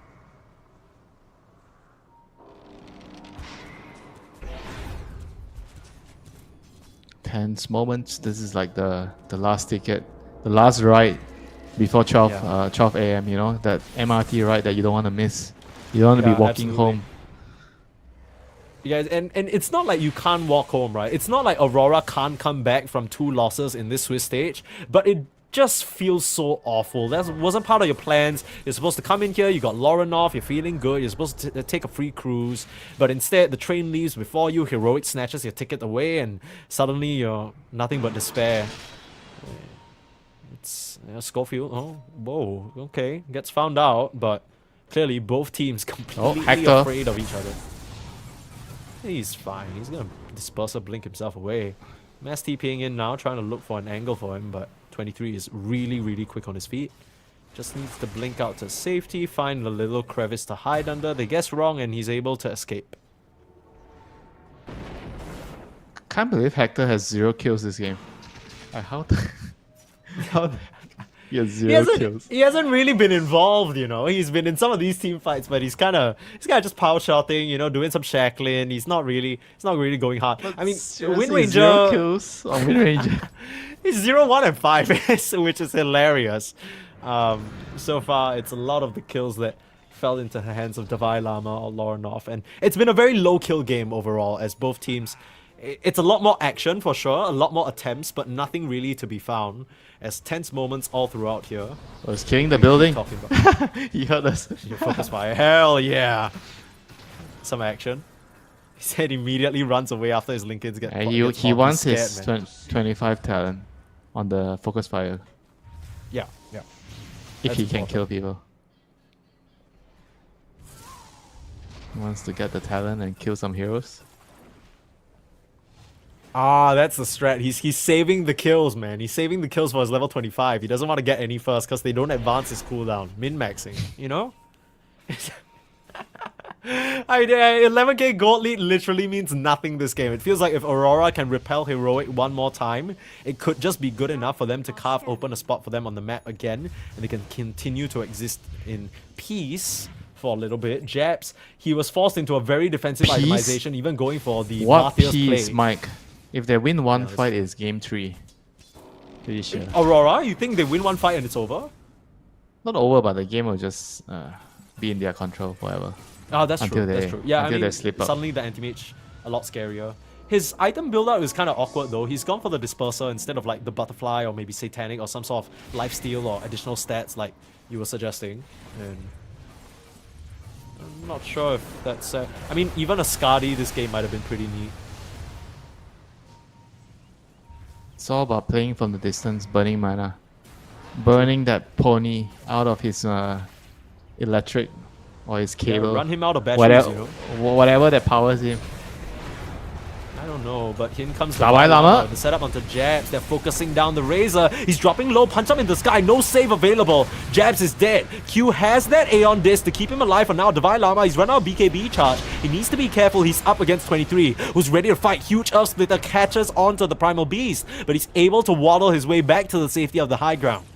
So Jabs pick off with not much to show for it. Aurora, they have the buyback on their Razor available, but they don't want to pop it. And Heroic, what can you get from this timing? They're trying to force at least the buyback from Jabs. And Analog smoked. Solo smoked. But his ninja gear. He wants to go in. He has the 25 talent. Edict explosions. Oh yikes. Dude, he's gonna be doing so much damage in these fights. You need to deal with him quick. Gonna be a major problem. I don't know, I feel like maybe he should try to sneak the base. Sneak the racks. Let's try to avoid the fight. I don't know, feels like Yeah. a reasonable thing to try and do now. Because the AM is gonna have a huge threat on him in a team fight every time he shows up. There's a huge chance Yeah, that he that's true. dies. Yeah, I mean, Heroic, full focus onto the AM almost every single engagement, but now with the Rosharp, they have their eyes on something else. I want to secure this additional insurance for Analog again. The last time they had this Aegis didn't really pan out the way they were hoping for, and maybe with this second lease on life, quite literally, they're going to put an end to this game and this series, put Aurora into a very tough spot, and get themselves a degree of comfort, right? 2-1, not the worst score to continue on in this Swiss stage at. Aegis for Analog. There's the Roche banner available. A refresher shard as well for this Lash. Double Edict. Disgusting. Wait, does it like stack on top of each other? Actually, I've never tried this out. Yeah, neither. I actually have no clue.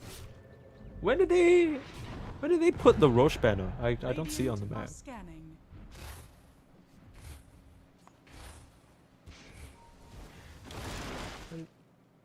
Trying to look for. We have a pause now, so we can look for the Roche banner. I'm looking for it. I don't.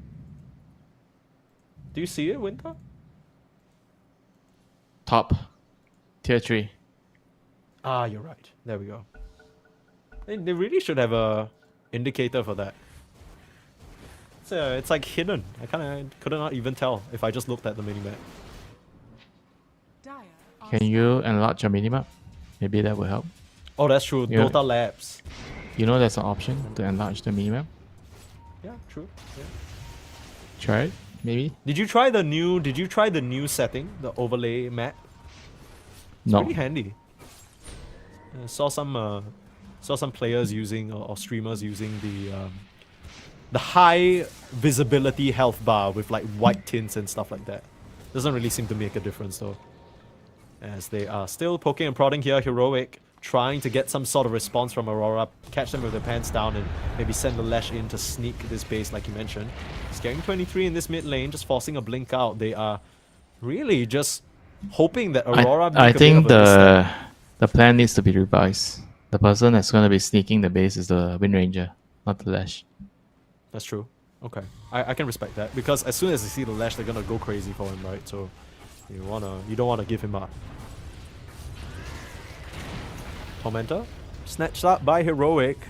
Heroes are a little bit low on that, especially on the supports. In comes 23, sending a couple of fragments forward.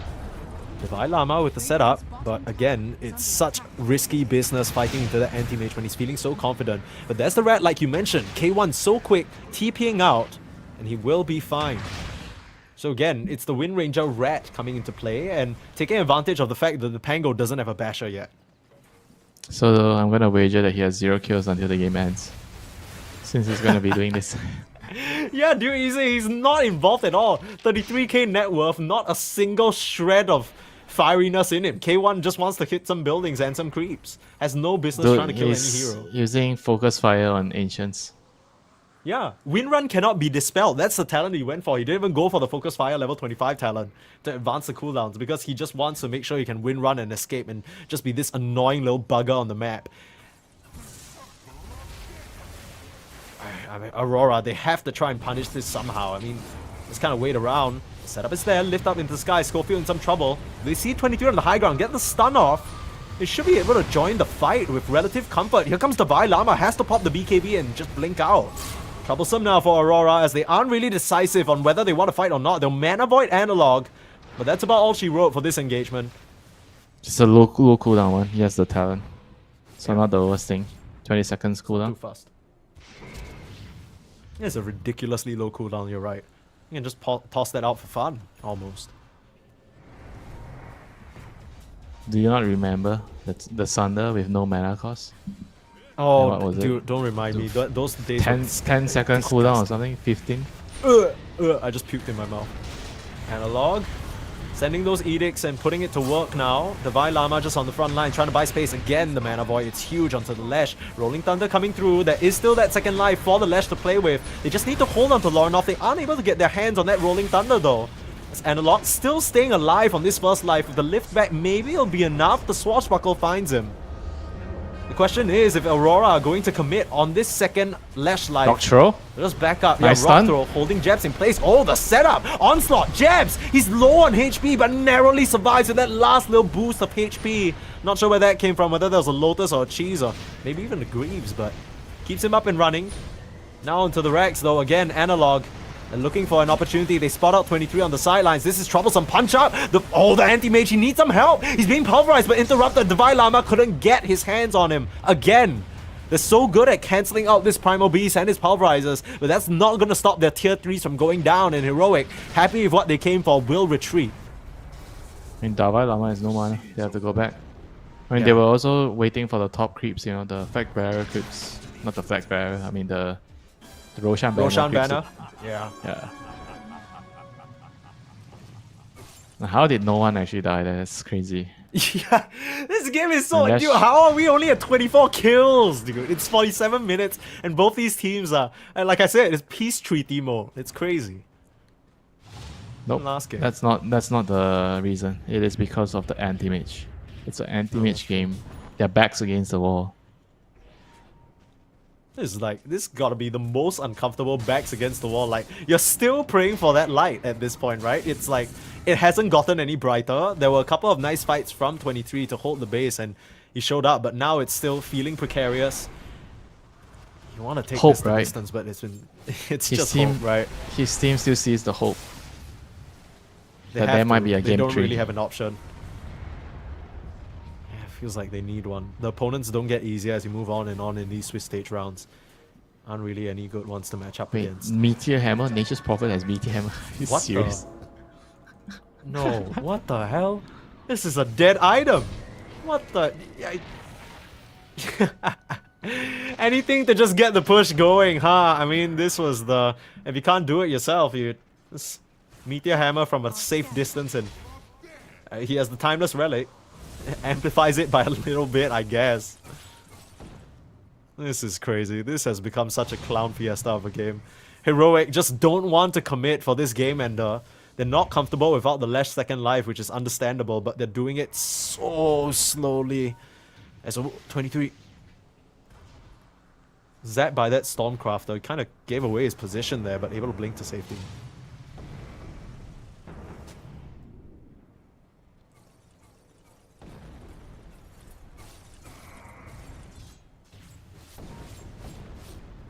I feel like we're gonna have to wait for 60 minutes either. Oh my goodness, dude. They're just heroic. They're just waiting for someone to appear outside the base, and then the Vailama's gonna get in there with the Pulverize, hold them down, and that's gonna be a solo kill, and that hopefully opens up the game for them. But Aurora are not giving them any opportunities. They've played many of these late game situations. They know exactly what to do. The question is whether they have enough tools in the toolbox to claw this one back. It's all down to the anti-mage. And Heroic, they're well aware of it as well. They've been great at focusing down 23 in these fights.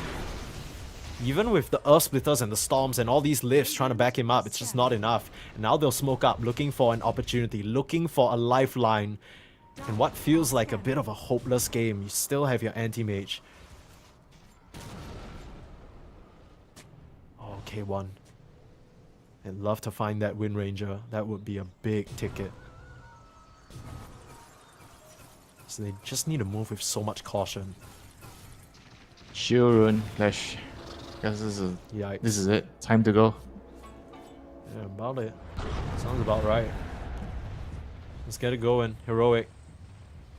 2-0 right on the cusp. Right within their reach here up against Aurora.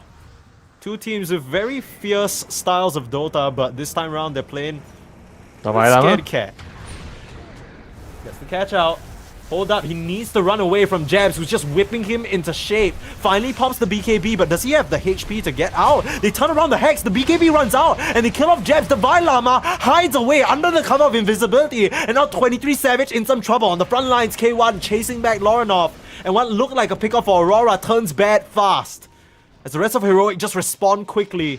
He used the refresher shot just for the cloak. Just for the cloak. And he got out alive. Well, Yeah, it pays off. Well played from Divine Lama. Using that Trickster's Cloak again. He should be able to join back up with his team. They're pushing and daring onto this high ground. To control up this Wind Ranger. Just focus firing away on their racks with the Gale Force as well. Buy some time with the Glyph. They don't want to buy back on Jabs, but they might just have to. Meteor Hammer! At 50 minutes in the game, here comes the Rolling Thunder. Lorinov looking for the opportunity, but the Mana Void goes out onto K1. That's not the target he wants. Now Lorinov in trouble. Trampled down and dead. He has no buyback. Anti-Mage couldn't join the fight. He doesn't have buyback. It's a 4v5 at best. TPing out are the members of Heroic. The lift back Q has found K1, but not able to dispel or stop the win run. He's out of there. The chase is on as 23 knows he has to find something, but Divine Lama able to dispel himself with that uproar and just blink back to safety. Disaster for Aurora. They lose their racks, they buy back on Jabs, and they find nothing. One step at a time. Heroic now gets another lane. They're gonna go back to Rush. Take things calmly. Yeah. And no rush. I mean, they're actually just playing so well, given the situation. This is what Winter likes to see, you know. You're ahead, no need to take any crazy risk. Get what you come for, get out, keep your advantage. 31k now with double lives up on potentially the Wind Ranger or the Lash, whoever you choose to put that on. I like keeping, you know, what I've already taken from my enemies. I don't like to give it back. Yeah, that's how you win Dota, and that's exactly what Heroic are doing, being very ruthless with it. Let's see, where did they place this Rush banner? No, just need to keep track. Mid lane. Okay, there we go. I'm trying to apply double I lane. mean, the luxury. Look at who has the best backpack right now. Who has most net worth in the backpack. Slash is going for the tower. Yeah. They just melt that so easily. Meanwhile, Divine Llama just solo kills Ollie. Oh, his This shot is on starting cooldown. to fall apart. Yeah, he has to buy back. KJ, he's in the mix as well. This has become a bit of a mess. 23 trying to focus down onto KJ, but the Nature's Prophet just... He has his sights set. He wants to get the objectives and the megas. In comes the Rolling Thunder, but it's far too late. They get the mega creeps. Heroic. They're able to escape. They need to run Analog out of here though. Still controlling him, bumping him around. They'll get the first life. Looks like Heroic might just have to leave him for dead unless Schofield tries for some heroics BK. again. Analog caught on the wrong side of the shard but has the Wind Waker back up to the high ground. 23 with the chase, bashes up onto the Lash, but against K1, you can't fight. The focus fire a bit too strong. You'll send shards in to try and do your dirty work for you. Bloodstone He's and healing. BKB popped by Bloodstone. Analog now. He's healing, he's doing it. He's hexed up the AM, but it's not enough damage for Hector's now. Still killing trying to him. focus fire. Hector, he doesn't have a lot of mana though, but Hector gets it done. Buyback available for 23, and he needs to rejoin the fight. There's an outpost for him to TP into, but the rest of Heroic, they need to retreat now. They can't afford to lose Hector, but they will. He goes down, and now the chaser onto Divine Llama under the base. Trickster's cloak. Again, he is fine, but your base, it's in shambles right now. The creeps, they're just beating into it, and you have to go back and defend. No hope of any further move. As Aurora, this is the definition of backs against the wall. They pull out all the stops just to hang on there. I mean, Anti-Mage is actually not feeling so invulnerable anymore in the team fights. He actually dies to the focus fire of Wind Ranger. Yeah, it is. I This mean, is she didn't get the last hit, but she did the brunt of the damage. I don't know, this is like a classic anti-mage game, huh? We're reaching the 60-minute mark. I still... Is there a hope, Winter? Is there a dream still? Is that light still alive on 23? There is always a hope. As long as the clock in the game is ticking. No, I sure hope that Aurora feel that way. It feels like it's dire straits for them now. Up against Megas, they don't really have the best way of clearing it. Jabs still in absolute poverty mode this game. He's lower net worth than the Nature's Prophet. And he's still desperately working his way towards items that might give him any semblance of impact in the fight. It's been a rough game for him. 55 minutes into the game, he still has a quelling blade. That's what I'm saying. I mean, you Nature's get it Prophet. because it's against Nature's Prophet, but like it feels like you'd want to have the problem of not having enough space for it. But Jabs, a very roomy inventory, rather empty. It's Just wait for the Giant's Ring, then you can walk out of it. 60 minutes. yeah. 4 more minutes. It's these late game situations that Aurora have excelled at in the past, but up against Heroic, seem to have them beat at their own antics. Thought that this AM could do it in the late game, and you're right, as the clock still keeps ticking, you're still in the game, It's but not late game anymore. It's late game. yeah, and not sure how well AM does in that regard. So far seems to be very easy pickings for the Heroic lineup should they focus him down. Just a question of when they want to I mean, it's the overthrow. problem with this build, right? He didn't build any, like, there's no butterflies, nothing, there's no, like, Yeah, direct armor he's not- items. He's not really doing a lot of damage, No huh? Or AC. like really... Yeah, it's poke Yeah, and prodding, you know? Yeah, the I problem mean, is you're poking they would and love to prodding get an a- AC. Yeah, who's gonna buy it? Everyone's pretty poor. I'd love for your Razor to get it too, but he's still struggling in terms of the items. And the problem is, Winter, you're poke and prodding a demolition squad. Heroic, they're here to take your buildings and take no survivors. I mean, eventually they're gonna have to fight. It's just a throw now. Yeah. Last chance here. I gotta imagine that even if Aurora somehow pull off a miracle hold, I'm not entirely sure whether that means they immediately win the game, right? Buybacks available for Heroic. Still tier 2s across the board. They haven't even touched those. You think that maybe with AM in the game, you'd sort of get a lot more split push action going, but he just has not had the chance.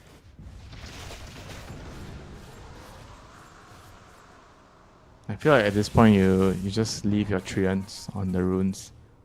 Just wait for the right rune to to spawn and then go push high ground. That's unfortunate. Schofield hunts down 23's courier. That was the moonshot, potentially for the anti-mage, denied for a good 3.5 minutes. Maybe they are just waiting for 60-minute items on Heroic and trying to deny that from Aurora before they go for the game ender here, because they don't really seem very confident to try and contest these tier 4 towers.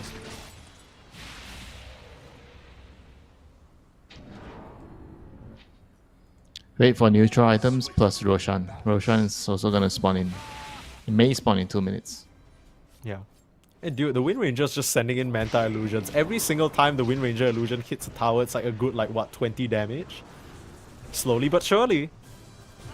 Just maybe another, like, what, 25 minutes before she actually takes the tower. Oh, Shackle onto the real AM. I don't think they realize that. They'll try and come in now. Divine Llama with the booster travels in. Q, no more Aeon Disc, lifts himself to the high ground, but K1 right on his heels, and with the rock throw, they should be able to finish Q off. For now, no. Able to get himself out of trouble. Lorinov with the roll as well. They are linking up a lot of damage on the K1. K1 is dead. Heroic overcommitting a little bit, and Aurora, great defensive plays to keep their Rubik alive. Enough space bought, and they're able to punch back a little bit here. Yeah, good defense for sure. I thought Q was dead. But on this keeping him alive, and now he gets a Midas to get his 60-minute items. Hell yeah. I can't believe this. This game is a fiesta. 59-minute Midas, everybody, just to get that neutral item. That's kind of the state of the game that we're in right now.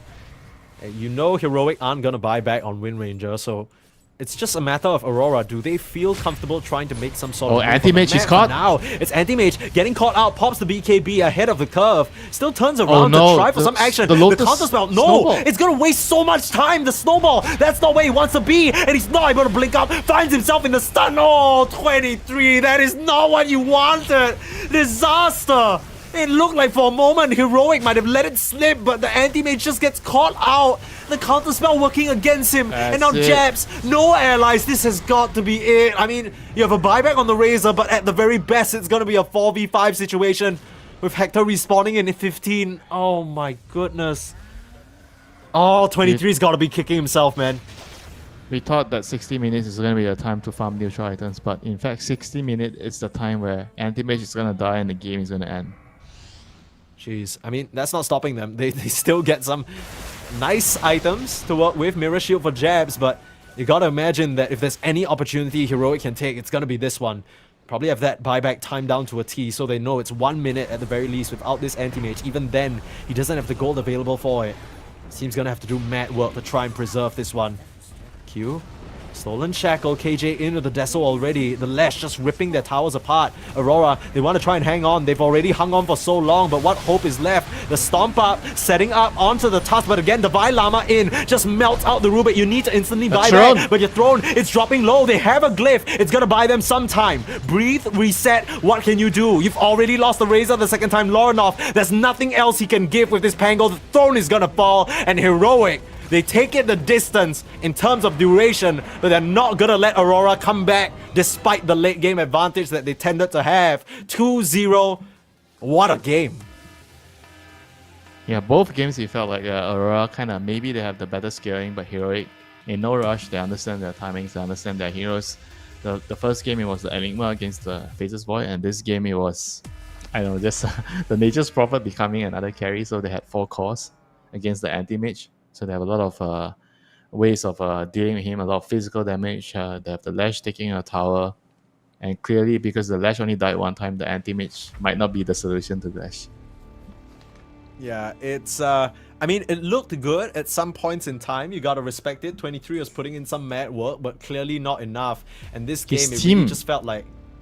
They were not strong enough, you know? Like, they were just... They really weren't. They really weren't. They were just like too far behind Jabs, especially he got dumpstered so hard in the beginning that he was kind of like a non-factor the whole game until like some team fights with his good itemization, he was kind of still able to make some impact with the Blade Mail plus Lincoln's BKB refresher, like especially the ones that he actually managed to drain Hector the whole time, keeping him from focus firing the Anti-Mage.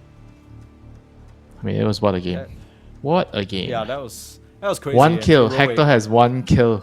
He ended with one He kill. defied the odds. He defied the odds. He beat you at you thought he wasn't gonna get a single one, but really, I mean, again, big props to everyone on Heroic. I think similar story to last game where once you enter these late game scenarios, everyone needs to know their role to a T. You need to know exactly how the team fight is gonna go. Has to be discussed beforehand.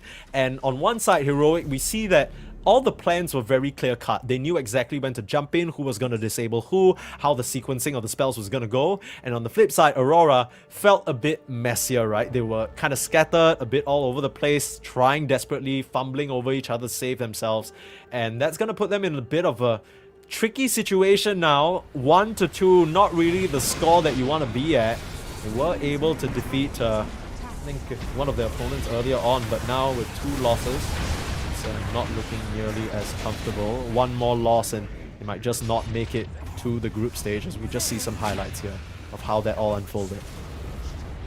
Yeah, just mad props, to Heroic. I thought with how Anti-Mage was able to hold down the game, get towards like the mid-late game, he was actually going to have enough in the tank, but unfortunately, he just couldn't really find the fight that would allow him to just clear the enemy team and just push towards the other side. Like Heroic, they're really good at disengaging and just really not over committing into a specific kill. They were always like, oh, it's bad, let's just back off. They lose one hero, really sad, really methodical. They're not over committing. They're just playing some good Dota, just fully deserving to win this series.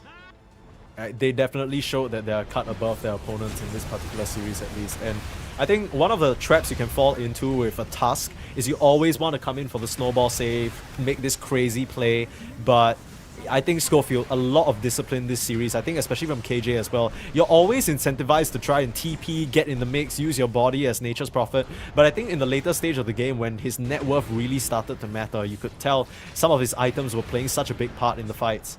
And Heroic, there were a couple of fumbles, there were a couple of instances where the anti-mage looked like this glimmer of hope that you were mentioning, but at the end of it, he just wasn't enough because just the anti-mage can't do it all by himself.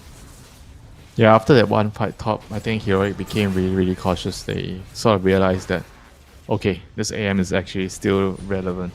We have to be very careful, we can't afford to mess up again. It was the fight where I think they lost maybe 4 heroes or something. It was the fight where they had Aegis, the Lash.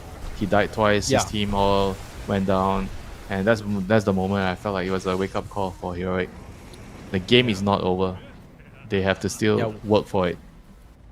Absolutely. Whipped back into shape there and realizing that, okay, look, even though we're comfortable right now, we can't get too comfortable. Extreme caution from them both games. Never rushing, never getting hasty, never putting themselves in a position where they'd be at risk of throwing it all away. And I think overall excellent play from them. So very deserved 2-0 victory over Aurora. And we may, you might want to stick around because we might just be able to speak to one of their players, but we'll have that ready for you after a short break. Don't go anywhere.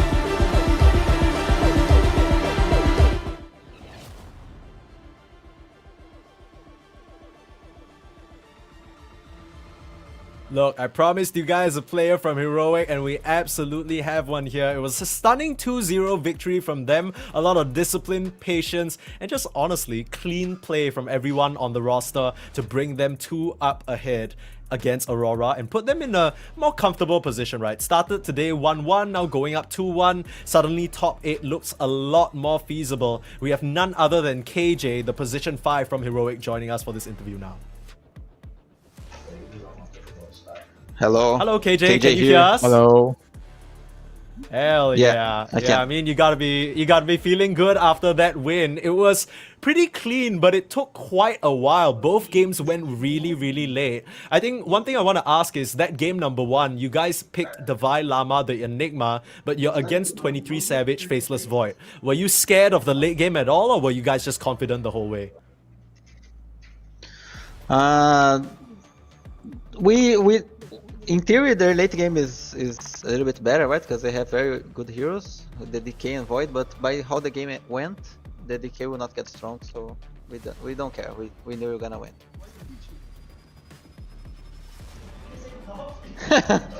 So yeah, I think how the game went. How do you Farme was good. how do you guys feel about like when I think I don't get to see Hector like playing like not exactly like the win conditions. Like both the first game and the second game, he wasn't kind of like the important hero. The first game, it was obviously the Enigma and the DP, and then in the second game, it was the Lash. Like how does it feel when Hector is not the polarizing hero, and he's playing for someone else's game?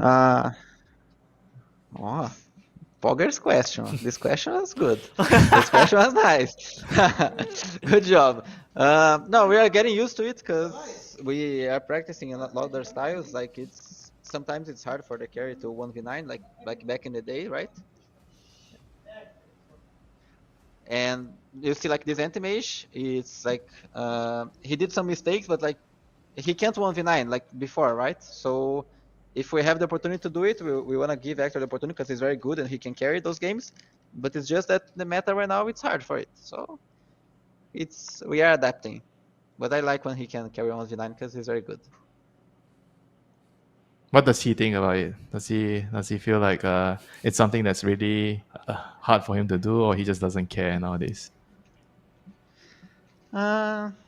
Depends.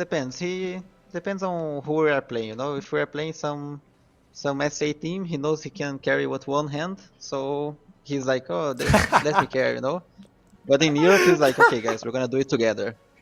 So Okay. it depends on who we're playing. Okay. I think thank you for that candid answer.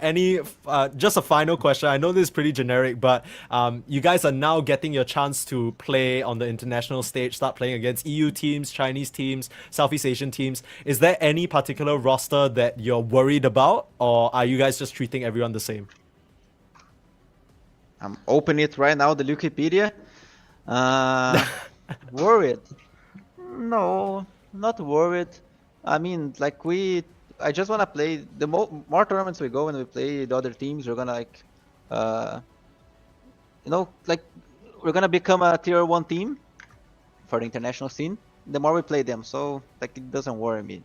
It's only good news that we are playing these teams in tournaments, because we get to play them more, and then we got to get used to it, and we eventually gonna become a tier 1 team, and then you're gonna ask like other teams like, hey guys, how do you feel? You're gonna face Heroic and Falcons and Boon, So like when since we're still not there, I'm just not worried. I'm just happy that we play the good teams.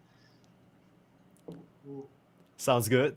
Love that confidence. Of course, thank you so much for your time, KJ, and a big congrats again. You guys are now 2-1 up, so a lot more comfortable in the Swiss stage, but yeah, we'll let you celebrate with your team and we'll catch you again. Wait, the camera not show. Hey, okay. Hell yeah. Thanks. Okay. Hell guys. yeah. Thanks for the Love to interview. see it. Bye-bye. Bye. Bye. That's King Jungles right there, flexing on Aurora and flexing for the camera, man. And at least, a bit of a mindset change for K1 coming into this patch. That's always lovely to hear. Nature's Prophet position 5. He thinks he's a pos 5, but he's actually a carry again.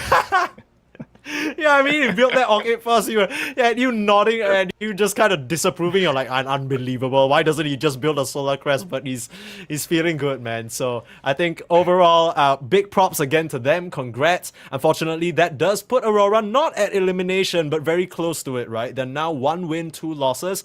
Any other loss moving forward, and they're just gonna probably be eliminated here. So they need to tighten up, figure out what went wrong, and try and come back tomorrow for some fresh games. But we're not done on this stream just yet, and we're not done with the Dota by any stretch of the imagination. If you're watching this, you gotta be aware that there's a main stream. If you're on Twitch, if you're on YouTube, it's probably in the pinned comment. So go click there, watch the other stream. There's much more Dota happening. But for this stream, coming up next, we have Nouns versus PSG Quest, covered by DK Truman and Raya. So stick around for that. We'll be right back after a short break.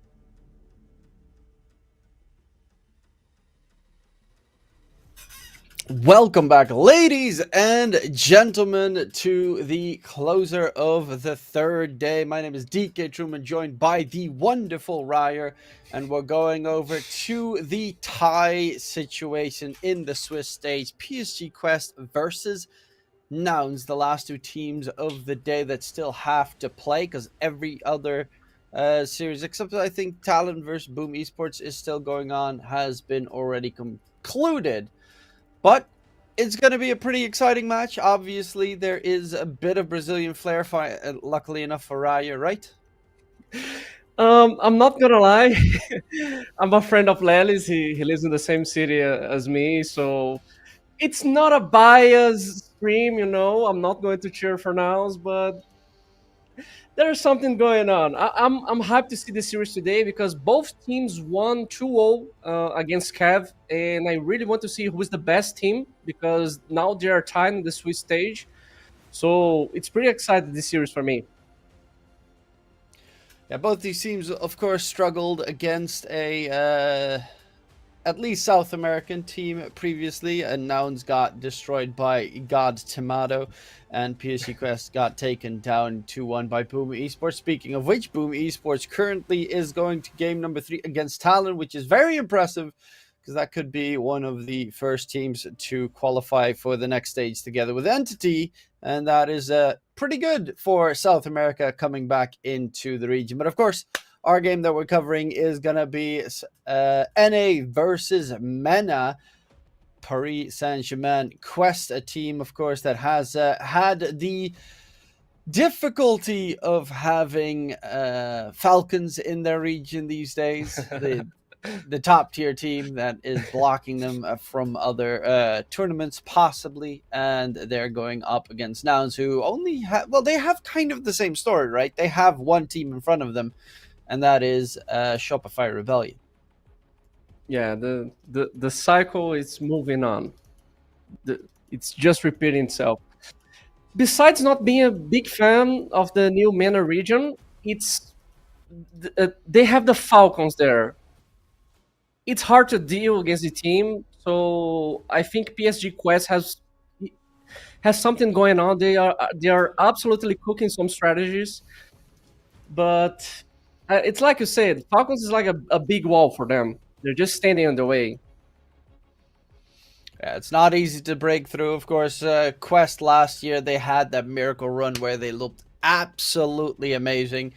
It has since simmered down a little bit, but they are still very capable. I mean, when you look at their, especially their two main cores, TA 2000 and Noob, they're very deadly. They have incredibly potent specific heroes. You already see the first ban even of the Naga Siren, because it is, well, TA 2000, and you do not want to get Naga'd out the game. Obviously, you also have to be careful of the specific TA in that case.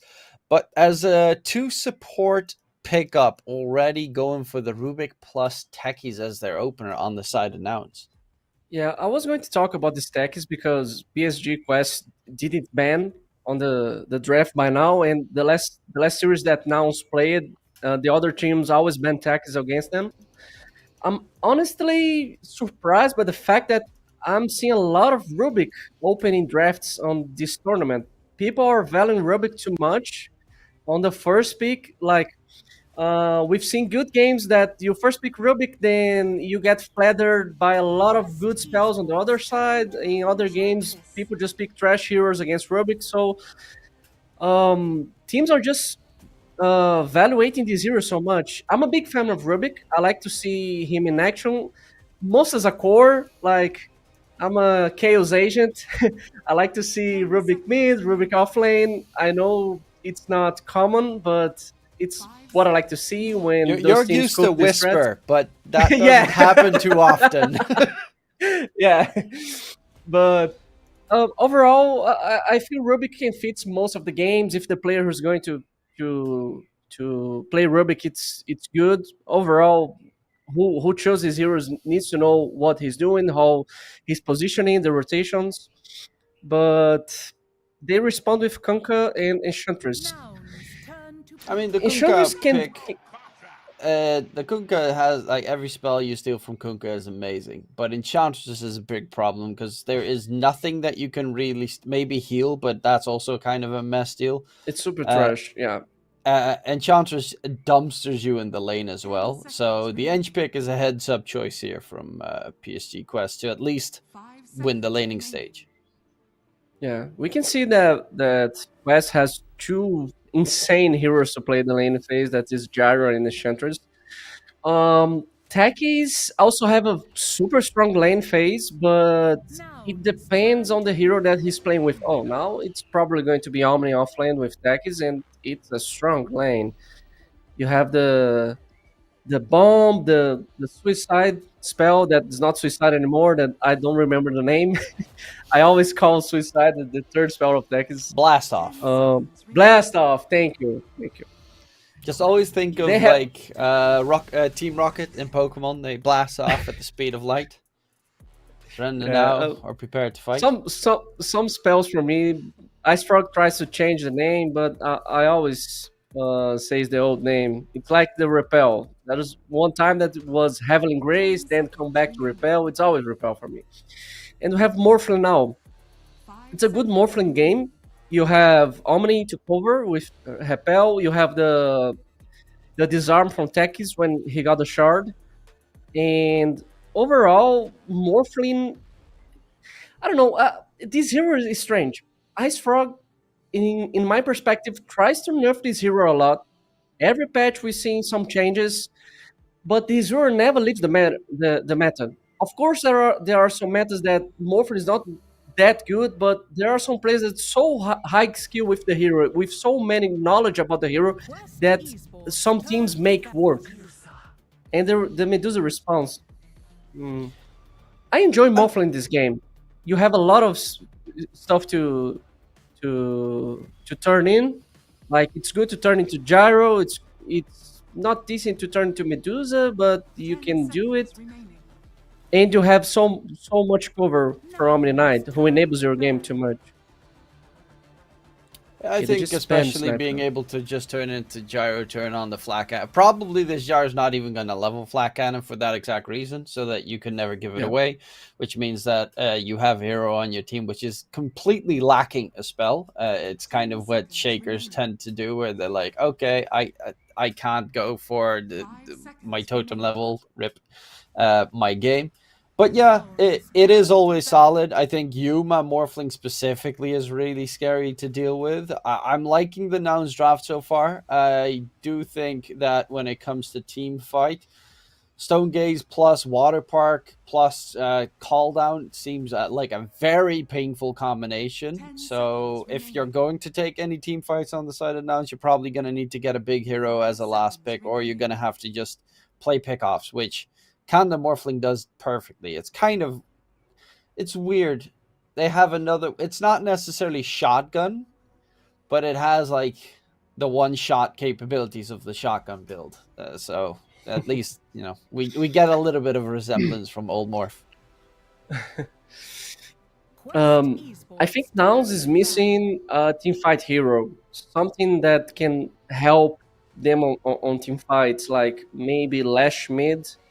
I think it's not going to be a bad pick here for Nouns. They're lacking a mid laner, or they are crazy enough to. I think they are crazy enough to put this Omni Knight mid with Gunnar. We've seen some crazy strats by Nouns doing that. But I think they rely on some team fight. They're missing a hero like Marge or Tidehunter that can just jump off and do things on AoE.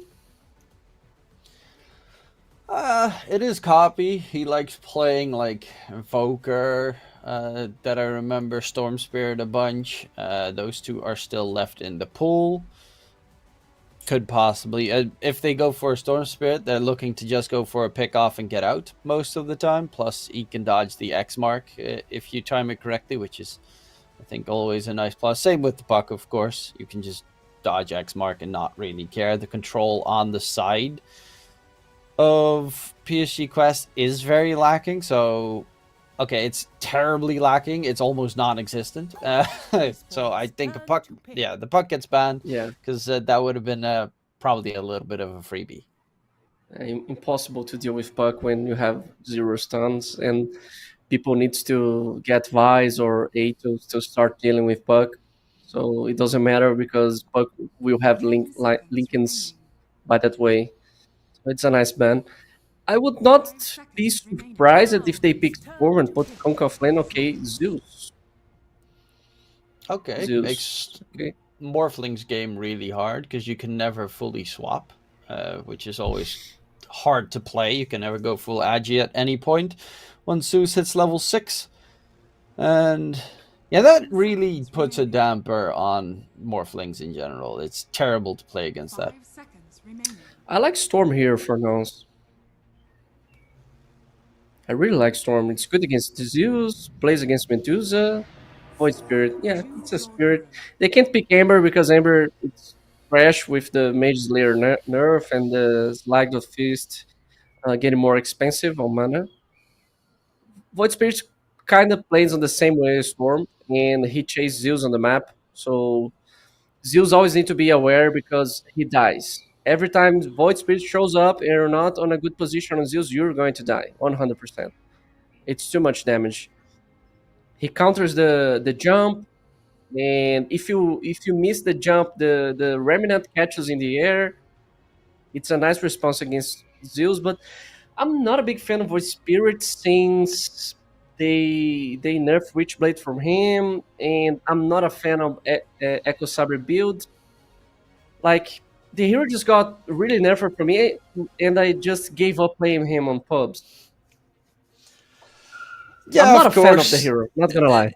The hero's items have been significantly nerfed. The Aghanim Scepter is another one of those items that used to be better, for instance. Mage Slayer would be normally an item he goes for because you go for the Astral Step through enemies and then you'll hit them with the debuff, which is still very doable and probably going to be his item of choice this game against the Zeus. You're going to need to reduce his damage, otherwise Zeus is going to pop off. The supports are dead in a split second against Zeus. Morphling needs to be careful the entire time. Omni Knight can survive a decent amount, but Omni Knight tends to not go for like a full HP build, but more Phylactery or Echo Saber or a bit more of an you carry from the offlane build. It is Gunner, so I expect carry from the offlane build to come in because that's just the way he plays the game. I'm curious. I really want to see this Void Spirit in action. I'm kind of going. Okay. Prediction for me, who I think is going to take this. I'm going with PSG Quest. I like the Nouns lineup. I think they're amazing players, but the Zeus has so many easy kills, and it's noob playing the Zeus, which is like double scary. I don't like the Void Spirit in the draft. I think I'm going with Quest this game. Like, I don't know. The Zero is strange for me, the way he works. I like Omni and Morphling, all this enable stuff and the repel to help in the fights, but I don't know. I feel like if Void Spirit doesn't snowball, the hero is super trash. The hero doesn't deal the damage that is necessary. He doesn't farm, and Gunner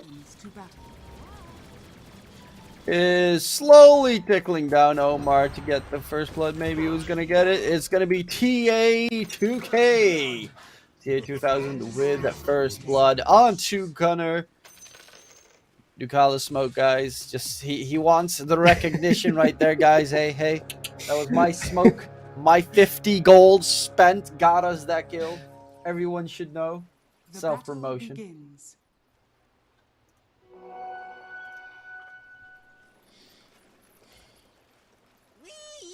Well, the it's going plus to side, be of course, Morphling text bottom.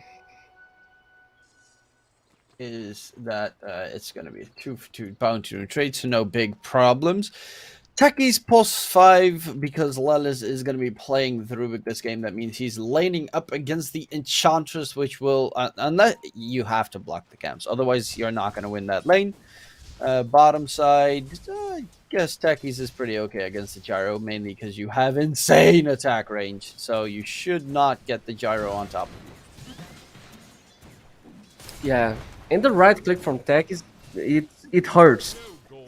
It's too much damage. It's hard to find techies because the hero seems to have a Dragon Lance level 1, so he can deal with gyro. Gyro is going to annoy them in the first 4 minutes of the game, but when Tex got level 3 and we have the blast off and the strike from Morphlin, Gyro can die without a problem.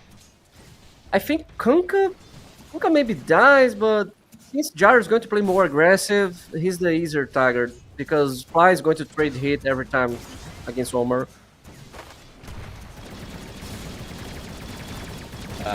The Gyrocopter spam. It always feels like Gyrocopter is a great hero until mid-game reaches, and then his spells feel... I guess the new cooldown, well, quote-unquote new cooldown, has been there for a while, does make the hero significantly better, but it feels lackluster when you have a very slow homing missile chasing after someone. I agree with you. If this hero has a large impact if he gets some kills in the early game, then you have a support that's level 5 and doing bizarre tons of damage, and he starts to lose that scare progression when the game goes on. And I think it's to the fact that the heroes have more HP, so it doesn't matter too much if you get hurt by those rocket barrage, and it's easy to kill Gyro because he's an Agi hero, so he doesn't have too much HP and starts to be bad. But when Gyro supports get too many kills in the lane phase, it's impossible to deal. It's super hard because the heroes, it's always on Snowball, and since he got more levels than he should, he's doing tons of damage. Top lane's already a bit of a struggle for Gunner. It's constant harass from the Enchantress. He also has the Saturn Mind Stealer, so can do a little bit of mana draining. He did previously drop up some shields, the Ice Armor shields on his the Enchantress and the Medusa, so they're not going to be able to bully the Medusa in the lane whatsoever. Mid, their skill threat, obviously. It's really a mistake that can get you killed in that mid lane, and Yuma in the bottom lane. Once Zeus hits level 6, he can never swap back to Agi. I mean, he can, but you just need to be aware of. I mean, you can if it's on cooldown, but if they have any vision like this, No, it's a yeah, perfect if they thing have to have a vision, lane you're ward. dead. You're instantly dead, yeah. And that's why he's already queued up the infused raindrops that he's gonna need. Omar also level 2 flat cannon instead of the homing missile because it could harass, jump in from Fly. A lot of damage onto Omar, but a nice sidestep there from Fly will make sure he doesn't get caught by the torrent. Currently, no real aggression in any of the lanes, just a little bit of poke and prod. Maybe you're going to see some action here on bottom. Yuma and Fly are level 3. They have big damage, they just need to coordinate better. And we are going to see Fly's out some of mana, progress. though. We are going to see big some problem. progress on the map when Void Spirit get level 6, because it's easier to get kills on side lanes. Super easy actually. They don't have much mobility Gunner? against top Gunner. No, Yeah, force It's fine. will repel. it's fine. Here's the free BKB level 1. Thanks, Ice Frog. It's okay actually. It doesn't feel that amazing. I mean, it is pretty good. But every offlaner in this patch, every offlaner in any patch feels amazing. So doesn't matter too much. Are you an offlaner enjoyer? No, I despise. I'm a +5, +4 player, and when I play +5, I normally get smacked. You're up against a centaur when you pick literally anything, and the enemy +4 has a stun, you die. And Fly just died. Yeah, it gets taken down in the bottom lane. Huh. I guess, no, not even X-Mark, just a random torrent catch, and it was enough. He's not the most survivable hero. Noob, in the meantime, is level 6 now. That means Yuma's got to be careful, has his infused raindrops delivered so that he can survive a big blast, or at least as much as he can. Gonna go, dropping low, needs to be careful. No Thunder God's Wrath required. We need... Nouns need Void Spirit to start opening the game and getting some kills. Oh, Fly? No, he's not going to jump. That's Haze Rune on Omar, so he's just gonna be the most obnoxious hero. I was expecting him to actually go all the way around and catch Fly. Yeah, me too. Oh, he's going all the way around. Radiant are Nah, you won't be able to get caught. And Radiant's actually, middle tower is under attack. oh, Omar still manages to spot him out. One more rocket barrage and Fly is dead. There's also just boots delivered to Omar, so he is pretty fast, and Fly is dead. Omar does slowly but surely melt him away. And even if that wasn't the case, you could always use the Zeus ult. Yeah. It was nice move by Omar by just being more Being there. Yeah, being there and like, okay, I know he's going to be here. I'm going to insist. I want this kill so much. And he's doing some stacks here on the Dire Jungle. Always nice. You have a Kunkka, good at farming stacks. You obviously have a Duso, one of the kings of farming stacks. And unless Techies is level 6, they're kind of terrible at stealing them on the side of Nouns. Oh, Noob. It's moving top. Be careful. They're pressing the tower. They have the Hey, catapult. Joining in. Still have the 45. I'm actually curious It's, what kind of it's builds important Noob to is gonna defend go this for. tower. The build. Because there's We're the going to- obvious two different builds. He is going Phylactery, but that still doesn't tell you anything in this patch. Oh, that Void Spirit's taking a lot of damage in mid. Has to quickly dive away. But yeah, you obviously also have the Shard Manta style build, which can be pretty insane. Jump in onto the Gallus. He's got level 2 Wisps, though, is healing very nicely. And will be able to just walk away. Dire are scanning. Probably going to Kaya Surge this game because I have Morphling, so the big damage is important. Look at I think it's hard for him to He's ride. full strength right now. That's how, like, he's too terrified to fully swap and make the, yeah, he's swapping now to Agi. He's staying out of range of the infused raindrops for the Thunder God's Wrath kill. It's kind of sad when you're playing Morphling and you can't just go full Agi and you need to play on the limit. You know, we see that he just got a Morbid Mask to make sure that he can farm more freely, because when you need to pay attention so much on your health and he's full Agi. Yeah, he's out of full danger. Agi. Luckily enough, there was no noob knowing. No Observer Ward anywhere in the area, so no blast onto Yuma. But they are 3k ahead right now. Like, Gunner's lane is absolutely a disaster. He is level 6, that's a big plus. But they are so far behind in such a short amount of time. TA2000 already has the full Yasha done. And, yeah, not being able to interrupt the Medusa's farming is problematic. Just look at the damage. Oh my god. Does get blasted, infused raindrops. He is going to stay alive for a little bit longer. Yomar is still alive and kicking right now, trying to return some damage, but Noob's not going to be able to help out his Gyro. He was just there to annoy. Steal the stacks. Try to kill Tex again. You want to contest the top rune? Oh, he didn't have telekinesis. Well, You're going for Lelis? Nice.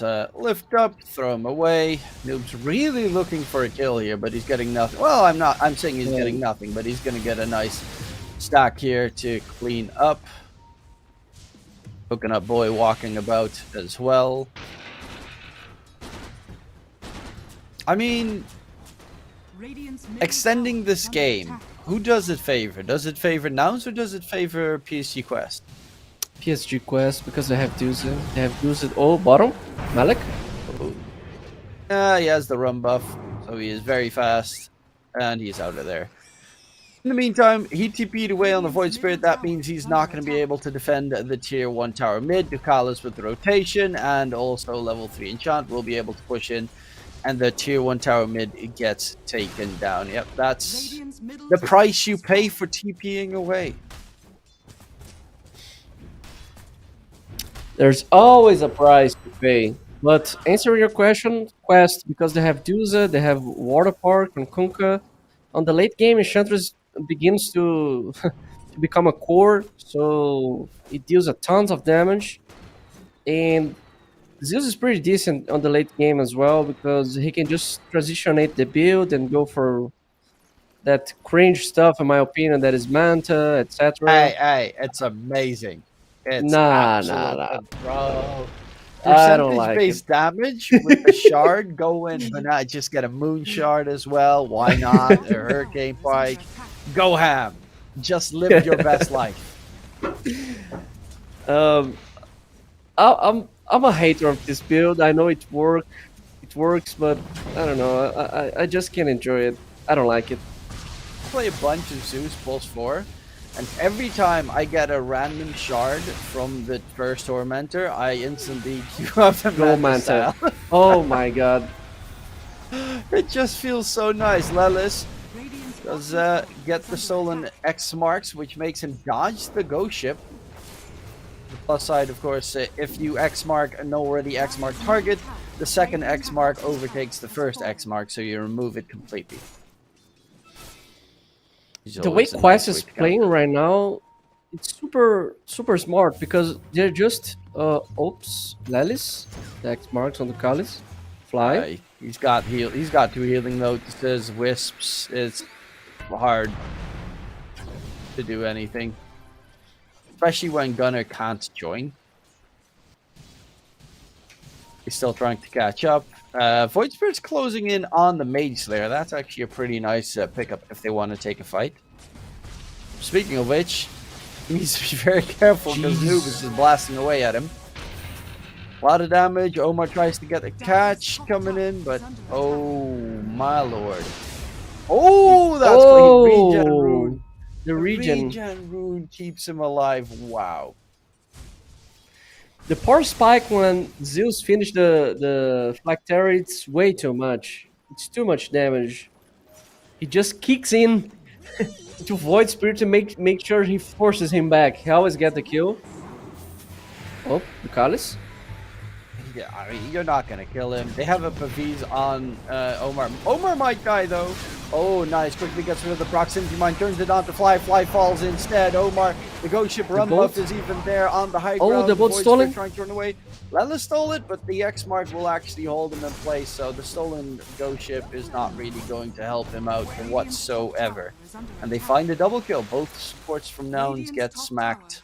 While in the meantime, you have a TA2000 Deuce who has the full Manta style done and is going for a Diffusal Blade next. They're just getting demolished right now. That's what I don't like on Void Spirit. We've seen like he just get into Astral Step on 2 or 3 heroes and he deals absolutely no damage. And the other side we have Zeus, who is just randomly spamming spells and never runs dying.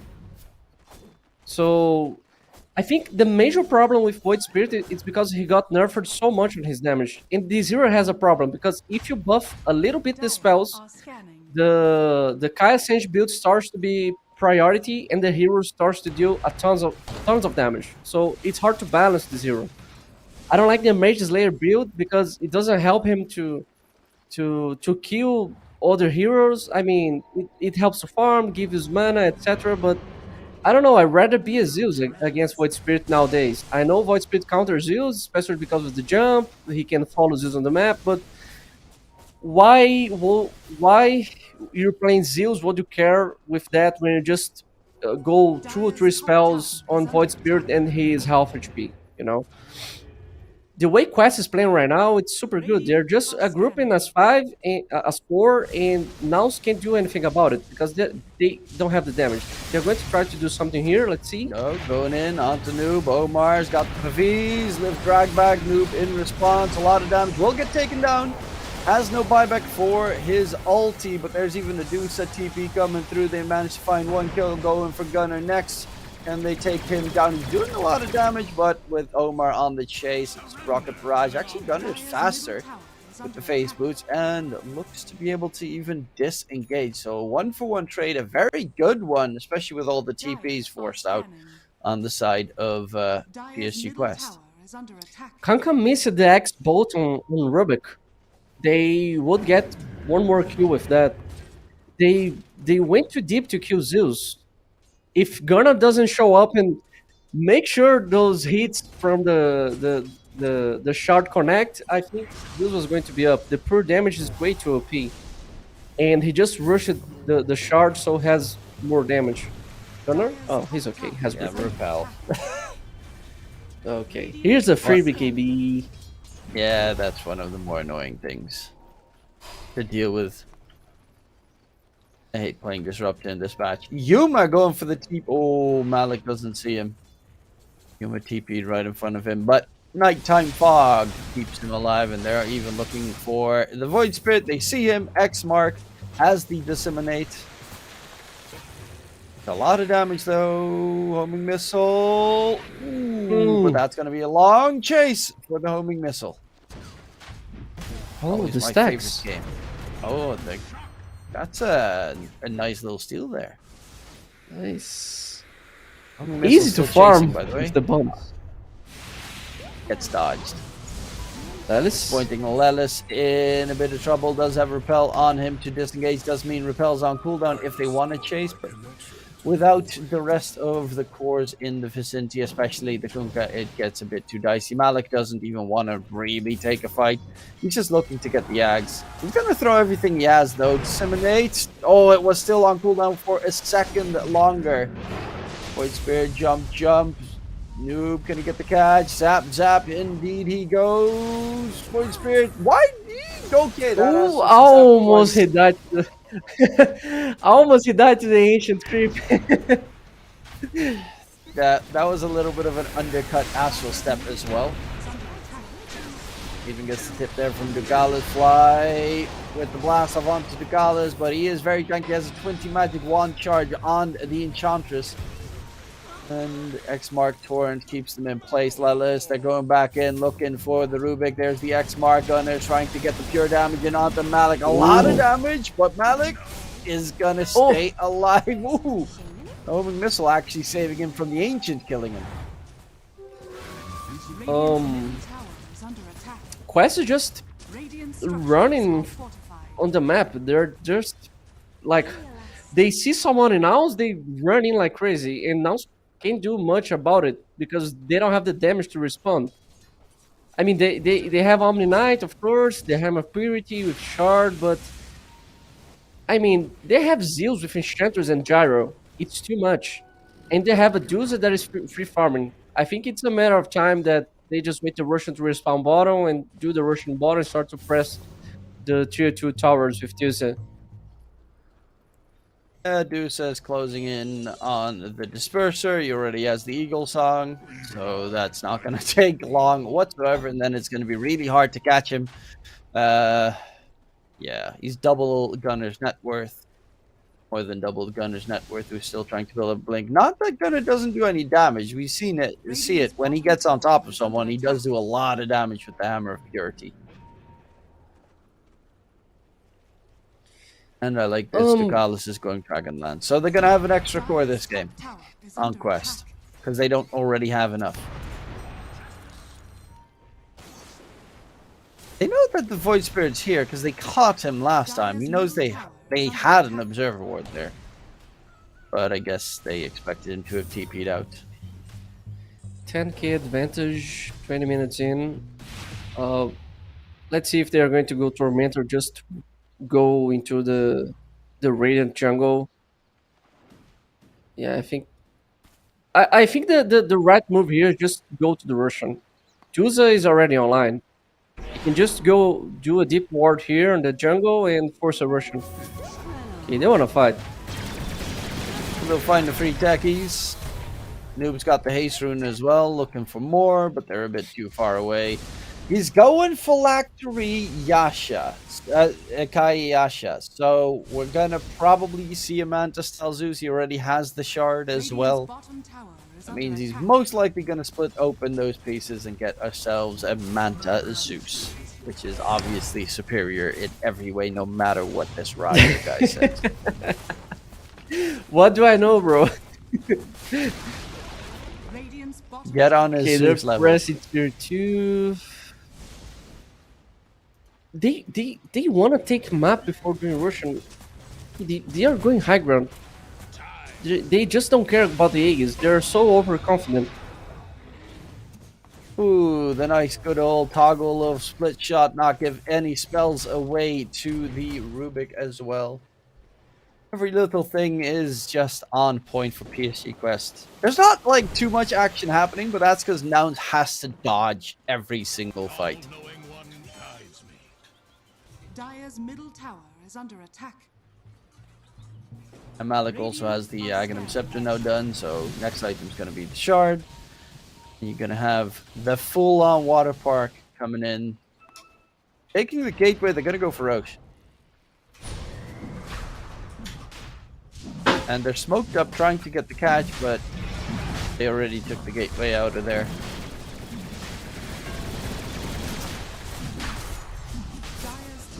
And that is Roshan. First ages of the game to be secured here for the side of PSG Quest. At least it's not, you know, the terrible Manta... No, what was it again? Manta... Oh, what was that build? Or was it Butterfly Rapier Dusa? One that Arteezy played, and then you go for the first ages of the game, and then you win. And it still had True Strike.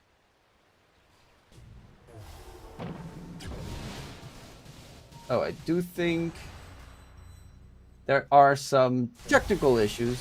So Ryer is I don't know if you're hearing me or him or us at the same time, but he's not hearing me. So I'll just keep talking until it has been resolved. It is a Discord issue that gives us 5,000 MS issues, so we don't actually hear each other.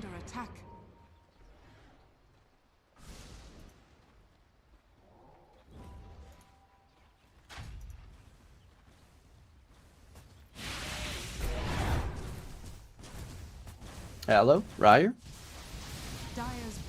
Okay, we'll do it like this. Hopefully everything still works. Hopefully everyone can still hear us. But now we're in a private channel with just the two of us. And it can happen if we try. Hopefully that will be fixed for now, so we can fully focus on towards this game. Tier 2 tower top gonna get taken down. Only the tier 2 left standing in mid. Gunner is cutting the creep wave at the very least, so high ground might have to take a backseat for the time being. But they're going to steal the Tormentor. That's a free shard for the Gyrocopter. Ooh, that's a good shard. Enchanters, actually both the support shards are really nice to have. Bottom? Yuma? Oh, Yuma. Oh, out, oh, but it is sent back towards Noob. There's going to be the Zeus ulti. Yuma, can he dodge it? He tried to wait for him dodge it, but timing was off. Dies to the neutral. It's so sad when this stuff happens. We're chasing a hero and then the ancient just randomly pop off and there's like, nope, it's mine. Okay, Yep, now they have Aegis on Duza.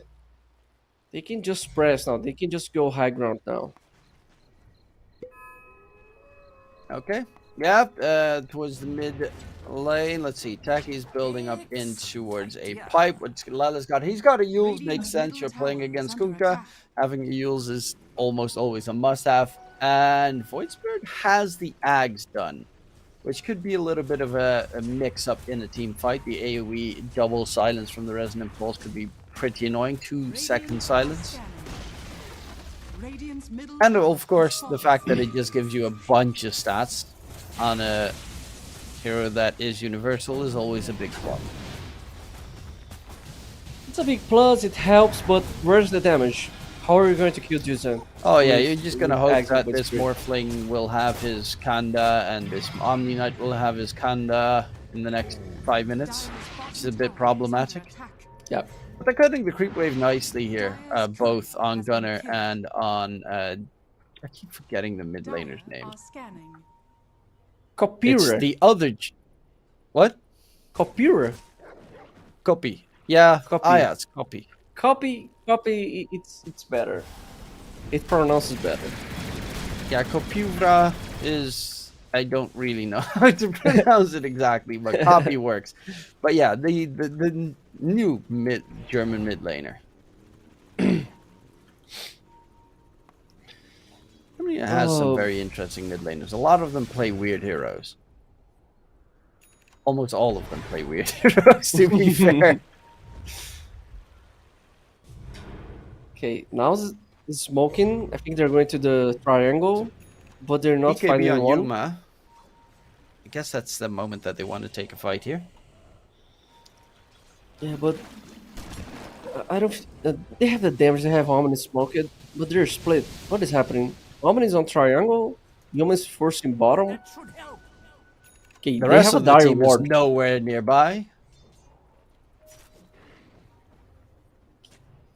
And yeah, Maybe you they might were just just be trying to Skanda. find people and push the wave to get more information. And they're just seeing if they can get a pick off. Speaking of which, that's going to be a jump in mid. Omar very quickly gets blown up. If you got Copy and Gunner on top of a target, they do die pretty quickly. Everyone but probably the Zeus. I think even the Kunkka might die pretty fast with the Omni Knight now having Phylactery going for the Kanda. You're going to get the Kanda hit with the Hammer of Purity, double Hammer of Purity combination. That's going to be pretty painful. Yeah, I don't think they can burst Omni with Void Spirit and Omni. They can burst Kunkka with Void Spirit and Omni. I think they can burst Zeus or Gyro. Enchantress, of course, but Medusa and Omni, I don't think so. They have too much HP. Yuma. Oh, they Oh, found Stone both. Gaze. Look away. No! Oh! Gets stunned in the process. Still Goes has for to the be. waveform TP X mark. Yeah. Did he? What? What? He Manta dodge? Did he Manta dodge? Oh! That or he? No, he couldn't have gotten repel. Repel They was must have- cooldown. He must have Manta Manta dodged dodge. it. He Manta dodge. That's pretty well Okay. done. Okay. Impressive. Okay, that it That- keeps that- them distracted. That's a good That's exactly play. why this guy's playing professional. Yeah, Yuma knows what he's doing. Doesn't really care about that X mark shenanigan after the BKB ends. In the meantime, Copy's not going to be so lucky. Will get caught out. Kill goes to Degalis, who's got the full-on Hurricane Pike done on the Enchantress. But keep it like it feels like it's been 11k net with advantage for the last 10 minutes. Hasn't because really grown. Nouns is cutting too much waves, and Quest is just trying to follow them on the map. Like they're getting some kills here, and oops. Oh no, Gunnar? Gunner. Oh, he's dead now. Tries to stay alive a bit longer with the Guardian Angel, but that only helps you against the physical, not the big-ass pure spears of impetus. Plus the, of course, magic damage coming in. Speaking of which, there is a Octarine Core almost... or is it Bloodstone? It's the Bloodstone coming up on the Kunkka. You're going to get massive torrents in the next team fight. You're not going to be able to dodge anything coming forward. You're going high ground. 20 seconds for the Russian. 2000 does need to be a little They- bit they- careful with his mana. They can just get the tower and reset the map and get the Russian. Go for Aegis. Radiant structures are fortified. Okay, they just force to fortify. Yeah, Noob's gonna TP Noob's out. going to push top. Okay. They don't even take the tier 3 tower. Don't even force Yuma back to base. He's just going to be able to continue farming up his Kanda. I mean, when they get the Kandas on both the Omni Knight and the Morphling, they definitely have damage. They have the damage, but they will have Aegis. That is the So- other downside. You're gonna need to probably find a way to kite the Medusa in these fights, which is really hard because Medusa's got Disperser plus Ayaskati. But it feels like that's the only way. He's actually almost done with a full-on nullifier on this Dusa. So that Guardian Angel's not gonna save anyone anymore. You already have it. Repel is dispellable? Makes sense. Says that it is. Say that it is. Did not know that. But it doesn't get dispelled by use. I think it's only by nullifier. I have to test this. I'm not 100% sure.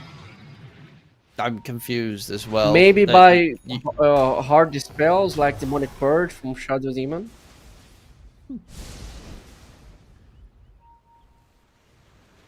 I am curious to see if that is the case.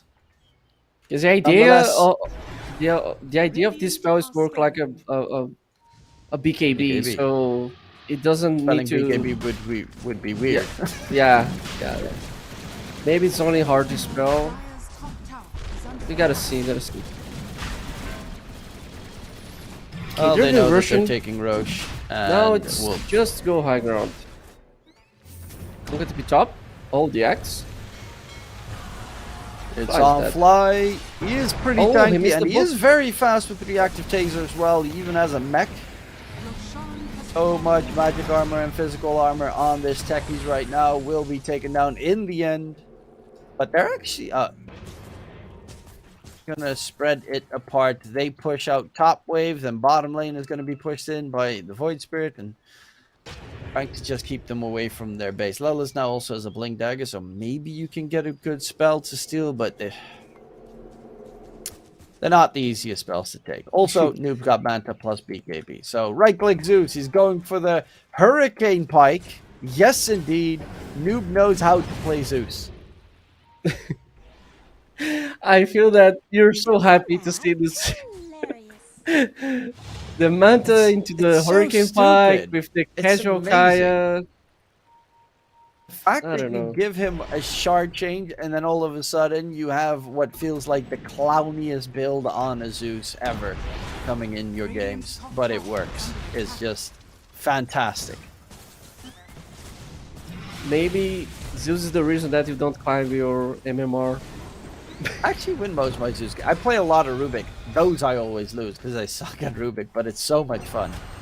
That one play you get in a game, it just makes you feel amazing. How they're going to defend this high ground? Like they need to smoke and go into the back line, try to burst Zeus or is under attack. even Enchantress. They can't force Zeus. It's too hard. Radiant's top tower But Here's if the they TP wrap coming around, in it's from too Gunner. obvious. That's a lot of damage. Oh, on oh my God. 80,000. He almost got blown up right there. Stolen Torrent Storm coming in from the Rubik as well. That's going to make the next high ground push very dangerous for PSG Quest. And I yeah, really thought they didn't have the damage to burst his Zeus. double Ganda. Double Kanda, you're right. And now they're Damn. going to have to be careful on PSG Quest because 12k net with advantage is not everything. Like, it's not perfect. They can easily kill you with that advantage. Yeah. With the double Kanda. Radiant are They're scanning. smoking. Are They scanning. should go to the triangle, but it's hard because Quest is already sitting there with wards. Juice is not full mana, so the fight is going to be easier if they find Juza because she's not full mana. But it's hard to go on that high ground. It's like throwing the game almost. It's gonna have full mana again once he returns. X mark back to base. And even has a clarity popped for that little bit of extra mana. Gunner needs to be careful. Nullifier gets thrown out on him. Oh, he still has repel. Radiant's top barracks has fallen. Okay, I guess the tooltip's just wrong. Wouldn't be the first time that happened. Jump coming in, Gunner's trying to get the damage. He's in a lot of trouble, getting blasted by spells, and there's just zero follow-up. Radiant's top barracks has fallen. Okay, Gunner just... Radiant's middle tower. He Got just, yeah, Radiant's middle towers are under they attack. He didn't just walked follow up. in. I don't know. I just think tried it's to use because of like water that. park. Has fallen. They got scared of the water park. Well, he is back in 30 seconds, but that's going to cost you 2 sets of racks, maybe even 3. They're trying to go for the back line, but Malik is blocking the entry there on the Kunkka, the 3.5k HP Kunkka with the Bloodstone at the ready. Even all the Kanda adaptive strike attempts will be blocked here. TA2000, Yuma is going to go in onto the Dusa, who's losing all of his HP. Dusa loses the Aegis, but still has a second life. On the side, it's going to be Noob running away, but another Manta dodge coming in. They make sure the Kanda never hits the enemies. With the BKB at the ready, Yuma, will he pop it, go back into the fight? There is also Gunner. They might have to be a little bit careful here. Gunner, the slowest attack of his life comes through, and Ducalis is just not dropping. Look at the healing on the Enchantress. Finally drops dead. And it's going to be PSG Quest on the run. Void Spirit trying to chase, dissimulate, gets himself back. Yuma, another man to dodge. Oh! Every counter strike is dodged here, and the Void Spirit last step forward. Can he disengage? Gunner Nullifier. He's in trouble, tries to get damage here. The blast off from Fly, throwing himself at the enemy. His body on the floor soon enough will be taken down. And now it's Yuma, very sad that every single attempt he tries gets dodged with the Manta style. Very well played by TA2000 by dodging those Kanda's adaptive strikes. It's like I said, they have the Kandas, but you have the Aegis. They use the Aegis to get a set of racks, get some kills here and there. Go in onto hard the to Dusa. Loses almost all of his mana in the process. Yuma jumping forward, gets the flat cannon, so he's pumping out a decent amount of damage, but he's alone. Void Spirit had no HP. The Rubik has nothing. A single torrent that he can use, but that seems to be it. Gunner is back alive, but TA2000 is almost full mana again, and that looks like it's going to be PSG Quest taking the game, or not. They're going to jump in. Malik, Kunkka gets nuked. Gunner trying to run away, needs to be careful. He still has the Guardian Angel. Waiting for the Nullifier to end. And they're trying to hold on. Another round with the Kanda jump from the Omni Knight. Going for Omar. Gyrocopter gets taken down. There's going to be distraction onto the TA2000 Medusa, but he's got that fast moving disperser running forward. Is out of mana right now. And Noob joining in the fray. They still have to wait 25 seconds for the Morphling. Gonna buy back. Another Kanda double hit to come through. Problem is, Ducalis is hard to hit because he's got the enchant. The slow motion. So he just can't hit him. 10 seconds for Yuma. Gunner in trouble. That will be a dieback if he falls. And he will be dragged back. So will Lelis though. 2 seconds for the Morphling. The tier 4s are almost down. It's going to be 2 against the world. He does have flat cannon to pump out some damage. Can they go in for the play to save what they've got left in game number 1? Waveform forward, adaptive strike.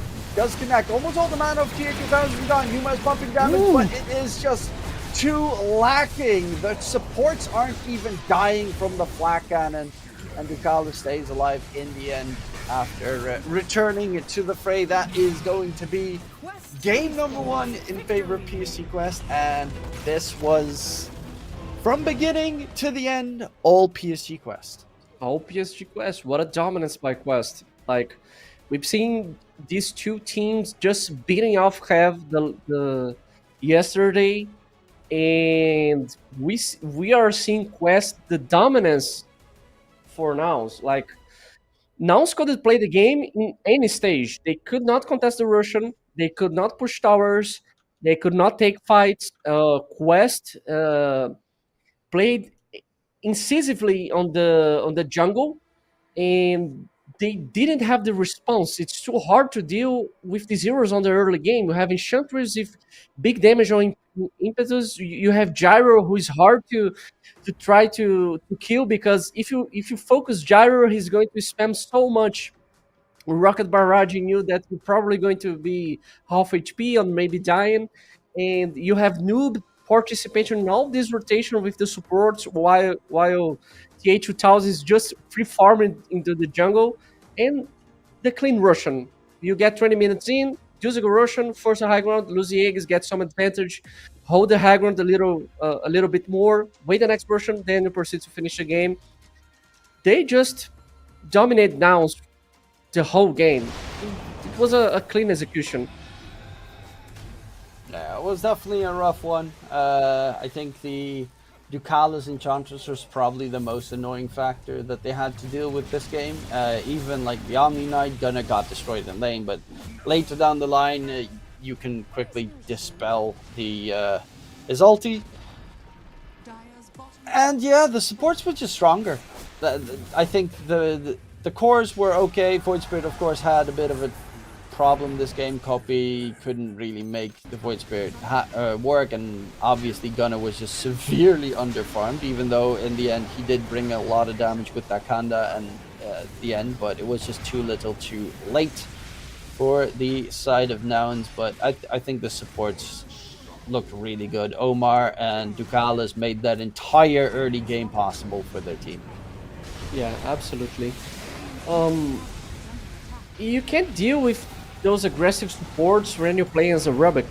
Like that's one of the major flaws of Rubik. He wants to steal spells, but he can trade okay in the early stages of the game, because he needs to steal the good spells. And when the heroes are just playing stacked and together, you can't do much, because the cooldown from spell steal is too big in the early stages of the game. And you need to be careful, because if you missed by catching up a spell that's not good enough, and it was the case most of the time by Quest, because you have the Enchanting for Enchantress, you have the Flat Cannon from Gyro, so it's not what you want to have to force fights and try to answer these aggressive moves that Quest was doing in the game. Yeah, it was an easy win there for PSG Quest. They saw the draft, they knew the game, and they won it. They took it all the way. Void Spirit not as effective as we would have hoped, but that, of course, was because Noob was playing out of his mind. 11-1-9 on the Zeus. 4-0-10 on the Medusa, which, to be fair, until 20 minutes into the game, Deuce was just free farming. No one was even making an attempt to go try and kill him or something. He was just AFK in the jungle, and it was all PSG Quest all day. That, however, is game number 1, ladies and gents.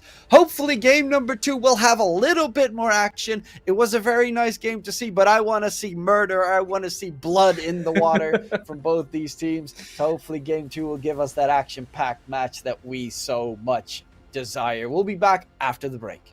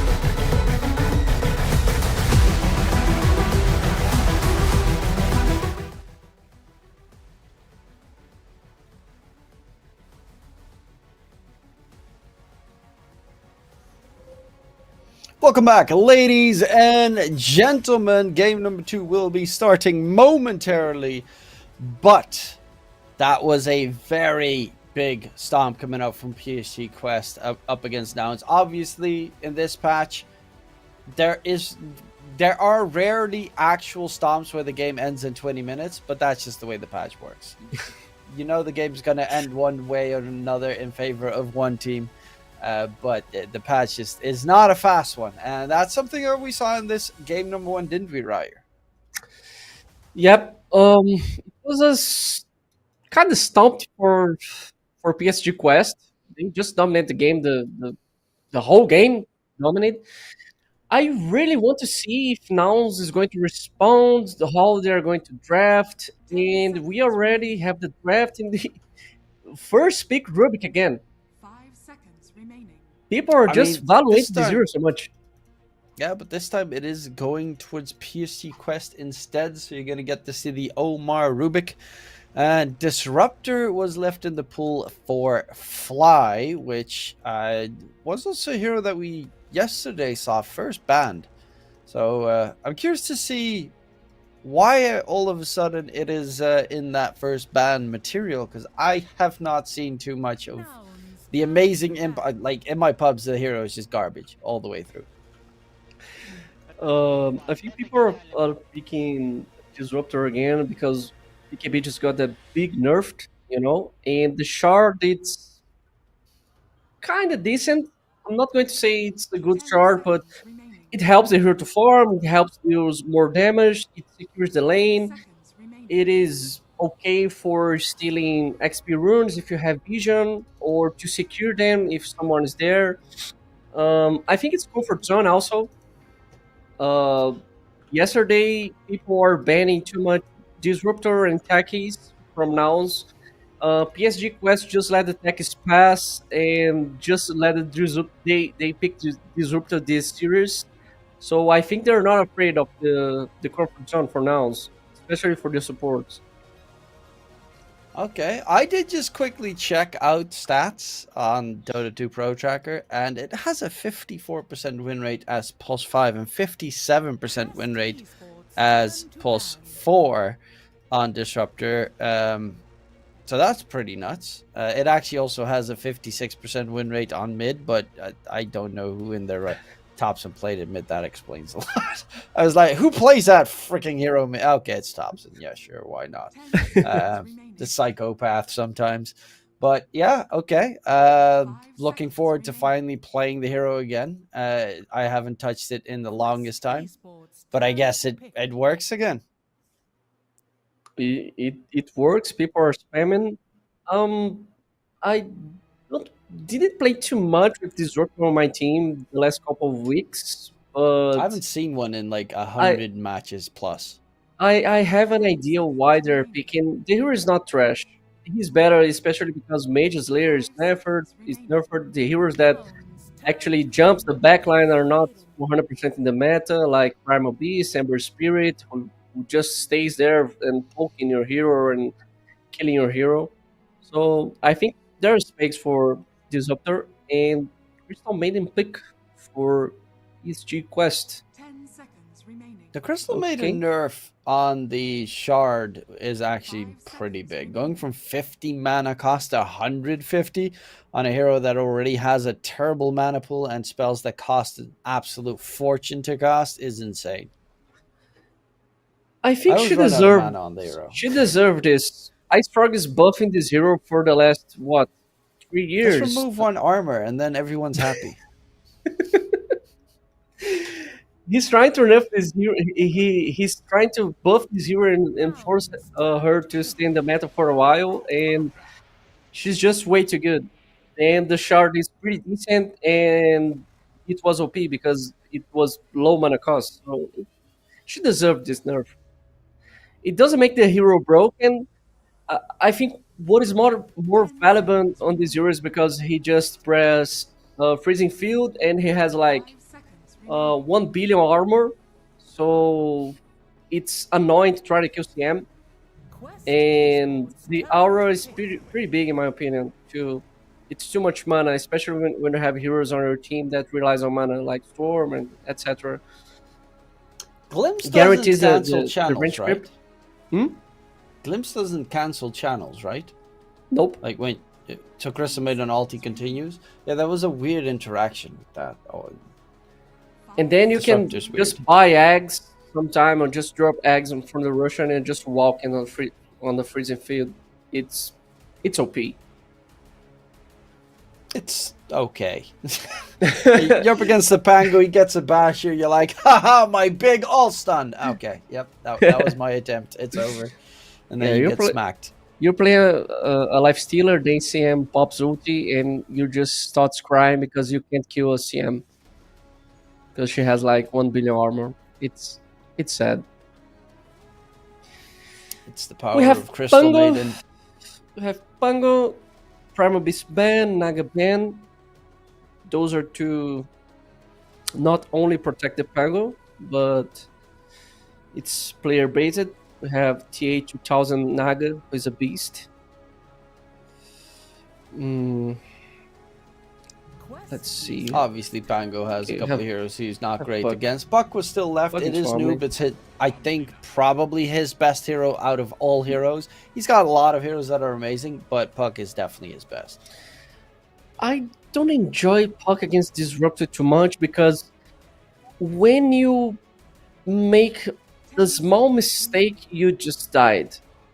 You gotta So use. yeah, but you don't want to go use on Puck unless you really need it. You really need to have a use to play the game to go on Puck. I'm a Puck player. Most of the games you want to go Dagger, Witchblade, Kaya Sanj because you need the big damage, maybe Octarine, Lincolns.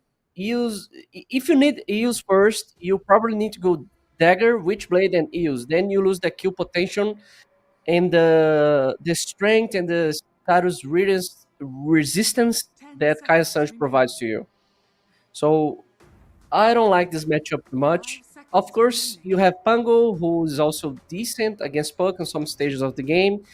And I really want to see this last pick because I think they need to try to have something else to deal with Puck. They cannot only rely on Disruptor and Pango. They need something else. They already picked Medusa, who it's whatever against Puck.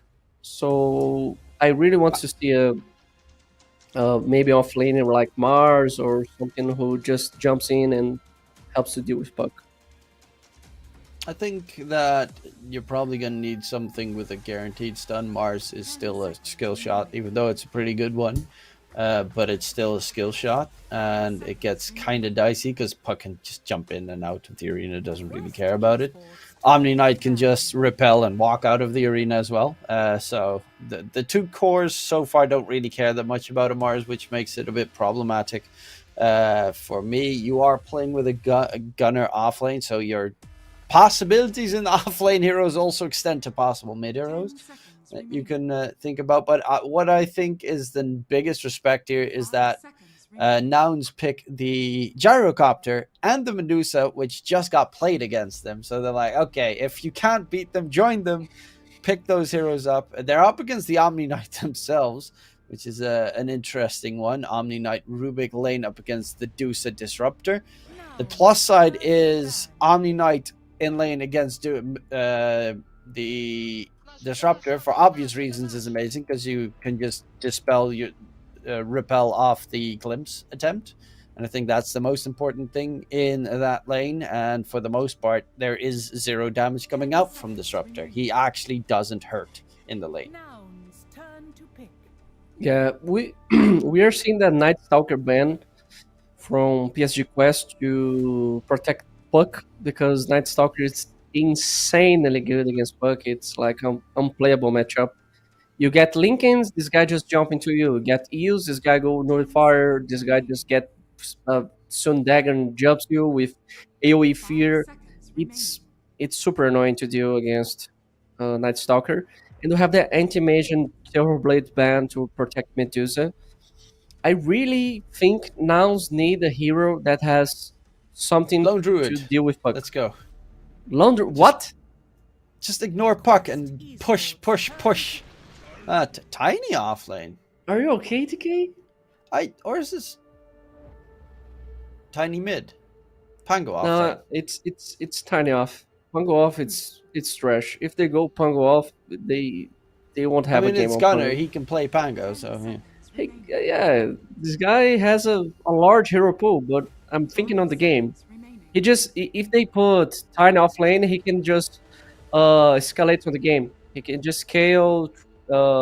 He deals with puck. He can burst the both supports, and he's going to have a mid laner that has large impact because he's a Pango mid, not Pango off.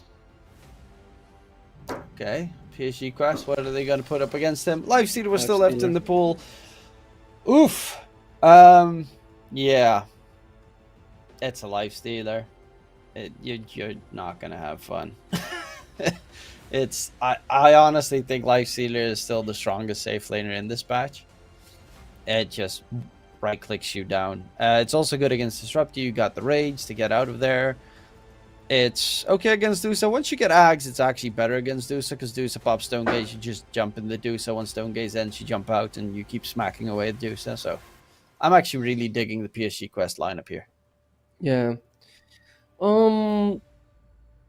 Besides liking the last pick Tiny, who deals with puck and it's good against both supports, I think Tiny is going to suffer in the offlane because they have CM and Lifestealer. They can trade so much. The trade isn't that good. I mean, they have Gyro and Tiny who do tons of damage, but who cares? The guy have Rage level 1, so he can just walk in. He doesn't care too much about this magical damage. They have kill potential, don't get me wrong. They can win the offlane, of course. They have tons of damage, but maybe I'm sticking with West this game also. So possibly a 2-0 here for Quest is what we're both thinking. Obviously, their opponents are going to try and counteract that. They do have Dusa, a very good high ground defense. I think that's an important factor as well. The tossback play is always scary. I'm just fearing the lack of control for the puck this game. It's going to come down to Gunner has to play out of his mind and get the Avatar combos, or you're going to need to have the most perfect rolling thunders in the game possible. But can Nouns show us that they're ready to play and take Quest to a game number 3? We'll have to see where it will land in this series. I think this game depends so much on the offline. By Nouns. Oh, Malik? Nah, it's okay. It depends that Tiny gets an early Blink Dagger and starts opening space. So if Quest wins the safe lane that hard, the game's going to be difficult for Nouns because Tiny is the hero that's going to open the map along with Gyro. Pango, of course, is going to just follow up and make sure he is nearby and get some kills, the Rolling Thunder, blah, blah, blah. But I feel like there's a heavy pressure on the offlane this game. Gunner really needs to have some farm and get some early Blink Dagger. And we gotta see this offlane work, you know? We gotta see this Gyro and Tiny get some kills and be good. Otherwise, Lifesteal is going to have a great lane. I don't think Omni is going to lose top. Because it's a freaking Omni. This hero, it's broken. I mean, to be fair, Gunner did just get smacked last game on Omni Knight, so... Yeah, it was against an Enchantress, though. That's a whole different hero. A whole different disruptor. Yeah, the situation of this game is way different. Like, mid laner doesn't matter too much. It's a skill-based matchup. Pango has a little bit of advantage on this lane, but I think this game depends so much on the offlane. Of course, we got 3 different lanes. Where do you think most of the fun action will happen and the kills will be coming through? Probably top. Because if Nouns plays on a conservative way on the offlane, Gunnar will get the dagger fast and the lane will be good. they don't need to play active trying to kill Lifestealer or CM. If they obviously step wrong in the lane, they're going to die, but they just need to play conservative and trade farm and get the early blink dagger. But we need to pay some attention on bottom also. Mid lane, Copy having a pretty okay start so far. Obviously, Noob still has some creeps to clear. Top side, it's even Stevens as well. There's no real low heroes. The only one that's struggling a bit is Ducalis' mana pool. But for the most part, the lanes have started neatly. Looking at both these drafts as well, do you think one of the two teams has more an advantage in the mid game? Quest, because the 50-minute power spike with Harmony, it's too much. It's too much damage. They'll probably have dagger on Puck and the shard on Harmony. You have Lifestealer probably with more Gigion and one more item. So power spike, I think it's from Quest on the mid game. If the game go past 30 minutes, it's Nouns, I think. Okay, luckily in this patch, most, if not all, games go past 30 minutes, so at least they've got that that they can work with. And yeah, as I mentioned previously, their high ground defense is really good. You got the toss back from Tiny, you got the disruptor with the glimpse. Obviously, Deuce on the high ground, just split shotting everything away. So high ground pushing is going to be very hard for PSG Quest this game.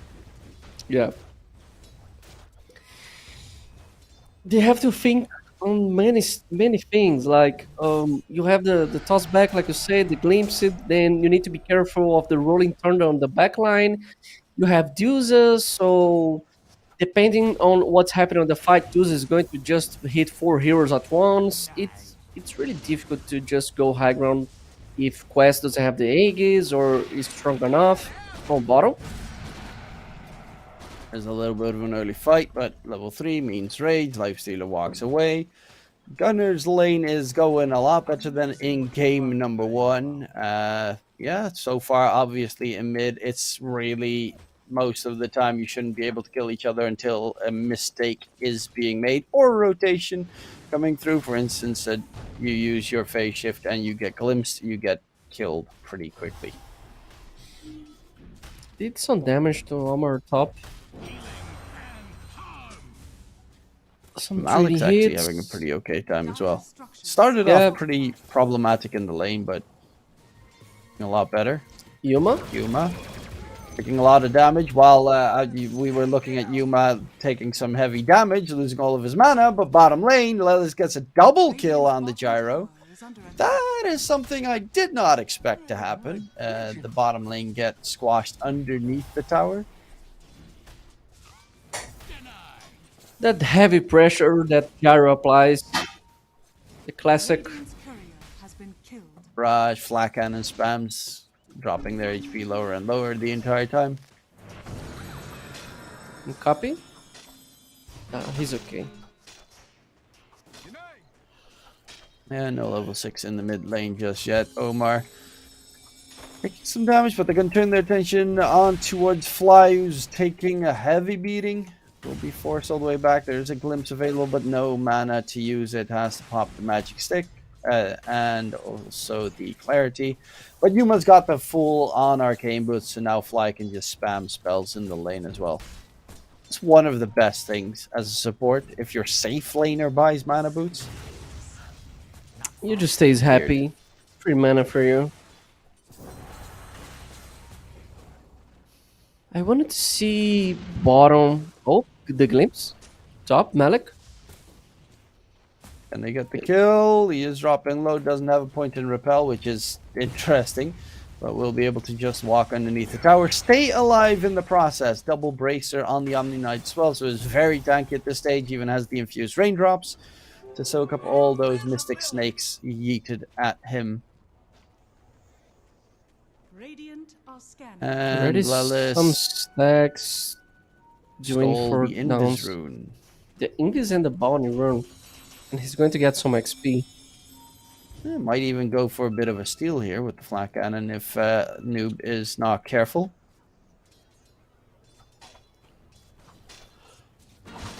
Bottom lane, Gunner is already done with the pieces he wants before Blink Dagger. So it's going to be aggressive, Tiny. No Echo Saber shenanigans, but Blink Dagger, Tiny. Coming in, toss up onto the gyro. Lots of damage from that rocket barrage. Damn. He didn't use the avalanche. Dire are scanning. They could give a little bit of damage there. It's going to help because if Life Stealer makes some mistake, you can just get some kill because the guy is going to be like 100 HP less, or maybe 150 HP. Or maybe he just saving mana. That's why he didn't want to use the avalanche. But it's okay. Gyro is it's I don't know. This hero it's wrong on the beginning of the game. It's so much damage. Hero is only level 4 and doing super. He's unbalancing the lane. Like he's just kicking off a carry from the lane. It's one of those heroes that just has a little bit too much damage, especially because in this lane, the Tiny just tosses TA2000 away from creeps and away from anything else on towards Lelis, and then it's only him getting the rocket barrage hits, which is normally the big downside of a rocket barrage. If you just stand next to creeps, it does nothing to you. 2k advantage for Nouns. Good DD for copy. Going to be a Witchblade Blink Puck, so no Yule Scepters or any of those shenanigans coming in. Just default Puck build. In the meantime, Lelis did clear up the ending of one of the camps. It's interesting how almost level 6. Rolling Thunder comes out. And is going to go for the bounce. That kill gets secured. Kind of even tosses up Copy, but they will find the life seal. TA2000 is down in the dirt. 2k net worth lead now for Nouns, with Copy top of the net worth chart. And TA2000, I mean, Lelis is gaining on him. That's just showing how much of a struggle this life sealer's been having. Yeah. And Gunners have that good lane that I just talked about it. So he's really close to the dagger.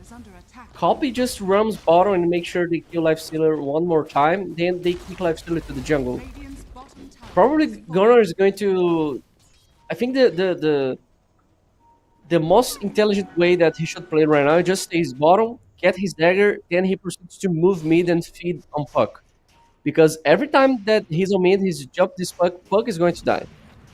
When Tiny gets his early dagger on these games, almost every jump, Puck dies. And he has the Swashbuckle to help. He has the Rocket Barrage in case Gyro is close. And he has the Glimpse in case Puck didn't die for any magical reason. So they already have the Glimpse. Oh, Lelis? He just kicking TA out of the jungle. This hero, man. Oh my god. It's pure annoyance coming in that bottom lane. Okay, the glimpse being pump faked. He picks up the illusion rune. Still was swapping in the bottom, so couldn't instantly pop it and remove it. But they are just being pressured here on the side of PSG Quest. 3-0 in kills. This is feeling a lot like last game. Very little actual brawls, fights in the early game, but a slow, steady climb in terms of net worth for one of the two teams.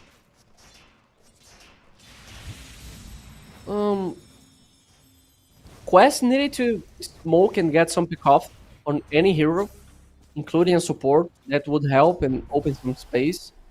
But I think Nouns is playing the better way. You have Lelis making a wall for Tiny, so they can't gank Tiny.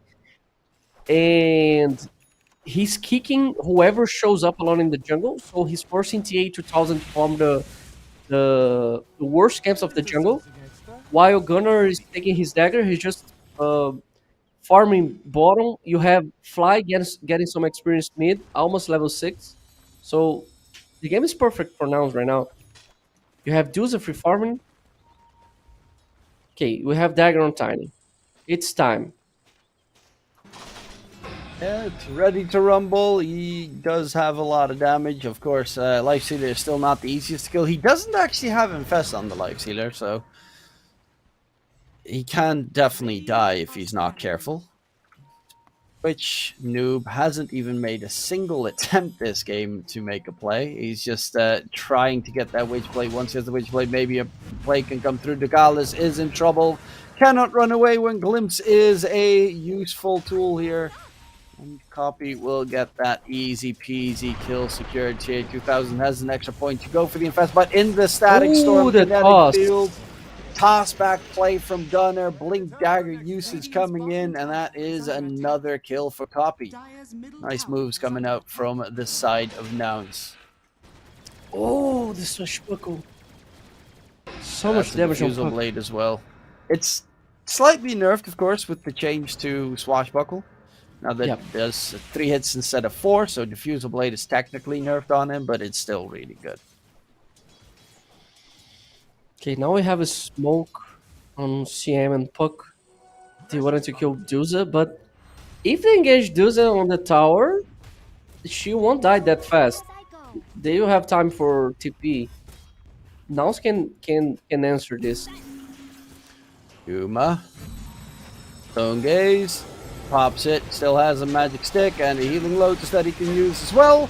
And there's going to be a flak cannon stolen by Omar. That's not the spell you want to pick up right now. Ooh, the And Pulse Bukalis Avalanche. is dead. Glimpse onto Omar. Dropped in front of Yuma. They're going to turn their attention to both Malik and Omar at the same time. But it's going to be a dominating streak for a Copy and an 8-0 scoreline for Nouns at the moment. This is disastrous. They didn't even get close to killing that Dusa.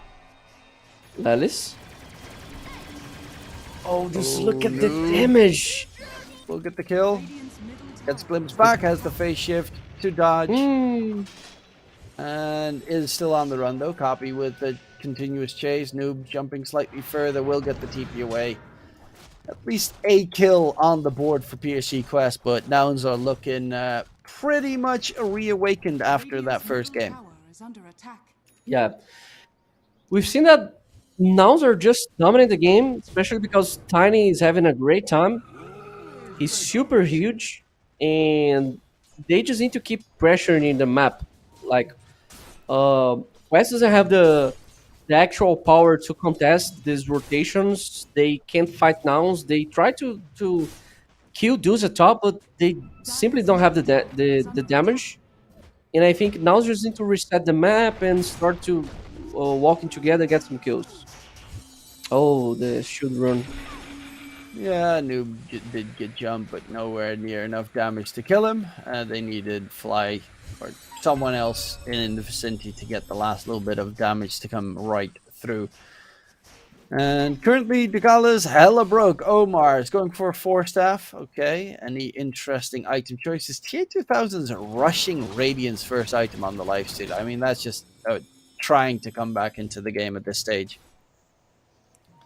I think it's a better choice than Morgigian, especially because I have Duza, so this kind of evasions it's really decent against Duza, and it doesn't matter if you go Morgigian into Echo, you know, because it's hard to fight, and he won't have the damage, so it's better to insist in those farming strats. Go Radiance, Manta.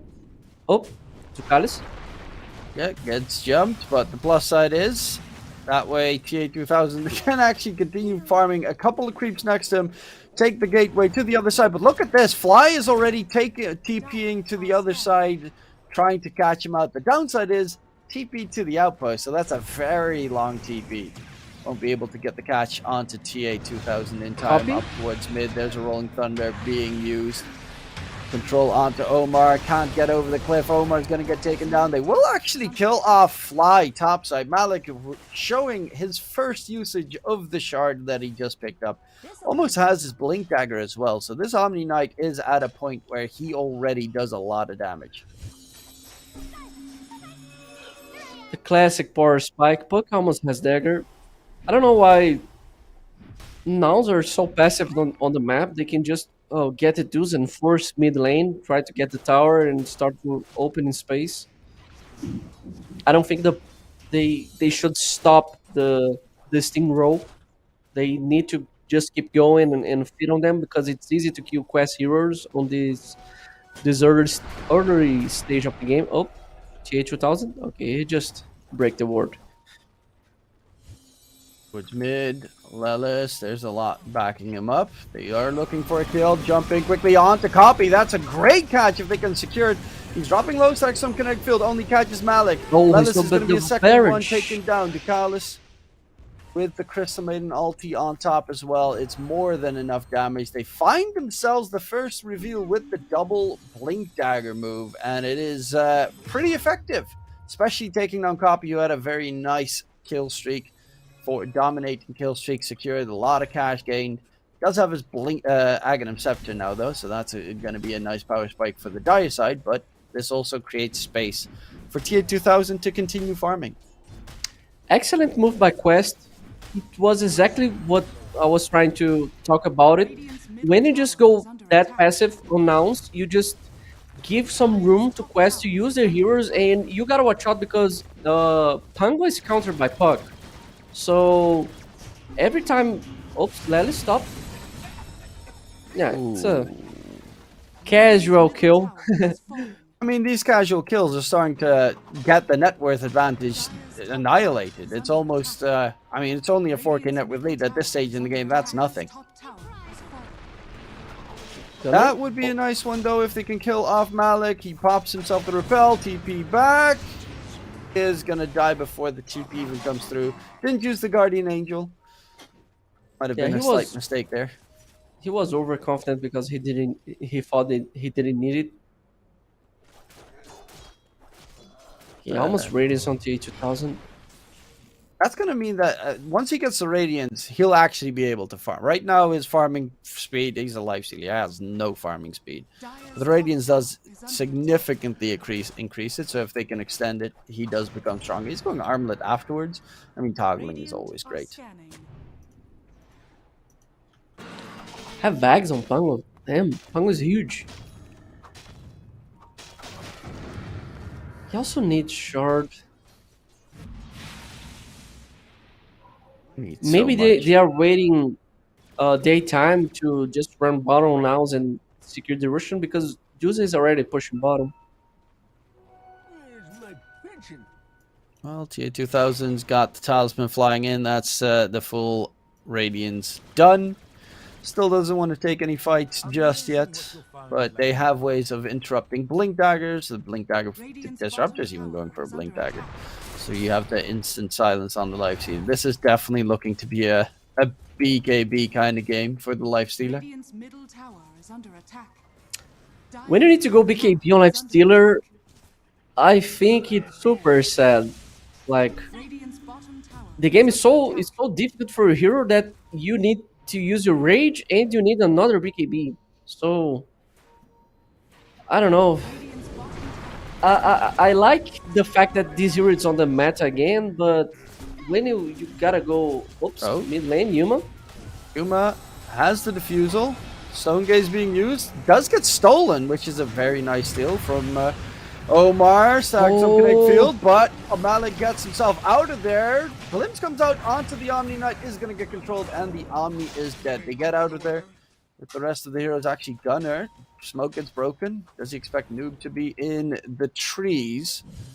Speaking of which, Noob needs to get himself out of there, quickly disengage, and continue cutting creep waves. It is for the side of Quest because they are not ready to take a fight against this Dusa, this huge Dusa who's closing in on the Disperser. Quest always insists to try to kill Dusa near towers. So they try to go for Dusa on top, they get TPs to respawn. This time, the same thing. Nouns was already walking in, but she was under the tower. It's hard to kill. Also, I think previously I did see Disruptor's Glimpse interrupting the Crystal Maiden ulti. But why does it not interrupt the Snapfire's ulti then?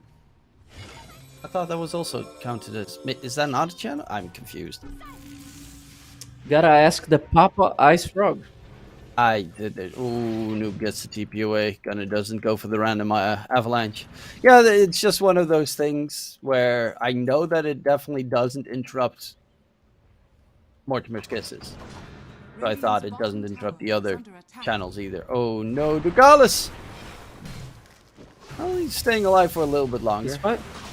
No, Trying to place super very deep wards so that they have some good vision, but doesn't get the plant in time, and luckily so, otherwise it would have just been a quick D ward coming through. Now Kai need to Sanj push next. this bottom lane and go Russian. Okay, Omni's scouting Russian. This game is still very open. Obviously Yuma is the biggest hero in the game and very scary, and Copy is also incredibly farm, but even though they have the advantage going further, there is a lot of damage when you have ultra late game Puck, ultra late game Omni, and ultra late game Lifestealer to deal with. Radiant's bottom tower is under attack. And when you have ultra late game Yuza. Yeah, but Pango has more utility sake than damage in the late game, in the ultra late game. And okay, Tiny can go nuts with like tree volley and stuff. That one is, if you get a Saxon kinetic field catch on enemy heroes and you throw tree volley in there with the Daedalus, or Kanda, which is also a build that some Tinies tend to go for. And Omni just solo a Tormentor. What a nice hero. I mean, to be fair, a lot of heroes can solo Tormentors. It depends, but Even I get your Slardar, and point. Slardar should, like, it's weird But that Slardar he is can. broken. This hero, I can't stand Slardar, bro. I'm a hater of Slardar. This hero is super broken. At least it's not a Viper. That hero becomes broken. My games are stupid. Oh, jump in onto Malik. He doesn't have a way out of there. He's trying to heal up with the shard. Actually, can he get... No, he cannot stay alive. Puck rotating through. Noob is infested as well. So they're looking to get a catch. There's going to be the snap coil jumping forward. Gunner going for the TP out. Glim sends back the puck. And Noob is actually chasing him for fly instead. Kalis? Oh, Lalis? He wants... Ducalis. At least he'll tank the gank. Okay, we have Aegis on Juza. All Nouns needs to do right now is to regroup and play together and try to force a high ground. Different from the last game. Oops. Nope. Oh, Gunner. He was waiting. Phase shift dodge, has the blink, blinks to the side. Doesn't have mana though. Gunner nearby. Puck keeps disengaging, doesn't grab the Lotus. Oh. Still on the run, does get hit though, but has a blink in a second. And blinks in opposite direction. No TP.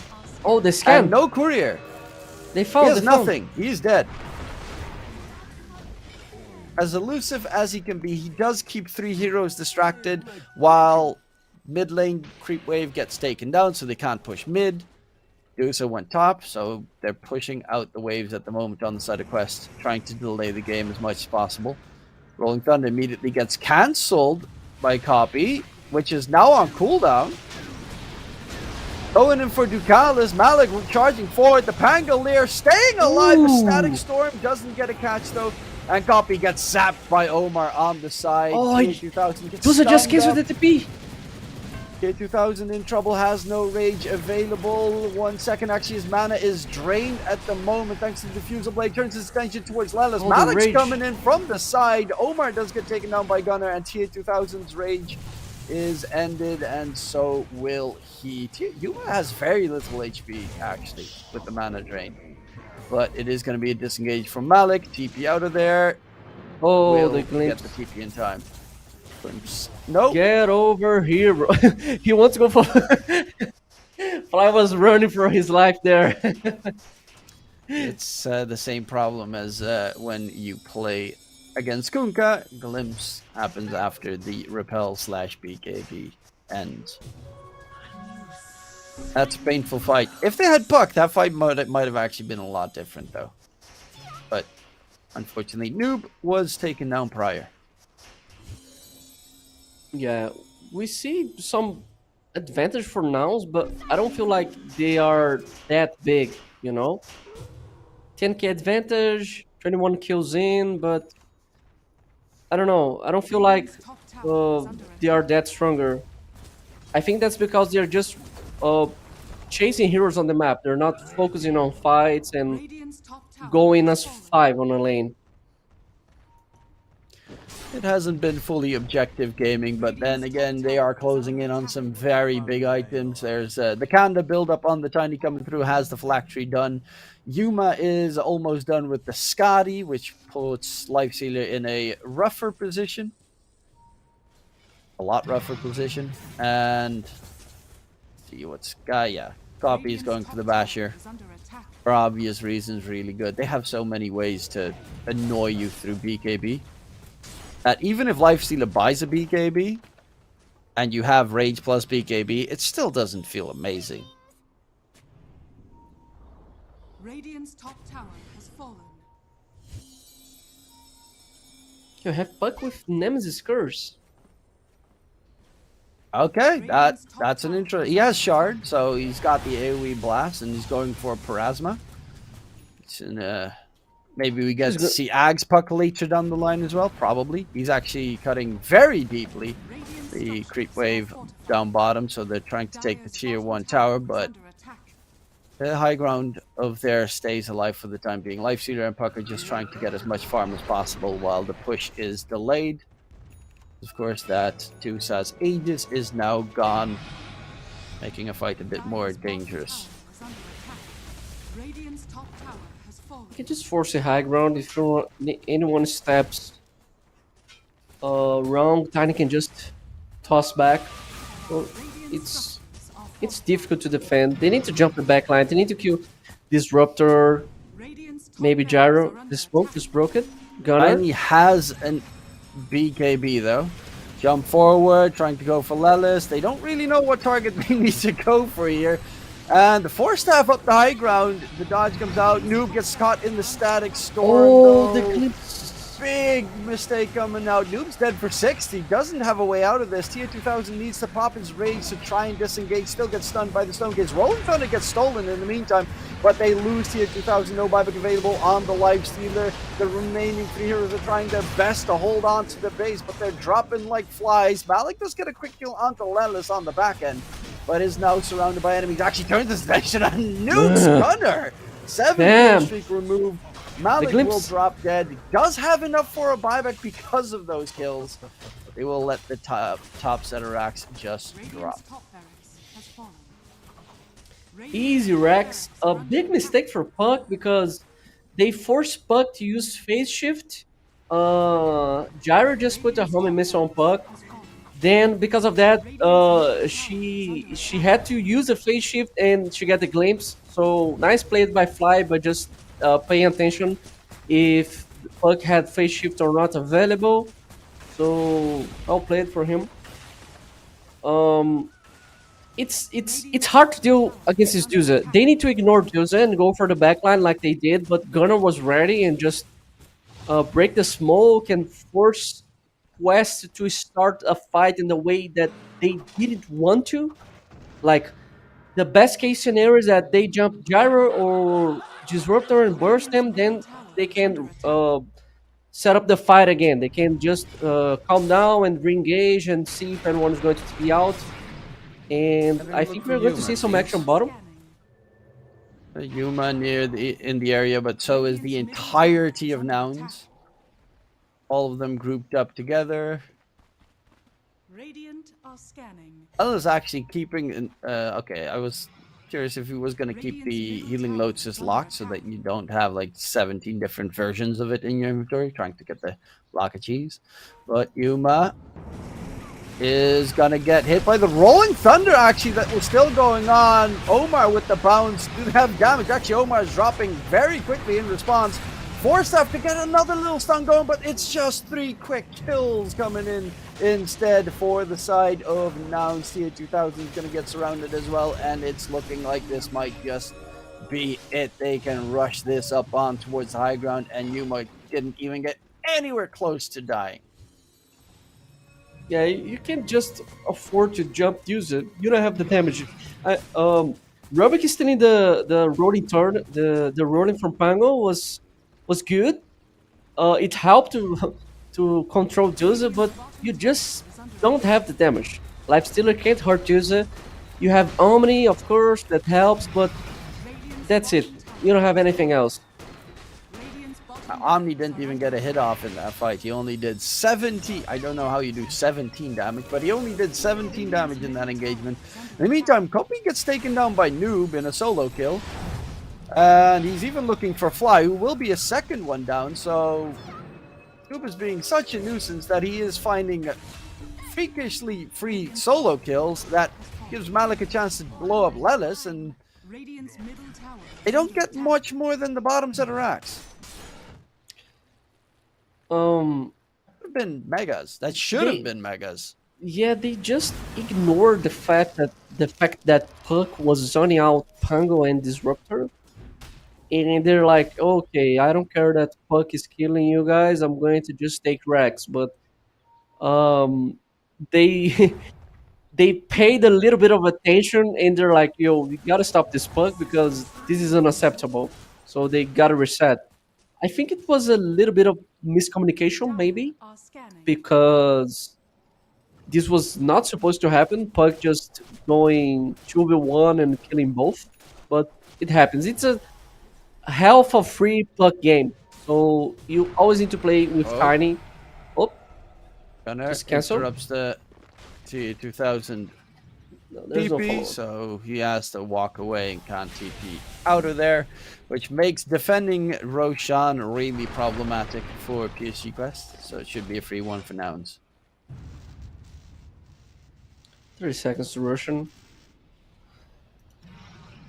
You gotta wait the Russian dispatch, which honestly I think it's kind of annoying because every game goes to the second and third Russian. You can't just rely to go high ground anymore because you're going to feed and you're going to lose the game most of the time. So it's the way Dota is played right now. You just force the first Aegis, get some space of the map, maybe one Rex, then you just reset, wait the next version, then proceeds to do the same thing. They should actually kill the Tormentor on the side of PSG Quest, because then Lifestealer gets open wounds. Everyone else in the team has a shard. Open wounds can be a pretty big game changer in a team fight. That lifesteal is... it's actually just kind of insane how much lifesteal you pump out. Sometimes you just forget about the Tormentor because they need to deal with waves and Puck need to cut the waves and push other lanes. So you Malik forget can about the solo Russian it. Just sometimes. you got one job. Yeah, he can just go there again, but he needs to push waves. It's important to push waves because cores need to do it. You have Puck there, he's cutting some waves. You have the Life Chiller who's pushing up top, and he can just rely on Rubik and Sam to push bottom. He needs to be there. Yuma? Maybe they want to jump Yuma? He's kind of alone here. Not again. It's gone horribly wrong multiple times. Alice just trying to delay it, but there's the first dispel. If you throw out another spell, he's got a second dispel, and that's some Leorax slowly dropping. Malik is very far behind. Omar's gonna get spotted. Avatos comes in, gonna gets a quick kill. And buyback by the Rubik. Still looking to find an opening, but that Observer Ward very nicely placed, spotting out if there's anyone coming in the direction. They will already find Ducalis, second buyback coming through.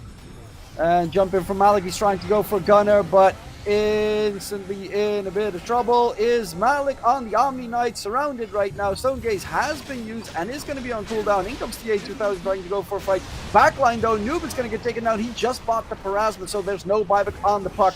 And with the Avatos, the damage is outstanding. Malik trying to run away, will not be able to disengage. It's TA2000 against the world, and the world is too strong. It will be Nouns taking game number 2. That means we're going to a final decider in this series. Nouns not taking that, not accepting the first loss. Nouns just showing us that they have Dota and they have some skills, they have some strats. They just dominate this game. Absolutely good performance by Nouns. Let's see the third game because I don't know who's going to win this. First game we have a stomp by Quest. Second game we see Nouns just dominate the game like Quest did. It's a big question mark for me. Yeah, it was definitely a solid performance from Nouns. A second game where Dusa doesn't really care about Omni Knight in the laning stage. And I think the Gyrocopter as well. Lanes-wise, Nouns just felt really strong with their setup. I think those two heroes are just really scared to deal with Dusa on one lane, Gyro on the other, so that puts you in a comfortable position. But Gunnar ended the game 14-1-14. That's a whole different kind of a performance as his Omni Knight in game 1 was, where he had no farm. He was underneath everyone else and got destroyed in the lane. But in game number 2, they give him last pick, and Gunnar performs as he should. So maybe delay that pick for him. Give him a better chance at a good off lane. He needed to have a good lane this game. That I told in the draft that he was going to be the hero who's going to open most of the space on Nouns. And we've just seen that. He was everywhere. He was following his team, getting some good kills, getting some pickoffs, responding when Puck was trying to cut some waves. So props to Gunnar, played really well. He just paid the bill from the last game that went horribly from him. And now just had a pretty decent game, mostly because bottom was good. He had the early dagger who makes a large difference. And when you have a Tiny that is just opening space like crazy and he's everywhere, it's hard to deal against with. So Quest couldn't answer this, especially because Life Stealer lose hard the lane, so he went to Radiance, and he doesn't have that much space to farm because he just lost the lane. And good game for Nouns, solid performance. Yeah, a very solid performance coming out from Nouns. That, of course, does mean that Game 3 will hopefully be an even affair, because we have seen 2 games where the laning stage was won by a team, and then the rest of the game was a slow crumble. There were, in both games, some moments where you might think a possible comeback was coming in, with the Omni Knights being able to one-shot some enemy heroes, but the Tiny was a little bit too hard to take down. Same as that Dusa. They were too heavy to dismember, and that will hopefully be resolved in the third game. But as we see, one of the last plays, Puck getting caught again.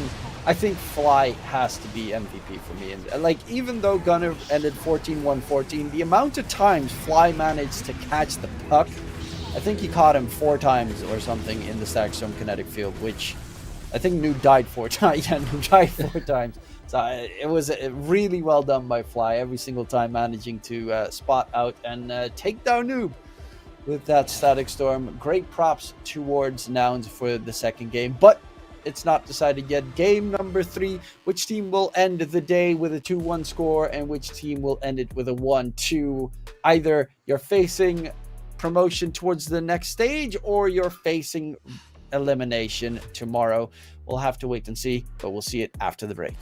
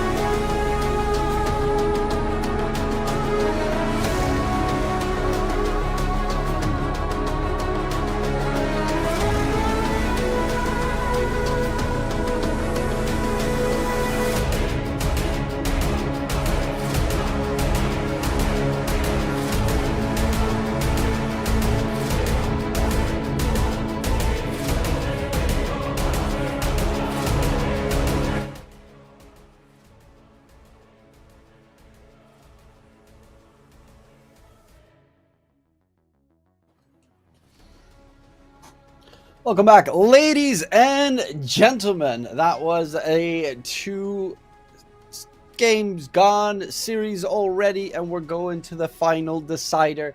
One of these two teams will go 2-1, the other one 1-2, aka either promotion or elimination for them tomorrow.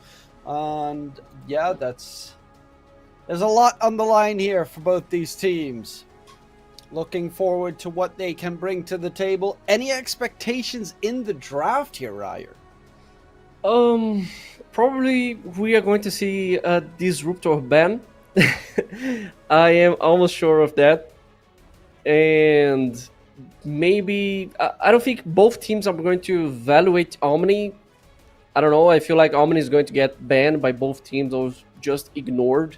I don't know why, but I'm feeling it.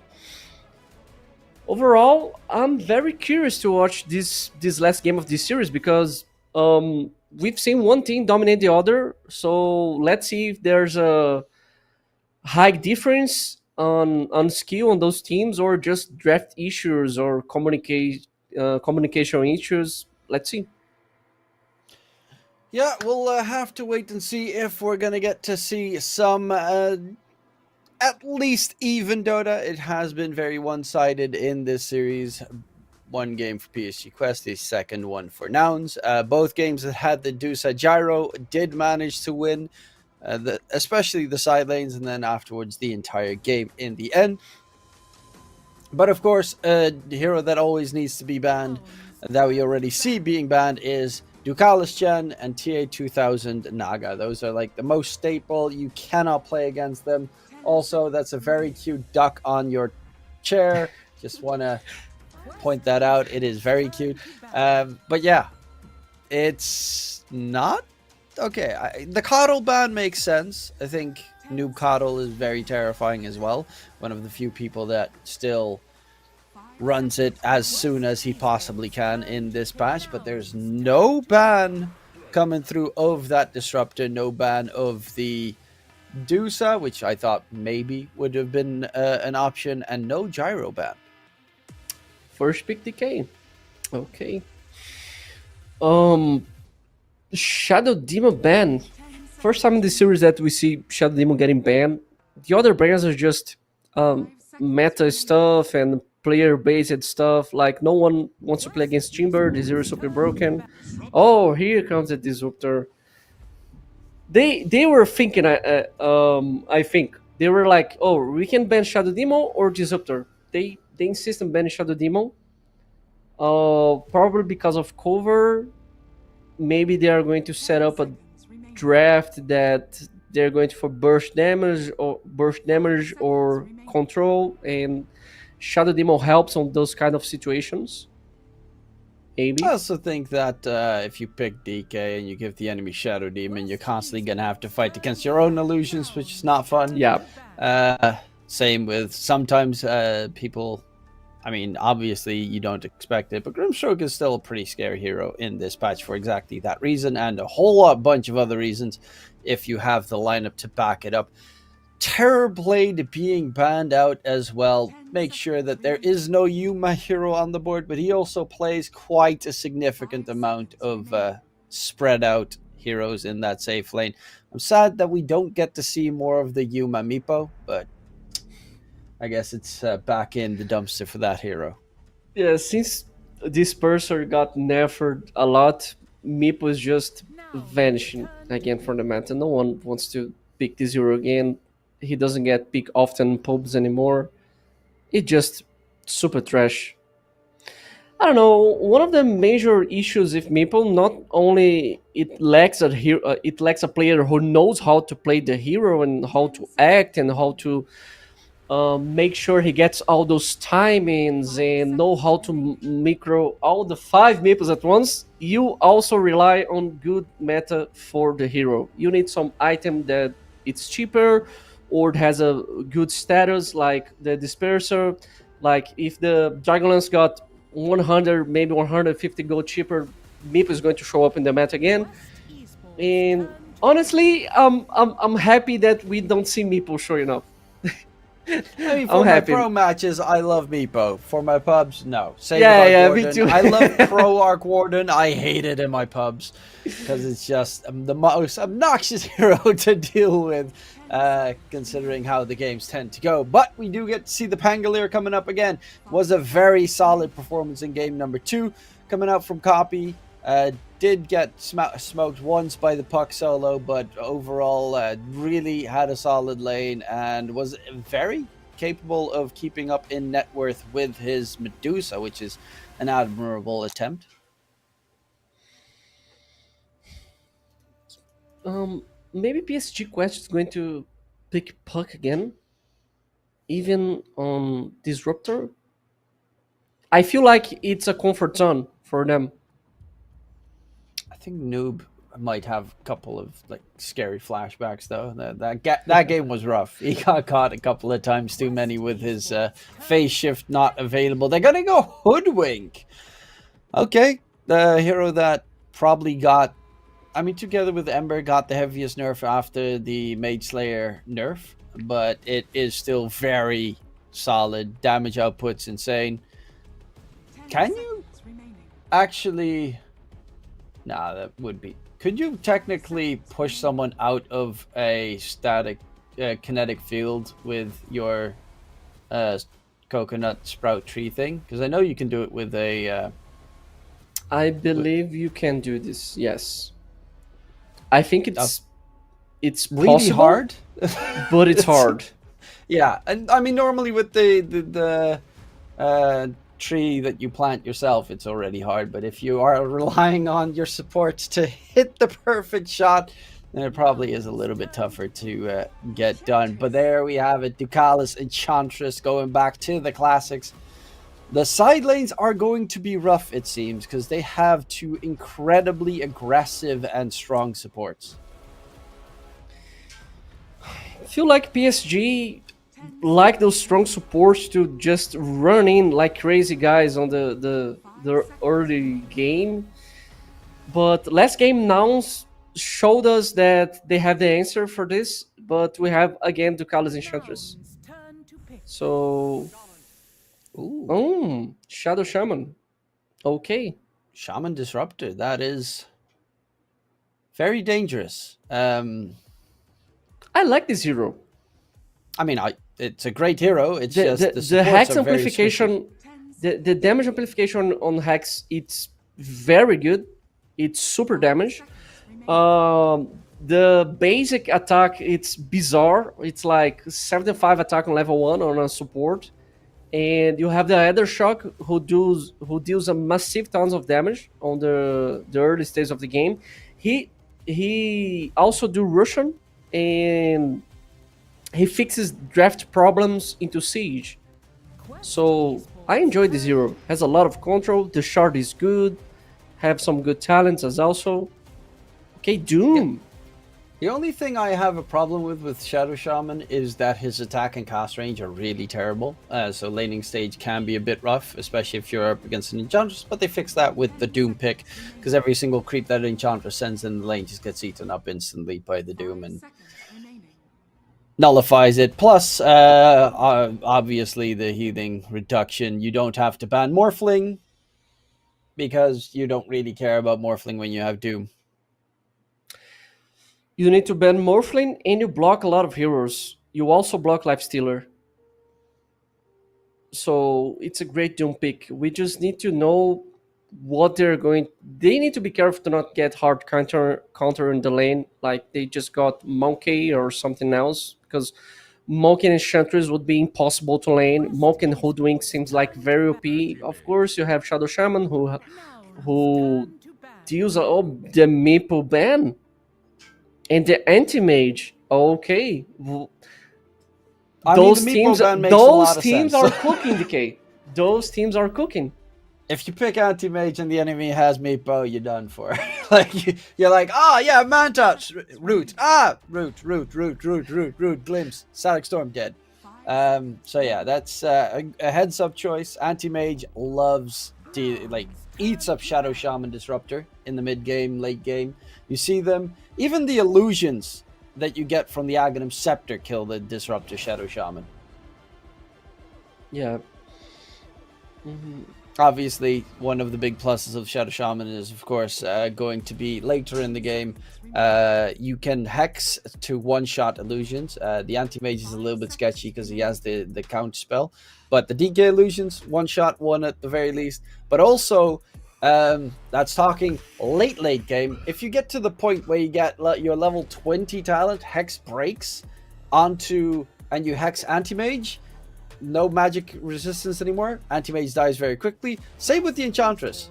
Make sure that Untouchable gets removed. Enchantress all of a sudden turns from like a raid boss into like a squishy little piglet that you can smack. A cute little Enchantress with no harm. Okay, Centaur ban, Primal Beast ban.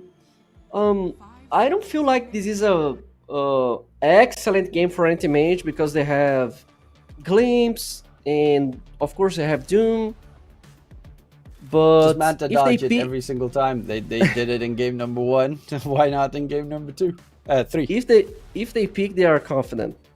They are very confident.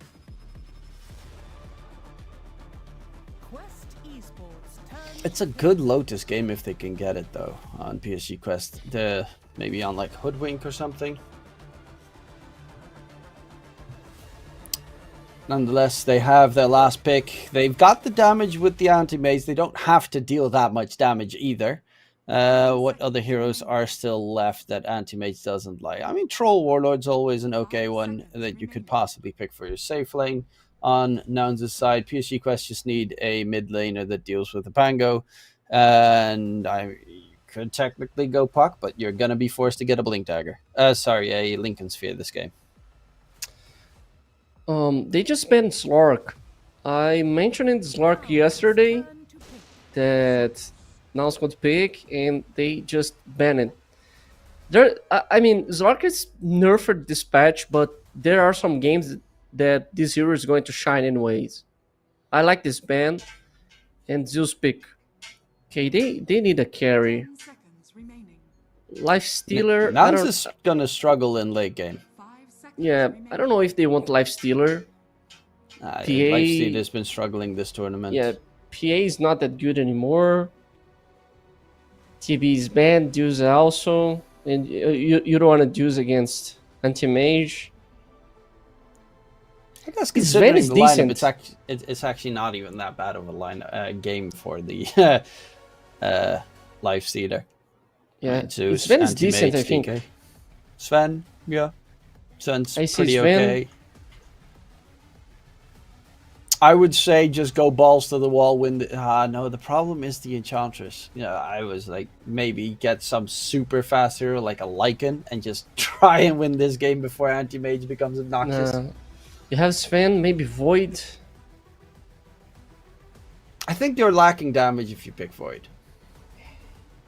Like, there's no chrono damage. And PSG Quest heroes don't play together. You've got DK, Manta, Aga, named Scepter spreading out. Yeah, I think they need to put a timer on themselves, because I don't think there's a hero that they can pick on Nouns where they win late game. Because they have to throw everything on that one hero. So with the Luna, they have a really good timing of like that 25-minute mark. You walk up the high ground, the entire base is gone. I think that's the best shot, but I really do like PSG Quest draft here. I think it's gonna be hard for Nouns to push because they're just... Hoodwink's gonna cut waves, Enchantress is gonna cut waves, Anti-Mage is gonna cut waves, Sue's gonna cut waves, DK is gonna cut waves, and you're not gonna reach the high ground. And I think Luna dies really fast this game. It's easy to kill Luna. You have Zeus with tons of damage, you have Hoodwink into decay, and when Anti-Mage gets his timing, of course, you have the classic Mana Void into Manta into Mana Void.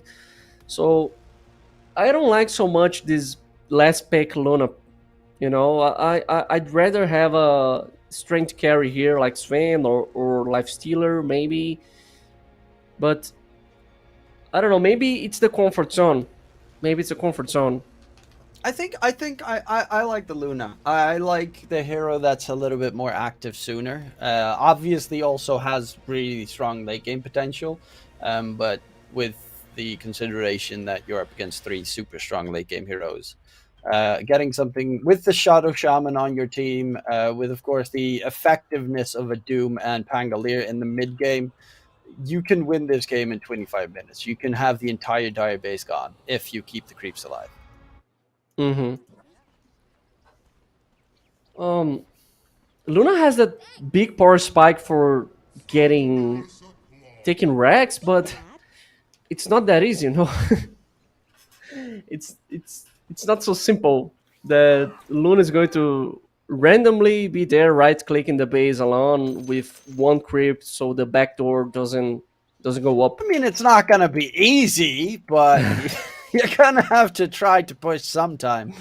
And it's going to be a hard game otherwise. The one plus is, of course, the lanes are very strong. Luna plus Disruptor should be A-okay. They don't really care about a DK. Hoodwink might be a little bit more of a problem. Enchantress Anti-Mage versus Doom plus Shadow Shaman. Okay, Shaman might struggle. Doom should be okay. Mid lane, I guess, pretty even. The lane should be pretty close between the two sides this time around. Yeah, it's whatever, the mid lane. It's a super normal matchup. Both can only die to each other if they make some hard mistakes on the lane or get ganked, you know. But we have 3 lanes, and I'll ask you the same question. Which lane is going to have the most action? Granted, game number 1 and game number 2, we had like 3 kills at 10 minutes, but where are we going to get to see those 3 kills? Maybe bottom, because Luna Disruptor seems like a very strong lane. You also have a Hoodwink plus Decay, so I think we're going to see a lot of action bottom. We can just focus on side lanes this game, like the last game. We just focus on the side lane, the mid lane, it doesn't matter because it's an even matchup. But I think bottom is going to be insane.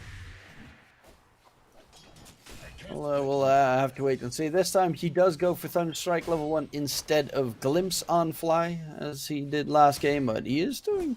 I mean, they're looking to already start at least chipping away at HP. Ducalis went for the Nature's Attendance, so he'll be constantly keeping himself healed up. Tier 2000 might actually struggle in the top lane a bit, because he went Infernal Blade on Gunner, level 1. So that's a lot of early game damage. Yeah, they want to trade hits. They want to secure the lane by just those aggressive decisions. It's hard to trade hits against Shadow Shaman. It's a big damage from Lelis. Then you have Gurner to help with Infernal Blade.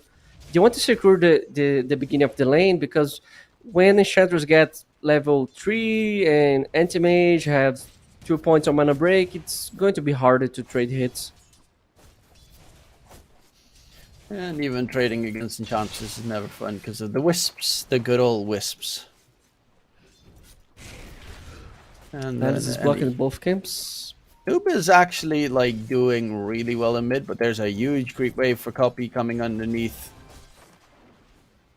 the tower, and which makes it hard for Copy to get the last hits here. But it should be just fine to a degree. Noob still has a pretty good edge already. But as you said, it is a mistakes game. Top side. Shackle comes out. A lot of damage onto TA2000. Shackle plus Infernal Blade does hurt significantly. Will pop the Healing Salve. And if needed, Ducalis, yeah, he pops the Wisps. We'll be able to heal up TA2000 with it as well.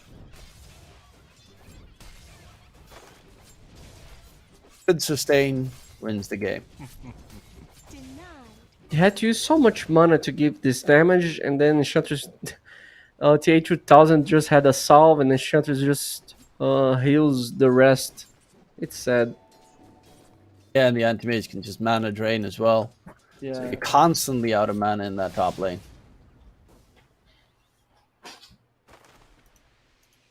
But as expected, no early aggression really. go for kills. I mean, another shackle onto TA2000. But there's another heal available for Ducalis if need be. And now he has a level 2 enchant, so he can go for the Warpine Raider that has pretty solid right-click damage at this stage, and he's just going to bully away Gunner from the lane, who needs another point in Devour to... Is that a level 5 creep?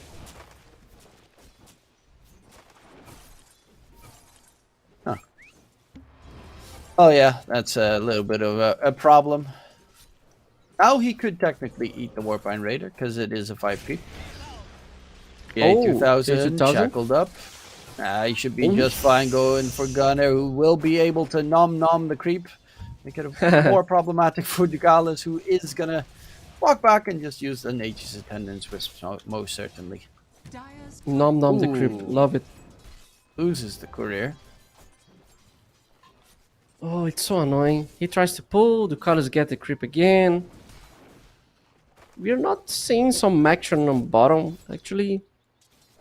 There's nothing happening down there. Trading. It's level 2 Dragon's Blood DK, so he's not... He didn't even level Breathe Fire. He doesn't want to get aggressive in that lane. Sustain, it seems, is going to be the plan on both these sides. Top lane, they're a bit more aggressive, though. Speaking of which, Lelis is being smacked by the Hellbear Smash. A lot of damage coming out. Anti-Mage could blink, but that might be deadly if he does. He doesn't have a point and count spell, so could get caught off guard. Okay. 5 minutes in, 0 kills so far. All the 3 games had 0 kills until 5 or 6 minutes. Where are you going? Both teams play really passive on the early stages of the game.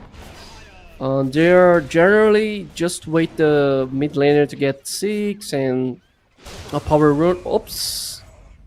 First kill of the game. Gunner Here goes. gets blown up. Noob with the classic I'm a Zeus, I get kills. Do you think we're going to see the classic Manta Zeus this game? I expect so. You're up against Disrupt. He wants to go up with the highlight Manta style dodges. Even had a couple in the last in game number 1 as well. But with the 2k net with lead, this game is starting to look really rough. Rolling Thunder used by Copy, and it's going to be the haste rune stolen away. So Copy has to go and possibly get the double bounty rune to refill his bottle. Otherwise, his mid lane is in a lot of trouble. On top, they just Ducalis. To get a kill, shackle onto Ducalis, who still has the haste going though. He's okay. That's nice, getting the catch onto Anti-Mage. Tier 2000 needs to be knocked down because Noob is actually having the time of his life in mid. Even getting a bottle refill.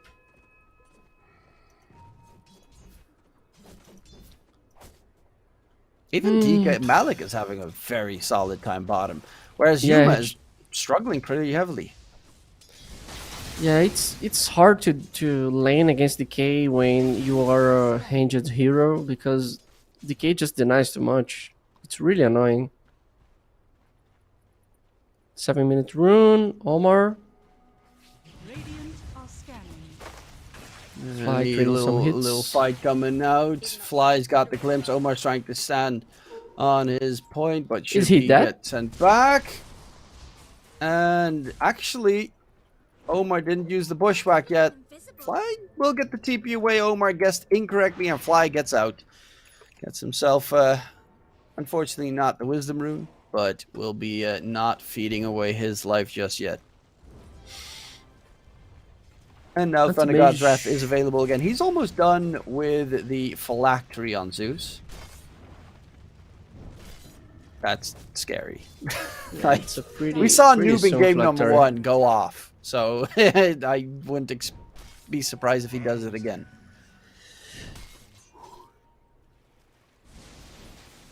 When Zeus got Phylactery and 4 points on Lightning Bolt, Jesus Christ.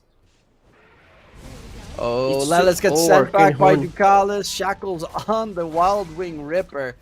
And Noob doesn't even want to use the Thunder God's Wrath. He knows it's a freebie right there. Has the Arcane Rune bottled up as well because it got defended by Ducalis. Yeah, these dire supports are just so much more obnoxious. They can be there without being there. You got the Hoodwink in the trees. You got the Enchanters with the creep in front. Whereas Disruptor and Shadow Shaman, they need to stay far back at all times. Okay, you have Arcane into Flactarian Zeus. Oh, Malik. bottom. Copy. Going in onto the DK. He is pretty sustainable. Is he going to be tanky enough? Noob walking in, though. This is problematic. Got to disengage. Yuma dropping low. Noob with the zap. It's actually Malik with the dot. Kill gets secured. They even spot there's an Observer Ward there that Omar is going to quickly remove. Gold goes to Noob. And they find a huge kill onto Yuma while keeping their DK alive. Will even be able to pressure the tier 1 tower with the Corrosive Breath. Radiant's bottom tower They needed to engage on DK on the left